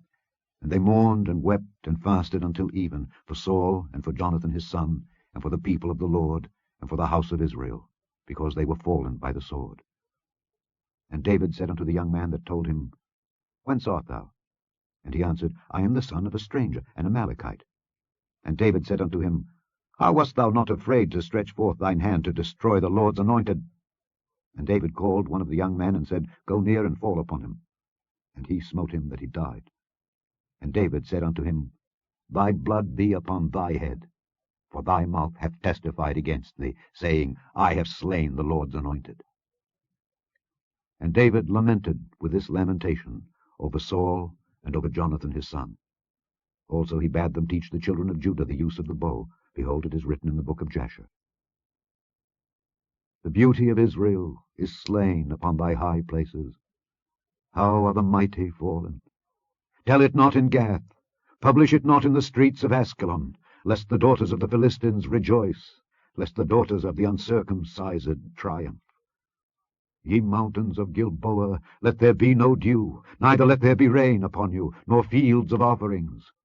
For there the shield of the mighty is vilely cast away, the shield of Saul, as though he had not been anointed with oil. From the blood of the slain, from the fat of the mighty, the bow of Jonathan turned not back, and the sword of Saul returned not empty. Saul and Jonathan were lovely and pleasant in their lives, and in their death they were not divided. They were swifter than eagles, they were stronger than lions. Ye daughters of Israel, weep over Saul, who clothed you in scarlet, with other delights, who put on ornaments of gold upon your apparel. How are the mighty fallen in the midst of the battle! O Jonathan, thou wast slain in thine high places. I am distressed for thee, my brother Jonathan. Very pleasant hast thou been unto me. Thy love to me was wonderful, passing the love of women. How are the mighty fallen, and the weapons of war perished. Chapter 2. And it came to pass after this, that David inquired of the Lord, saying, Shall I go up into any of the cities of Judah? And the Lord said unto him, Go up. And David said, Whither shall I go up? And he said, Unto Hebron. So David went up thither, and his 2 wives also, Ahinoam the Jezreelitess, and Abigail, Nabal's wife, the Carmelite. And his men that were with him did David bring up, every man with his household, and they dwelt in the cities of Hebron. And the men of Judah came, and there they anointed David king over the house of Judah. And they told David, saying, that the men of Jabesh-Gilead were they that buried Saul. And David sent messengers unto the men of Jabesh-Gilead, and said unto them, Blessed be ye of the Lord, that ye have showed this kindness unto your Lord, even unto Saul, and have buried him. And now the Lord show kindness and truth unto you, and I also will requite you this kindness, because ye have done this thing. Therefore now let your hands be strengthened, and be ye valiant. For your master Saul is dead, and also the house of Judah have anointed me king over them. But Abner the son of Ner, captain of Saul's host, took Ishbosheth the son of Saul, and brought him over to Mahanaim, and made him king over Gilead, and over the Asherites, and over Jezreel, and over Ephraim, and over Benjamin, and over all Israel. Ishbosheth, Saul's son, was 40 years old when he began to reign over Israel, and reigned 2 years. But the house of Judah followed David. And the time that David was king in Hebron over the house of Judah was 7 years and 6 months. And Abner the son of Ner, and the servants of Ishbosheth the son of Saul, went out from Mahanaim to Gibeon. And Joab the son of Zeruiah, and the servants of David, went out and met together by the pool of Gibeon. And they sat down, the one on the one side of the pool, and the other on the other side of the pool. And Abner said to Joab, Let the young men now arise and play before us. And Joab said, Let them arise. Then there arose and went over by number 12 of Benjamin, which pertained to Ishbosheth the son of Saul, and 12 of the servants of David. And they caught every one his fellow by the head, and thrust his sword in his fellow's side, so they fell down together. Wherefore that place was called Helkath-Hazurim, which is in Gibeon. And there was a very sore battle that day, and Abner was beaten, and the men of Israel, before the servants of David. And there were 3 sons of Zeruiah there, Joab, and Abishai, and Asahel. And Asahel was as light of foot as a wild roe. And Asahel pursued after Abner, and in going he turned not to the right hand nor to the left from following Abner. Then Abner looked behind him, and said, Art thou Asahel? And he answered, I am. And Abner said to him, Turn thee aside to thy right hand or to thy left, and lay thee hold on one of the young men, and take thee his armor. But Asahel would not turn aside from following of him. And Abner said again to Asahel, Turn thee aside from following me. Wherefore should I smite thee to the ground? How then should I hold up my face to Joab thy brother? Howbeit he refused to turn aside. Wherefore Abner, with the hinder end of the spear, smote him under the 5th rib, that the spear came out behind him. And he fell down there, and died in the same place. And it came to pass, that as many as came to the place where Asahel fell down and died, stood still. Joab also and Abishai pursued after Abner. And the sun went down when they were come to the hill of Ammah, that lieth before Giah by the way of the wilderness of Gibeon. And the children of Benjamin gathered themselves together after Abner, and became one troop, and stood on the top of an hill. Then Abner called to Joab, and said, Shall the sword devour forever? Knowest thou not that it will be bitterness in the latter end? How long shall it be, then, ere thou bid the people return from following their brethren? And Joab said, As God liveth, unless thou hadst spoken, surely then in the morning the people had gone up every one from following his brother. So Joab blew a trumpet, and all the people stood still, and pursued after Israel no more, neither fought they any more. And Abner and his men walked all that night through the plain, and passed over Jordan, and went through all Bithron, and they came to Mahanaim. And Joab returned from following Abner. And when he had gathered all the people together, there lacked of David's servants 19 men, and Asahel. But the servants of David had smitten of Benjamin and of Abner's men, so that 360 men died. And they took up Asahel, and buried him in the sepulchre of his father, which was in Bethlehem. And Joab and his men went all night, and they came to Hebron at break of day. Chapter 3. Now there was long war between the house of Saul and the house of David. But David waxed stronger and stronger, and the house of Saul waxed weaker and weaker. And unto David were sons born in Hebron, and his firstborn was Amnon of Ahinoam the Jezreelitess, and his second Chileab of Abigail the wife of Nabal the Carmelite, and the third Absalom the son of Maacah the daughter of Talmai king of Geshur, and the fourth Adonijah the son of Haggith, and the fifth Shephatiah the son of Abital, and the sixth Ithream by Eglah David's wife. These were born to David in Hebron. And it came to pass, while there was war between the house of Saul and the house of David, that Abner made himself strong for the house of Saul. And Saul had a concubine, whose name was Rizpah, the daughter of Aiah. And Ishbosheth said to Abner, Wherefore hast thou gone in unto my father's concubine? Then was Abner very wroth for the words of Ishbosheth, and said, Am I a dog's head, which against Judah do show kindness this day unto the house of Saul thy father, to his brethren and to his friends, and have not delivered thee into the hand of David, that thou chargest me today with a fault concerning this woman? So do God to Abner, and more also, except as the Lord hath sworn to David, even so I do to him, to translate the kingdom from the house of Saul, and to set up the throne of David over Israel and over Judah, from Dan even to Beersheba. And he could not answer Abner a word again, because he feared him. And Abner sent messengers to David on his behalf, saying, Whose is the land? Saying also, Make thy league with me, and behold, my hand shall be with thee to bring about all Israel unto thee. And he said, Well, I will make a league with thee, but one thing I require of thee, that is, thou shalt not see my face, except thou first bring Michal, Saul's daughter, when thou comest to see my face. And David sent messengers to Ishbosheth Saul's son, saying, Deliver me my wife Michal, which I espoused to me for 100 foreskins of the Philistines. And Ishbosheth sent, and took her from her husband, even from Phaltiel the son of Laish. And her husband went with her along, weeping behind her to Bahurim. Then said Abner unto him, Go, return. And he returned. And Abner had communication with the elders of Israel, saying, Ye sought for David in times past to be king over you. Now then, do it. For the Lord hath spoken of David, saying, By the hand of my servant David I will save my people Israel out of the hand of the Philistines, and out of the hand of all their enemies. And Abner also spake in the ears of Benjamin. And Abner went also to speak in the ears of David in Hebron, all that seemed good to Israel, and that seemed good to the whole house of Benjamin. So Abner came to David to Hebron, and 20 men with him. And David made Abner and the men that were with him a feast. And Abner said unto David, I will arise and go, and will gather all Israel unto my lord the king, that they may make a league with thee, and that thou mayest reign over all that thine heart desireth. And David sent Abner away, and he went in peace. And behold, the servants of David and Joab came from pursuing a troop, and brought in a great spoil with them. But Abner was not with David in Hebron, for he had sent him away, and he was gone in peace. When Joab and all the host that was with him were come, they told Joab, saying, Abner the son of Ner came to the king, and he had sent him away, and he is gone in peace.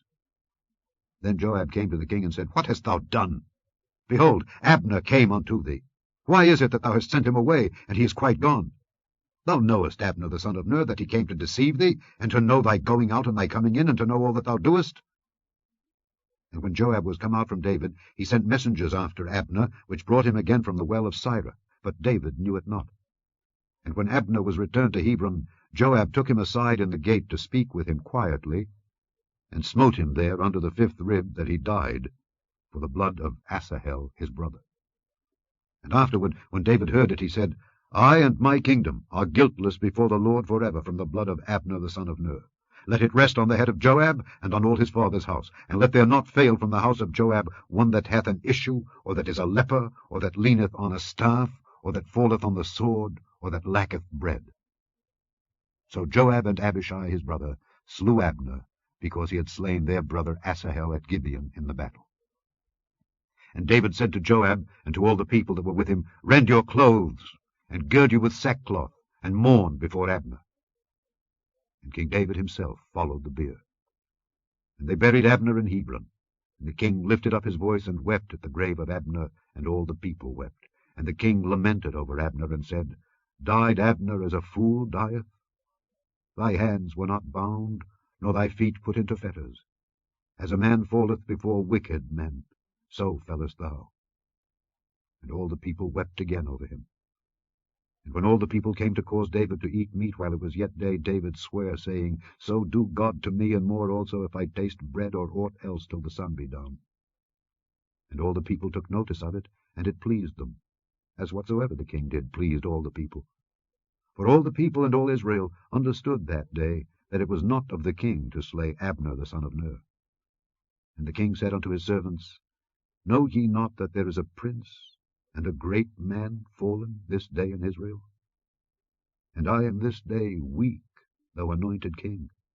And these men, the sons of Zeruiah, be too hard for me. The Lord shall reward the doer of evil according to his wickedness.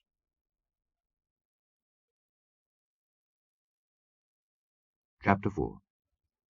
And when Saul's son heard that Abner was dead in Hebron, his hands were feeble, and all the Israelites were troubled.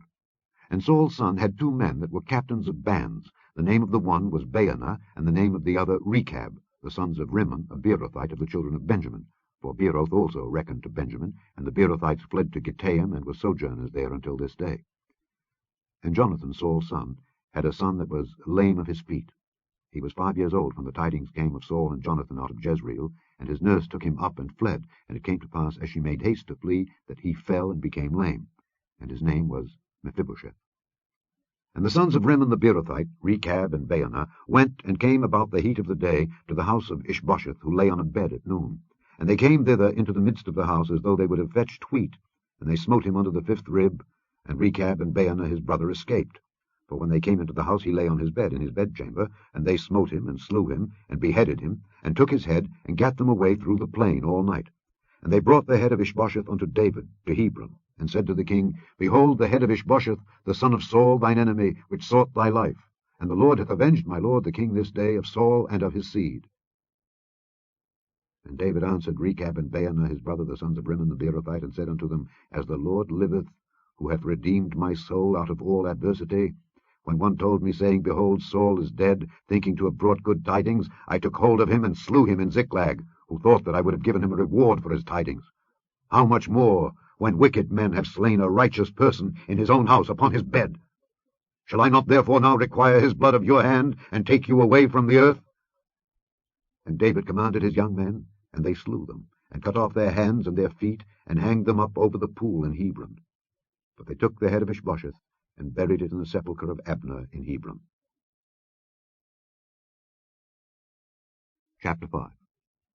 Then came all the tribes of Israel to David unto Hebron, and spake, saying, Behold, we are thy bone and thy flesh.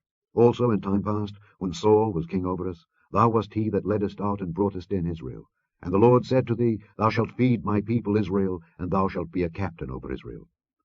So all the elders of Israel came to the king to Hebron, and King David made a league with them in Hebron before the Lord, and they anointed David king over Israel. David was 30 years old when he began to reign, and he reigned 40 years. In Hebron he reigned over Judah 7 years and 6 months, and in Jerusalem he reigned 33 years over all Israel and Judah.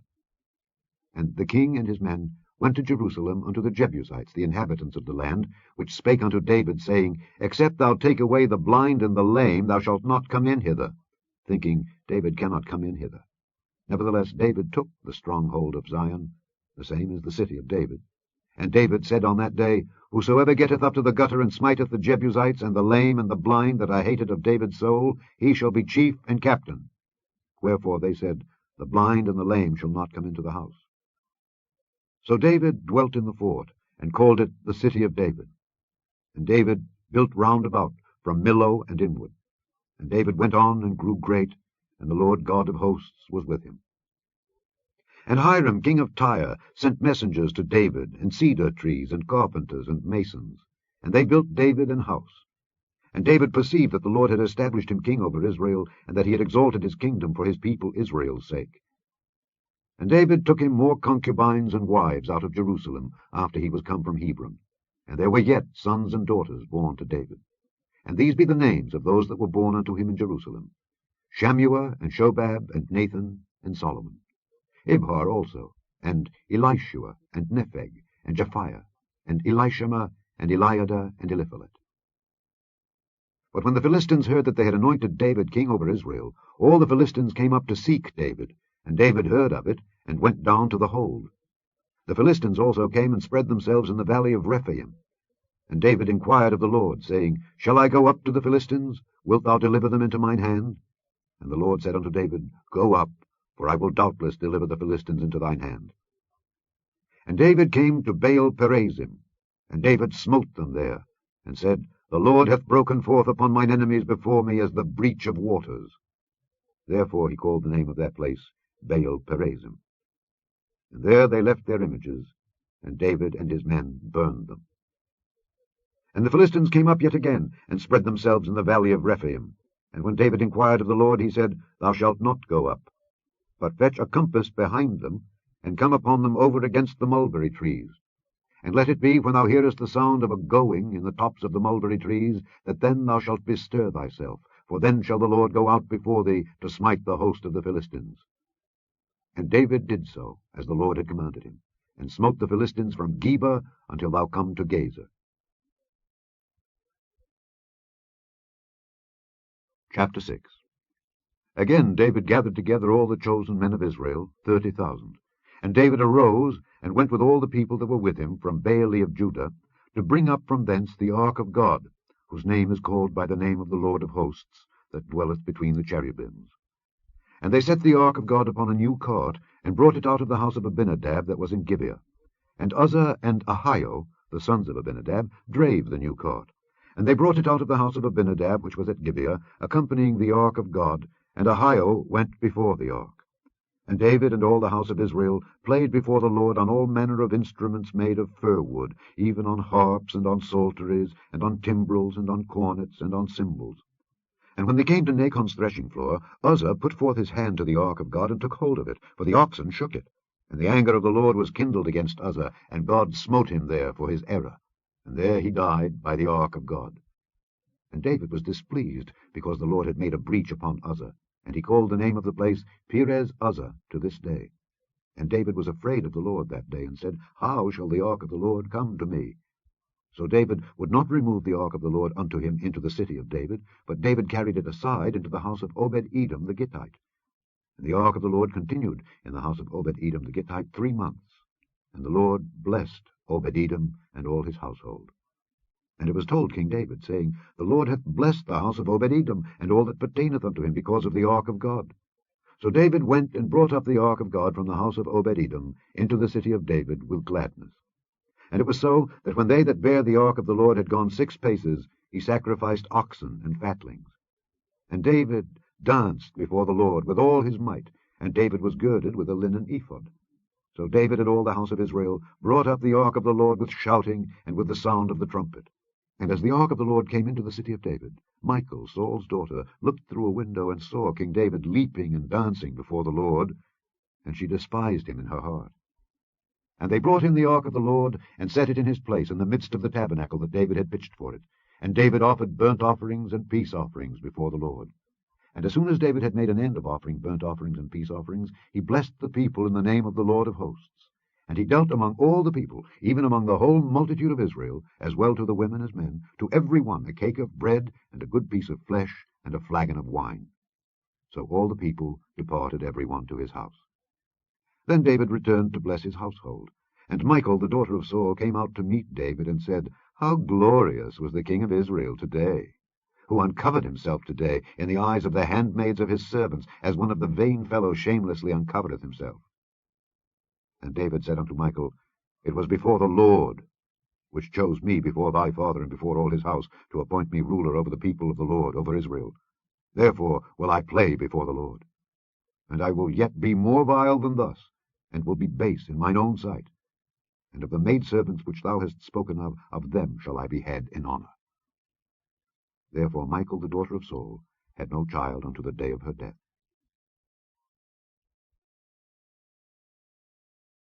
Chapter 7. And it came to pass, when the king sat in his house, and the Lord had given him rest round about from all his enemies, that the king said unto Nathan the prophet, See now, I dwell in an house of cedar, but the ark of God dwelleth within curtains. And Nathan said to the king, Go, do all that is in thine heart, for the Lord is with thee.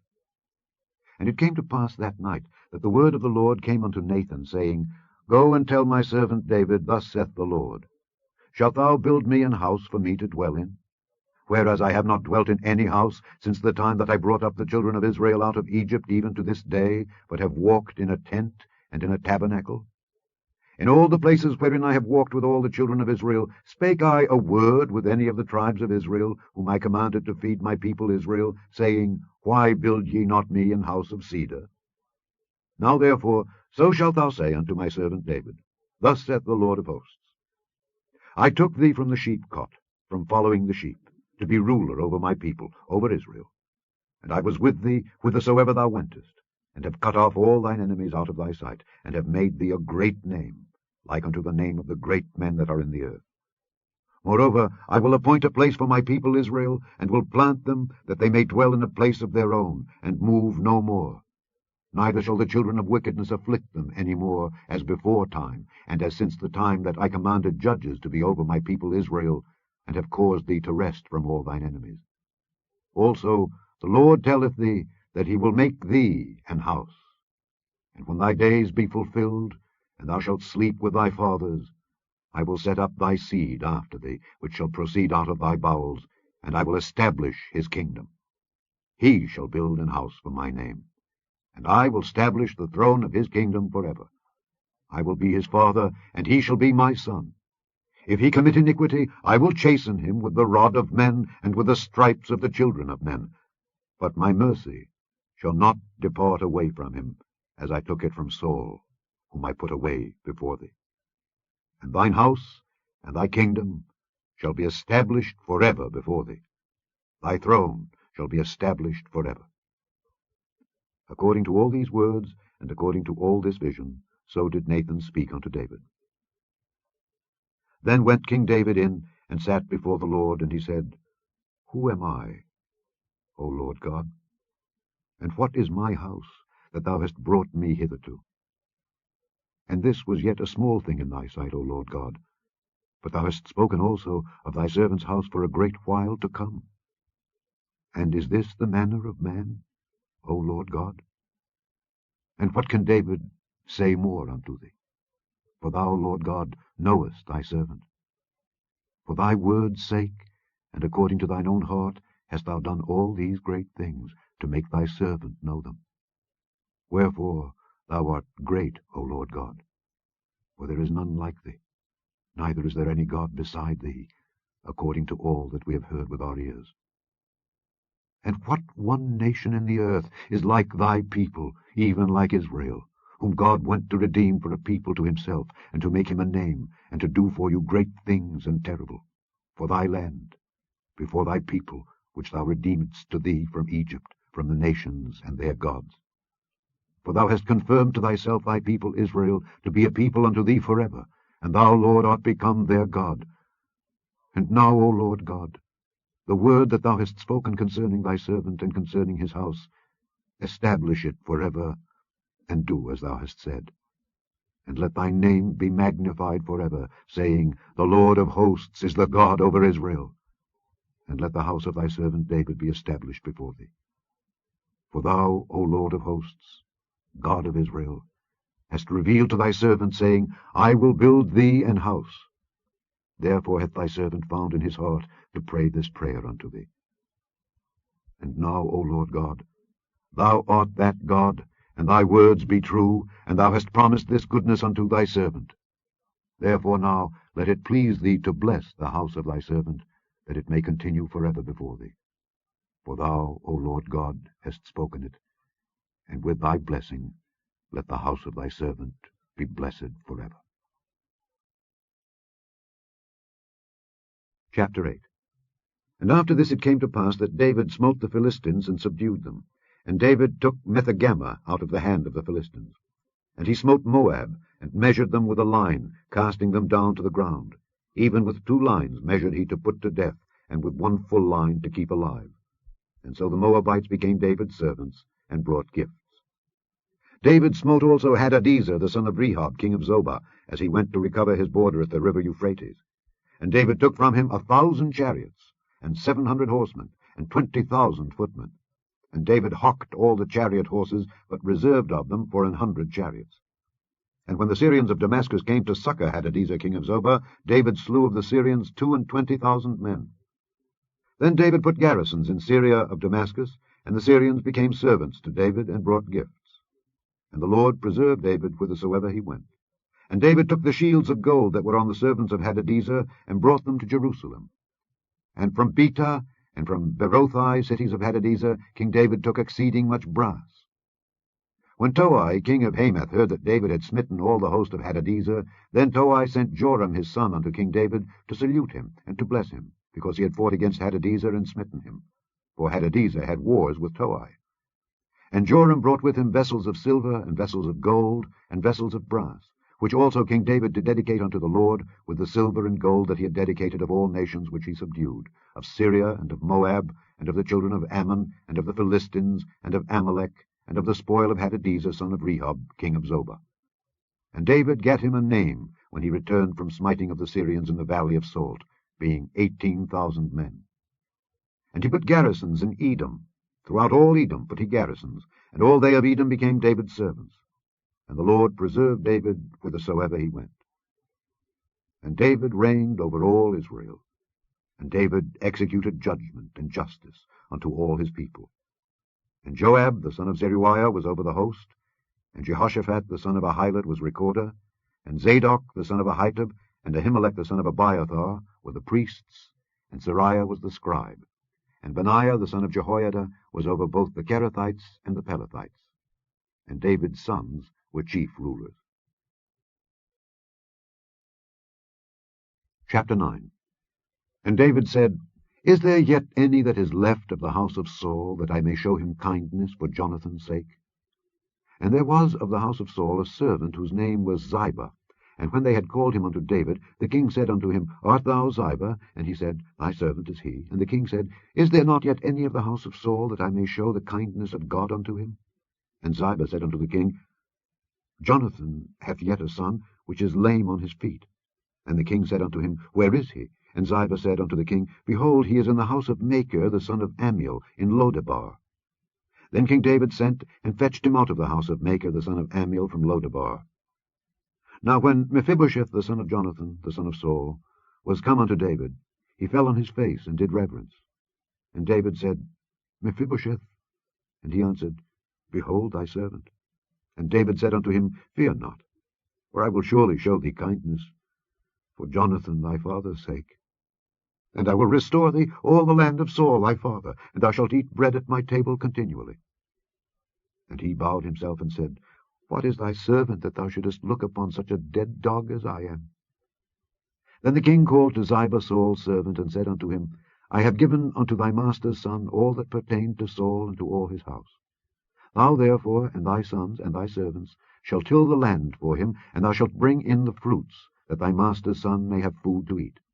But Mephibosheth thy master's son shall eat bread alway at my table. Now Ziba had 15 sons and 20 servants. Then said Ziba unto the king, According to all that my lord the king hath commanded his servant, so shall thy servant do. As for Mephibosheth, said the king, he shall eat at my table as one of the king's sons. And Mephibosheth had a young son, whose name was Micah. And all that dwelt in the house of Ziba were servants unto Mephibosheth. So Mephibosheth dwelt in Jerusalem, for he did eat continually at the king's table, and was lame on both his feet. Chapter 10. And it came to pass after this, that the king of the children of Ammon died, and Hanun his son reigned in his stead. Then said David, I will show kindness unto Hanun the son of Nahash, as his father showed kindness unto me. And David sent to comfort him by the hand of his servants for his father. And David's servants came into the land of the children of Ammon. And the princes of the children of Ammon said unto Hanun their lord, Thinkest thou that David doth honour thy father, that he hath sent comforters unto thee? Hath not David rather sent his servants unto thee to search the city, and to spy it out, and to overthrow it? Wherefore Hanun took David's servants, and shaved off the one half of their beards, and cut off their garments in the middle, even to their buttocks, and sent them away. When they told it unto David, he sent to meet them, because the men were greatly ashamed. And the king said, Tarry at Jericho until your beards be grown, and then return. And when the children of Ammon saw that they stank before David, the children of Ammon sent and hired the Syrians of Beth-rehob, and the Syrians of Zobah 20,000 footmen, and of King Maacah 1,000 men, and of Ishtob 12,000 men. And when David heard of it, he sent Joab and all the host of the mighty men. And the children of Ammon came out, and put the battle in array at the entering in of the gate. And the Syrians of Zobah and of Rehob, and Ishtob and Maacah, were by themselves in the field. When Joab saw that the front of the battle was against him before and behind, he chose of all the choice men of Israel, and put them in array against the Syrians. And the rest of the people he delivered into the hand of Abishai his brother, that he might put them in array against the children of Ammon. And he said, If the Syrians be too strong for me, then thou shalt help me. But if the children of Ammon be too strong for thee, then I will come and help thee. Be of good courage, and let us play the men for our people, and for the cities of our God. And the Lord do that which seemeth him good. And Joab drew nigh, and the people that were with him, unto the battle against the Syrians. And they fled before him. And when the children of Ammon saw that the Syrians were fled, then fled they also before Abishai, and entered into the city. So Joab returned from the children of Ammon, and came to Jerusalem. And when the Syrians saw that they were smitten before Israel, they gathered themselves together. And Hadarezer sent and brought out the Syrians that were beyond the river, and they came to Helam. And Shobach, the captain of the host of Hadarezer, went before them. And when it was told David, he gathered all Israel together, and passed over Jordan, and came to Helam. And the Syrians set themselves in array against David, and fought with him. And the Syrians fled before Israel. And David slew the men of 700 chariots of the Syrians, and 40,000 horsemen, and smote Shobach the captain of their host, who died there. And when all the kings that were servants to Hadarezer saw that they were smitten before Israel, they made peace with Israel, and served them. So the Syrians feared to help the children of Ammon any more. Chapter 11. And it came to pass, after the year was expired, at the time when kings go forth to battle, that David sent Joab and his servants with him, and all Israel. And they destroyed the children of Ammon, and besieged Rabbah. But David tarried still at Jerusalem. And it came to pass in an eventide, that David arose from off his bed, and walked upon the roof of the king's house. And from the roof he saw a woman washing herself, and the woman was very beautiful to look upon. And David sent and inquired after the woman, and one said, Is not this Bathsheba, the daughter of Eliam, the wife of Uriah the Hittite? And David sent messengers, and took her. And she came in unto him, and he lay with her, for she was purified from her uncleanness. And she returned unto her house. And the woman conceived, and sent and told David, and said, I am with child. And David sent to Joab, saying, Send me Uriah the Hittite. And Joab sent Uriah to David. And when Uriah was come unto him, David demanded of him how Joab did, and how the people did, and how the war prospered. And David said to Uriah, Go down to thy house, and wash thy feet. And Uriah departed out of the king's house, and there followed him a mess of meat from the king. But Uriah slept at the door of the king's house with all the servants of his lord, and went not down to his house. And when they had told David, saying, Uriah went not down unto his house, David said unto Uriah, Camest thou not from thy journey? Why then didst thou not go down unto thine house? And Uriah said unto David, The ark and Israel and Judah abide in tents, and my lord Joab and the servants of my lord are encamped in the open fields. Shall I then go into mine house to eat and to drink and to lie with my wife? As thou livest, and as thy soul liveth, I will not do this thing. And David said to Uriah, Tarry here today also, and tomorrow I will let thee depart. So Uriah abode in Jerusalem that day and the morrow. And when David had called him, he did eat and drink before him, and he made him drunk. And at even he went out to lie on his bed with the servants of his lord, but went not down to his house. And it came to pass in the morning that David wrote a letter to Joab, and sent it by the hand of Uriah. And he wrote in the letter, saying, Set ye Uriah in the forefront of the hottest battle, and retire ye from him, that he may be smitten and die. And it came to pass, when Joab observed the city, that he assigned Uriah unto a place where he knew that valiant men were. And the men of the city went out and fought with Joab, and there fell some of the people of the servants of David, and Uriah the Hittite died also. Then Joab sent and told David all the things concerning the war, and charged the messenger, saying, When thou hast made an end of telling the matters of the war unto the king, and if so be that the king's wrath arise, and he say unto thee, Wherefore approached ye so nigh unto the city when ye did fight? Knew ye not that they would shoot from the wall? Who smote Abimelech, the son of Jerubbesheth? Did not a woman cast a piece of a millstone upon him from the wall, that he died in Thebez? Why went ye nigh the wall? Then say thou, Thy servant Uriah the Hittite is dead also. So the messenger went and came and showed David all that Joab had sent him for. And the messenger said unto David, Surely the men prevailed against us, and came out unto us into the field, and we were upon them even unto the entering of the gate, and the shooters shot from off the wall upon thy servants, and some of the king's servants be dead. And thy servant Uriah the Hittite is dead also. Then David said unto the messenger, Thus shalt thou say unto Joab, Let not this thing displease thee, for the sword devoureth one as well as another. Make thy battle more strong against the city, and overthrow it, and encourage thou him.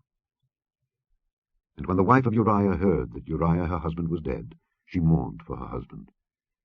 And when the morning was past, David sent and fetched her to his house, and she became his wife, and bare him a son. But the thing that David had done displeased the Lord. Chapter 12.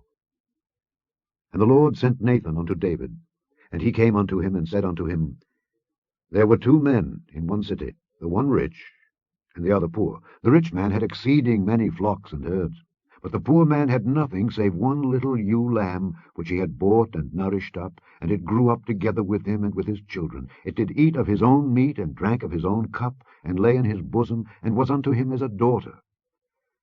And there came a traveller unto the rich man, and he spared to take of his own flock and of his own herd to dress for the wayfaring man that was come unto him, but took the poor man's lamb, and dressed it for the man that was come to him.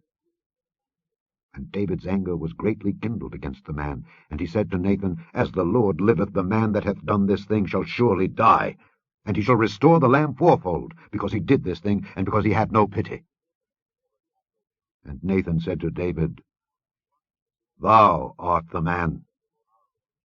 Thus saith the Lord God of Israel, I anointed thee king over Israel, and I delivered thee out of the hand of Saul, and I gave thee thy master's house and thy master's wives into thy bosom, and gave thee the house of Israel and of Judah.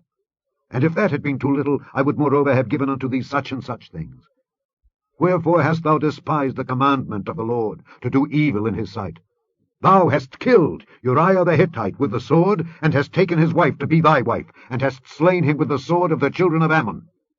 Now therefore the sword shall never depart from thine house, because thou hast despised me, and hast taken the wife of Uriah the Hittite to be thy wife. Thus saith the Lord, Behold, I will raise up evil against thee out of thine own house, and I will take thy wives before thine eyes, and give them unto thy neighbor, and he shall lie with thy wives in the sight of this sun. For thou didst it secretly. But I will do this thing before all Israel, and before the sun. And David said unto Nathan, I have sinned against the Lord. And Nathan said unto David, The Lord also hath put away thy sin. Thou shalt not die. Howbeit, because by this deed thou hast given great occasion to the enemies of the Lord to blaspheme, the child also that is born unto thee shall surely die. And Nathan departed unto his house. And the Lord struck the child that Uriah's wife bare unto David, and it was very sick. David therefore besought God for the child, and David fasted, and went in and lay all night upon the earth. And the elders of his house arose and went to him to raise him up from the earth, but he would not, neither did he eat bread with them. And it came to pass on the 7th day that the child died.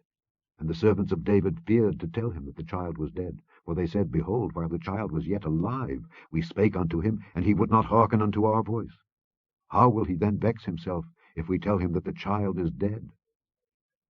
But when David saw that his servants whispered, David perceived that the child was dead.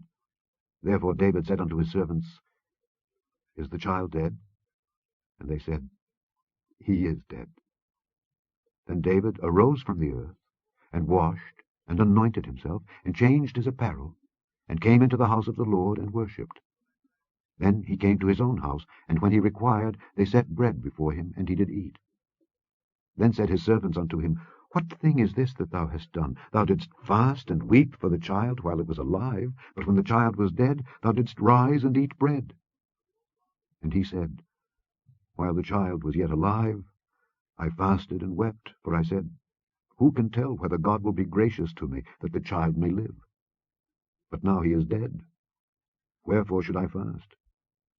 Can I bring him back again? I shall go to him, but he shall not return to me. And David comforted Bathsheba his wife, and went in unto her, and lay with her. And she bare a son, and he called his name Solomon, and the Lord loved him. And he sent by the hand of Nathan the prophet, and he called his name Jedidiah, because of the Lord. And Joab fought against Rabbah of the children of Ammon, and took the royal city. And Joab sent messengers to David, and said, I have fought against Rabbah, and have taken the city of waters. Now therefore gather the rest of the people together, and encamp against the city, and take it, lest I take the city, and it be called after my name.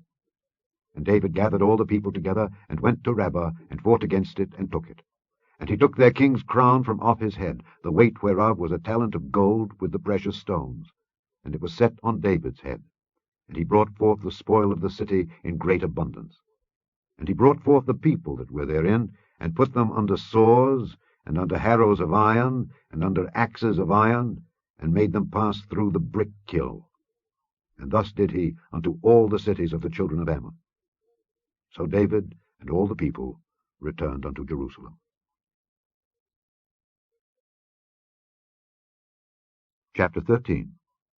And it came to pass after this, that Absalom the son of David had a fair sister, whose name was Tamar. And Amnon the son of David loved her. And Amnon was so vexed that he fell sick for his sister Tamar, for she was a virgin, and Amnon thought it hard for him to do anything to her. But Amnon had a friend, whose name was Jonadab the son of Shimeah, David's brother. And Jonadab was a very subtle man, and he said unto him, Why art thou, being the king's son, lean from day to day? Wilt thou not tell me? And Amnon said unto him, I love Tamar, my brother Absalom's sister. And Jonadab said unto him, Lay thee down on thy bed, and make thyself sick. And when thy father cometh to see thee, say unto him, I pray thee, let my sister Tamar come and give me meat, and dress the meat in my sight, that I may see it, and eat it at her hand. So Amnon lay down, and made himself sick.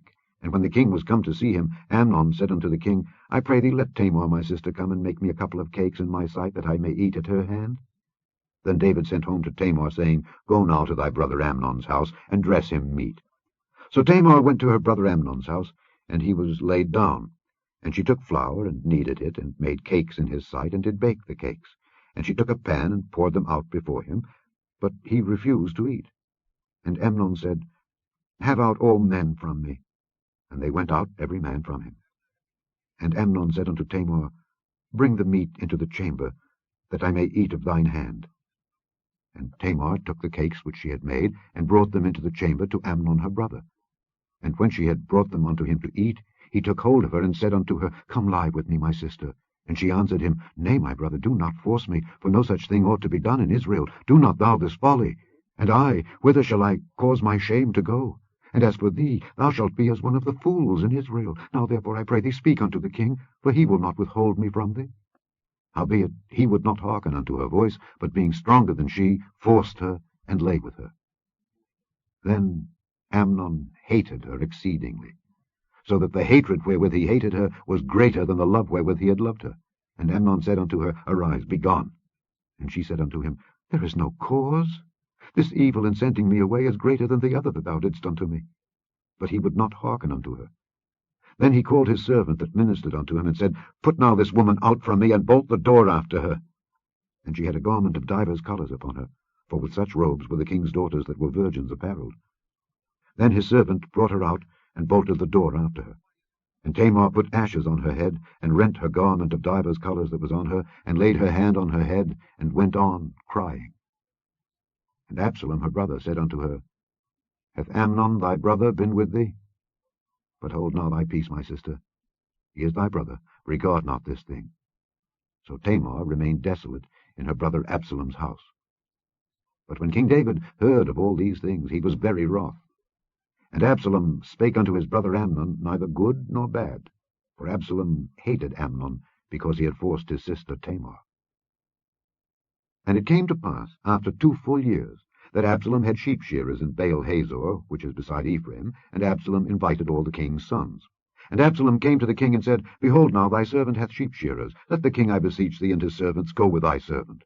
And the king said to Absalom, Nay, my son, let us not all now go, lest we be chargeable unto thee. And he pressed him. Howbeit he would not go, but blessed him. Then said Absalom, If not, I pray thee let my brother Amnon go with us. And the king said unto him, Why should he go with thee? But Absalom pressed him, that he let Amnon and all the king's sons go with him. Now Absalom had commanded his servants, saying, Mark ye now, when Amnon's heart is merry with wine, and when I say unto you, Smite Amnon, then kill him. Fear not. Have not I commanded you? Be courageous, and be valiant. And the servants of Absalom did unto Amnon as Absalom had commanded. Then all the king's sons arose, and every man gat him up upon his mule, and fled. And it came to pass, while they were in the way, that tidings came to David, saying, Absalom hath slain all the king's sons, and there is not one of them left. Then the king arose, and tare his garments, and lay on the earth, and all his servants stood by with their clothes rent.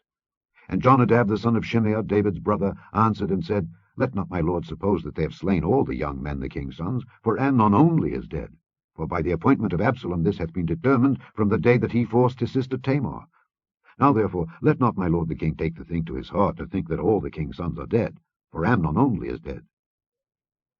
But Absalom fled, and the young man that kept the watch lifted up his eyes and looked, and behold, there came much people by the way of the hillside behind him. And Jonadab said unto the king, Behold, the king's sons come. As thy servant said, so it is. And it came to pass, as soon as he had made an end of speaking, that, behold, the king's sons came, and lifted up their voice, and wept. And the king also and all his servants wept very sore. But Absalom fled, and went to Talmai, the son of Ammihud, king of Geshur. And David mourned for his son every day. So Absalom fled, and went to Geshur, and was there 3 years. And the soul of King David longed to go forth unto Absalom, for he was comforted concerning Amnon, seeing he was dead.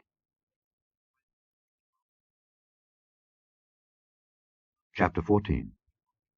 Now Joab the son of Zeruiah perceived that the king's heart was toward Absalom. And Joab sent to Tekoa, and fetched thence a wise woman, and said unto her, I pray thee, feign thyself to be a mourner, and put on now mourning apparel, and anoint not thyself with oil, but be as a woman that had a long time mourned for the dead. And come to the king, and speak on this manner unto him. So Joab put the words in her mouth. And when the woman of Tekoa spake to the king, she fell on her face to the ground, and did obeisance, and said, Help, O king. And the king said unto her, What aileth thee? And she answered, I am indeed a widow woman, and mine husband is dead. And thy handmaid had 2 sons, and they 2 strove together in the field, and there was none to part them, but the one smote the other, and slew him. And behold, the whole family is risen against thine handmaid, and they said, Deliver him that smote his brother, that we may kill him for the life of his brother whom he slew, and we will destroy the heir also. And so they shall quench my coal which is left, and shall not leave to my husband neither name nor remainder upon the earth. And the king said unto the woman, Go to thine house, and I will give charge concerning thee. And the woman of Tekoa said unto the king, My lord, O king, the iniquity be on me and on my father's house, and the king and his throne be guiltless. And the king said, Whosoever saith aught unto thee, bring him to me, and he shall not touch thee any more. Then said she, I pray thee, let the king remember the Lord thy God, that thou wouldest not suffer the revengers of blood to destroy any more, lest they destroy my son. And he said, As the Lord liveth, there shall not one hair of thy son fall to the earth. Then the woman said, Let thine handmaid, I pray thee, speak one word unto my lord the king. And he said, Say on. And the woman said, Wherefore then hast thou thought such a thing against the people of God? For the king doth speak this thing as one which is faulty, in that the king doth not fetch home again his banished. For we must needs die, and are as water spilt on the ground, which cannot be gathered up again. Neither doth God respect any person, yet doth he devise means that his banished be not expelled from him. Now therefore, that I am come to speak of this thing unto my lord the king, it is because the people have made me afraid. And thy handmaid said, I will now speak unto the king. It may be that the king will perform the request of his handmaid. For the king will hear, to deliver his handmaid out of the hand of the man that would destroy me and my son together out of the inheritance of God. Then thine handmaid said, The word of my lord the king shall now be comfortable. For as an angel of God, so is my lord the king, to discern good and bad. Therefore the Lord thy God will be with thee. Then the king answered and said unto the woman, Hide not from me, I pray thee, the thing that I shall ask thee. And the woman said, Let my lord the king now speak. And the king said, Is not the hand of Joab with thee in all this? And the woman answered and said, As thy soul liveth, my lord the king, none can turn to the right hand or to the left from aught that my lord the king hath spoken. For thy servant Joab, he bade me, and he put all these words in the mouth of thine handmaid. To fetch about this form of speech hath thy servant Joab done this thing. And my lord is wise, according to the wisdom of an angel of God, to know all things that are in the earth. And the king said unto Joab, Behold now, I have done this thing. Go therefore, bring the young man Absalom again. And Joab fell to the ground on his face, and bowed himself, and thanked the king. And Joab said, Today thy servant knoweth that I have found grace in thy sight, my lord, O king, in that the king hath fulfilled the request of his servant. So Joab arose and went to Geshur, and brought Absalom to Jerusalem. And the king said, Let him turn to his own house, and let him not see my face. So Absalom returned to his own house, and saw not the king's face. But in all Israel there was none to be so much praised as Absalom for his beauty.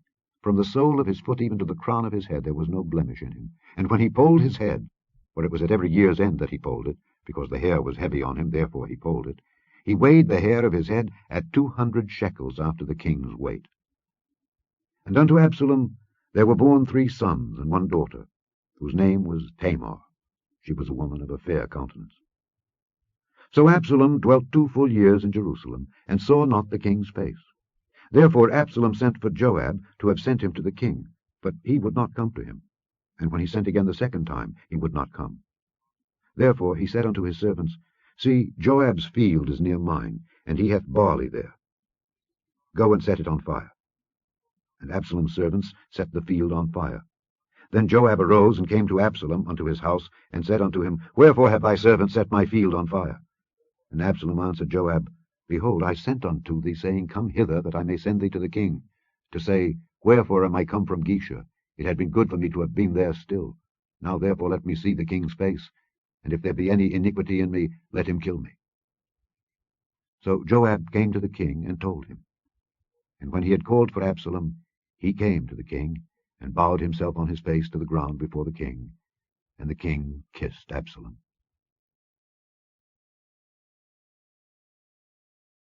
Chapter 15. And it came to pass after this, that Absalom prepared him chariots and horses, and 50 men to run before him. And Absalom rose up early, and stood beside the way of the gate. And it was so, that when any man that had a controversy came to the king for judgment, then Absalom called unto him, and said, Of what city art thou? And he said, Thy servant is of one of the tribes of Israel. And Absalom said unto him, See, thy matters are good and right, but there is no man deputed of the king to hear thee. Absalom said moreover, O that I were made judge in the land, that every man which hath any suit or cause might come unto me, and I would do him justice. And it was so, that when any man came nigh to him to do him obeisance, he put forth his hand, and took him, and kissed him. And on this manner did Absalom to all Israel that came to the king for judgment. So Absalom stole the hearts of the men of Israel. And it came to pass, after 40 years, that Absalom said unto the king, I pray thee, let me go and pay my vow, which I have vowed unto the Lord, in Hebron. For thy servant vowed a vow while I abode at Geshur in Syria, saying, If the Lord shall bring me again indeed to Jerusalem, then I will serve the Lord. And the king said unto him, Go in peace. So he arose and went to Hebron. But Absalom sent spies throughout all the tribes of Israel, saying, As soon as ye hear the sound of the trumpet, then ye shall say, Absalom reigneth in Hebron. And with Absalom went 200 men out of Jerusalem that were called, and they went in their simplicity, and they knew not anything. And Absalom sent for Ahithophel the Gilonite, David's counselor, from his city, even from Gilo, while he offered sacrifices. And the conspiracy was strong, for the people increased continually with Absalom. And there came a messenger to David, saying, The hearts of the men of Israel are after Absalom. And David said unto all his servants that were with him at Jerusalem, Arise, and let us flee, for we shall not else escape from Absalom. Make speed to depart, lest he overtake us suddenly, and bring evil upon us, and smite the city with the edge of the sword. And the king's servants said unto the king, Behold, thy servants are ready to do whatsoever my lord the king shall appoint. And the king went forth, and all his household after him. And the king left 10 women, which were concubines, to keep the house. And the king went forth, and all the people after him, and tarried in a place that was far off. And all his servants passed on beside him, and all the Kerethites, and all the Pelethites, and all the Gittites, 600 men which came after him from Gath, passed on before the king. Then said the king to Ittai the Gittite, Wherefore goest thou also with us? Return to thy place, and abide with the king. For thou art a stranger, and also an exile. Whereas thou camest but yesterday, should I this day make thee go up and down with us? Seeing I go whither I may, return thou, and take back thy brethren. Mercy and truth be with thee. And Ittai answered the king, and said, As the Lord liveth, and as my lord the king liveth, surely in what place my lord the king shall be, whether in death or life, even there also will thy servant be. And David said to Ittai, Go and pass over. And Ittai the Gittite passed over, and all his men, and all the little ones that were with him. And all the country wept with a loud voice, and all the people passed over. The king also himself passed over the brook Kidron, and all the people passed over toward the way of the wilderness. And lo, Zadok also and all the Levites were with him, bearing the ark of the covenant of God. And they set down the ark of God, and Abiathar went up until all the people had done passing out of the city. And the king said unto Zadok, Carry back the ark of God into the city. If I shall find favor in the eyes of the Lord, he will bring me again, and show me both it and his habitation. But if he thus say, I have no delight in thee, behold, here am I, let him do to me as seemeth good unto him. The king said also unto Zadok the priest, Art not thou a seer? Return into the city in peace, and your 2 sons with you, Ahimaaz thy son, and Jonathan the son of Abiathar. See, I will tarry in the plain of the wilderness until there come word from you to certify me. Zadok therefore and Abiathar carried the ark of God again to Jerusalem, and they tarried there. And David went up by the ascent of Mount Olivet, and wept as he went up, and had his head covered, and he went barefoot, and all the people that was with him covered every man his head, and they went up, weeping as they went up. And one told David, saying, Ahithophel is among the conspirators with Absalom. And David said, O Lord, I pray thee, turn the counsel of Ahithophel into foolishness. And it came to pass that when David was come to the top of the mount, where he worshipped God, behold, Hushai the Archite came to meet him with his coat rent and earth upon his head, unto whom David said, If thou passest on with me, then thou shalt be a burden unto me. But if thou return to the city, and say unto Absalom, I will be thy servant, O king, as I have been thy father's servant hitherto, so will I now also be thy servant, then mayest thou for me defeat the counsel of Ahithophel. And hast thou not there with thee Zadok and Abiathar the priests? Therefore it shall be, that what thing soever thou shalt hear out of the king's house, thou shalt tell it to Zadok and Abiathar the priests. Behold, they have there with them their 2 sons, Ahimaaz Zadok's son, and Jonathan Abiathar's son, and by them ye shall send unto me everything that ye can hear. So Hushai, David's friend, came into the city, and Absalom came into Jerusalem. Chapter 16. And when David was a little past the top of the hill, behold, Ziba the servant of Mephibosheth met him, with a couple of asses saddled, and upon them 200 loaves of bread, and 100 bunches of raisins, and 100 of summer fruits, and a bottle of wine. And the king said unto Ziba, What meanest thou by these? And Ziba said, The asses be for the king's household to ride on, and the bread and summer fruit for the young men to eat, and the wine, that such as be faint in the wilderness may drink. And the king said, And where is thy master's son? And Ziba said unto the king, Behold, he abideth at Jerusalem. For he said, Today shall the house of Israel restore me the kingdom of my father. Then said the king to Ziba, Behold, thine are all that pertained unto Mephibosheth. And Ziba said, I humbly beseech thee that I may find grace in thy sight, my lord, O king. And when King David came to Bahurim, behold, thence came out a man of the family of the house of Saul, whose name was Shimei, the son of Gera. He came forth, and cursed still as he came. And he cast stones at David, and at all the servants of King David, and all the people and all the mighty men were on his right hand and on his left. And thus said Shimei when he cursed, Come out, thou bloody man, and thou man of Belial. The Lord hath returned upon thee all the blood of the house of Saul, in whose stead thou hast reigned. And the Lord hath delivered the kingdom into the hand of Absalom thy son, and behold, thou art taken in thy mischief, because thou art a bloody man. Then said Abishai the son of Zeruiah unto the king, Why should this dead dog curse my lord the king? Let me go over, I pray thee, and take off his head. And the king said, What have I to do with you, ye sons of Zeruiah? So let him curse, because the Lord hath said unto him, Curse David. Who shall then say, Wherefore hast thou done so? And David said to Abishai and to all his servants, Behold, my son, which came forth of my bowels, seeketh my life. How much more now may this Benjamite do it? Let him alone, and let him curse, for the Lord hath bidden him. It may be that the Lord will look on mine affliction, and that the Lord will requite me good for his cursing this day. And as David and his men went by the way, Shimei went along on the hill's side over against him, and cursed as he went, and threw stones at him, and cast dust. And the king and all the people that were with him came weary, and refreshed themselves there. And Absalom and all the people, the men of Israel, came to Jerusalem, and Ahithophel with him. And it came to pass, when Hushai the Archite, David's friend, was come unto Absalom, that Hushai said unto Absalom, God save the king, God save the king. And Absalom said to Hushai, Is this thy kindness to thy friend? Why wentest thou not with thy friend? And Hushai said unto Absalom, Nay, but whom the Lord and this people and all the men of Israel choose, his will I be, and with him will I abide. And again, whom should I serve? Should I not serve in the presence of his son? As I have served in thy father's presence, so will I be in thy presence. Then said Absalom to Ahithophel, Give counsel among you what we shall do. And Ahithophel said unto Absalom, Go in unto thy father's concubines, which he hath left to keep the house, and all Israel shall hear that thou art abhorred of thy father. Then shall the hands of all that are with thee be strong. So they spread Absalom a tent upon the top of the house, and Absalom went in unto his father's concubines in the sight of all Israel. And the counsel of Ahithophel, which he counselled in those days, was as if a man had inquired at the oracle of God.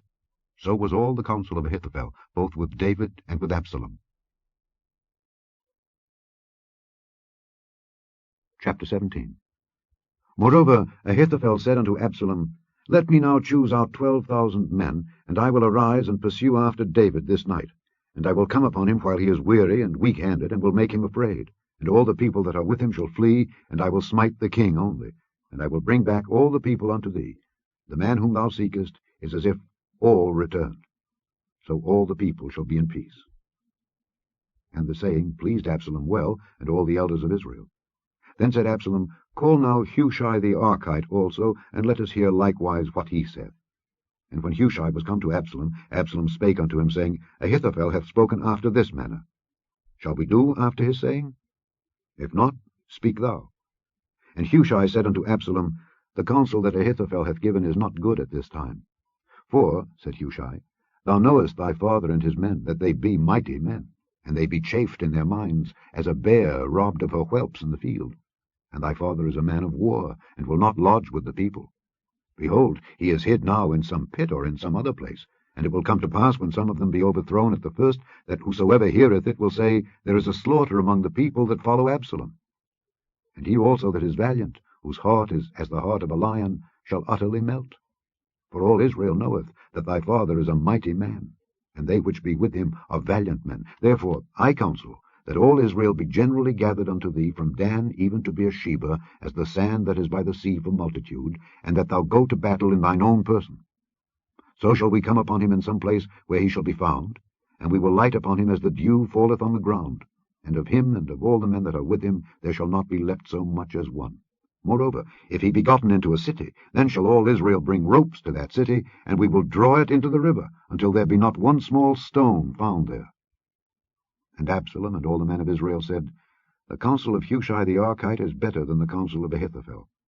For the Lord had appointed to defeat the good counsel of Ahithophel, to the intent that the Lord might bring evil upon Absalom.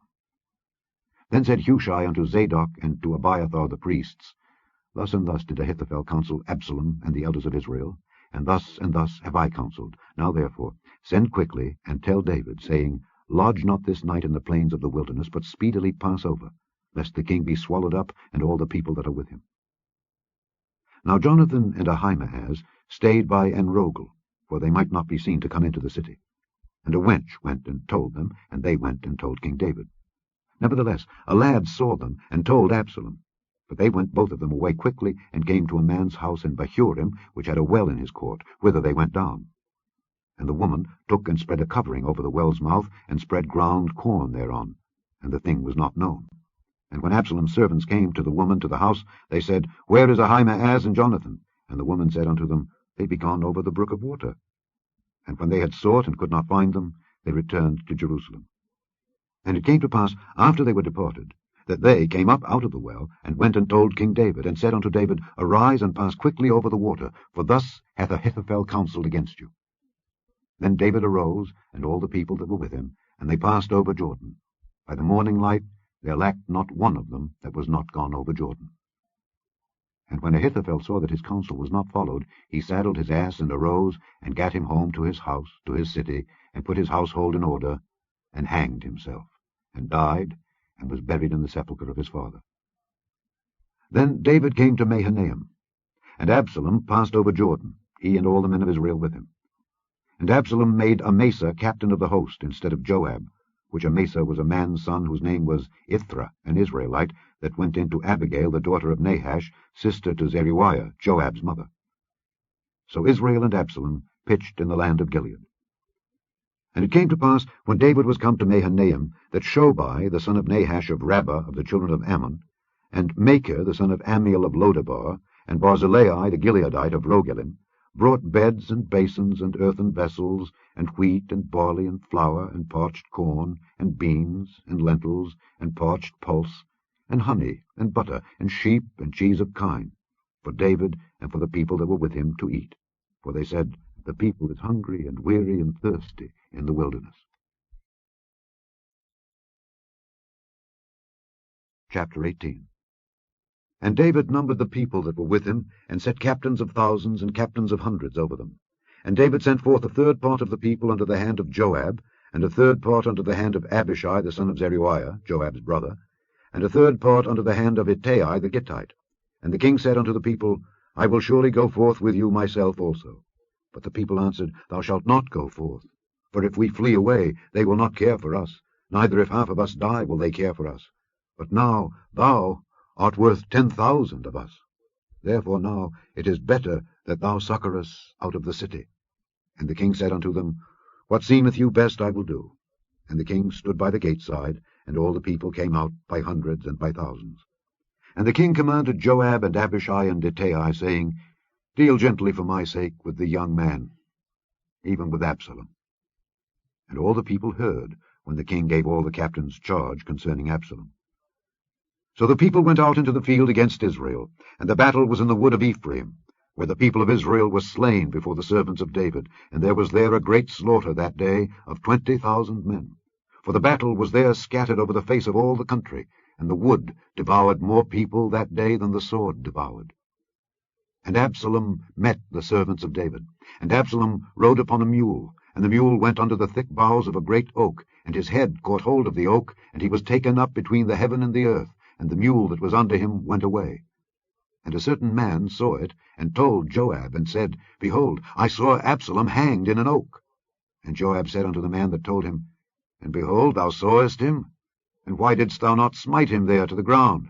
And I would have given thee 10 shekels of silver and a girdle. And the man said unto Joab, Though I should receive 1,000 shekels of silver in mine hand, yet would I not put forth mine hand against the king's son. For in our hearing the king charged thee and Abishai and Ittai, saying, Beware that none touch the young man Absalom. Otherwise I should have wrought falsehood against mine own life, for there is no matter hid from the king, and thou thyself wouldest have set thyself against me. Then said Joab, I may not tarry thus with thee. And he took 3 darts in his hand, and thrust them through the heart of Absalom while he was yet alive in the midst of the oak. And 10 young men that bare Joab's armour compassed about and smote Absalom and slew him. And Joab blew the trumpet, and the people returned from pursuing after Israel, for Joab held back the people. And they took Absalom, and cast him into a great pit in the wood, and laid a very great heap of stones upon him. And all Israel fled every one to his tent. Now Absalom in his lifetime had taken and reared up for himself a pillar, which is in the king's dale, for he said, I have no son to keep my name in remembrance.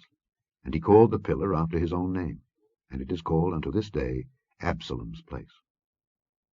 Then said Ahimaaz the son of Zadok, Let me now run and bear the king tidings, how that the Lord hath avenged him of his enemies. And Joab said unto him, Thou shalt not bear tidings this day, but thou shalt bear tidings another day. But this day thou shalt bear no tidings, because the king's son is dead. Then said Joab to Cushai, Go tell the king what thou hast seen. And Cushai bowed himself unto Joab, and ran.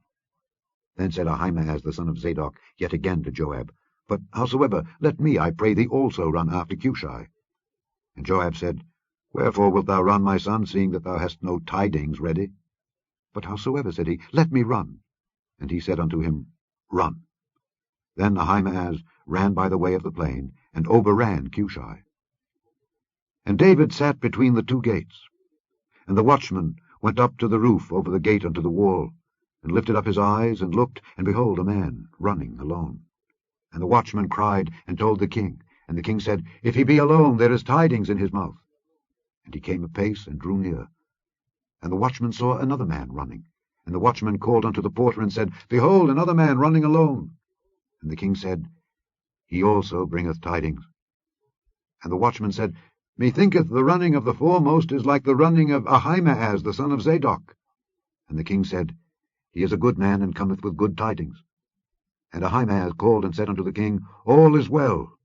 And he fell down to the earth upon his face before the king, and said, Blessed be the Lord thy God, which hath delivered up the men that lifted up their hand against my lord the king. And the king said, Is the young man Absalom safe? And Ahimaaz answered, When Joab sent the king's servant, and me thy servant, I saw a great tumult, but I knew not what it was. And the king said unto him, Turn aside, and stand here. And he turned aside, and stood still. And behold, Cushai came. And Cushai said, Tidings, my lord the king, for the Lord hath avenged thee this day of all them that rose up against thee. And the king said unto Cushai, Is the young man Absalom safe?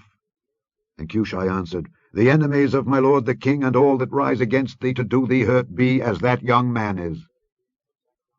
And the king was much moved, and went up to the chamber over the gate, and wept. And as he went, thus he said, O my son Absalom, my son Absalom, would God I had died for thee. O Absalom, my son, my son. Chapter 19. And it was told Joab, Behold, the king weepeth and mourneth for Absalom. And the victory that day was turned into mourning unto all the people, for the people heard say that day how the king was grieved for his son. And the people gat them by stealth that day into the city, as people being ashamed steal away when they flee in battle. But the king covered his face, and the king cried with a loud voice, O my son Absalom, O Absalom, my son, my son. And Joab came into the house to the king, and said, Thou hast shamed this day the faces of all thy servants, which this day have saved thy life, and the lives of thy sons and of thy daughters, and the lives of thy wives, and the lives of thy concubines. in that thou lovest thine enemies, and hatest thy friends. For thou hast declared this day that thou regardest neither princes nor servants. For this day I perceive that if Absalom had lived, and all we had died this day, then it had pleased thee well. Now therefore arise, go forth, and speak comfortably unto thy servants. For I swear by the Lord, if thou go not forth, there will not tarry one with thee this night, and that will be worse unto thee than all the evil that befell thee from thy youth until now. Then the king arose and sat in the gate. And they told unto all the people, saying, Behold, the king doth sit in the gate. And all the people came before the king. For Israel had fled every man to his tent, and all the people were at strife throughout all the tribes of Israel, saying, The king saved us out of the hand of our enemies, and he delivered us out of the hand of the Philistines, and now he is fled out of the land for Absalom. And Absalom, whom we anointed over us, is dead in battle. Now therefore, why speak ye not a word of bringing the king back? And King David sent to Zadok and to Abiathar the priests, saying, Speak unto the elders of Judah, saying, Why are ye the last to bring the king back to his house, seeing the speech of all Israel is come to the king, even to his house? Ye are my brethren, ye are my bones and my flesh. Wherefore then are ye the last to bring back the king? And say ye to Amasa, Art thou not of my bone and of my flesh? God do so to me, and more also, if thou be not captain of the host before me continually in the room of Joab.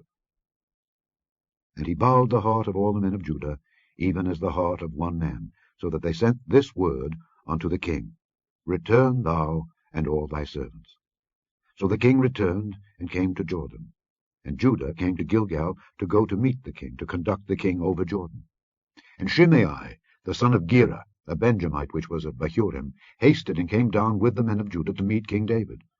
And there were 1,000 men of Benjamin with him, and Ziba the servant of the house of Saul, and his 15 sons and his 20 servants with him.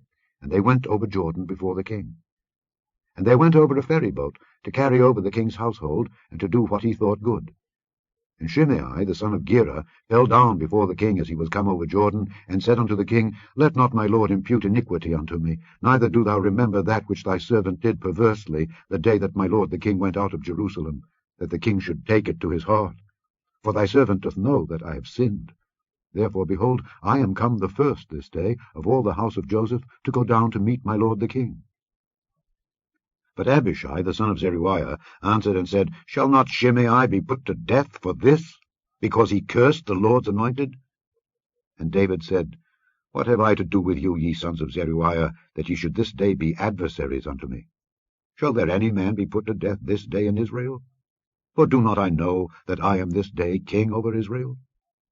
Therefore the king said unto Shimei, Thou shalt not die. And the king sware unto him. And Mephibosheth, the son of Saul, came down to meet the king, and had neither dressed his feet, nor trimmed his beard, nor washed his clothes, from the day the king departed until the day he came again in peace. And it came to pass, when he was come to Jerusalem to meet the king, that the king said unto him, Wherefore wentest not thou with me, Mephibosheth?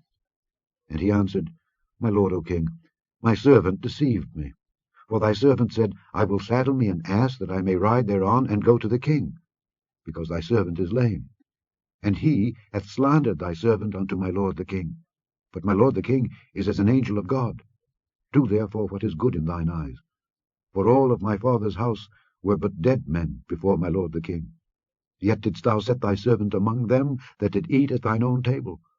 What right therefore have I yet to cry any more unto the king? And the king said unto him, Why speakest thou any more of thy matters? I have said, Thou and Ziba divide the land. And Mephibosheth said unto the king, Yea, let him take all, forasmuch as my lord the king is come again in peace unto his own house. And Barzillai the Gileadite came down from Rogelim, and went over Jordan with the king, to conduct him over Jordan. Now Barzillai was a very aged man, even 80 years old, and he had provided the king of sustenance while he lay at Mahanaim, for he was a very great man.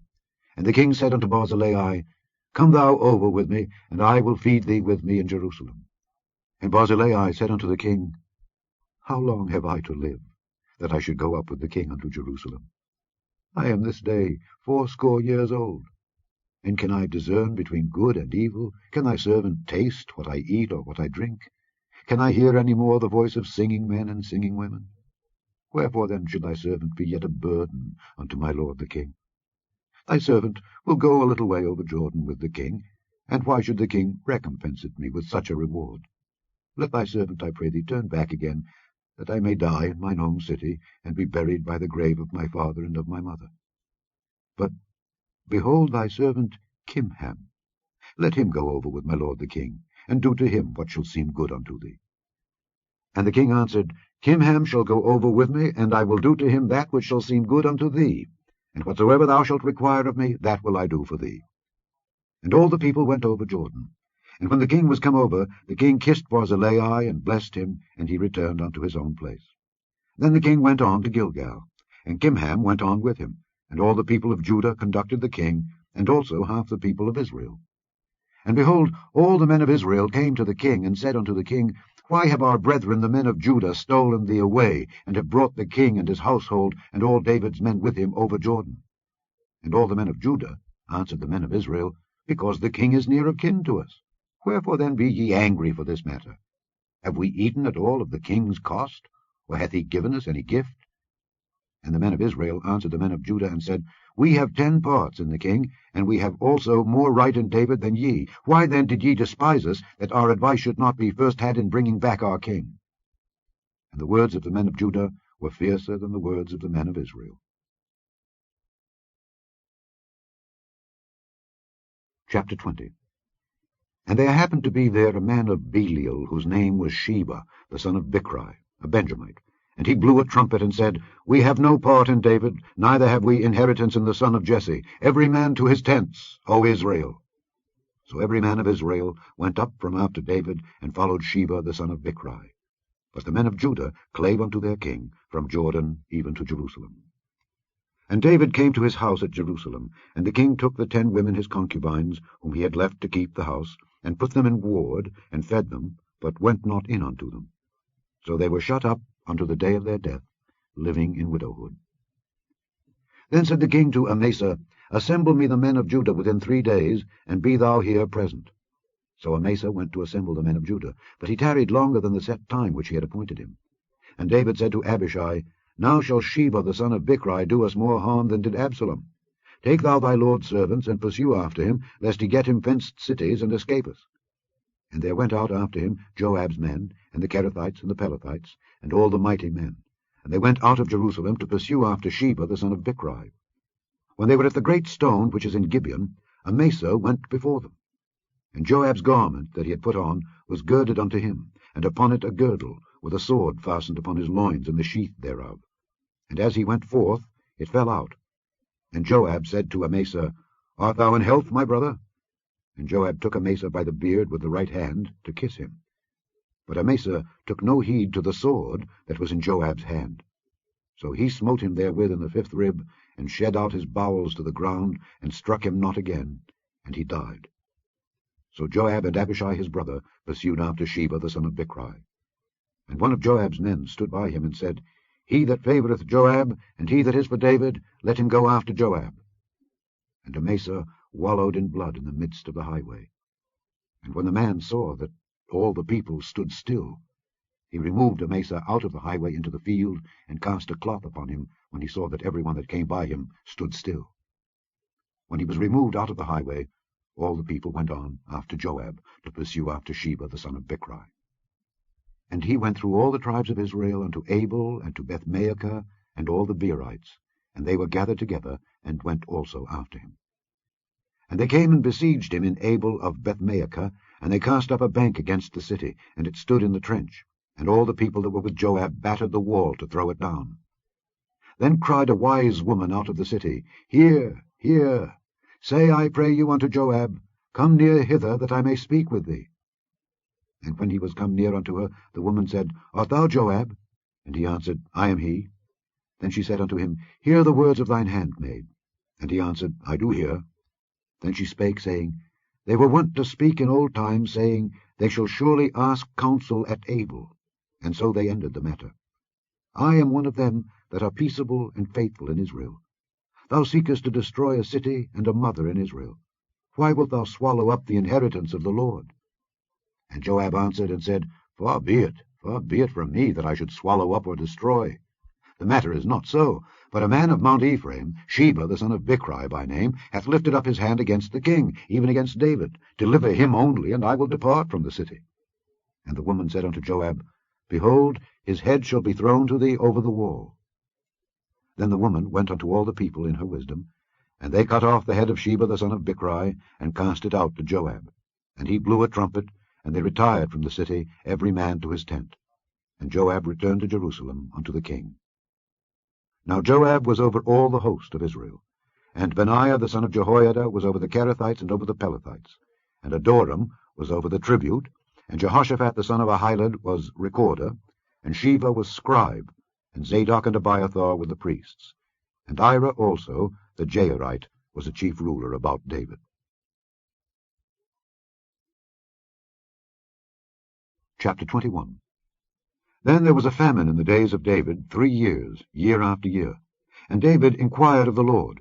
And the Lord answered, It is for Saul, and for his bloody house, because he slew the Gibeonites.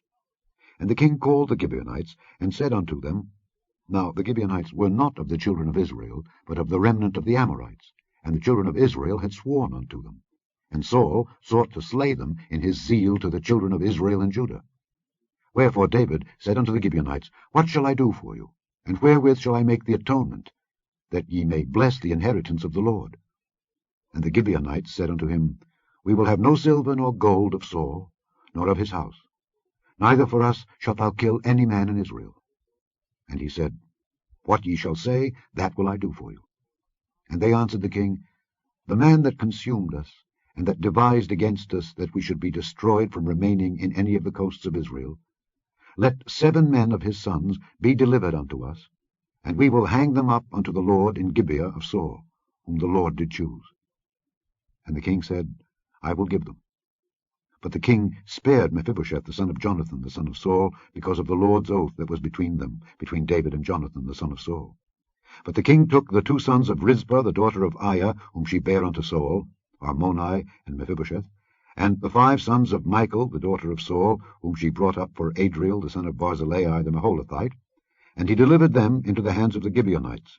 And they hanged them in the hill before the Lord. And they fell all 7 together, and were put to death in the days of harvest, in the first days, in the beginning of barley harvest.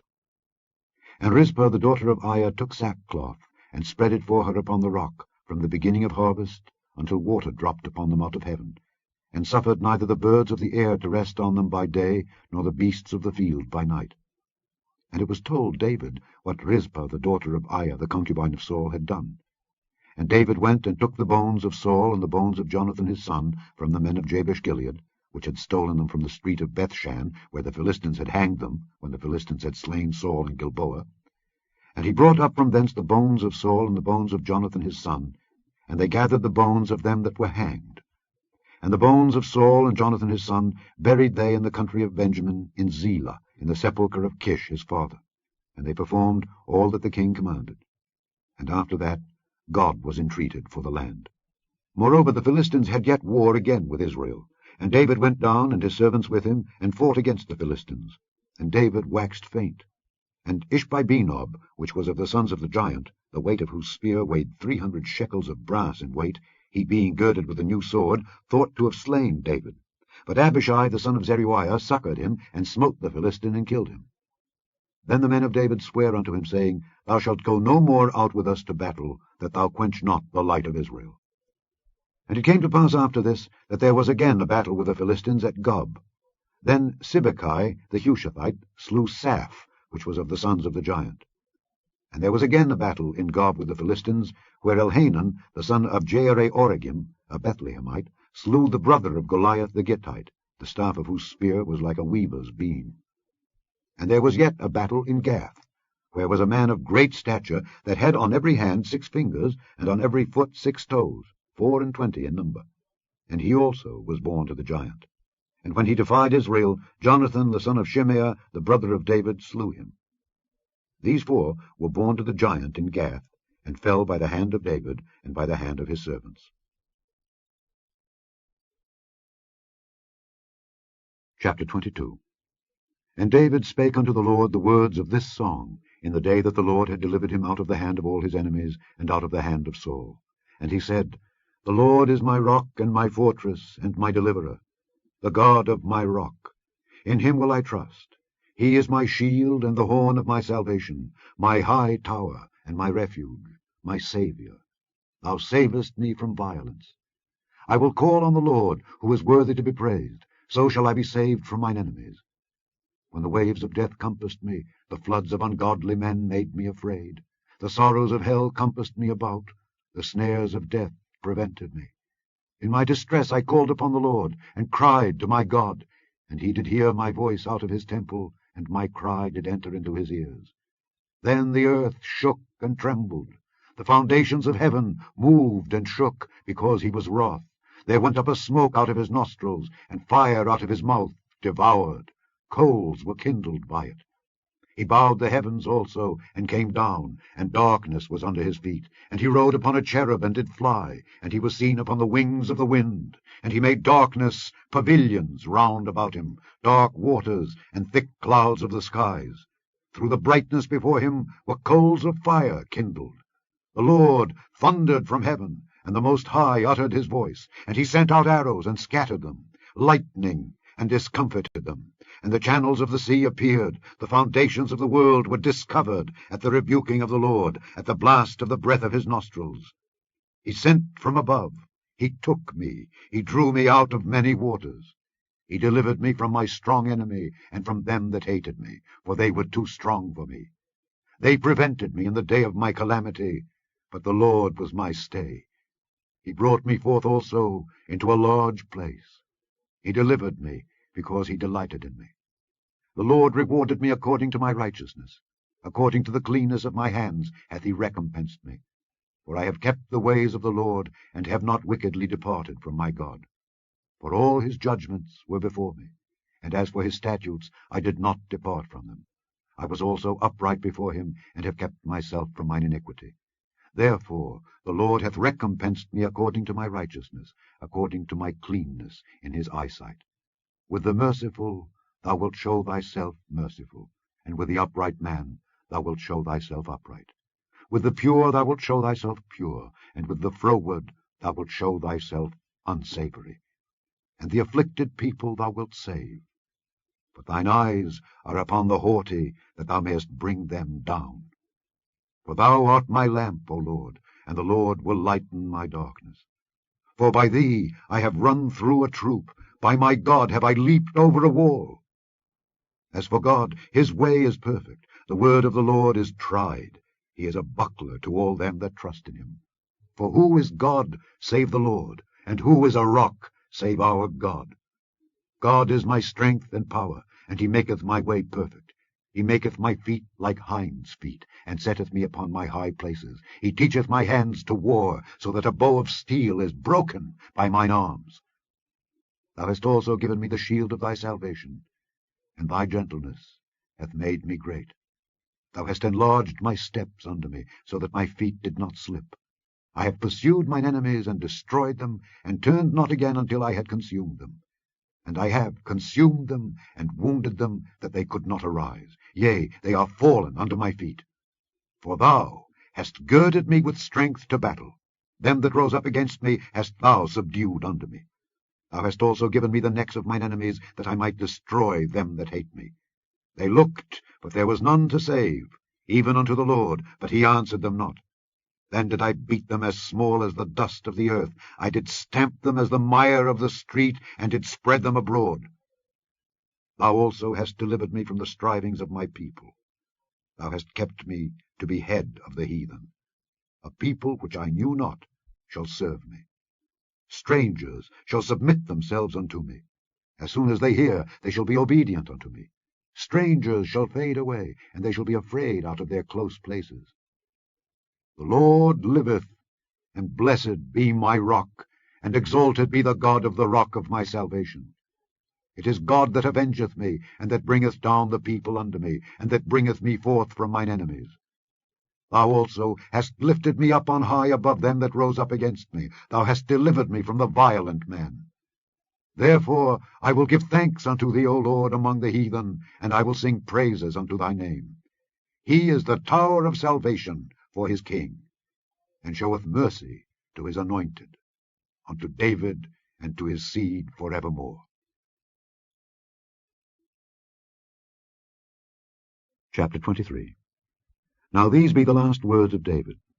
David the son of Jesse said, and the man who was raised up on high, the anointed of the God of Jacob, and the sweet psalmist of Israel, said, The Spirit of the Lord spake by me, and his word was in my tongue. The God of Israel said, The rock of Israel spake to me. He that ruleth over men must be just, ruling in the fear of God. And he shall be as the light of the morning, when the sun riseth, even a morning without clouds, as the tender grass springing out of the earth by clear shining after rain.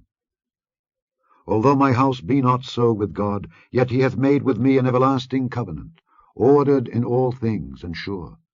For this is all my salvation and all my desire, although he make it not to grow. But the sons of Belial shall be all of them as thorns thrust away, because they cannot be taken with hands. But the man that shall touch them must be fenced with iron and the staff of a spear, and they shall be utterly burned with fire in the same place. These be the names of the mighty men whom David had. The Tachmonite that sat in the seat, chief among the captains. The same was Adino the Esnite. He lift up his spear against 800, whom he slew at one time. And after him was Eleazar the son of Dodo the Ahohite, one of the 3 mighty men with David, when they defied the Philistines that were there gathered together to battle, and the men of Israel were gone away. He arose and smote the Philistines until his hand was weary, and his hand clave unto the sword. And the Lord wrought a great victory that day, and the people returned after him only to spoil. And after him was Shammah the son of Agi the Harodite. And the Philistines were gathered together into a troop, where was a piece of ground full of lentils, and the people fled from the Philistines. But he stood in the midst of the ground, and defended it, and slew the Philistines, and the Lord wrought a great victory. And 3 of the 30 chief went down, and came to David in the harvest time unto the cave of Adullam. And the troop of the Philistines pitched in the valley of Rephaim. And David was then in an hold, and the garrison of the Philistines was then in Bethlehem. And David longed, and said, Oh, that one would give me drink of the water of the well of Bethlehem, which is by the gate. And the 3 mighty men brake through the host of the Philistines, and drew water out of the well of Bethlehem that was by the gate, and took it and brought it to David. Nevertheless he would not drink thereof, but poured it out unto the Lord. And he said, Be it far from me, O Lord, that I should do this. Is not this the blood of the men that went in jeopardy of their lives? Therefore he would not drink it. These things did these 3 mighty men. And Abishai the brother of Joab the son of Zeruiah was chief among 3, and he lifted up his spear against 300, and slew them, and had the name among 3. Was he not most honourable of 3? Therefore he was their captain. Howbeit he attained not unto the first 3. And Benaiah the son of Jehoiada, the son of a valiant man of Kabzeel, who had done many acts, he slew 2 lion-like men of Moab. He went down also, and slew a lion in the midst of a pit in time of snow. And he slew an Egyptian, a goodly man, and the Egyptian had a spear in his hand. But he went down to him with a staff, and plucked the spear out of the Egyptian's hand, and slew him with his own spear. These things did Benaiah the son of Jehoiada, and had the name among 3 mighty men. He was more honourable than the 30, but he attained not to the first 3. And David set him over his guard. Asahel the brother of Joab was one of the 30. Elhanan the son of Dodo of Bethlehem, Shammah the Harodite, Elika the Harodite, Helez the Peltite, Ira the son of Ikesh the Tekoite, Abiezer the Anathothite, Mebunai the Hushathite, Zalman the Ahohite, Maharai the Netophathite, Heleb the son of Baanah a Netophathite, Ittai the son of Ribai out of Gibeah of the children of Benjamin, Benaiah the Pirathonite, Hiddai of the brooks of Gaash, Abialbon the Arbathite, Asmaveth the Barhumite, Eliabah the Shaalbonite of the sons of Jashan, Jonathan, Shammah the Harodite, Ahiam the son of Sherar the Harodite, Eliphalet the son of Ahasbai the son of the Maacathite, Eliam the son of Ahithophel the Gilonite, Hezrai the Carmelite, Peorai the Arbite, Igel the son of Nathan of Zobah, Bani the Gadite, Zelek the Ammonite, Naharai the Beerothite, armor-bearer to Joab the son of Zeruiah, Ira an Ithrite, Gareb an Ithrite, Uriah the Hittite, 37 in all. Chapter 24. And again the anger of the Lord was kindled against Israel, and he moved David against them to say, Go, number Israel and Judah. For the king said to Joab, the captain of the host which was with him, Go now through all the tribes of Israel, from Dan even to Beersheba, and number ye the people, that I may know the number of the people. And Joab said unto the king, Now the Lord thy God add unto the people how many soever they be, 100-fold, and that the eyes of my lord the king may see it. But why doth my lord the king delight in this thing?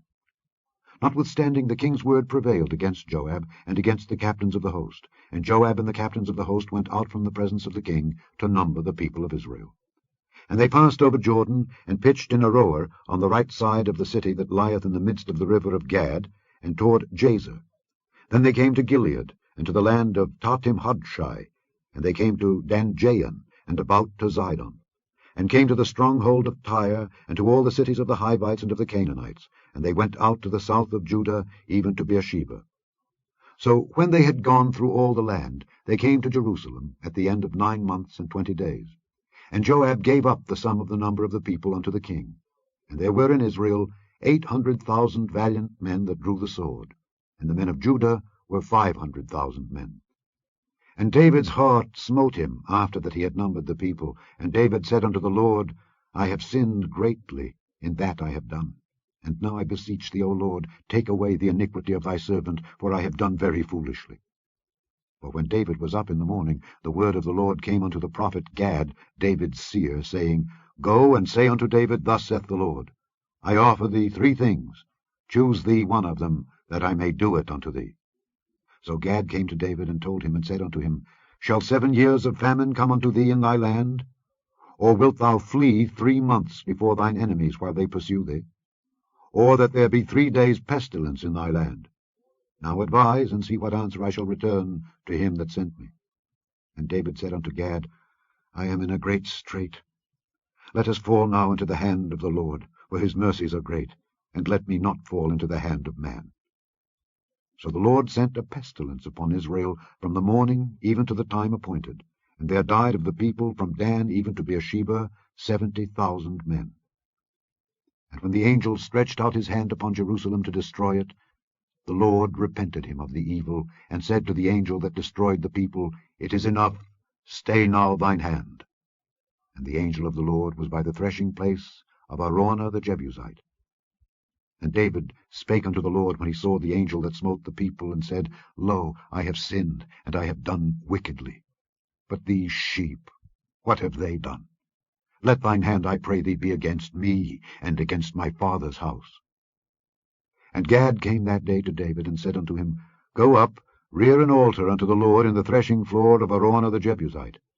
And David, according to the saying of Gad, went up as the Lord commanded. And Araunah looked, and saw the king and his servants coming on toward him.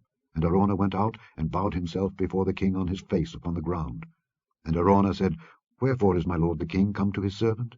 And David said, To buy the threshing floor of thee, to build an altar unto the Lord, that the plague may be stayed from the people. And Araunah said unto David, Let my lord the king take and offer up what seemeth good unto him. Behold, here be oxen for burnt sacrifice, and threshing instruments, and other instruments of the oxen for wood. All these things did Araunah as a king give unto the king. And Araunah said unto the king, The Lord thy God accept thee. And the king said unto Araunah, Nay, but I will surely buy it of thee at a price. Neither will I offer burnt offerings unto the Lord my God of that which doth cost me nothing. So David bought the threshing floor and the oxen for 50 shekels of silver. And David built there an altar unto the Lord, and offered burnt offerings and peace offerings. So the Lord was entreated for the land, and the plague was stayed from Israel. The end of the 2nd book of Samuel, otherwise called the 2nd book of the Kings. The 1st book of the Kings, commonly called the 3rd book of the Kings. Chapter 1. Now King David was old and stricken in years, and they covered him with clothes, but he gat no heat. Wherefore his servants said unto him, Let there be sought for my lord the king a young virgin, and let her stand before the king, and let her cherish him, and let her lie in thy bosom, that my lord the king may get heat. So they sought for a fair damsel throughout all the coasts of Israel, and found Abishag, a Shunammite, and brought her to the king. And the damsel was very fair, and cherished the king, and ministered to him. But the king knew her not. Then Adonijah the son of Haggith exalted himself, saying, I will be king. And he prepared him chariots and horsemen, and 50 men to run before him. And his father had not displeased him at any time, in saying, Why hast thou done so? And he also was a very goodly man, and his mother bare him after Absalom. And he conferred with Joab the son of Zeruiah, and with Abiathar the priest, and they, following Adonijah, helped him. But Zadok the priest, and Benaiah the son of Jehoiada, and Nathan the prophet, and Shimei and Rei, and the mighty men which belonged to David, were not with Adonijah. And Adonijah slew sheep and oxen and fat cattle by the stone of Zoheleth, which is by Enrogel, and called all his brethren the king's sons, and all the men of Judah the king's servants. But Nathan the prophet, and Benaiah, and the mighty men, and Solomon his brother he called not. Wherefore Nathan spake unto Bathsheba the mother of Solomon, saying, Hast thou not heard that Adonijah the son of Haggith doth reign, and David our Lord knoweth it not? Now therefore come, let me, I pray thee, give thee counsel, that thou mayest save thine own life, and the life of thy son Solomon. Go and get thee unto King David, and say unto him, Didst not thou, my lord, O king, swear unto thine handmaid, saying, Assuredly Solomon thy son shall reign after me, and he shall sit upon my throne? Why then doth Adonijah reign? Behold, while thou yet talkest there with the king, I also will come in after thee, and confirm thy words. And Bathsheba went in unto the king into the chamber, and the king was very old. And Abishag the Shunammite ministered unto the king. And Bathsheba bowed, and did obeisance unto the king. And the king said, What wouldest thou? And she said unto him, My lord, thou swearest by the Lord thy God unto thine handmaid, saying, Assuredly Solomon thy son shall reign after me, and he shall sit upon my throne. And now, behold, Adonijah reigneth. And now, my lord the king, thou knowest it not.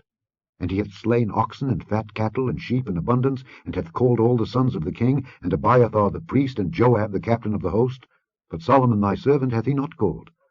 And thou, my lord, O king, the eyes of all Israel are upon thee, that thou shouldest tell them who shall sit on the throne of my lord the king after him. Otherwise it shall come to pass, when my lord the king shall sleep with his fathers, that I and my son Solomon shall be counted offenders.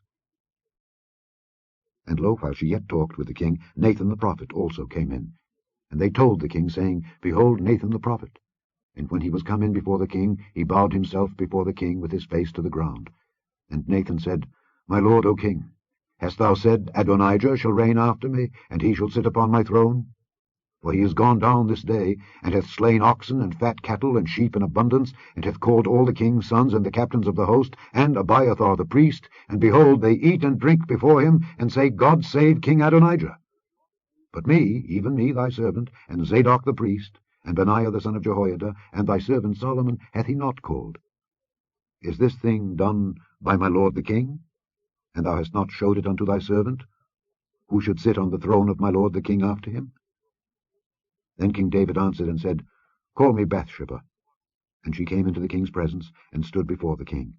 And the king sware and said, As the Lord liveth, that hath redeemed my soul out of all distress, even as I swear unto thee by the Lord God of Israel, saying, Assuredly Solomon thy son shall reign after me, and he shall sit upon my throne in my stead, even so will I certainly do this day. Then Bathsheba bowed with her face to the earth, and did reverence to the king, and said, Let my lord King David live forever. And King David said, Call me Zadok the priest, and Nathan the prophet, and Benaiah the son of Jehoiada. And they came before the king. The king also said unto them, Take with you the servants of your lord, and cause Solomon my son to ride upon mine own mule, and bring him down to Gihon, and let Zadok the priest and Nathan the prophet anoint him there king over Israel. And blow ye with the trumpet, and say, God save King Solomon. Then ye shall come up after him, that he may come and sit upon my throne, for he shall be king in my stead, and I have appointed him to be ruler over Israel and over Judah. And Benaiah the son of Jehoiada answered the king and said, Amen. The Lord God of my lord the king say so too. As the Lord hath been with my lord the king, even so be he with Solomon, and make his throne greater than the throne of my lord King David. So Zadok the priest, and Nathan the prophet, and Benaiah the son of Jehoiada, and the Kerethites and the Pelethites, went down, and caused Solomon to ride upon King David's mule, and brought him to Gihon. And Zadok the priest took an horn of oil out of the tabernacle, and anointed Solomon. And they blew the trumpet, and all the people said, God save King Solomon. And all the people came up after him, and the people piped with pipes, and rejoiced with great joy, so that the earth rent with the sound of them. And Adonijah and all the guests that were with him heard it, as they had made an end of eating. And when Joab heard the sound of the trumpet, he said, Wherefore is this noise of the city being in an uproar? And while he yet spake, behold, Jonathan the son of Abiathar the priest came, and Adonijah said unto him, Come in, for thou art a valiant man, and bringest good tidings. And Jonathan answered and said to Adonijah, Verily our lord King David hath made Solomon king. And the king hath sent with him Zadok the priest, and Nathan the prophet, and Benaiah the son of Jehoiada, and the Kerethites and the Pelethites, and they have caused him to ride upon the king's mule. And Zadok the priest and Nathan the prophet have anointed him king in Gihon. And they are come up from thence rejoicing, so that the city rang again. This is the noise that ye have heard. And also Solomon sitteth on the throne of the kingdom. And moreover the king's servants came to bless our lord King David, saying, God make the name of Solomon better than thy name, and make his throne greater than thy throne. And the king bowed himself upon the bed. And also thus said the king, Blessed be the Lord God of Israel, which hath given one to sit on my throne this day, mine eyes even seeing it. And all the guests that were with Adonijah were afraid, and rose up, and went every man his way. And Adonijah feared because of Solomon, and arose, and went and caught hold on the horns of the altar. And it was told Solomon, saying, Behold, Adonijah feareth King Solomon. For lo, he hath caught hold on the horns of the altar, saying, Let King Solomon swear unto me today that he will not slay his servant with the sword. And Solomon said, If he will show himself a worthy man, there shall not an hair of him fall to the earth. But if wickedness shall be found in him, he shall die. So King Solomon sent, and they brought him down from the altar. And he came and bowed himself to King Solomon. And Solomon said unto him, Go to thine house.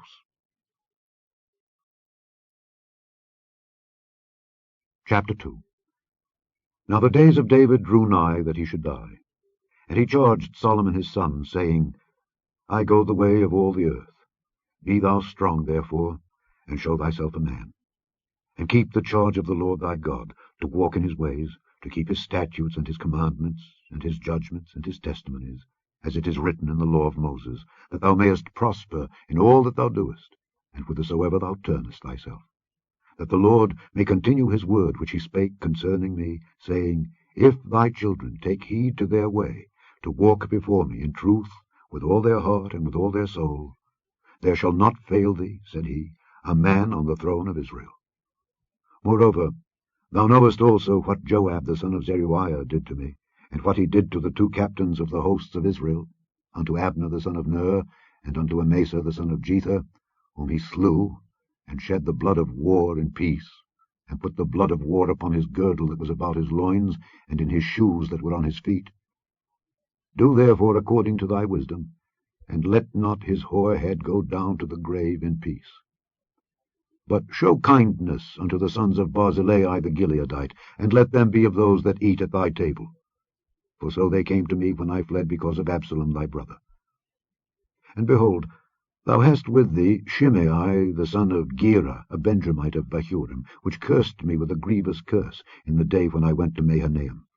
But he came down to meet me at Jordan, and I swear to him by the Lord, saying, I will not put thee to death with the sword. Now therefore hold him not guiltless. For thou art a wise man, and knowest what thou oughtest to do unto him. But his hoar head bring thou down to the grave with blood. So David slept with his fathers, and was buried in the city of David. And the days that David reigned over Israel were 40 years. 7 years reigned he in Hebron, and 33 years reigned he in Jerusalem. Then sat Solomon upon the throne of David his father, and his kingdom was established greatly. And Adonijah the son of Haggith came to Bathsheba, the mother of Solomon. And she said, Comest thou peaceably? And he said, Peaceably. He said, Moreover, I have somewhat to say unto thee. And she said, Say on. And he said, Thou knowest that the kingdom was mine, and that all Israel set their faces on me, that I should reign. Howbeit the kingdom is turned about, and is become my brother's, for it was his from the Lord. And now I ask one petition of thee. Deny me not. And she said unto him, Say on. And he said, Speak, I pray thee, unto Solomon the king, for he will not say thee nay, that he give me Abishag the Shunammite to wife. And Bathsheba said, Well. I will speak for thee unto the king. Bathsheba therefore went unto King Solomon to speak unto him for Adonijah.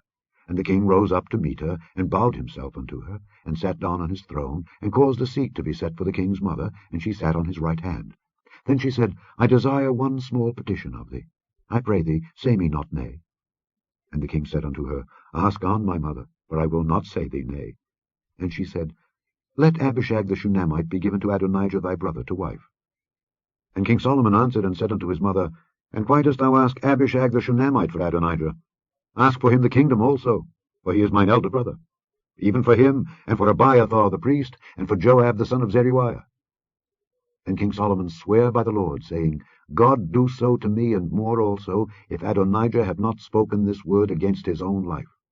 Now therefore, as the Lord liveth, which hath established me, and set me on the throne of David my father, and who hath made me an house as he promised, Adonijah shall be put to death this day. And King Solomon sent by the hand of Benaiah the son of Jehoiada, and he fell upon him that he died. And unto Abiathar the priest said the king, Get thee to Anathoth unto thine own fields, for thou art worthy of death. But I will not at this time put thee to death, because thou bearest the ark of the Lord God before David my father, and because thou hast been afflicted in all wherein my father was afflicted. So Solomon thrust out Abiathar from being priest unto the Lord, that he might fulfill the word of the Lord, which he spake concerning the house of Eli in Shiloh. Then tidings came to Joab, for Joab had turned after Adonijah, though he turned not after Absalom. And Joab fled unto the tabernacle of the Lord, and caught hold on the horns of the altar. And it was told King Solomon that Joab was fled unto the tabernacle of the Lord, and behold, he is by the altar. Then Solomon sent Benaiah the son of Jehoiada, saying, Go, fall upon him. And Benaiah came to the tabernacle of the Lord, and said unto him, Thus saith the king, Come forth. And he said, Nay, but I will die here. And Benaiah brought the king word again, saying, Thus said Joab, and thus he answered me. And the king said unto him, Do as he hath said, and fall upon him, and bury him, that thou mayest take away the innocent blood which Joab shed from me and from the house of my father. And the Lord shall return his blood upon his own head, who fell upon 2 men more righteous and better than he, and slew them with the sword, my father David not knowing thereof, to wit, Abner the son of Ner, captain of the host of Israel, and Amasa the son of Jether, captain of the host of Judah. Their blood shall therefore return upon the head of Joab, and upon the head of his seed forever. But upon David, and upon his seed, and upon his house, and upon his throne, there shall be peace forever from the Lord. So Benaiah the son of Jehoiada went up, and fell upon him, and slew him, and he was buried in his own house in the wilderness. And the king put Benaiah the son of Jehoiada in his room over the host, and Zadok the priest did the king put in the room of Abiathar. And the king sent and called for Shimei, and said unto him, Build thee an house in Jerusalem, and dwell there, and go not forth thence any whither. For it shall be that on the day thou goest out, and passest over the brook Kidron, thou shalt know for certain that thou shalt surely die. Thy blood shall be upon thine own head. And Shimei said unto the king, The saying is good. As my lord the king hath said, so will thy servant do. And Shimei dwelt in Jerusalem many days. And it came to pass, at the end of 3 years, that 2 of the servants of Shimei ran away unto Achish son of Maacah king of Gath. And they told Shimei, saying, Behold, thy servants be in Gath. And Shimei arose, and saddled his ass, and went to Gath to Achish to seek his servants. And Shimei went, and brought his servants from Gath. And it was told Solomon that Shimei had gone from Jerusalem to Gath, and was come again. And the king sent and called for Shimei, and said unto him, Did I not make thee to swear by the Lord, and protested unto thee, saying, Know for a certain, on the day thou goest out and walkest abroad any whither, that thou shalt surely die? And thou saidst unto me, The word that I have heard is good? Why then hast thou not kept the oath of the Lord, and the commandment that I have charged thee with? The king said moreover to Shimei, Thou knowest all the wickedness which thine heart is privy to, that thou didst to David my father. Therefore the Lord shall return thy wickedness upon thine own head. And King Solomon shall be blessed, and the throne of David shall be established before the Lord forever. So the king commanded Benaiah the son of Jehoiada, which went out and fell upon him, that he died. And the kingdom was established in the hand of Solomon.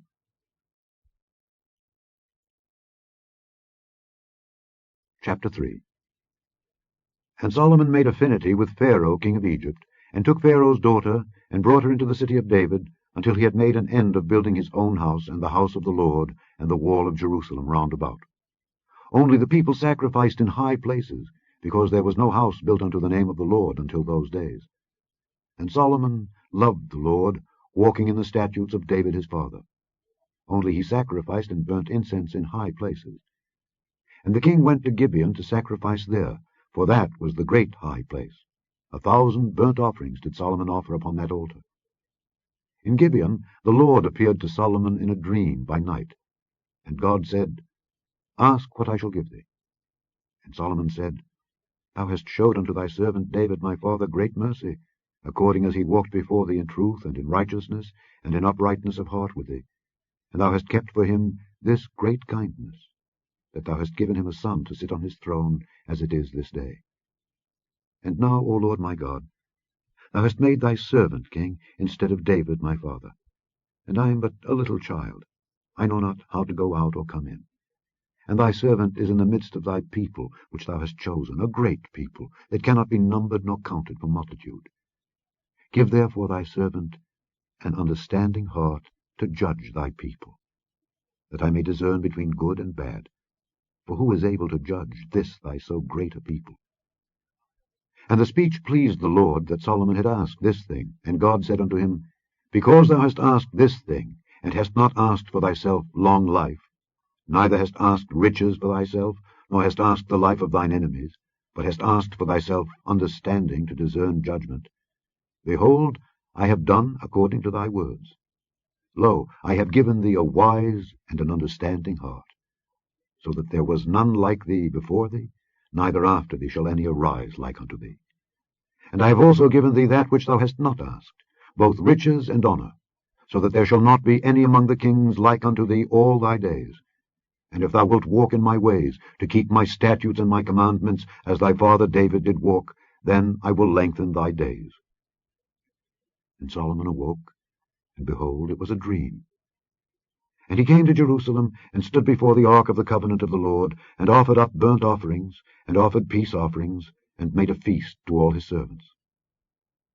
Then came there 2 women that were harlots unto the king, and stood before him. And the one woman said, O my lord, I and this woman dwell in one house, and I was delivered of a child with her in the house.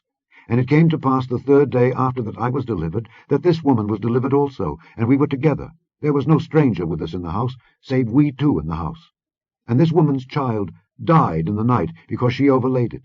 And she arose at midnight, and took my son from beside me, while thine handmaid slept, and laid it in her bosom, and laid her dead child in my bosom. And when I rose in the morning to give my child suck, behold, it was dead.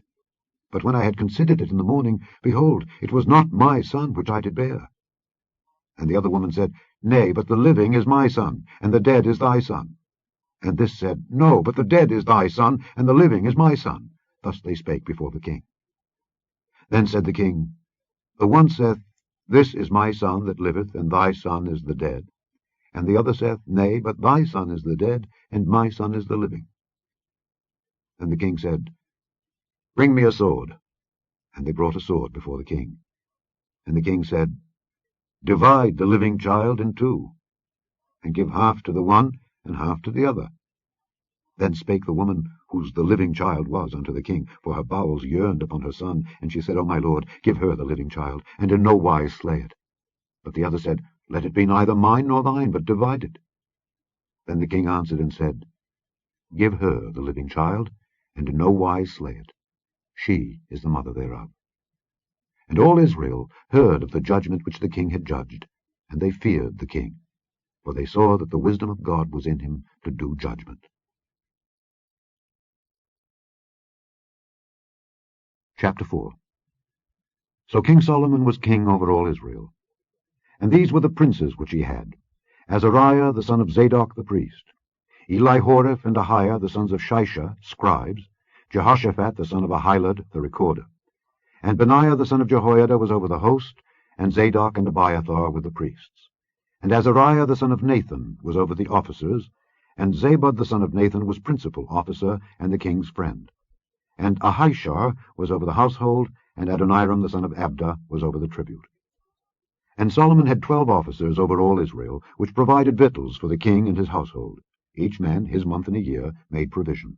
And these are their names: the son of Hur in Mount Ephraim, the son of Dekar in Makaz, and in Shaalbim, and Bethshemesh, and Elon Bethhanan, the son of Hesed in Aruboth, to him pertained Soko and all the land of Hepher, the son of Abinadab in all the region of Dor, which had Taphath the daughter of Solomon to wife, Baana the son of Ahilud, to him pertained Taanach and Megiddo, and all Bethshean, which is by Zartana, beneath Jezreel, from Bethshean to Abel-Meholah, even unto the place that is beyond Jokneam, the son of Geber in Ramoth-Gilead, to him pertained the towns of Jair the son of Manasseh, which are in Gilead. To him also pertained the region of Argob, which is in Bashan, 80 great cities with walls and brazen bars.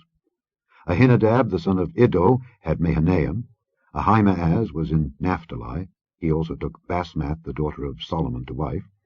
Baana the son of Hushai was in Asher and in Aloth. Jehoshaphat the son of Paruah in Issachar.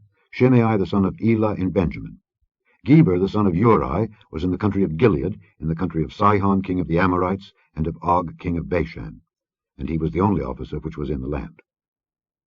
Judah and Israel were many, as the sand which is by the sea in multitude, eating and drinking and making merry.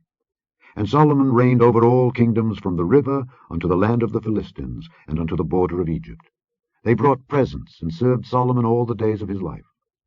And Solomon's provision for one day was 30 measures of fine flour, and 80 measures of meal, 10 fat oxen, and 20 oxen out of the pastures, and 100 sheep, beside harts and roebucks, and fallowed deer, and fatted fowl. For he had dominion over all the region on this side the river, from Tiphsah even to Azzah, over all the kings on this side the river. And he had peace on all sides round about him. And Judah and Israel dwelt safely, every man under his vine and under his fig tree, from Dan even to Beersheba, all the days of Solomon. And Solomon had 40,000 stalls of horses for his chariots, and 12,000 horsemen. And those officers provided victual for King Solomon, and for all that came unto King Solomon's table, every man in his month. They lacked nothing. Barley also and straw for the horses and dromedaries brought they unto the place where the officers were, every man according to his charge. And God gave Solomon wisdom and understanding exceeding much, and largeness of heart, even as the sand that is on the seashore. And Solomon's wisdom excelled the wisdom of all the children of the east country, and all the wisdom of Egypt. For he was wiser than all men, than Ethan the Ezrahite, and Heman, and Calcol, and Darda, the sons of Mahol. And his fame was in all nations round about. And he spake 3,000 proverbs, and his songs were 1,005. And he spake of trees, from the cedar tree that is in Lebanon, even unto the hyssop that springeth out of the wall. He spake also of beasts, and of fowl, and of creeping things, and of fishes. And there came of all people to hear the wisdom of Solomon, from all kings of the earth, which had heard of his wisdom.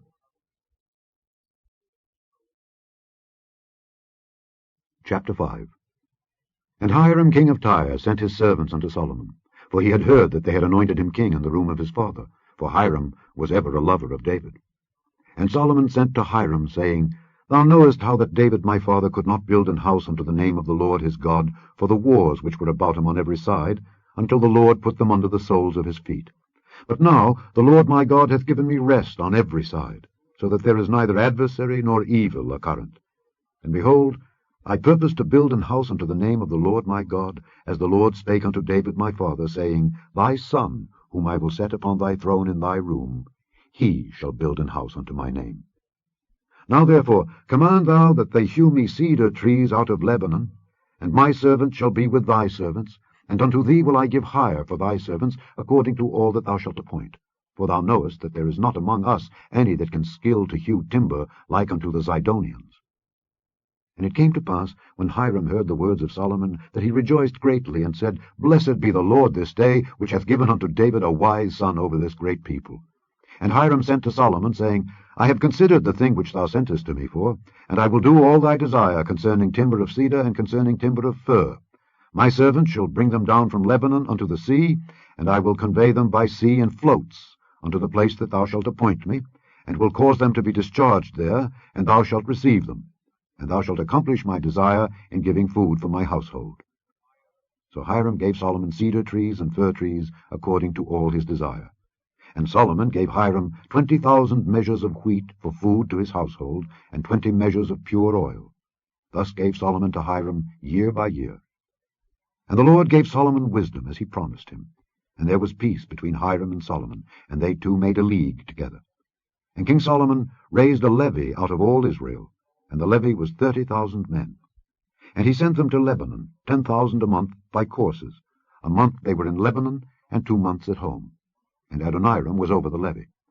And Solomon had 70,000 that bare burdens, and 80,000 hewers in the mountains, beside the chief of Solomon's officers, which were over the work, 3,300, which ruled over the people that wrought in the work. And the king commanded, and they brought great stones, costly stones, and huge stones, to lay the foundation of the house.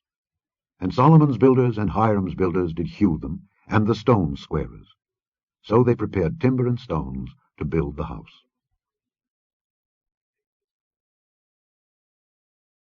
Chapter 6.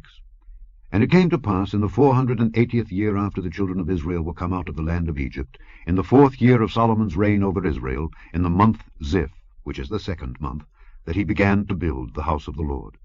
And the house which King Solomon built for the Lord, the length thereof was 60 cubits, and the breadth thereof 20 cubits, and the height thereof 30 cubits. And the porch before the temple of the house, 20 cubits was the length thereof, according to the breadth of the house, and 10 cubits was the breadth thereof before the house. And for the house he made windows of narrow lights. And against the wall of the house he built chambers round about, against the walls of the house round about, both of the temple and of the oracle. And he made chambers round about. The nethermost chamber was 5 cubits broad, and the middle was 6 cubits broad, and the third was 7 cubits broad. For without, in the wall of the house, he made narrowed rests round about, that the beams should not be fastened in the walls of the house. And the house, when it was in building, was built of stone made ready before it was brought thither, so that there was neither hammer nor axe, nor any tool of iron heard in the house while it was in building. The door for the middle chamber was in the right side of the house, and they went up with winding stairs into the middle chamber, and out of the middle into the third. So he built the house, and finished it, and covered the house with beams and boards of cedar. And then he built chambers against all the house, 5 cubits high, and they rested on the house with timber of cedar. And the word of the Lord came to Solomon, saying, Concerning this house which thou art in building, if thou wilt walk in my statutes, and execute my judgments, and keep all my commandments, to walk in them, then will I perform my word with thee, which I spake unto David thy father, and I will dwell among the children of Israel, and will not forsake my people Israel. So Solomon built the house, and finished it. And he built the walls of the house within with boards of cedar, both the floor of the house and the walls of the ceiling. And he covered them on the inside with wood, and covered the floor of the house with planks of fir. And he built 20 cubits on the sides of the house, both the floor and the walls, with boards of cedar. He even built them for it within, even for the oracle, even for the most holy place. And the house, that is, the temple before it, was 40 cubits long. And the cedar of the house within was carved with knops and open flowers. All was cedar, there was no stone seen. And the oracle he prepared in the house within, to set there the ark of the covenant of the Lord. And the oracle in the forepart was 20 cubits in length, and 20 cubits in breadth, and 20 cubits in the height thereof. And he overlaid it with pure gold, and so covered the altar, which was of cedar. So Solomon overlaid the house within with pure gold, and he made a partition by the chains of gold before the oracle, and he overlaid it with gold. And the whole house he overlaid with gold, until he had finished all the house. Also the whole altar that was by the oracle he overlaid with gold.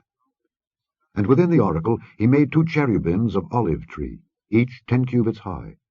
And 5 cubits was the one wing of the cherub, and 5 cubits the other wing of the cherub. From the uttermost part of the one wing unto the uttermost part of the other were 10 cubits. And the other cherub was 10 cubits. Both the cherubims were of one measure and one size. The height of the one cherub was 10 cubits, and so was it of the other cherub. And he set the cherubims within the inner house, and they stretched forth the wings of the cherubims, so that the wing of the one touched the one wall, and the wing of the other cherub touched the other wall, and their wings touched one another in the midst of the house. And he overlaid the cherubims with gold. And he carved all the walls of the house round about with carved figures of cherubims and palm trees and open flowers within and without. And the floor of the house he overlaid with gold within and without. And for the entering of the oracle he made doors of olive tree. The lintel and side posts were a fifth part of the wall.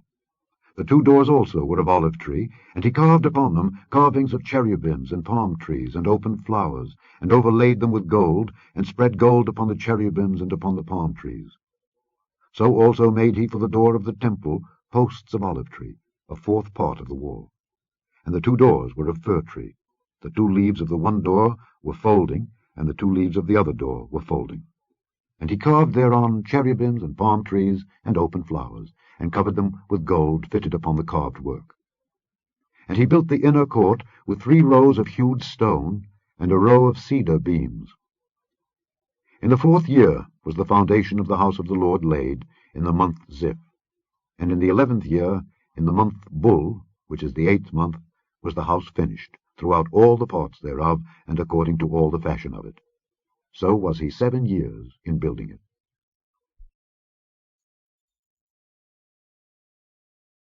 Chapter 7. But Solomon was building his own house 13 years, and he finished all his house. And he built also the house of the forest of Lebanon. The length thereof was 100 cubits, and the breadth thereof 50 cubits, and the height thereof 30 cubits, upon 4 rows of cedar pillars, with cedar beams upon the pillars. And it was covered with cedar above upon the beams that lay on 45 pillars, 15 in a row. And there were windows in 3 rows, and light was against light in 3 ranks. And all the doors and posts were square with the windows, and light was against light in 3 ranks. And he made a porch of pillars. The length thereof was 50 cubits, and the breadth thereof 30 cubits. And the porch was before them, and the other pillars and the thick beam were before them. Then he made a porch for the throne where he might judge, even the porch of judgment, and it was covered with cedar from one side of the floor to the other.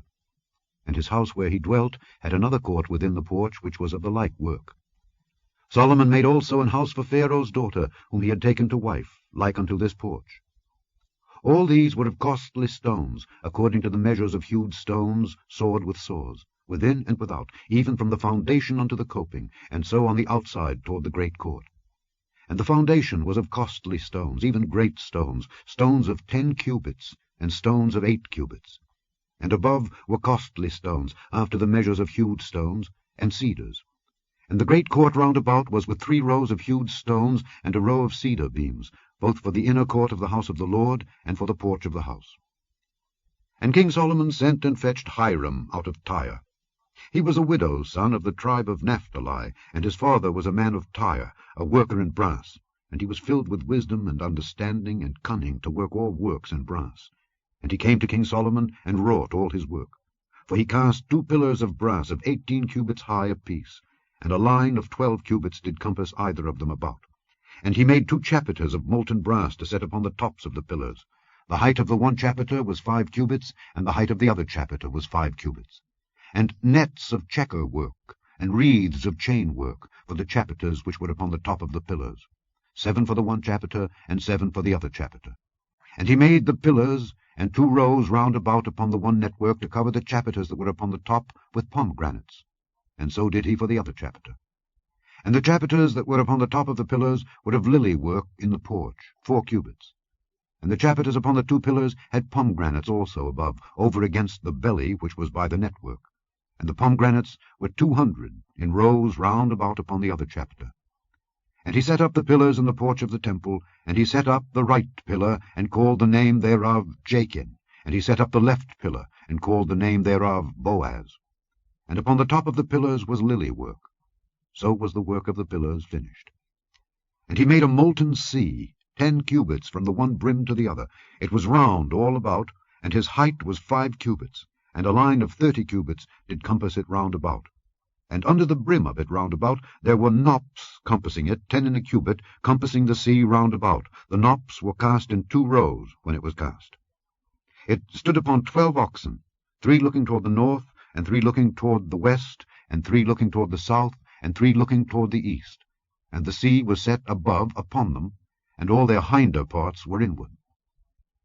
And it was an handbreadth thick, and the brim thereof was wrought like the brim of a cup, with flowers of lilies. It contained 2,000 baths.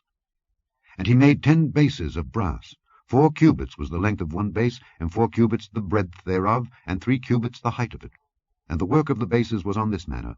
They had borders, and the borders were between the ledges. And on the borders that were between the ledges were lions, oxen, and cherubims. And upon the ledges there was a base above, and beneath the lions and oxen were certain additions made of thin work. And every base had 4 brazen wheels and plates of brass, and the 4 corners thereof had undersetters. Under the laver were undersetters molten at the side of every addition. And the mouth of it within the chapiter and above was a cubit, but the mouth thereof was round after the work of the base, a cubit and an half. And also upon the mouth of it were gravings with their borders, 4 square, not round. And under the borders were 4 wheels, and the axle-trees of the wheels were joined to the base. And the height of a wheel was a cubit and half a cubit. And the work of the wheels was like the work of a chariot wheel. Their axle-trees and their naves and their felloes and their spokes were all molten. And there were 4 undersetters to the 4 corners of one base, and the undersetters were of the very base itself. And in the top of the base was there a round compass of half a cubit high, and on the top of the base the ledges thereof and the borders thereof were of the same. For on the plates of the ledges thereof and on the borders thereof he graved cherubims, lions, and palm trees, according to the proportion of every one, and additions round about. After this manner he made the 10 bases. All of them had 1 casting, 1 measure, and 1 size. Then made he 10 lavers of brass. 1 laver contained 40 baths, and every laver was 4 cubits, and upon every one of the 10 bases 1 laver. And he put 5 bases on the right side of the house, and 5 on the left side of the house. And he set the sea on the right side of the house, eastward over against the south. And Hiram made the lavers and the shovels and the basins. So Hiram made an end of doing all the work that he made King Solomon for the house of the Lord. The 2 pillars, and the 2 bowls of the chapiters that were on the top of the 2 pillars, and the 2 networks to cover the 2 bowls of the chapiters which were upon the top of the pillars, and 400 pomegranates for the 2 networks, even 2 rows of pomegranates for 1 network, to cover the 2 bowls of the chapiters that were upon the pillars, and the 10 bases, and 10 lavers on the bases, and 1 sea, and 12 oxen under the sea, and the pots, and the shovels, and the basins. And all these vessels which Hiram made to King Solomon for the house of the Lord were of bright brass. In the plain of Jordan did the king cast them, in the clay ground between Succoth and Zothan. And Solomon left all the vessels unweighed, because they were exceeding many. Neither was the weight of the brass found out. And Solomon made all the vessels that pertained unto the house of the Lord, the altar of gold, and the table of gold whereupon the showbread was, and the candlesticks of pure gold, 5 on the right side and 5 on the left, before the oracle, with the flowers and the lamps and the tongs of gold, and the bowls, and the snuffers, and the basins, and the spoons, and the censers of pure gold, and the hinges of gold, both for the doors of the inner house, the most holy place, and for the doors of the house, to wit, of the temple. So was ended all the work that King Solomon made for the house of the Lord. And Solomon brought in the things which David his father had dedicated. Even the silver and the gold and the vessels did he put among the treasures of the house of the Lord.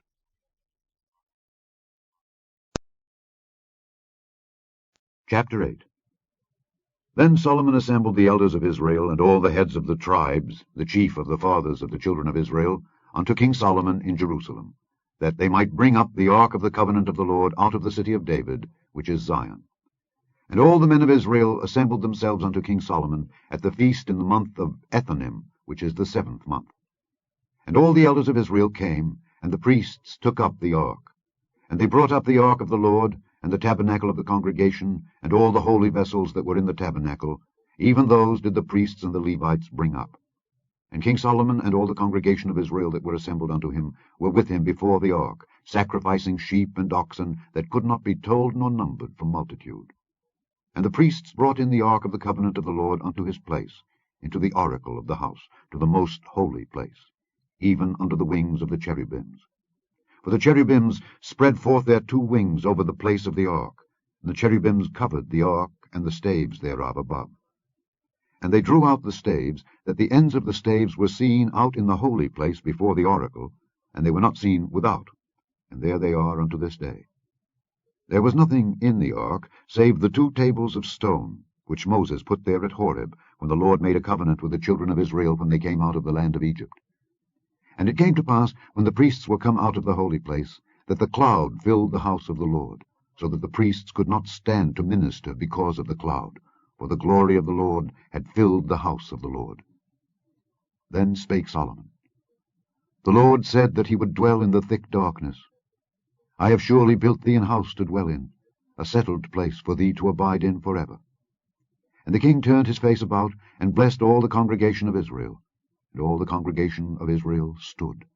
And he said, Blessed be the Lord God of Israel, which spake with his mouth unto David my father, and hath with his hand fulfilled it, saying, Since the day that I brought forth my people Israel out of Egypt, I chose no city out of all the tribes of Israel to build an house, that my name might be therein.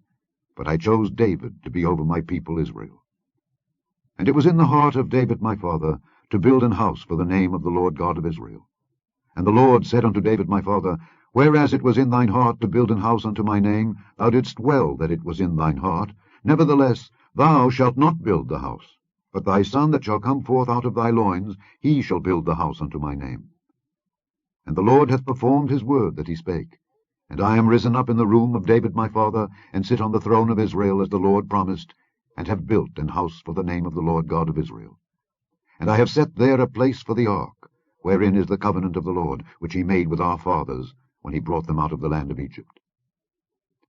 And Solomon stood before the altar of the Lord, in the presence of all the congregation of Israel, and spread forth his hands toward heaven, and he said, Lord God of Israel, there is no God like thee in heaven above or on earth beneath, who keepest covenant and mercy with thy servants that walk before thee with all their heart, who hast kept with thy servant David my father that thou promisedst him.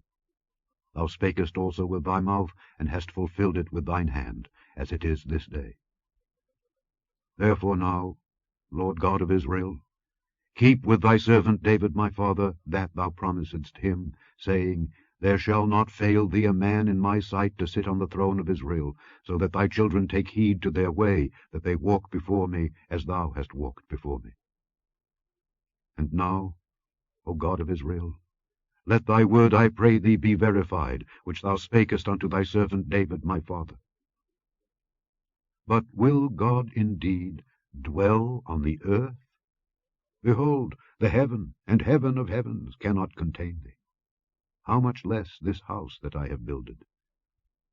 Yet have thou respect unto the prayer of thy servant, and to his supplication, O Lord my God, to hearken unto the cry and to the prayer which thy servant prayeth before thee today, that thine eyes may be opened toward this house night and day, even toward the place of which thou hast said, My name shall be there, that thou mayest hearken unto the prayer which thy servant shall make toward this place.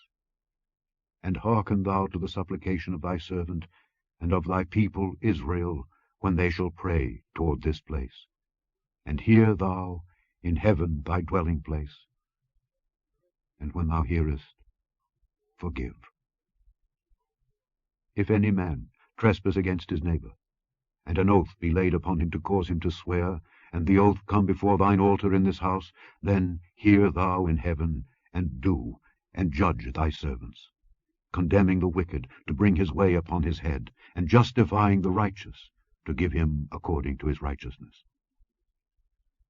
When thy people Israel be smitten down before the enemy, because they have sinned against thee, and shall turn again to thee, and confess thy name, and pray, and make supplication unto thee in this house, then hear thou in heaven, and forgive the sin of thy people Israel, and bring them again unto the land which thou gavest unto their fathers.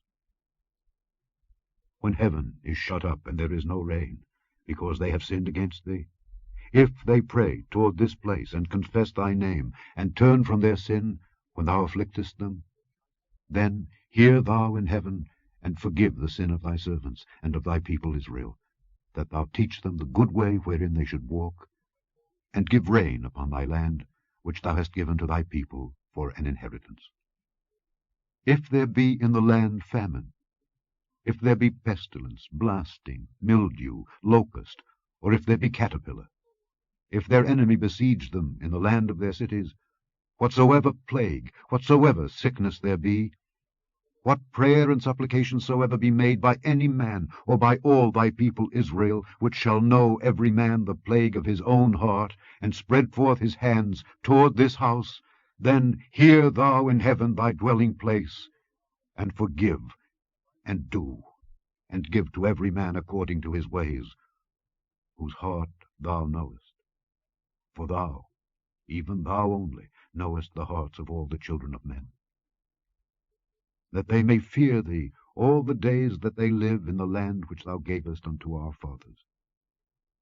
Moreover, concerning a stranger that is not of thy people Israel, but cometh out of a far country for thy name's sake, for they shall hear of thy great name, and of thy strong hand, and of thy stretched out arm, when he shall come and pray toward this house, hear thou in heaven thy dwelling place, and do according to all that the stranger calleth to thee for, that all people of the earth may know thy name, to fear thee, as do thy people Israel, and that they may know that this house which I have builded is called by thy name. If thy people go out to battle against their enemy, whithersoever thou shalt send them, and shall pray unto the Lord toward the city which thou hast chosen, and toward the house that I have built for thy name, then hear thou in heaven their prayer and their supplication, and maintain their cause. If they sin against thee, for there is no man that sinneth not, and thou be angry with them, and deliver them to the enemy, so that they carry them away captives unto the land of the enemy, far or near, yet if they shall bethink themselves in the land whither they were carried captives, and repent, and make supplication unto thee in the land of them that carried them captives, saying, We have sinned, and have done perversely, we have committed wickedness, and so return unto thee with all their heart and with all their soul in the land of their enemies, which led them away captive, and pray unto thee toward their land which thou gavest unto their fathers, the city which thou hast chosen, and the house which I have built for thy name, then hear thou their prayer and their supplication in heaven thy dwelling place, and maintain their cause, and forgive thy people that have sinned against thee, and all their transgressions wherein they have transgressed against thee, and give them compassion before them who carried them captive, that they may have compassion on them. For they be thy people, and thine inheritance, which thou broughtest forth out of Egypt from the midst of the furnace of iron, that thine eyes may be open unto the supplication of thy servant, and unto the supplication of thy people Israel, to hearken unto them in all that they call for unto thee. For thou didst separate them from among all the people of the earth to be thine inheritance, as thou spakest by the hand of Moses thy servant, when thou broughtest our fathers out of Egypt, O Lord God.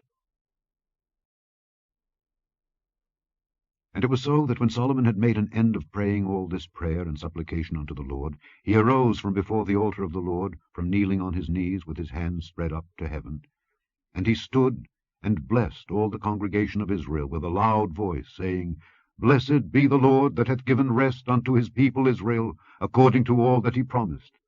There hath not failed one word of all his good promise, which he promised by the hand of Moses his servant. The Lord our God be with us, as he was with our fathers. Let him not leave us nor forsake us, that he may incline our hearts unto him, to walk in all his ways, and to keep his commandments and his statutes and his judgments, which he commanded our fathers. And let these my words, wherewith I have made supplication before the Lord, be nigh unto the Lord our God day and night, that he maintain the cause of his servant, and the cause of his people Israel, at all times, as the matter shall require, that all the people of the earth may know that the Lord is God, and that there is none else. Let your heart therefore be perfect with the Lord our God, to walk in his statutes, and to keep his commandments, as at this day. And the king and all Israel with him offered sacrifice before the Lord. And Solomon offered a sacrifice of peace offerings, which he offered unto the Lord, 22,000 oxen, and 120,000 sheep. So the king and all the children of Israel dedicated the house of the Lord. The same day did the king hallow the middle of the court that was before the house of the Lord, for there he offered burnt offerings and meat offerings, and the fat of the peace offerings. because the brazen altar that was before the Lord was too little to receive the burnt offerings and meat offerings and the fat of the peace offerings. And at that time Solomon held a feast, and all Israel with him, a great congregation, from the entering in of Hamath unto the river of Egypt, before the Lord our God, 7 days and 7 days, even 14 days. On the 8th day he sent the people away, and they blessed the king, and went unto their tents, joyful and glad of heart, for all the goodness that the Lord had done for David his servant, and for Israel his people. Chapter 9. And it came to pass, when Solomon had finished the building of the house of the Lord, and the king's house, and all Solomon's desire which he was pleased to do, that the Lord appeared to Solomon the second time, as he had appeared unto him at Gibeon. And the Lord said unto him, I have heard thy prayer and thy supplication that thou hast made before me. I have hallowed this house which thou hast built, to put my name there forever, and mine eyes and mine heart shall be there perpetually. And if thou wilt walk before me, as David thy father walked, in integrity of heart, and in uprightness, to do according to all that I have commanded thee, and wilt keep my statutes and my judgments, then I will establish the throne of thy kingdom upon Israel forever, as I promised to David thy father, saying, There shall not fail thee a man upon the throne of Israel. But if ye shall at all turn from following me, ye or your children, and will not keep my commandments and my statutes which I have set before you, but go and serve other gods, and worship them, then will I cut off Israel out of the land which I have given them. And this house, which I have hallowed for my name, will I cast out of my sight. And Israel shall be a proverb and a byword among all people. And at this house, which is high, every one that passeth by it shall be astonished, and shall hiss, and they shall say, Why hath the Lord done thus unto this land, and to this house? And they shall answer, Because they forsook the Lord their God, who brought forth their fathers out of the land of Egypt, and have taken hold upon other gods, and have worshipped them, and served them. Therefore hath the Lord brought upon them all this evil. And it came to pass at the end of 20 years, when Solomon had built the 2 houses, the house of the Lord and the king's house. Now Hiram the king of Tyre had furnished Solomon with cedar trees and fir trees, and with gold according to all his desire. That then King Solomon gave Hiram 20 cities in the land of Galilee. And Hiram came out from Tyre to see the cities which Solomon had given him, and they pleased him not. And he said, What cities are these which thou hast given me, my brother? And he called them the land of Cabul unto this day. And Hiram sent to the king 60 talents of gold. And this is the reason of the levy which King Solomon raised, for to build the house of the Lord, and his own house, and Millo, and the wall of Jerusalem, and Hazor, and Megiddo, and Gezer. For Pharaoh king of Egypt had gone up and taken Gezer, and burnt it with fire, and slain the Canaanites that dwelt in the city, and given it for a present unto his daughter, Solomon's wife. And Solomon built Gezer, and Bethhoron the Nether, and Baalath, and Tadmor in the wilderness, in the land, and all the cities of store that Solomon had, and cities for his chariots, and cities for his horsemen, and that which Solomon desired to build in Jerusalem, and in Lebanon, and in all the land of his dominion. And all the people that were left of the Amorites, Hittites, Perizzites, Hivites, and Jebusites, which were not of the children of Israel, their children that were left after them in the land, whom the children of Israel also were not able utterly to destroy, upon those did Solomon levy a tribute of bond service unto this day. But of the children of Israel did Solomon make no bondmen, but they were men of war, and his servants, and his princes, and his captains, and rulers of his chariots, and his horsemen. These were the chief of the officers that were over Solomon's work, 550, which bare rule over the people that wrought in the work. But Pharaoh's daughter came up out of the city of David unto her house which Solomon had built for her. Then did he build Millo. And 3 times in a year did Solomon offer burnt offerings and peace offerings upon the altar which he built unto the Lord, and he burnt incense upon the altar that was before the Lord. So he finished the house. And King Solomon made a navy of ships in Ezion Geber, which is beside Eloth, on the shore of the Red Sea, in the land of Edom. And Hiram sent in the navy his servants, shipmen that had knowledge of the sea, with the servants of Solomon. And they came to Ophir, and fetched from thence gold 420 talents, and brought it to King Solomon.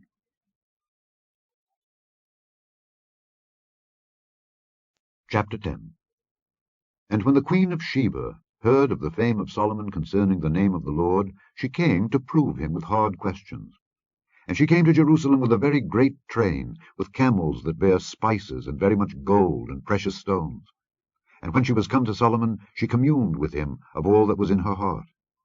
And Solomon told her all her questions. There was not anything hid from the king which he told her not. And when the queen of Sheba had seen all Solomon's wisdom, and the house that he had built, and the meat of his table, and the sitting of his servants, and the attendance of his ministers, and their apparel, and his cupbearers, and his ascent by which he went up unto the house of the Lord, there was no more spirit in her. And she said to the king, It was a true report that I heard in mine own land of thy act and of thy wisdom. Howbeit I believed not the words until I came, and mine eyes had seen it. And behold, the half was not told me. Thy wisdom and prosperity exceedeth the fame which I heard. Happy are thy men, happy are these thy servants, which stand continually before thee, and that hear thy wisdom. Blessed be the Lord thy God, which delighted in thee to set thee on the throne of Israel, because the Lord loved Israel forever, therefore made he thee king to do judgment and justice. And she gave the king 120 talents of gold, and of spices very great store, and precious stones. There came no more such abundance of spices as these which the queen of Sheba gave to King Solomon. And the navy also of Hiram, that brought gold from Ophir, brought in from Ophir great plenty of almug trees and precious stones. And the king made of the almug trees pillars for the house of the Lord, and for the king's house, harps also, and psalteries for singers. There came no such almug trees, nor were seen unto this day. And King Solomon gave unto the queen of Sheba all her desire, whatsoever she asked, beside that which Solomon gave her of his royal bounty. So she turned and went to her own country, she and her servants. Now the weight of gold that came to Solomon in 1 year was 666 talents of gold. Beside that he had of the merchantmen, and of the traffic of the spice merchants, and of all the kings of Arabia, and of the governors of the country. And King Solomon made 200 targets of beaten gold. 600 shekels of gold went to one target. And he made 300 shields of beaten gold. 3 pound of gold went to one shield. And the king put them in the house of the forest of Lebanon. Moreover, the king made a great throne of ivory, and overlaid it with the best gold. The throne had 6 steps, and the top of the throne was round behind, and there were stays on either side on the place of the seat, and 2 lions stood beside the stays. And 12 lions stood there on the one side and on the other upon the 6 steps. There was not the like made in any kingdom. And all King Solomon's drinking vessels were of gold, and all the vessels of the house of the forest of Lebanon were of pure gold. None were of silver. It was nothing accounted of in the days of Solomon. For the king had at sea a navy of Tarshish with the navy of Hiram. Once in 3 years came the navy of Tarshish, bringing gold and silver, ivory, and apes and peacocks. So King Solomon exceeded all the kings of the earth for riches and for wisdom. And all the earth sought to Solomon to hear his wisdom, which God had put in his heart.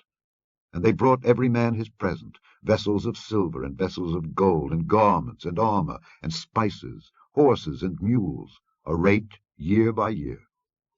And Solomon gathered together chariots and horsemen.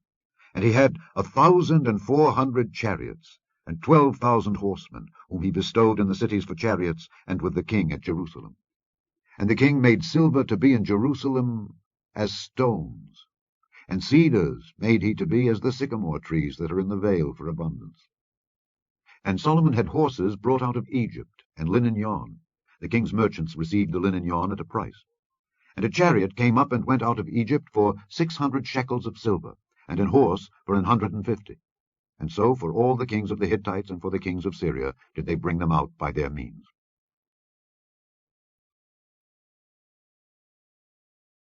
Chapter 11.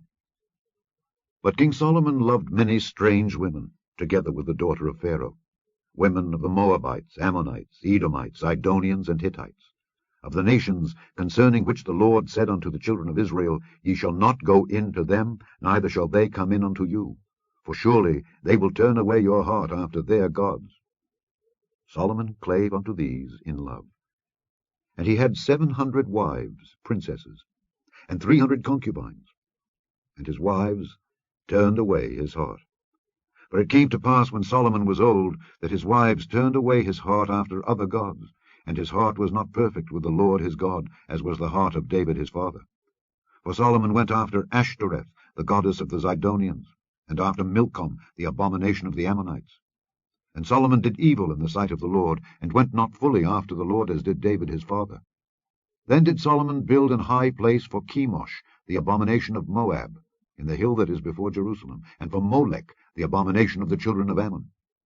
And likewise did he for all his strange wives, which burnt incense and sacrificed unto their gods. And the Lord was angry with Solomon, because his heart was turned from the Lord God of Israel, which had appeared unto him twice, and had commanded him concerning this thing, that he should not go after other gods. But he kept not that which the Lord commanded. Wherefore the Lord said unto Solomon, Forasmuch as this is done of thee, and thou hast not kept my covenant and my statutes which I have commanded thee, I will surely rend the kingdom from thee, and will give it to thy servant. Notwithstanding, in thy days I will not do it, for David thy father's sake. But I will rend it out of the hand of thy son. Howbeit, I will not rend away all the kingdom, but will give one tribe to thy son, for David my servant's sake, and for Jerusalem's sake, which I have chosen. And the Lord stirred up an adversary unto Solomon, Hadad the Edomite. He was of the king's seed in Edom. For it came to pass, when David was in Edom, and Joab the captain of the host was gone up to bury the slain, after he had smitten every male in Edom, for 6 months did Joab remain there with all Israel, until he had cut off every male in Edom, that Hadad fled, he and certain Edomites of his father's servants with him, to go into Egypt, Hadad being yet a little child. And they arose out of Midian, and came to Paran. And they took men with them out of Paran, and they came to Egypt, unto Pharaoh king of Egypt, which gave him an house, and appointed him victuals, and gave him land. And Hadad found great favour in the sight of Pharaoh, so that he gave him to wife the sister of his own wife, the sister of Tarpenes the queen. And the sister of Tarpenes bare him Genubath his son, whom Tarpenes weaned in Pharaoh's house.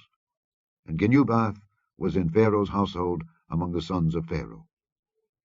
And when Hadad heard in Egypt that David slept with his fathers, and that Joab the captain of the host was dead, Hadad said to Pharaoh, Let me depart, that I may go to mine own country.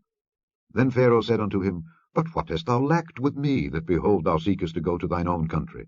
And he answered, Nothing. Howbeit, let me go in any wise. And God stirred him up another adversary, Rezon the son of Eliada, which fled from his lord Hadadezer king of Zobah. And he gathered men unto him, and became captain over a band, when David slew them of Zobah. And they went to Damascus, and dwelt therein, and reigned in Damascus. And he was an adversary to Israel all the days of Solomon, beside the mischief that Hadad did. And he abhorred Israel, and reigned over Syria. And Jeroboam the son of Nebat, an Ephrathite of Zeradah, Solomon's servant, whose mother's name was Zeruiah, a widow woman, even he lifted up his hand against the king. And this was the cause that he lifted up his hand against the king. Solomon built Millo, and repaired the breaches of the city of David his father. And the man Jeroboam was a mighty man of valour. And Solomon, seeing the young man that he was industrious, he made him ruler over all the charge of the house of Joseph. And it came to pass at that time, when Jeroboam went out of Jerusalem, that the prophet Ahijah the Shilonite found him in the way. And he had clad himself with a new garment, and they two were alone in the field. And Ahijah caught the new garment that was on him, and rent it in 12 pieces. And he said to Jeroboam, Take thee 10 pieces, for thus saith the Lord, the God of Israel, Behold, I will rend the kingdom out of the hand of Solomon, and will give 10 tribes to thee. But he shall have 1 tribe for my servant David's sake, and for Jerusalem's sake, the city which I have chosen out of all the tribes of Israel. Because that they have forsaken me, and have worshipped Ashtoreth the goddess of the Zidonians, Chemosh the god of the Moabites, and Milcom the god of the children of Ammon, and have not walked in my ways, to do that which is right in mine eyes, and to keep my statutes and my judgments, as did David his father. Howbeit I will not take the whole kingdom out of his hand, but I will make him prince all the days of his life, for David my servant's sake, whom I chose, because he kept my commandments and my statutes. But I will take the kingdom out of his son's hand, and will give it unto thee, even 10 tribes. And unto his son will I give 1 tribe, that David my servant may have a light all way before me in Jerusalem, the city which I have chosen me to put my name there. And I will take thee, and thou shalt reign according to all that thy soul desireth, and shalt be king over Israel. And it shall be, if thou wilt hearken unto all that I command thee, and wilt walk in my ways, and do that is right in my sight, to keep my statutes and my commandments, as David my servant did, that I will be with thee, and build thee a sure house, as I built for David, and will give Israel unto thee. And I will for this afflict the seed of David, but not forever. Solomon sought therefore to kill Jeroboam. And Jeroboam arose, and fled into Egypt, unto Shishak king of Egypt, and was in Egypt until the death of Solomon. And the rest of the acts of Solomon, and all that he did, and his wisdom, are they not written in the book of the acts of Solomon? And the time that Solomon reigned in Jerusalem over all Israel was 40 years. And Solomon slept with his fathers, and was buried in the city of David his father. And Rehoboam his son reigned in his stead. Chapter 12. And Rehoboam went to Shechem, for all Israel were come to Shechem to make him king. And it came to pass, when Jeroboam the son of Nebat, who was yet in Egypt, heard of it, for he was fled from the presence of King Solomon, and Jeroboam dwelt in Egypt, that they sent and called him. And Jeroboam and all the congregation of Israel came, and spake unto Rehoboam, saying, Thy father made our yoke grievous. Now therefore make thou the grievous service of thy father, and his heavy yoke which he put upon us, lighter, and we will serve thee. And he said unto them, Depart yet for 3 days, then come again to me. And the people departed. And King Rehoboam consulted with the old men that stood before Solomon his father while he yet lived, and said, How do ye advise that I may answer this people? And they spake unto him, saying, If thou wilt be a servant unto this people this day, and wilt serve them, and answer them, and speak good words to them, then they will be thy servants forever. But he forsook the counsel of the old men which they had given him, and consulted with the young men that were grown up with him, and which stood before him. And he said unto them, What counsel give ye, that we may answer this people who have spoken to me, saying, Make the yoke which thy father did put upon us lighter? And the young men that were grown up with him spake unto him, saying, Thus shalt thou speak unto this people that spake unto thee, saying, Thy father made our yoke heavy, but make thou it lighter unto us. Thus shalt thou say unto them, My little finger shall be thicker than my father's loins. And now whereas my father did lade you with a heavy yoke, I will add to your yoke. My father hath chastised you with whips, but I will chastise you with scorpions. So Jeroboam and all the people came to Rehoboam the 3rd day, as the king had appointed, saying, Come to me again the 3rd day. And the king answered the people roughly, and forsook the old men's counsel that they gave him, and spake to them after the counsel of the young men, saying, My father made your yoke heavy, and I will add to your yoke. My father also chastised you with whips, but I will chastise you with scorpions. Wherefore the king hearkened not unto the people, for the cause was from the Lord, that he might perform his saying, which the Lord spake by Ahijah the Shilonite unto Jeroboam the son of Nebat. So when all Israel saw that the king hearkened not unto them, the people answered the king, saying, What portion have we in David? Neither have we inheritance in the son of Jesse. To your tents, O Israel. Now see to thine own house, David. So Israel departed unto their tents. But as for the children of Israel, which dwelt in the cities of Judah, Rehoboam reigned over them. Then King Rehoboam sent Adoram, who was over the tribute, and all Israel stoned him with stones, that he died. Therefore King Rehoboam made speed to get him up to his chariot, to flee to Jerusalem. So Israel rebelled against the house of David unto this day. And it came to pass, when all Israel heard that Jeroboam was come again, that they sent and called him unto the congregation, and made him king over all Israel. There was none that followed the house of David, but the tribe of Judah only. And when Rehoboam was come to Jerusalem, he assembled all the house of Judah with the tribe of Benjamin, 180,000 chosen men which were warriors, to fight against the house of Israel, to bring the kingdom again to Rehoboam the son of Solomon. But the word of God came unto Shemaiah the man of God, saying, Speak unto Rehoboam the son of Solomon king of Judah, and unto all the house of Judah and Benjamin, and to the remnant of the people, saying, Thus saith the Lord, Ye shall not go up, nor fight against your brethren the children of Israel. Return every man to his house, for this thing is from me. They hearkened therefore to the word of the Lord, and returned to depart according to the word of the Lord. Then Jeroboam built Shechem in Mount Ephraim, and dwelt therein, and went out from thence, and built Penuel. And Jeroboam said in his heart, Now shall the kingdom return to the house of David. If this people go up to do sacrifice in the house of the Lord at Jerusalem, then shall the heart of this people turn again unto their Lord, even unto Rehoboam king of Judah. And they shall kill me, and go again to Rehoboam king of Judah. Whereupon the king took counsel, and made 2 calves of gold, and said unto them, It is too much for you to go up to Jerusalem. Behold thy gods, O Israel, which brought thee up out of the land of Egypt. And he set the one in Bethel, and the other put he in Dan. And this thing became a sin, for the people went to worship before the one, even unto Dan. And he made an house of high places, and made priests of the lowest of the people, which were not of the sons of Levi. And Jeroboam ordained a feast in the 8th month, on the 15th day of the month, like unto the feast that is in Judah, and he offered upon the altar. So did he in Bethel, sacrificing unto the calves that he had made. And he placed in Bethel the priests of the high places which he had made.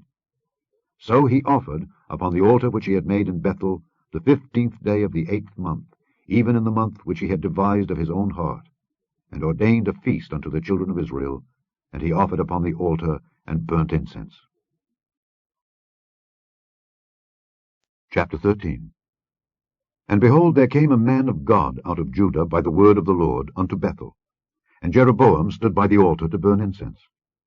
And he cried against the altar in the word of the Lord, and said, O altar, altar, thus saith the Lord, Behold, a child shall be born unto the house of David, Josiah by name, and upon thee shall he offer the priests of the high places that burn incense upon thee, and men's bones shall be burnt upon thee. And he gave a sign the same day, saying, This is the sign which the Lord hath spoken. Behold, the altar shall be rent, and the ashes that are upon it shall be poured out. And it came to pass, when King Jeroboam heard the saying of the man of God, which had cried against the altar in Bethel, that he put forth his hand from the altar, saying, Lay hold on him. And his hand, which he put forth against him, dried up, so that he could not pull it in again to him. The altar also was rent, and the ashes poured out from the altar, according to the sign which the man of God had given by the word of the Lord. And the king answered and said unto the man of God, Entreat now the face of the Lord thy God, and pray for me, that my hand may be restored me again. And the man of God besought the Lord, and the king's hand was restored him again, and became as it was before. And the king said unto the man of God, Come home with me, and refresh thyself, and I will give thee a reward. And the man of God said unto the king, If thou wilt give me half thine house, I will not go in with thee, neither will I eat bread nor drink water in this place. For so it was charged me by the word of the Lord, saying, Eat no bread nor drink water, nor turn again by the same way that thou camest. So he went another way, and returned not by the way that he came to Bethel. Now there dwelt an old prophet in Bethel, and his sons came and told him all the works that the man of God had done that day in Bethel, the words which he had spoken unto the king. Them they told also to their father. And their father said unto them, What way went he? For his sons had seen what way the man of God went, which came from Judah. And he said unto his sons, Saddle me the ass. So they saddled him the ass, and he rode thereon, and went after the man of God, and found him sitting under an oak. And he said unto him, Art thou the man of God that camest from Judah? And he said, I am. Then he said unto him, Come home with me, and eat bread. And he said, I may not return with thee, nor go in with thee, neither will I eat bread nor drink water with thee in this place. For it was said to me by the word of the Lord, Thou shalt eat no bread, nor drink water there, nor turn again to go by the way that thou camest. He said unto him, I am a prophet also, as thou art. And an angel spake unto me by the word of the Lord, saying, Bring him back with thee into thine house, that he may eat bread and drink water. But he lied unto him. So he went back with him, and did eat bread in his house, and drank water. And it came to pass, as they sat at the table, that the word of the Lord came unto the prophet that brought him back, and he cried unto the man of God that came from Judah, saying, Thus saith the Lord, Forasmuch as thou hast disobeyed the mouth of the Lord, and hast not kept the commandment which the Lord thy God commanded thee, but camest back, and hast eaten bread and drunk water in the place of the which the Lord did say to thee, Eat no bread and drink no water, thy carcass shall not come unto the sepulchre of thy fathers. And it came to pass, after he had eaten bread, and after he had drunk, that he saddled for him the ass, to wit, for the prophet whom he had brought back. And when he was gone, a lion met him by the way, and slew him. and his carcass was cast in the way, and the ass stood by it. The lion also stood by the carcass. And behold, men passed by, and saw the carcass cast in the way, and the lion standing by the carcass, and they came and told it in the city where the old prophet dwelt. And when the prophet that brought him back from the way heard thereof, he said, It is the man of God who was disobedient unto the word of the Lord. Therefore the Lord hath delivered him unto the lion, which hath torn him and slain him, according to the word of the Lord which he spake unto him. And he spake to his son, saying, Saddle me the ass. And they saddled him. And he went and found his carcass cast in the way, and the ass and the lion standing by the carcass. The lion had not eaten the carcass, nor torn the ass. And the prophet took up the carcass of the man of God, and laid it upon the ass, and brought it back. And the old prophet came to the city to mourn and to bury him. And he laid his carcass in his own grave, and they mourned over him, saying, Alas, my brother. And it came to pass, after he had buried him, that he spake to his son, saying, When I am dead, then bury me in the sepulchre wherein the man of God is buried. Lay my bones beside his bones. For the saying which he cried by the word of the Lord against the altar in Bethel, and against all the houses of the high places which are in the cities of Samaria, shall surely come to pass. After this thing Jeroboam returned not from his evil way, but made again of the lowest of the people priests of the high places. Whosoever would, he consecrated him, and he became one of the priests of the high places.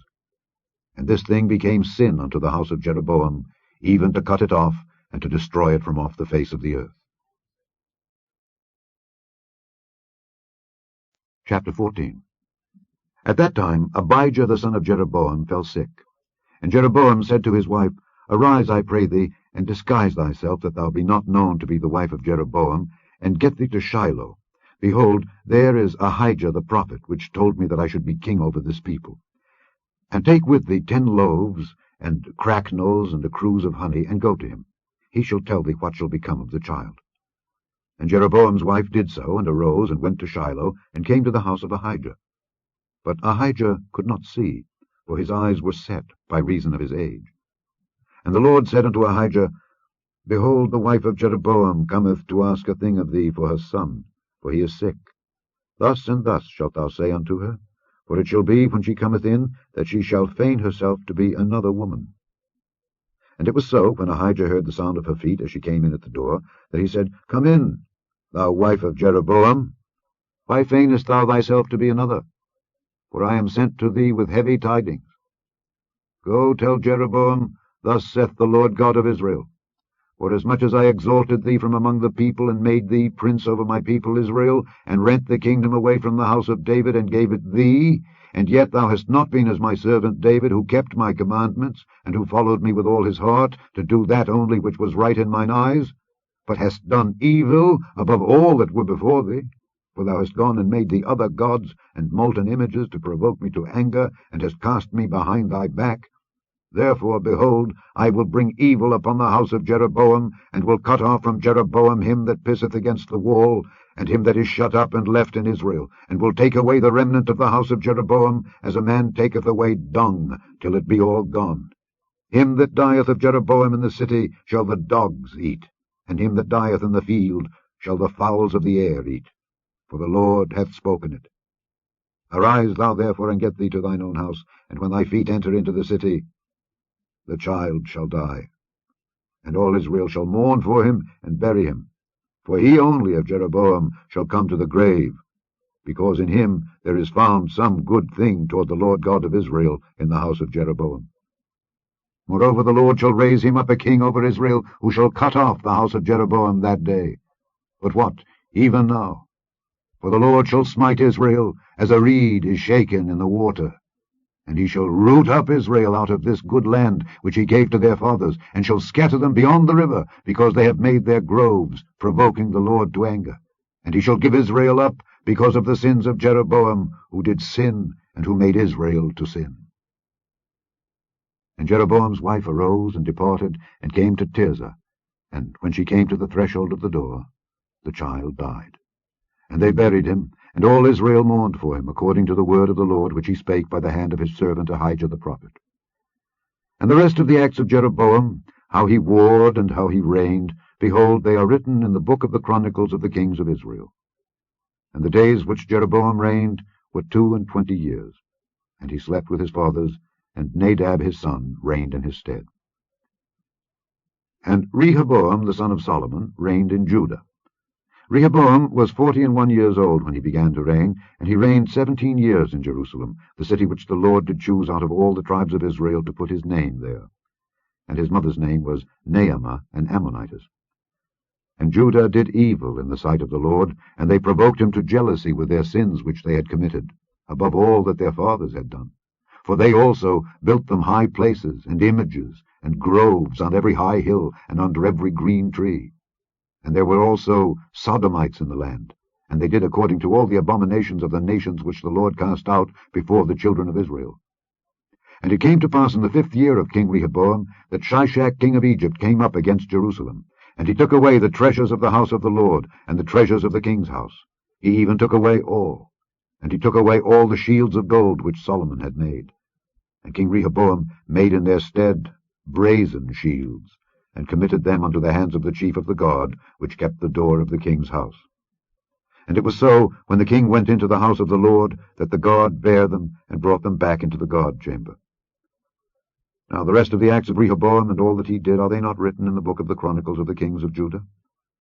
And there was war between Rehoboam and Jeroboam all their days. And Rehoboam slept with his fathers, and was buried with his fathers in the city of David. And his mother's name was Naamah, an Ammonitess. And Abijam his son reigned in his stead.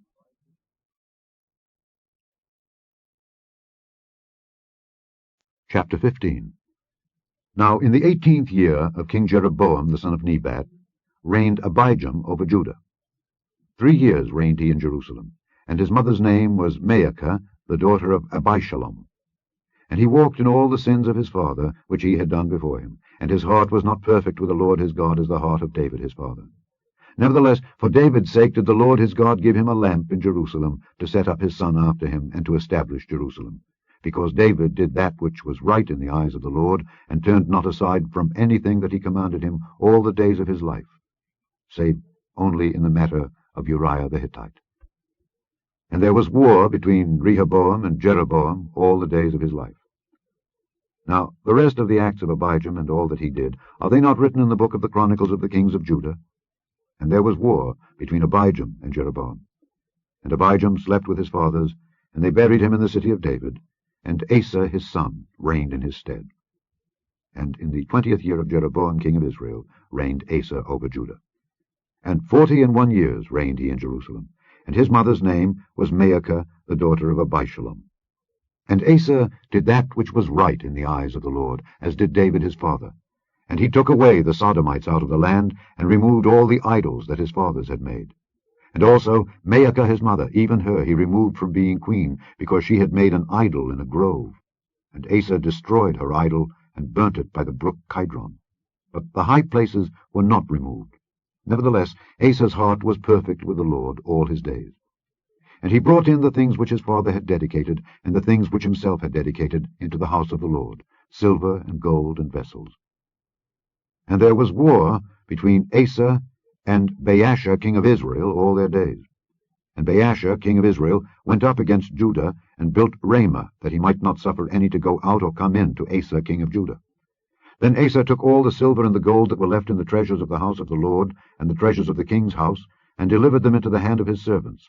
And King Asa sent them to Benhadad, the son of Tabrimmon, the son of Hezion, king of Syria, that dwelt at Damascus, saying, There is a league between me and thee, and between my father and thy father.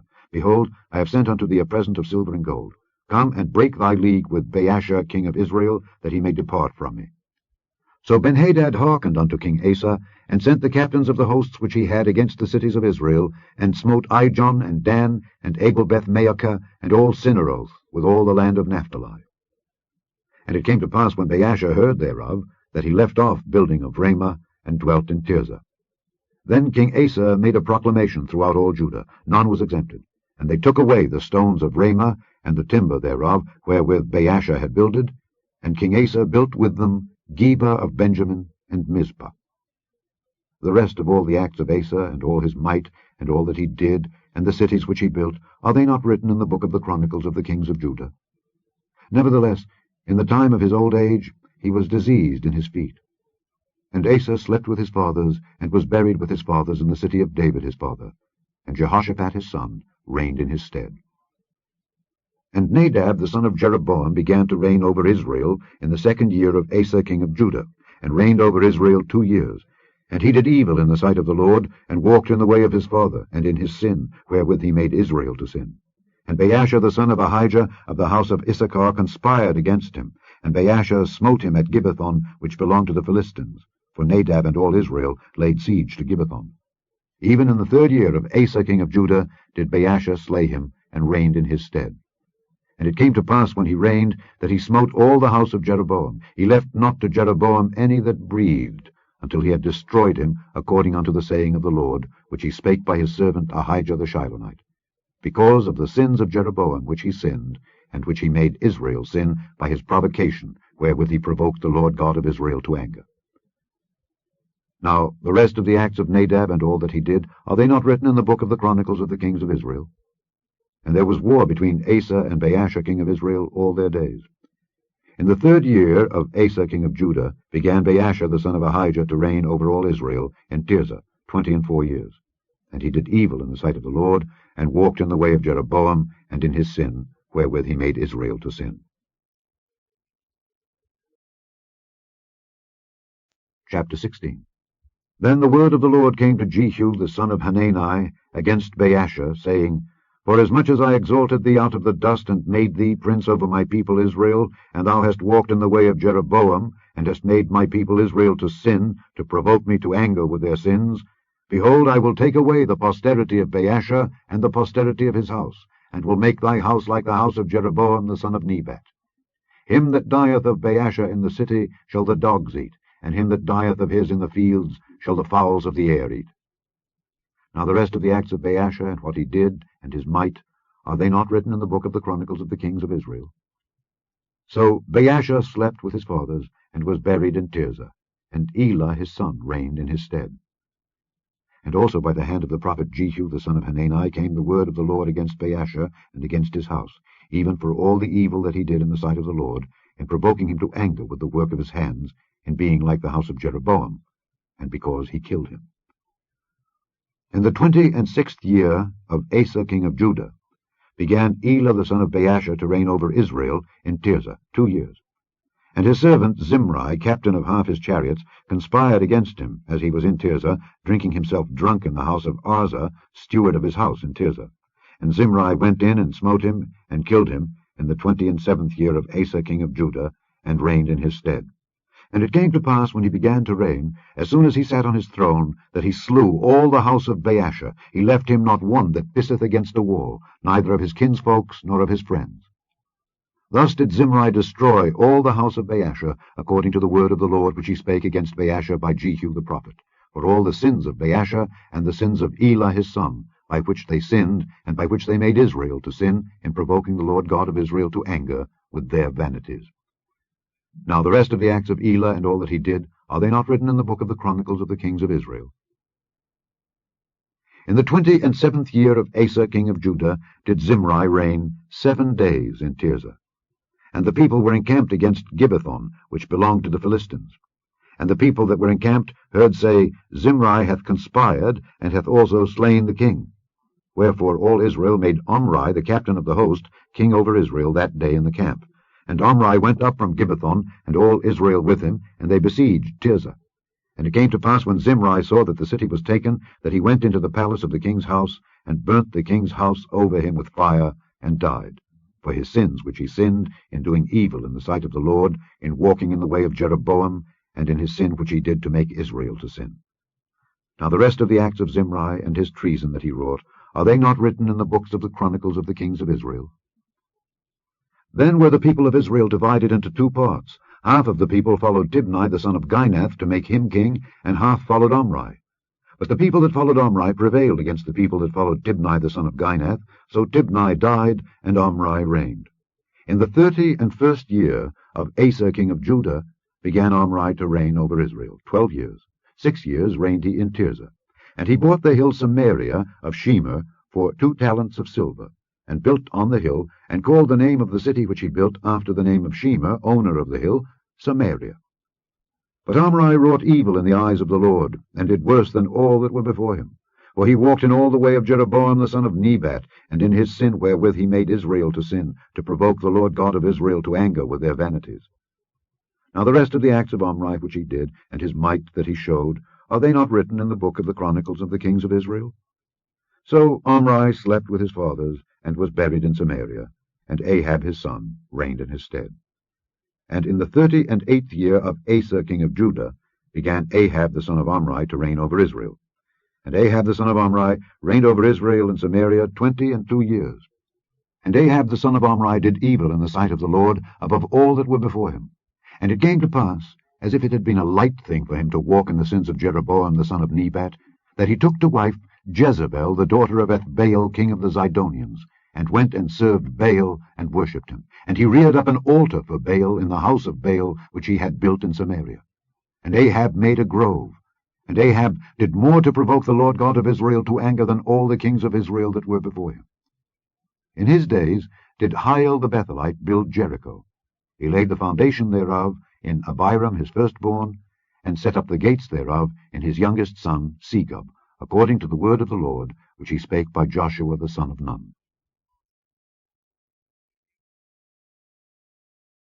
Chapter 17.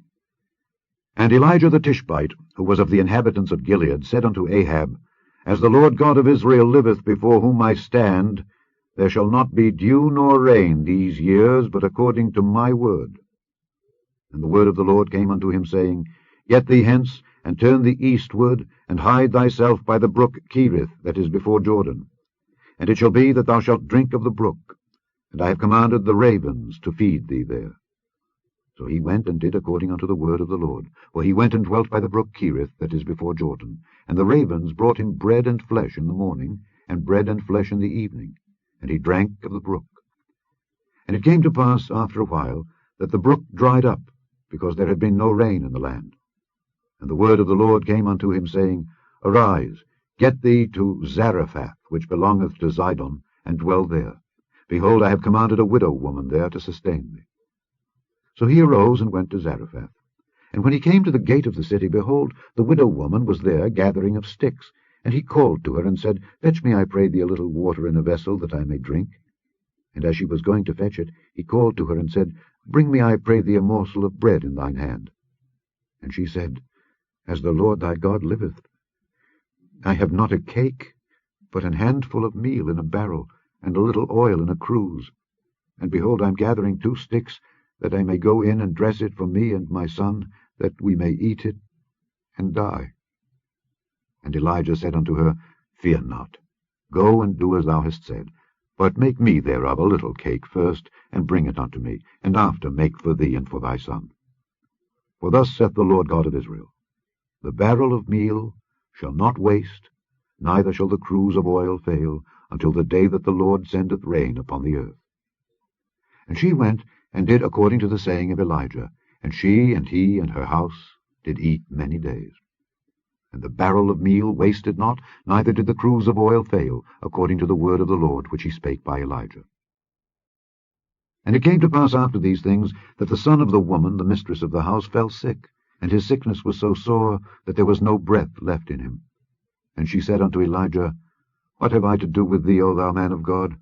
Art thou come unto me to call my sin to remembrance, and to slay my son? And he said unto her, Give me thy son. And he took him out of her bosom, and carried him up into a loft where he abode, and laid him upon his own bed. And he cried unto the Lord, and said, O Lord my God, hast thou also brought evil upon the widow with whom I sojourned, by slaying her son? And he stretched himself upon the child 3 times, and cried unto the Lord, and said, O Lord my God, I pray thee, let this child's soul come into him again. And the Lord heard the voice of Elijah, and the soul of the child came into him again, and he revived.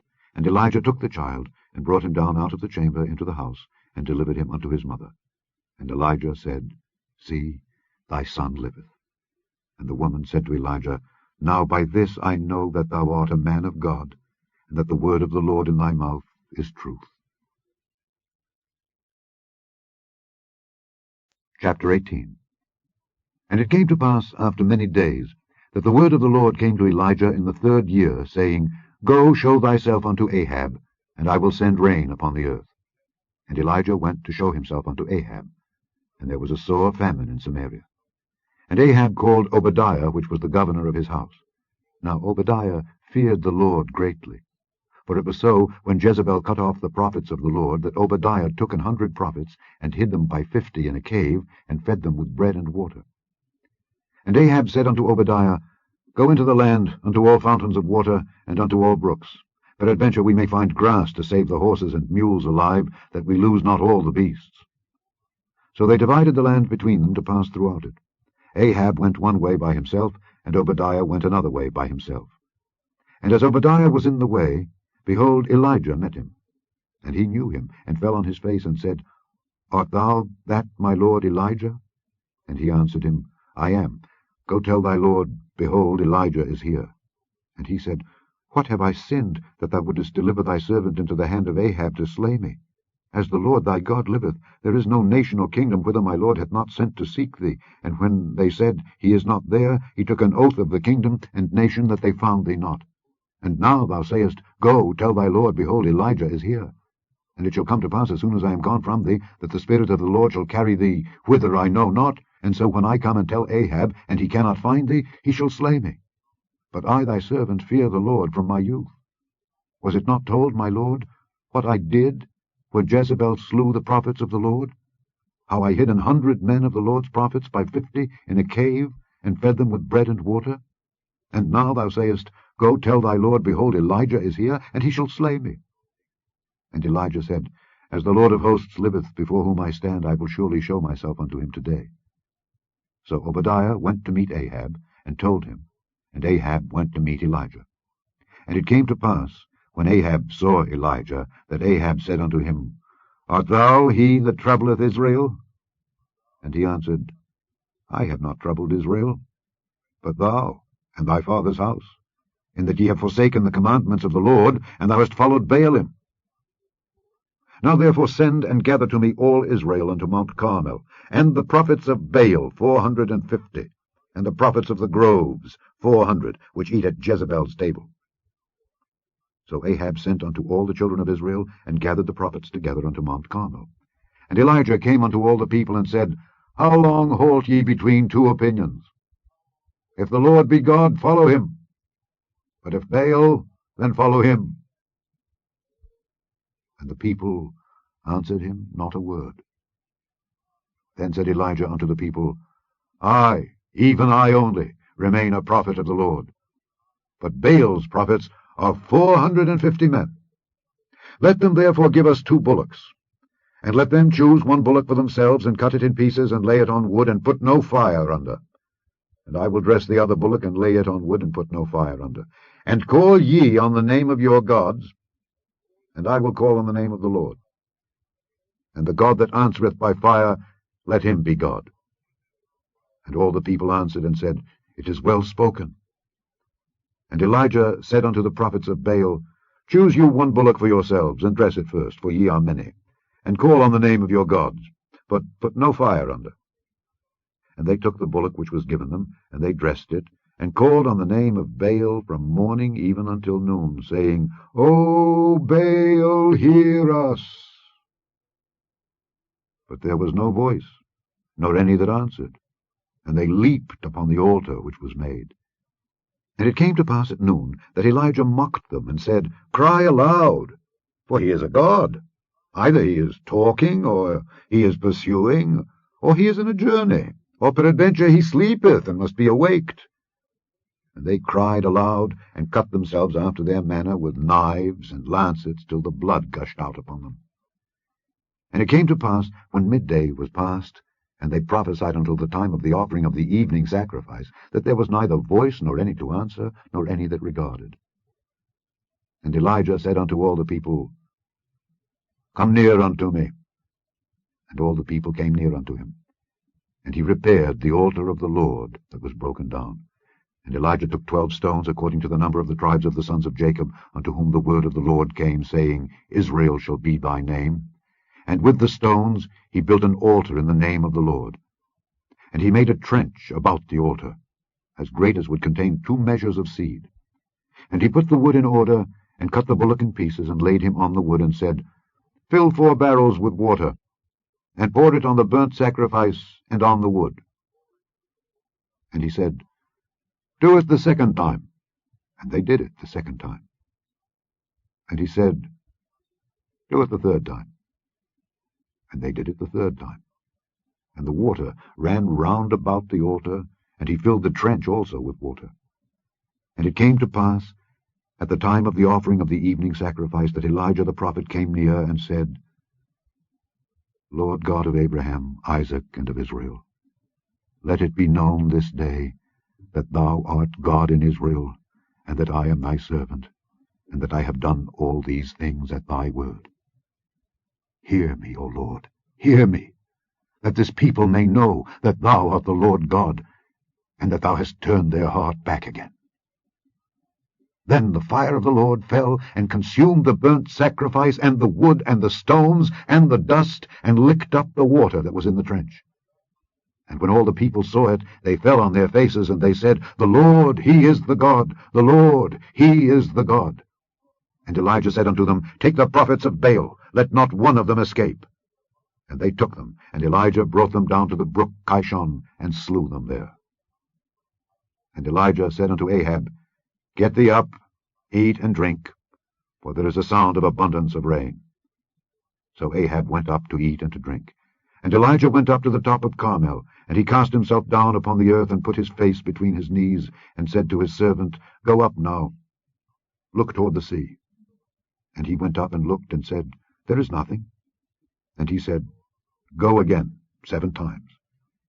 And it came to pass at the 7th time that he said, Behold, there ariseth a little cloud out of the sea, like a man's hand. And he said, Go up, say unto Ahab, Prepare thy chariot, and get thee down, that the rain stop thee not.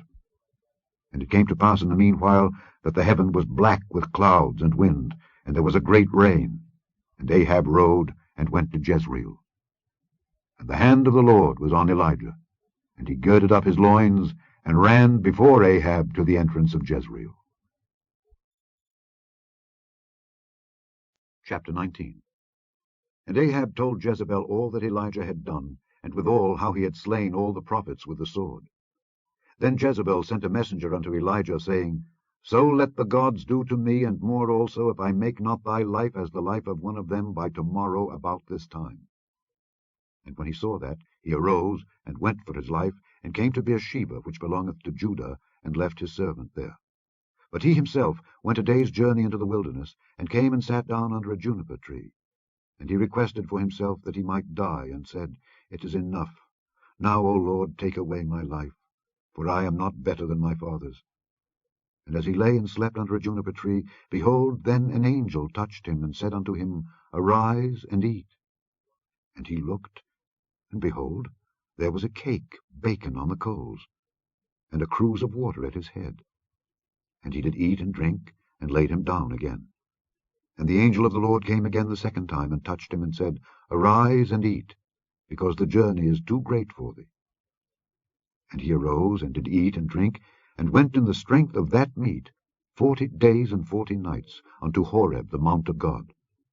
And he came thither unto a cave, and lodged there. And behold, the word of the Lord came to him. And he said unto him, What doest thou here, Elijah? And he said, I have been very jealous for the Lord God of hosts.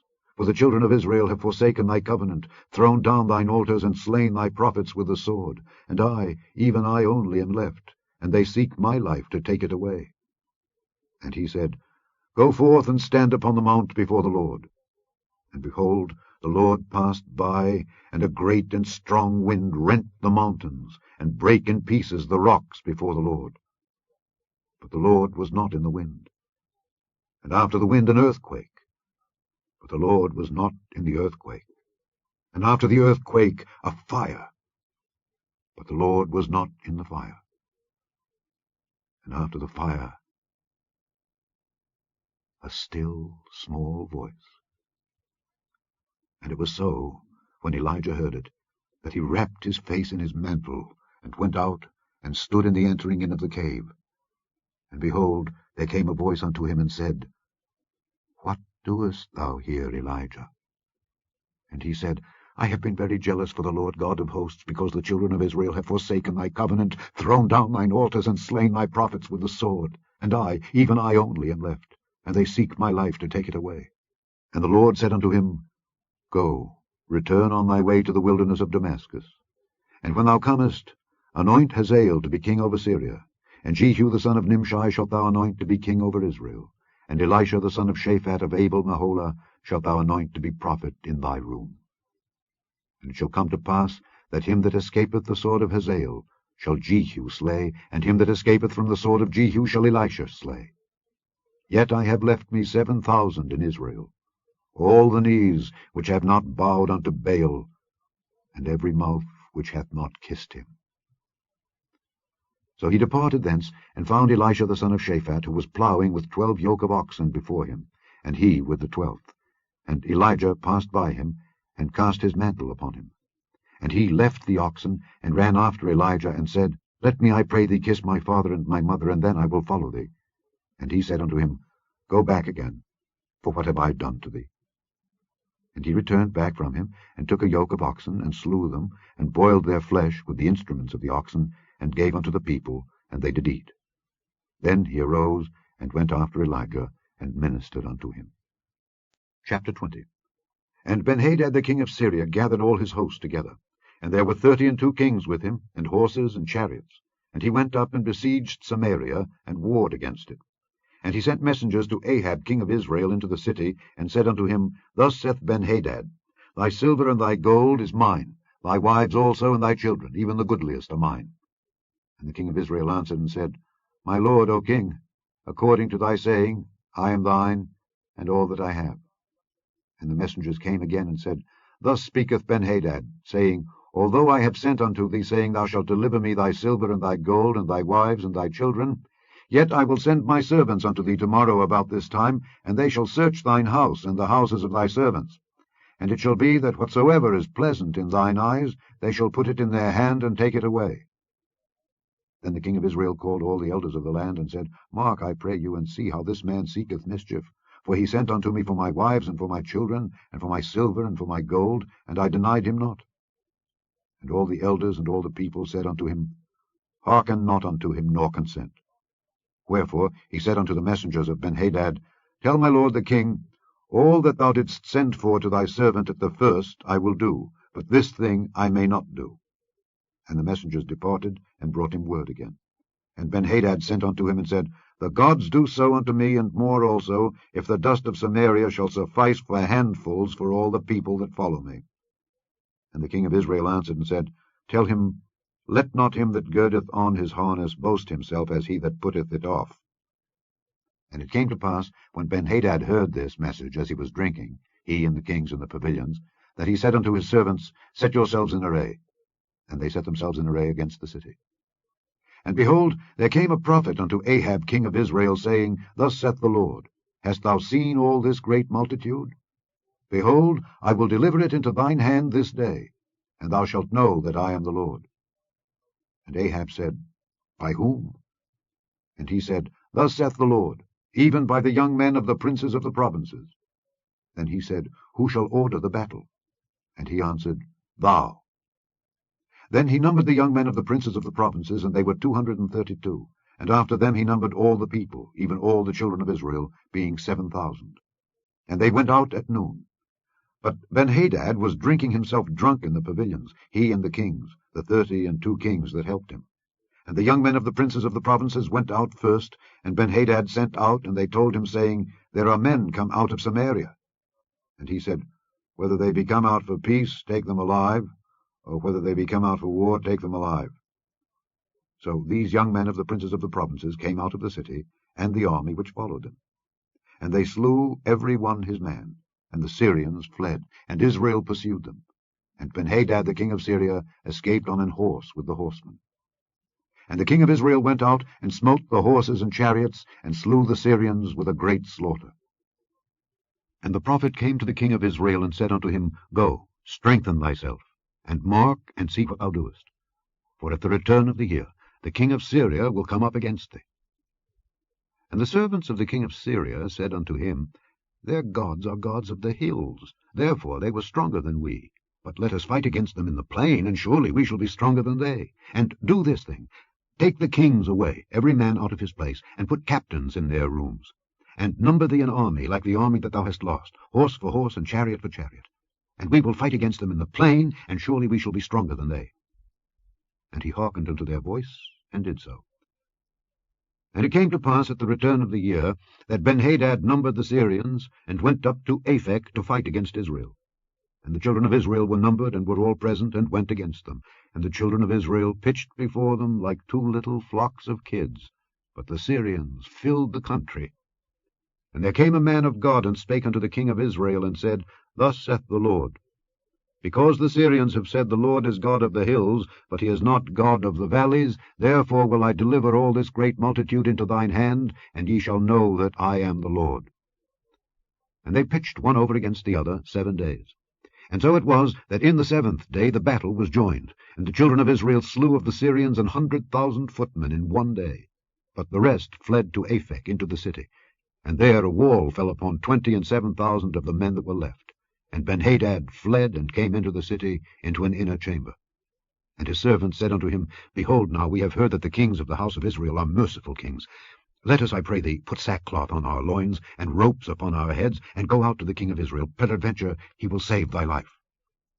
So they girded sackcloth on their loins, and put ropes on their heads, and came to the king of Israel, and said, Thy servant Benhadad saith, I pray thee, let me live. And he said, Is he yet alive? He is my brother. Now the men did diligently observe whether anything would come from him, and did hastily catch it. And they said, Thy brother Benhadad. Then he said, Go ye, bring him. Then Benhadad came forth to him, and he caused him to come up into the chariot. And Benhadad said unto him, The cities which my father took from thy father I will restore, and thou shalt make streets for thee in Damascus, as my father made in Samaria. Then said Ahab, I will send thee away with this covenant. So he made a covenant with him, and sent him away.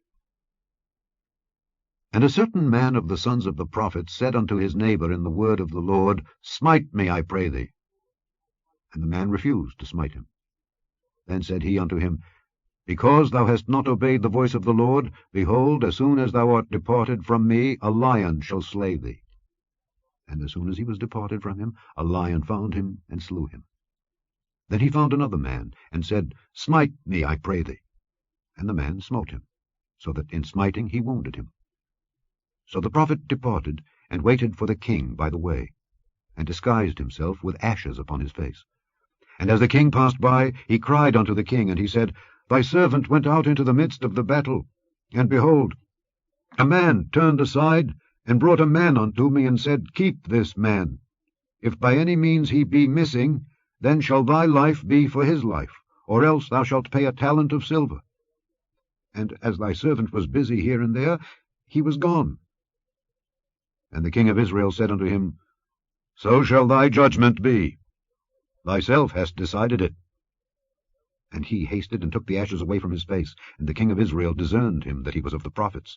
And he said unto him, Thus saith the Lord, Because thou hast let go out of thy hand a man whom I appointed to utter destruction, therefore thy life shall go for his life, and thy people for his people. And the king of Israel went to his house heavy and displeased, and came to Samaria. Chapter 21. And it came to pass after these things, that Naboth the Jezreelite had a vineyard, which was in Jezreel, hard by the palace of Ahab king of Samaria.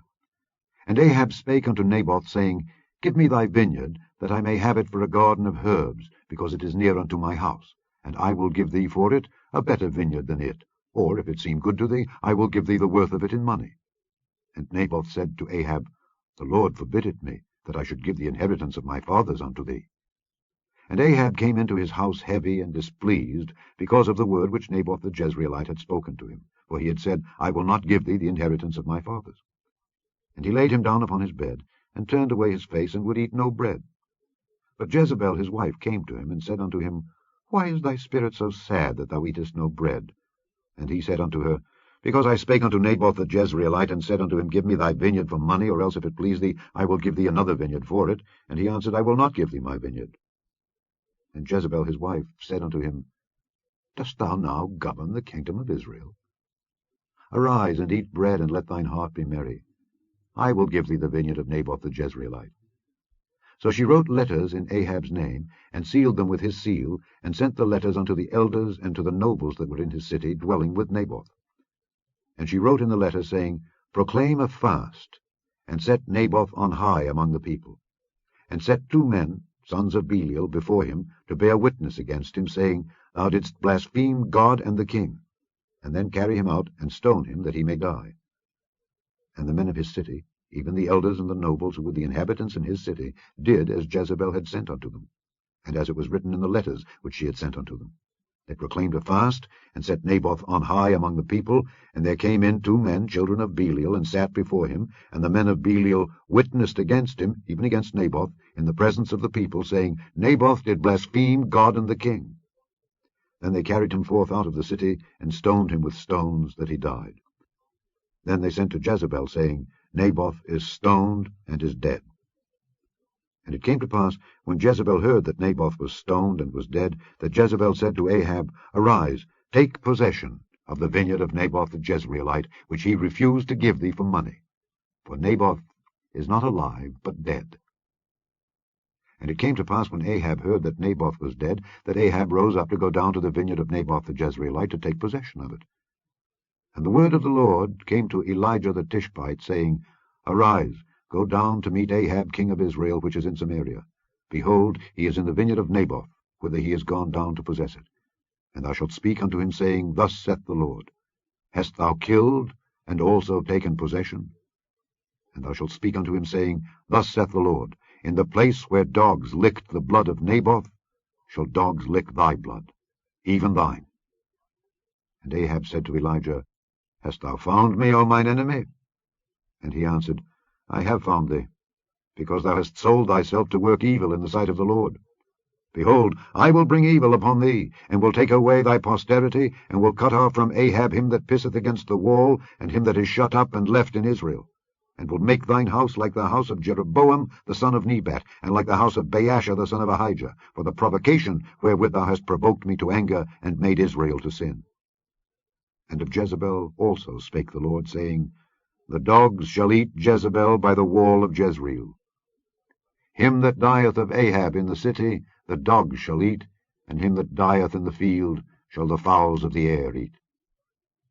But there was none like unto Ahab, which did sell himself to work wickedness in the sight of the Lord, whom Jezebel his wife stirred up. And he did very abominably in following idols, according to all things as did the Amorites, whom the Lord cast out before the children of Israel. And it came to pass, when Ahab heard those words, that he rent his clothes, and put sackcloth upon his flesh, and fasted, and lay in sackcloth, and went softly. And the word of the Lord came to Elijah the Tishbite, saying, Seest thou how Ahab humbleth himself before me? Because he humbleth himself before me, I will not bring the evil in his days, but in his son's days will I bring the evil upon his house. Chapter 22. And they continued 3 years without war between Syria and Israel. And it came to pass in the 3rd year that Jehoshaphat the king of Judah came down to the king of Israel. And the king of Israel said unto his servants, Know ye that Ramoth in Gilead is ours, and we be still, and take it not out of the hand of the king of Syria? And he said unto Jehoshaphat, Wilt thou go with me to battle to Ramoth Gilead? And Jehoshaphat said to the king of Israel, I am as thou art, my people as thy people, my horses as thy horses. And Jehoshaphat said unto the king of Israel, Inquire, I pray thee, at the word of the Lord today. Then the king of Israel gathered the prophets together, about 400 men, and said unto them, Shall I go against Ramoth Gilead to battle, or shall I forbear? And they said, Go up, for the Lord shall deliver it into the hand of the king. And Jehoshaphat said, Is there not here a prophet of the Lord besides, that we might inquire of him? And the king of Israel said unto Jehoshaphat, There is yet one man, Micaiah the son of Imlah, by whom we may inquire of the Lord. But I hate him, for he doth not prophesy good concerning me, but evil. And Jehoshaphat said, Let not the king say so. Then the king of Israel called an officer, and said, Hasten hither Micaiah the son of Imlah. And the king of Israel and Jehoshaphat the king of Judah sat each on his throne, having put on their robes, in a void place in the entrance of the gate of Samaria, and all the prophets prophesied before them. And Zedekiah the son of Chenaanah made him horns of iron, and he said, Thus saith the Lord, With these shalt thou push the Syrians until thou have consumed them. And all the prophets prophesied so, saying, Go up to Ramoth-Gilead, and prosper, for the Lord shall deliver it into the king's hand. And the messenger that was gone to call Micaiah spake unto him, saying, Behold now, the words of the prophets declare good unto the king with one mouth. Let thy word, I pray thee, be like the word of one of them, and speak that which is good. And Micaiah said, As the Lord liveth, what the Lord saith unto me, that will I speak. So he came to the king, and the king said unto him, Micaiah, shall we go against Ramoth-Gilead to battle, or shall we forbear? And he answered him, Go and prosper, for the Lord shall deliver it into the hand of the king. And the king said unto him, How many times shall I adjure thee that thou tell me nothing but that which is true in the name of the Lord? And he said, I saw all Israel scattered upon the hills, as sheep that have not a shepherd. And the Lord said, These have no master. Let them return every man to his house in peace. And the king of Israel said unto Jehoshaphat, Did I not tell thee that he would prophesy no good concerning me, but evil? And he said, Hear thou therefore the word of the Lord. I saw the Lord sitting on his throne, and all the host of heaven standing by him on his right hand and on his left. And the Lord said, Who shall persuade Ahab, that he may go up and fall at Ramoth-Gilead? And one said on this manner, and another said on that manner. And there came forth a spirit, and stood before the Lord, and said, I will persuade him. And the Lord said unto him, Wherewith? And he said, I will go forth, and I will be a lying spirit in the mouth of all his prophets. And he said, Thou shalt persuade him, and prevail also. Go forth and do so. Now therefore, behold, the Lord hath put a lying spirit in the mouth of all these thy prophets, and the Lord hath spoken evil concerning thee. But Zedekiah the son of Chenaanah went near, and smote Micaiah on the cheek, and said, Which way went the Spirit of the Lord from me to speak unto thee? And Micaiah said, Behold, thou shalt see, in that day, when thou shalt go into an inner chamber to hide thyself. And the king of Israel said, Take Micaiah, and carry him back unto Ammon the governor of the city, and to Joash the king's son. And say, Thus saith the king, Put this fellow in the prison, and feed him with bread of affliction and with water of affliction, until I come in peace. And Micaiah said, If thou return at all in peace, the Lord hath not spoken by me. And he said, Hearken, O people, every one of you. So the king of Israel and Jehoshaphat the king of Judah went up to Ramoth-Gilead. And the king of Israel said unto Jehoshaphat, I will disguise myself, and enter into the battle, but put thou on thy robes. And the king of Israel disguised himself, and went into the battle. But the king of Syria commanded his 32 captains that had rule over his chariots, saying, Fight neither with small nor great, save only with the king of Israel. And it came to pass, when the captains of the chariots saw Jehoshaphat, that they said, Surely it is the king of Israel. And they turned aside to fight against him, and Jehoshaphat cried out. And it came to pass, when the captains of the chariots perceived that it was not the king of Israel, that they turned back from pursuing him. And a certain man drew a bow at a venture, and smote the king of Israel between the joints of the harness. Wherefore he said unto the driver of his chariot, Turn thine hand, and carry me out of the host, for I am wounded. And the battle increased that day, and the king was stayed up in his chariot against the Syrians, and died at even, and the blood ran out of the wound into the midst of the chariot. And there went a proclamation throughout the host about the going down of the sun, saying, Every man to his city, and every man to his own country. So the king died, and was brought to Samaria, and they buried the king in Samaria. And one washed the chariot in the pool of Samaria, and the dogs licked up his blood, and they washed his armor, according unto the word of the Lord which he spake. Now the rest of the acts of Ahab, and all that he did, and the ivory house which he made, and all the cities that he built, are they not written in the book of the Chronicles of the kings of Israel? So Ahab slept with his fathers, and Ahaziah his son reigned in his stead. And Jehoshaphat the son of Asa began to reign over Judah in the 4th year of Ahab king of Israel. Jehoshaphat was 35 years old when he began to reign, and he reigned 25 years in Jerusalem. And his mother's name was Azubah, the daughter of Shilhi.